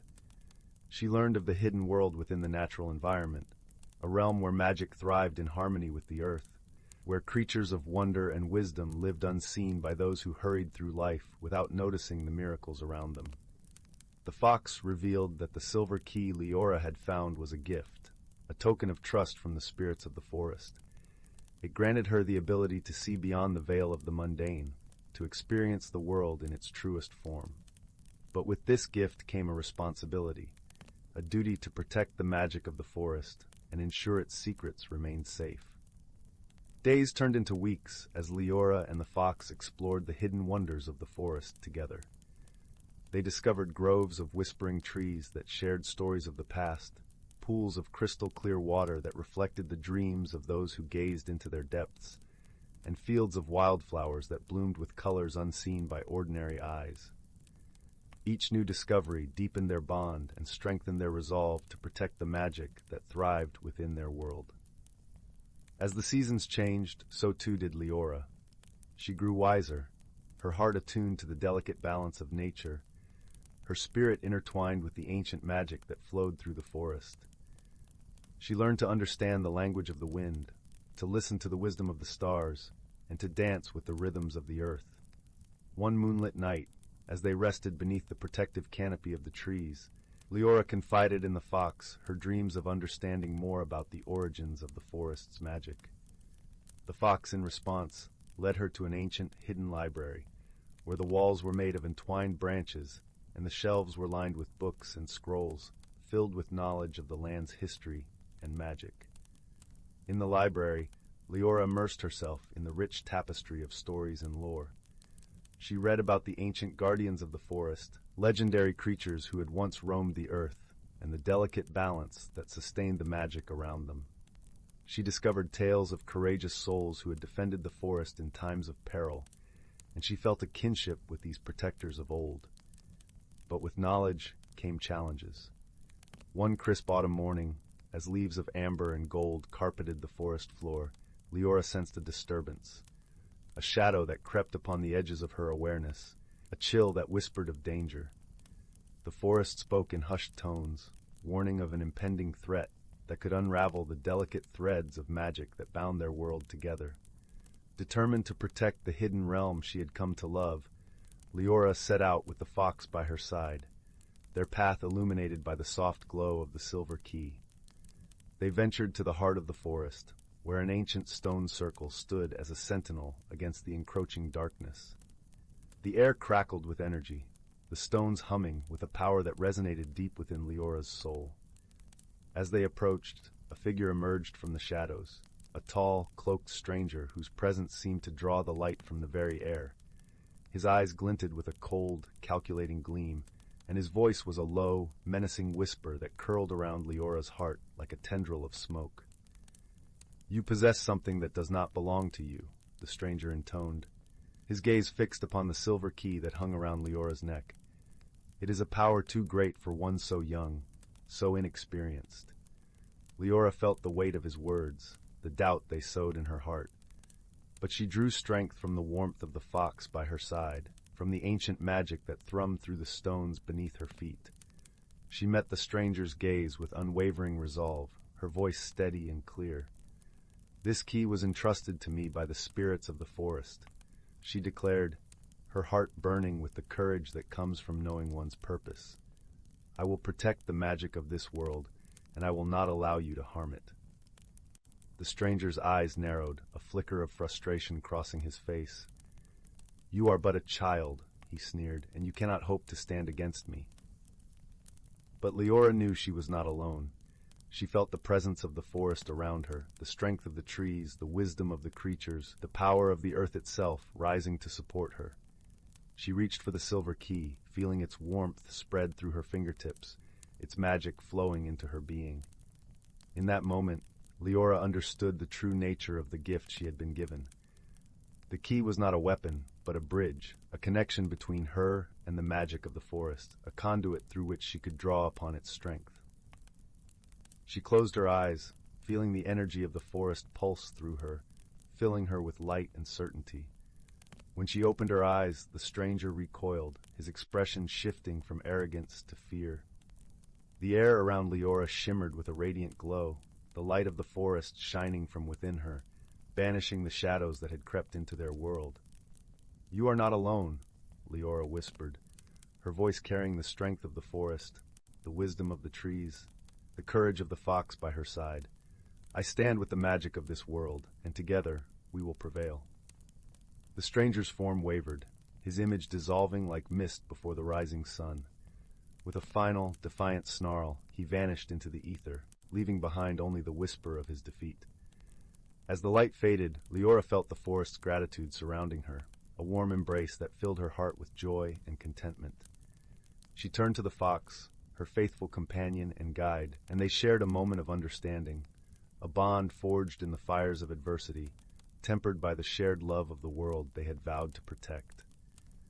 With the threat vanquished, Leora and the fox returned to their exploration of the forest, their hearts light and their spirits unburdened. Together, they continued to discover the hidden wonders of the natural world, delighting in the magic that flowed through every leaf, every stone, every whisper of the wind. As the years passed, Leora grew into a wise and gentle guardian of the forest, her bond with the hidden realm deepening with each passing season. She learned that true strength came not from power, but from understanding, from friendship, from the willingness to stand for what was right.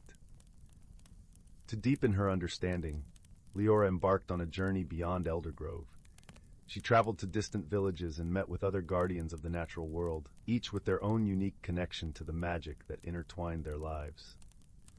Through these interactions, Leora gained insight into the vastness of the magic that permeated the land, realizing that Eldergrove's enchantment was part of a larger tapestry that spanned the world. During her travels, Leora encountered a wise elder named Thalion, who had spent his life studying the ancient lore of the earth. Thalion spoke of the Great Convergence, a time when all the magical energies of the world would align, allowing those attuned to their power to glimpse the very fabric of creation. Intrigued, Leora listened intently as Thalion shared his knowledge, his words weaving a vision of a world brimming with potential and wonder. Eager to witness this event, Leora made her way to the sacred gathering place, a vast plateau overlooking the convergence of 5 great rivers. As the day of the Great Convergence dawned, guardians from across the land assembled, their presence a testament to the enduring bond between the natural world and those who cherished it. As the sun reached its zenith, the air shimmered with a kaleidoscope of colors, a radiant tapestry woven from the threads of magic that bound their world. Leora felt the energy coursing through her, a symphony of light and sound that resonated with the deepest part of her being. In that moment, she understood her place in the grand design, the interconnectedness of all things. the unity of purpose that linked every guardian, every creature, every leaf and stone. She realized that the true magic of the world lay not in the objects or the powers they wielded, but in the connections they forged, the harmony they nurtured, the love they shared. And so the magic of the forest endured, its secrets safe in the hands of those who cherished them, its wonders preserved for generations yet to come. Leora's journey had transformed her, not only in her understanding of the world, but in her understanding of herself, a journey of discovery, of friendship, of courage and compassion. In the end, Leora knew that the true magic of the forest lay not in the mysterious objects or the hidden powers, but in the connections forged between those who dared to see beyond the ordinary, to embrace the extraordinary, and to protect the beauty and wonder that surrounded them. And so, under the gentle light of the moon, with the forest as her eternal companion, Leora's heart swelled with gratitude, her spirit forever intertwined with the magic that had changed her life. She sat beside her fox friend, the crackling leaves beneath them a comforting symphony, and whispered a promise into the night, a vow to cherish the magic of their world, to guard it with all her heart, and to share its wonders with those who would listen, those who would see, those who would believe.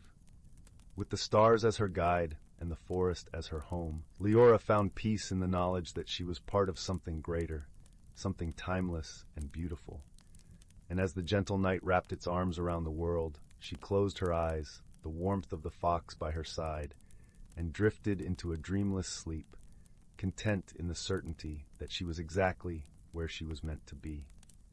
For in Elder Grove, where magic whispered through the trees and danced upon the breeze, there was always a place for those who believed, those who listened, those who loved. And in that enchanted world, Leora had found her home. On a particularly golden autumn afternoon, while the sun dipped low in the sky, casting long shadows across the forest floor, Leora felt a stirring within her heart, a call to return to the ancient oak where her journey had begun. With the fox at her side, she retraced her steps through the woods, the path familiar yet ever-changing in the dance of light and shadow. As they approached the oak, Leora noticed a gathering of creatures, deer, birds, and even a curious squirrel, assembled around the tree, as if drawn by the same mysterious force. The air was thick with anticipation, a gentle hum of energy that vibrated through the ground beneath her feet. Leora knelt before the oak, the silver key in her hand, and placed it gently upon the mossy earth. The creatures watched in silence, their eyes reflecting the glow of the setting sun. As the key touched the ground, a ripple of light spread outward, weaving through the roots and branches, illuminating the tree from within. In that moment, Leora understood the true purpose of the key. It was not merely a token of power, but a symbol of unity, a reminder of the bond between all living things. The magic of the forest thrived on this connection, nourished by the love and respect of those who called it home. With a soft sigh, the oak released a single leaf, its surface etched with delicate patterns that shimmered like gold. The leaf drifted down to Leora, settling in her open palm, a gift from the heart of the forest. Touched by the gesture, Leora felt tears of joy welling in her eyes, a profound gratitude swelling in her chest. She understood now that her journey had come full circle, that her role as a guardian was not to wield power, but to nurture and protect the fragile web of life that bound them all together. As the sun dipped below the horizon, painting the sky in hues of pink and lavender, Leora stood with the fox by her side. The creatures of the forest gathered around them in a silent vow of solidarity. Together they watched as the stars emerged, each one a beacon of hope, a reminder of the magic that flowed through their world. And in the quiet of the night, with the forest as her witness, Leora whispered a promise to the stars, a vow to cherish and protect the magic of Eldergrove, to honor the connections that gave it life, and to share its wonders with those who would listen, those who would see, those who would believe. For in Eldergrove, where magic whispered through the trees and danced upon the breeze, there would always be a place for those who believed, those who listened, those who loved. And in that enchanted world, Leora had found her home, her purpose, and her peace. The first time Sam noticed the shimmer in the woods behind Gran's cottage, it was mid-October, when the air smelled of damp earth and cinnamon bark. 10 years old and perpetually lost in daydreams, Sam often sat on the creaky porch, swing tracing patterns on a tarnished silver locket, the only keepsake from parents they barely remembered. That evening, as amber light slanted through sugar maples, a flicker of emerald green danced between the oaks. Not firefly light, but deeper, like sunlight through stained glass. When a faint melody followed wind chimes playing a tune, no human hand composed, Sam tucked the locket beneath their sweater and stepped into the forest's embrace. Moss cushioned each footfall, and the ordinary woods transformed. Ferns unfurled silver fronds that chimed softly. Birch trunks gleamed with embedded starlight, and the path ahead rippled like water. Deeper in where shadows should have pooled, Sam found a clearing bathed in perpetual twilight. Velvet-soft grass shimmered with dew that tasted of honey when Sam knelt to touch it. And there, curled beneath a weeping willow with laves of liquid moonlight, was the creature. It resembled a fox crossed with a dragonfly, no larger than a rabbit. Translucent wings, veined like stained glass, lay folded against fur the color of crushed violets.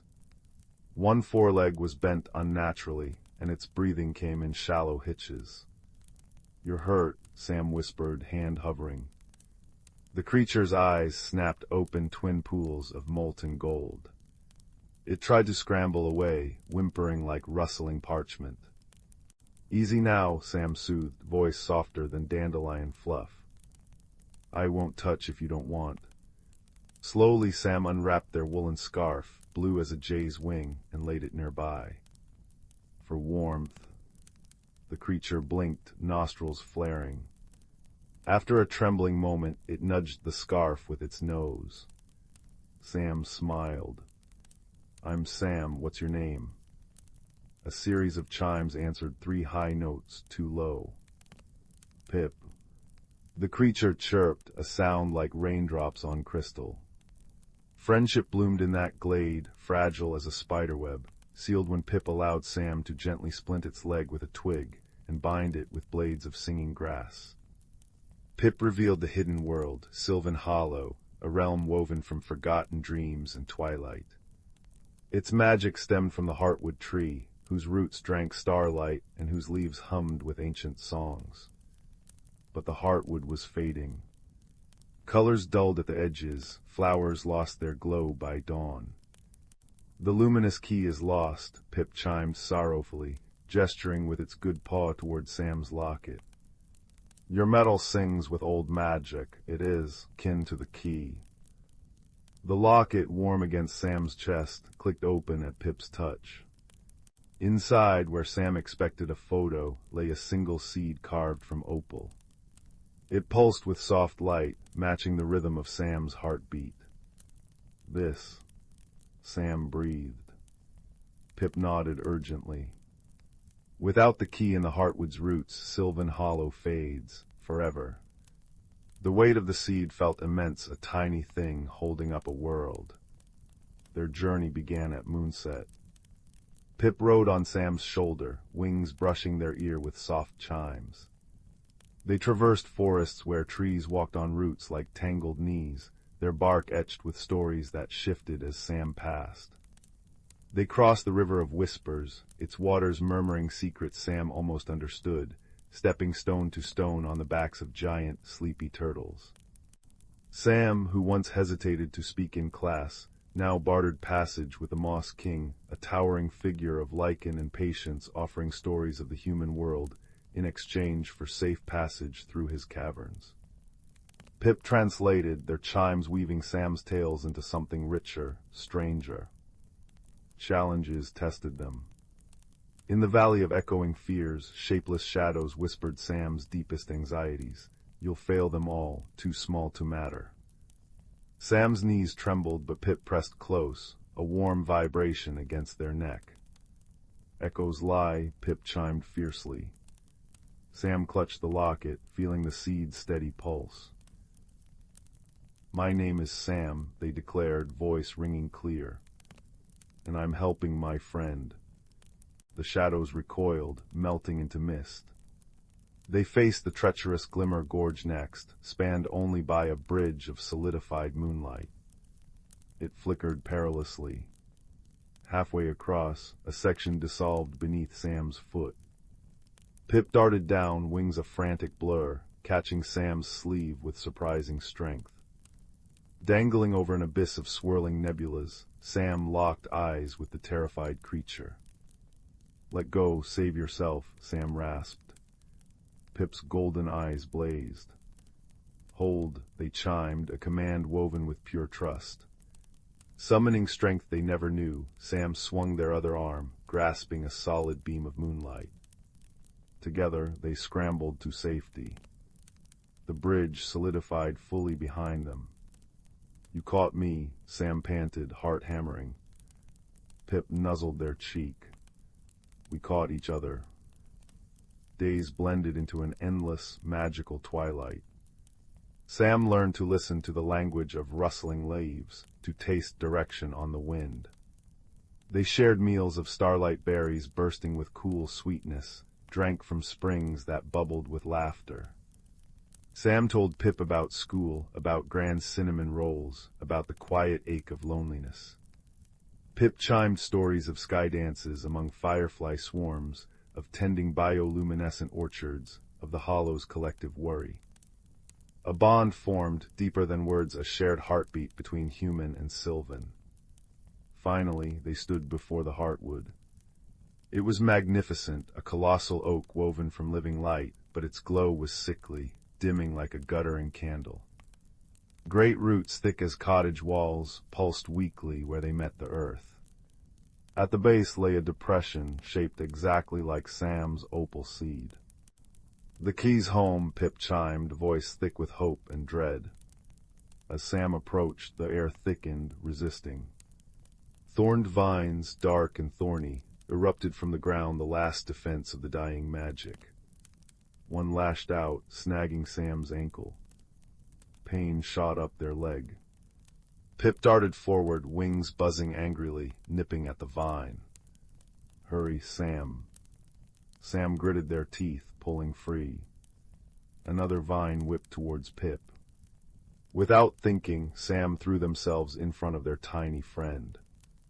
The thorn grazed their arm, drawing blood like liquid starlight. Ignoring the sting, Sam lunged the final steps, the pulsing seed clutched tight. Kneeling at the Heartwood's base, Sam pressed the opal seed into the waiting hollow. It fit perfectly. For a breathless moment, nothing happened. Then, a tremor ran through the earth. Light erupted from the seed, pure and blinding, flowing up the Heartwood's trunk like liquid sunshine. Leaves blazed emerald green, then sapphire, then gold. The thrumming song Sam had first heard in the woods swelled into a glorious symphony wind, water, leaf, and star singing as one. The dark vines crumbled to ash. Color flooded back into Sylvan Hollow, richer and more vibrant than before. Flowers unfurled in explosive rainbows, trees straightened with groans of relief, and the very air shimmered with renewed vitality. Pip soared, looping joyful spirals around the radiant Heartwood, their chimes blending with the world song. They landed gently before Sam, eyes glowing brighter than ever. "You saved us, Sam." Sam, cradling their stinging arm, looked around at the reborn paradise. "We saved us, Pip, together." The wound on Sam's arm, touched by the Heartwood's new light, sealed instantly, leaving only a faint, star-shaped scar, a mark of courage given and received. The journey back felt different. Sylvan Hollow welcomed them. Walking trees bowed creakily. Fireflies formed glowing archways. The river of whispers sang a clear, grateful melody. At the edge of the ordinary woods, Sam and Pip paused. The shimmering boundary pulsed steadily now. "It will always be here," Pip chimed, understanding the unspoken question. "For you, the key chose its bearer." They nuzzled Sam's hand. "Friend." Gran noticed the change immediately. You seem taller, Sprout, she remarked, her eyes crinkling as Sam helped knead bread dough with newfound vigor. The quiet child who lingered in corners now spoke of constellations with quiet confidence, their eyes holding a depth that hadn't been there before. Sam wore the locket openly now, the opal seed warm beneath their shirt a secret anchor to another world. Loneliness was a forgotten ghost. Every evening as the sun dipped low, Sam would sit on the porch swing. Sometimes they'd simply listen to the wind sighing through the maples. Other times a familiar shimmer would dance between the trees, accompanied by the faint, joyous chimes of a tiny friend emerging for a twilight stroll. Sam would step onto the mossy path, greeted by Pip's leap onto their shoulder, the violet fur soft against their neck. They'd walk together in the ordinary woods that now held an extraordinary secret, sharing stories in the language of rustles, chimes, and comfortable silence. Sam learned that courage wasn't the absence of fear, but the choice to act despite it. They learned that true friendship could bridge impossible worlds, built on trust as delicate and strong as a dragonfly's wing. And they learned that even the smallest heart, like a single seed or a quiet child, could hold magic potent enough to heal a world. Back in their small room, the scent of grand cinnamon rolls drifting up, Sam would trace the star-shaped scar on their arm, a quiet smile playing on their lips. Outside, the woods stood sentinel, holding the gentle luminescence of Sylvan Hollow close, a hidden world humming just beyond the veil, waiting for the next shared adventure beneath the watchful, loving stars. The locket rested warm against their heart, a silent promise of twilight wonders and the enduring melody of an impossible friendship.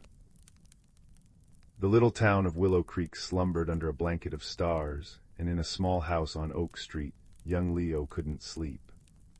Rain whispered against his window pane, and the usual comforting sounds of the creaky old house felt strangely restless tonight. His gaze drifted to the cluttered shelf above his desk. There, nestled between dusty dinosaur models and a slightly chipped mug shaped like a rocket ship, sat his great Aunt Mildred's music box. It wasn't particularly grand, just a simple wooden cube, dark oak polished smooth by time, with a tiny silver key sticking out one side. Aunt Mildred had called it her window box and winked whenever Leo asked why. He'd wound it up countless times, listening to its familiar, tinkling melody, sweet but ordinary. Tonight, however, something felt different. A faint, almost imperceptible glow seemed to emanate from its seams, like trapped moonlight. Curiosity, stronger than sleepiness, pulled Leo from his bed. He padded softly across the cool floorboards and lifted the box. It felt warmer than usual. He placed it on his desk, the glow seeming to pulse gently in time with the rain's rhythm. Hesitantly, he turned the silver key. Instead of the expected melody, the lid sprang open with a soft click, revealing not the usual brass cylinder and pins, but a swirling miniature landscape. Tiny, perfect trees swayed in an unseen breeze, and a path of luminous pebbles wound towards distant, snow-capped mountains, no bigger than Leo's thumb. A scent like damp earth and wildflowers filled the air. Leo gasped. Before he could even blink, a powerful, gentle suction pulled him forward. He tumbled headfirst, not with a crash, but with a soft whoosh, landing on moss so velvety and green it felt like a living carpet. He was inside the music box.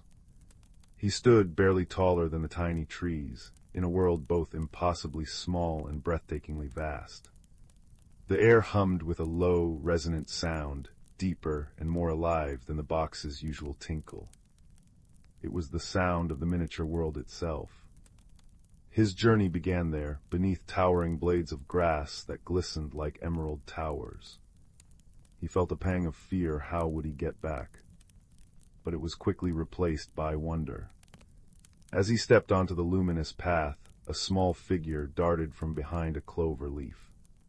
It was a mouse, but not like any mouse Leo had seen. This one wore tiny spectacles perched precariously on its nose and carried a satchel overflowing with minuscule scrolls. Ah, a traveler, the mouse squeaked, adjusting his spectacles. Most unexpected, Bartholomew Quill, chronicler of the Whispering Vale, at your service. He bowed deeply. You've arrived at a rather dissonant time. Bartholomew explained that the music box wasn't just a container, it was the heart harp of Willow Creek. Its gentle melody normally resonated with the town's quiet joys, its sorrows, its sleeping dreams, weaving a harmony that kept the ordinary world feeling safe and solid. But the mainspring, deep within the glimmering caves beneath the mountains, had fractured. The true music was faltering, replaced by that low, anxious hum Leo had heard. Without repair, the town's spirit, its sense of wonder, its quiet resilience might slowly fade. Leo's heart clenched. He had to fix it. Bartholomew, with his encyclopedic knowledge of the Vale's geography and his nervous, twitching energy, became his first guide. Their path led them through forests of luminous mushrooms where fireflies danced complex patterns, across streams that sang with the voices of 1,000 tiny pebbles, and up slopes of fragrant thyme. Near a waterfall that fell like liquid crystal, they met their second helper. Seraphina was a snail whose shell wasn't just a home, but a swirling galaxy of iridescent blues and purples. She moved with agonizing slowness, but her voice was like warm honey. Haste scatters understanding, little traveler, she murmured, watching Bartholomew fret about time. Listen to the stones. They remember the true rhythm. Seraphina taught Leo patience, pointing out how the humming changed pitch near certain rocks, how the wind carried faint, mournful notes from the direction of the caves.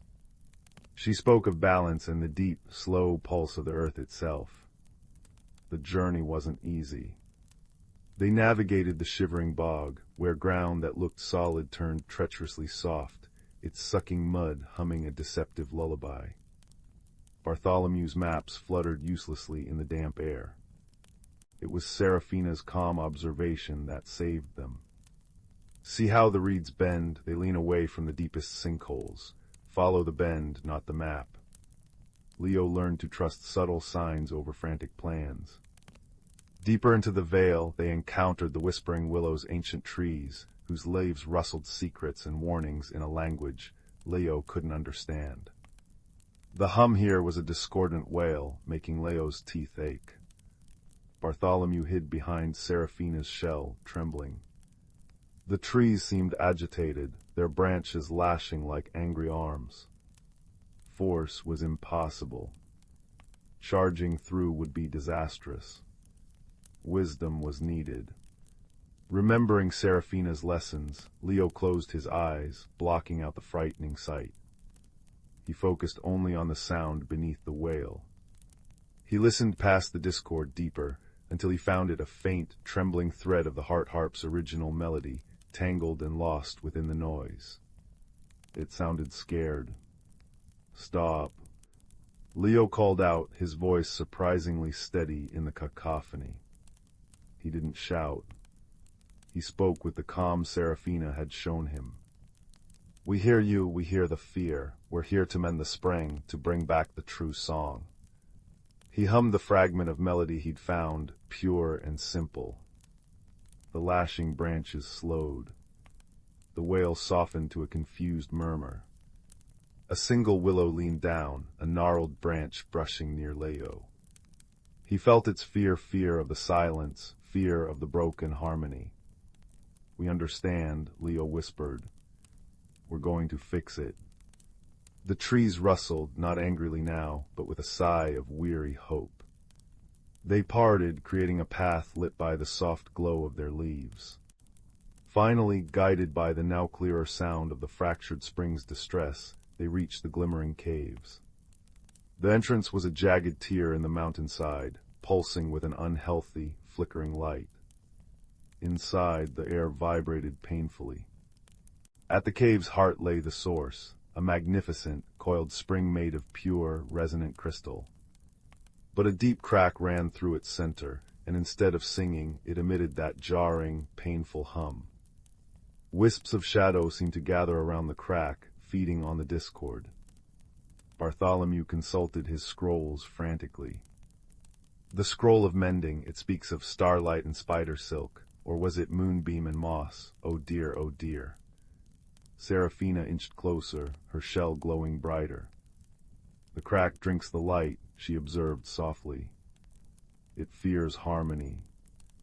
Leo looked at the fractured spring, feeling its pain echo in his own chest. He remembered the whispering willow's fear, the deceptive bog, Bartholomew's anxious energy, Seraphina's deep calm. He remembered the true sound of the heart harp, the feeling of safety and quiet joy it had always given him, even before he knew its magic. He thought of Willow Creek sleeping peacefully outside the box, unaware of the struggle within. Force wouldn't mend crystal. Wisdom whispered something else. The music box's magic wasn't about loudness, but resonance.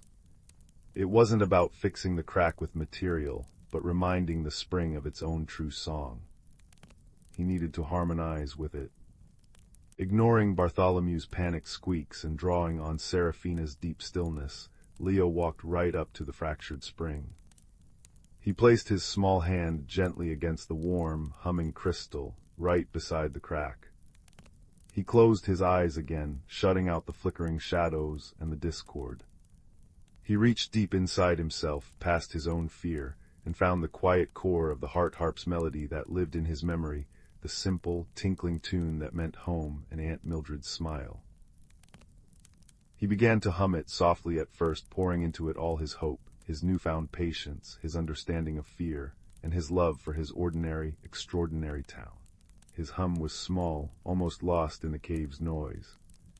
But it was pure. It resonated. The fractured crystal beneath his hand vibrated in response. The jarring hum stuttered. Leo hummed louder, pouring his whole heart into the familiar tune.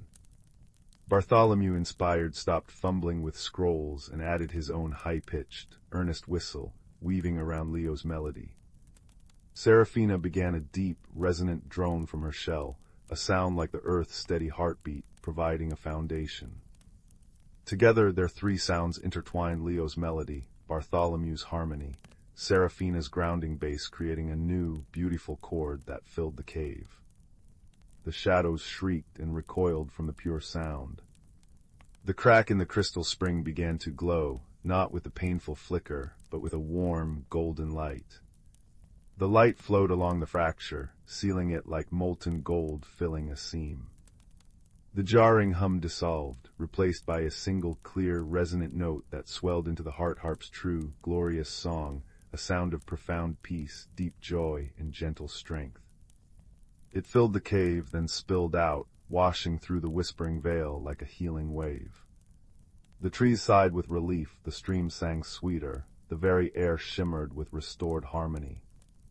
Leo felt the music vibrate through him, warm and comforting. He looked at his friends.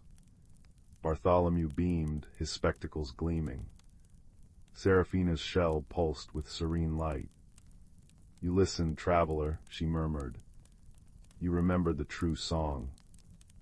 The world around Leo shimmered. The luminous path glowed brightly at his feet, leading back the way they came. With grateful hugs for Bartholomew and Seraphina, a slow, gentle embrace from the snail, Leo stepped onto the path. The world blurred and he tumbled backwards with another soft whoosh, landing back in his desk chair in his own room. The music box sat before him, lid open. Inside, the brass cylinder and pins were back, but now they glowed faintly. The familiar tinkling melody played, but it was richer, deeper, woven with the echoes of the Vale's song and the warmth of friendship. Leo carefully closed the lid. The rain had stopped. Outside, the town of Willow Creek slept on, but Leo felt different. He saw the ordinary objects in his room: the dinosaur, the rocket mug with new eyes. What quiet magic might they hold? He climbed into bed, the repaired heart harp's melody, a soft lullaby drifting through the room. It wasn't just a tune anymore. It was the sound of a mended spring, of wisdom found in patience and listening, of friendship that helped you find your own true note. As sleep finally claimed him, Leo smiled. The world was full of extraordinary secrets, hidden in plain sight, waiting for a curious heart and a listening ear. And that thought, warm and comforting as the melody filling the quiet room, was the most peaceful thing of all. Once upon a time, in a quaint village nestled deep within an ancient forest, there lived a young girl named Willow. Her unruly red curls and freckled cheeks gave her an air of whimsy, but it was her curiosity and bravery that truly set her apart. Willow's favorite place in the world was the old oak tree that stood tall and proud at the edge of the village. Its gnarled branches beckoned her with promises of adventure, and it was here that she would spend countless hours, lost in daydreams and stories.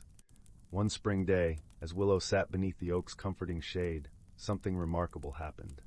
A tiny door, no bigger than her hand, appeared in the tree's trunk. Willow gasped, her heart racing with excitement. Could it be a hidden world within the tree itself? Without a second thought, she reached out and turned the miniature doorknob. The little door creaked open, revealing a dimly lit passage that seemed to stretch on endlessly. Willow's eyes widened in disbelief, but her sense of wonder quickly overtook her apprehension. Taking a deep breath, she crouched down and stepped through the doorway, emerging into a magical realm unlike anything she had ever imagined. The world within the oak tree was alive with vibrant colors and the sweet fragrance of wildflowers. Tiny mushrooms dotted the mossy ground, and streams of crystalline water trickled over smooth pebbles. As Willow wandered deeper into this enchanting place, she encountered creatures she had only heard of in stories. Fairies with gossamer wings, pixies with mischievous grins, and talking animals who greeted her with kindness. One such animal, a wise old badger named Bramble, took Willow under his wing and introduced her to the wonders of this hidden realm. He explained that the oak tree was a magical gateway, and only those with pure hearts and open minds could enter. Bramble became Willow's guide, teaching her about the delicate balance of nature and the importance of protecting this secret world. Together, they embarked on countless ventures, exploring every nook and cranny of the oak tree's inner sanctum. On one particularly memorable journey, Willow and Bramble stumbled upon a clearing where a cluster of glowing mushrooms grew. Bramble warned her that these were no ordinary fungi. They possessed the power to grant wishes, but only to those who truly understood the weight of their desires. Willow, ever the curious soul, couldn't resist the temptation to make a wish. She closed her eyes and wished for the ability to understand and communicate with all living things. In an instant, the world around her came alive with a symphony of voices, the whispering trees, the chattering squirrels, and even the soft melodies of the wind itself. At first, this newfound ability was overwhelming, but with Bramble's guidance, Willow learned to embrace her gift and use it to forge deeper connections with the natural world. She became a bridge between the hidden realm and the human village, advocating for the protection of the forest and its inhabitants. As the seasons changed and years passed, Willow's friendship with Bramble and the other creatures of the oak tree grew stronger.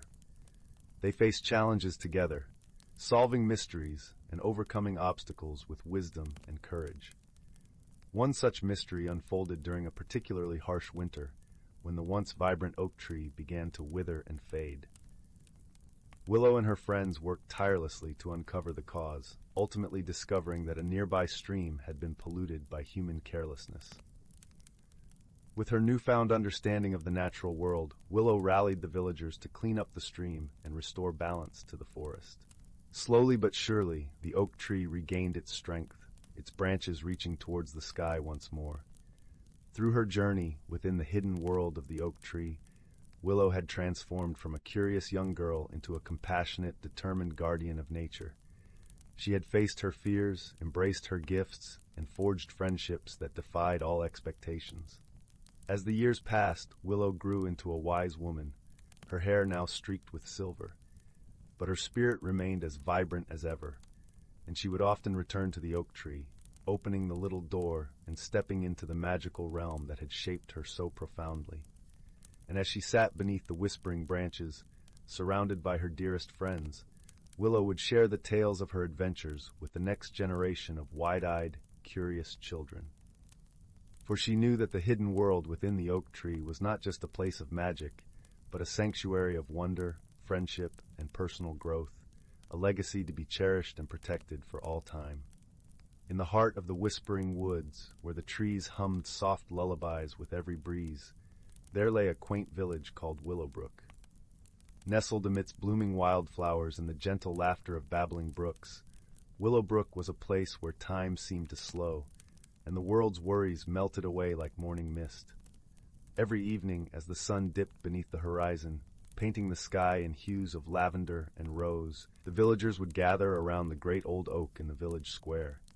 It was here that stories were shared, laughter echoed, and the bonds of community grew ever stronger. One such evening, as the villagers settled beneath the oak's sprawling branches, a peculiar thing happened. A series of soft, shimmering lights began to dance above them, weaving intricate patterns in the air. At first, they thought it might be fireflies, but these lights were different, more vibrant, more alive. Among the villagers was a gentle soul named Mira. With her chestnut curls and warm hazel eyes, Mira was known for her kindness and her curiosity. She watched the lights with fascination, noticing how they flickered and swirled as if they were trying to communicate something. Intrigued by the mysterious display, Mira decided to investigate. The next morning, she set out into the woods, where the lights seemed to have originated. The air was crisp and carried the scent of pine and earth. Birds sang cheerful tunes as she walked along the winding paths, their melodies mingling with the rustling leaves. As Mira wandered deeper into the forest, she stumbled upon a clearing she had never seen before. In the center stood a small, shimmering pond, its surface glistening like 1,000 diamonds in the sunlight. Surrounding the pond were delicate lilac flowers that swayed gently, as if dancing to a silent song. "Hello, young seeker," came a soft voice, as warm and inviting as a summer breeze.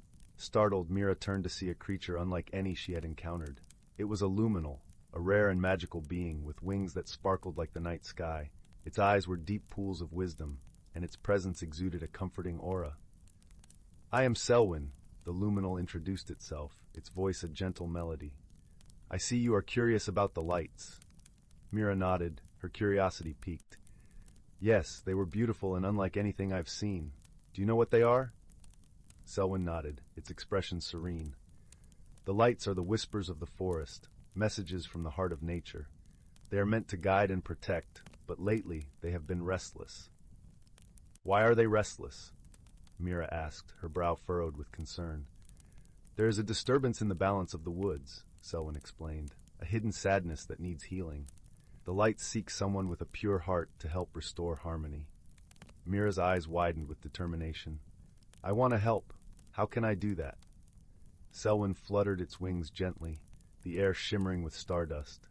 "You must listen to the forest, feel its rhythm, and uncover the source of its sorrow. Trust in your heart, and you will find the way." Buoyed by Selwyn's words, Mira closed her eyes and allowed herself to attune to the forest around her. She listened to the rustle of leaves, the whisper of the wind, and the distant call of a lone owl. Slowly, a pattern emerged, a gentle thrum beneath the surface, a melody of life interwoven with a single discordant note. Following this faint trail of unease, Mira journeyed deeper into the woods, her footsteps guided by the forest's subtle cues. Along the way, she encountered various creatures, a family of rabbits who shared their burrow's warmth, an old tortoise who nodded sagely as she passed, and a mischievous squirrel who offered her an acorn as a token of friendship. Each encounter reinforced the sense of community and mutual care that thrived within the whispering woods. It was a reminder that even the smallest gesture of kindness could ripple outwards, touching lives in ways unseen. At last, Mira arrived at a thicket where the air felt heavy with a quiet sadness. Peering through the intertwined branches, she discovered a small grove where the trees stood tall and proud, yet their leaves drooped as if burdened by unseen weight. In the center of the grove lay a young fawn, its eyes wide with fear and confusion. The source of the forest's sorrow was clear, a creature lost and alone, seeking the warmth of companionship. Approaching slowly so as not to startle the fawn, Mira spoke softly, her voice a soothing balm. Hello, little one. You're not alone anymore. I'm here to help. The fawn blinked, its ears twitching as it listened to Mira's kind words. Gradually it relaxed, sensing the genuine care in her tone. With gentle hands, Mira guided the fawn out of the thicket and back towards the heart of the forest. As they walked, the trees seemed to sigh with relief, their leaves lifting as the weight of sadness began to dissipate. Selwyn appeared once more, its eyes alight with gratitude. You have done well, Mira. The forest thanks you for your kindness and courage. Mira smiled, feeling a warmth spread through her chest. I only did what felt right. The forest is a magical place, full of life and wonder. I'm grateful to be part of it. Under the luminal's watchful gaze, the shimmering lights returned, dancing joyfully through the trees. They twirled around Mira and the fawn, a celebration of restored harmony and newfound friendship. As the sun began to set, casting golden rays across the forest floor, Mira made her way back to Willowbrook, the fawn trotting happily by her side. The villagers welcomed them with open arms, their hearts touched by the tale of the gentle mystery that had unfolded in their beloved woods. That night, as the stars twinkled above and the village settled into peaceful slumber, Mira lay beneath the great old oak, the fawn nestled beside her. She closed her eyes, her dreams filled with shimmering lights and the whisper of a forest at peace. And so, in the heart of the whispering woods, where the trees hummed soft lullabies with every breeze, the village of Willowbrook continued to thrive, its people bound by tales of wonder and the gentle magic that surrounded them. Here, under the watchful gaze of the luminal and the twinkling stars, harmony reigned, and the world felt just a little bit brighter.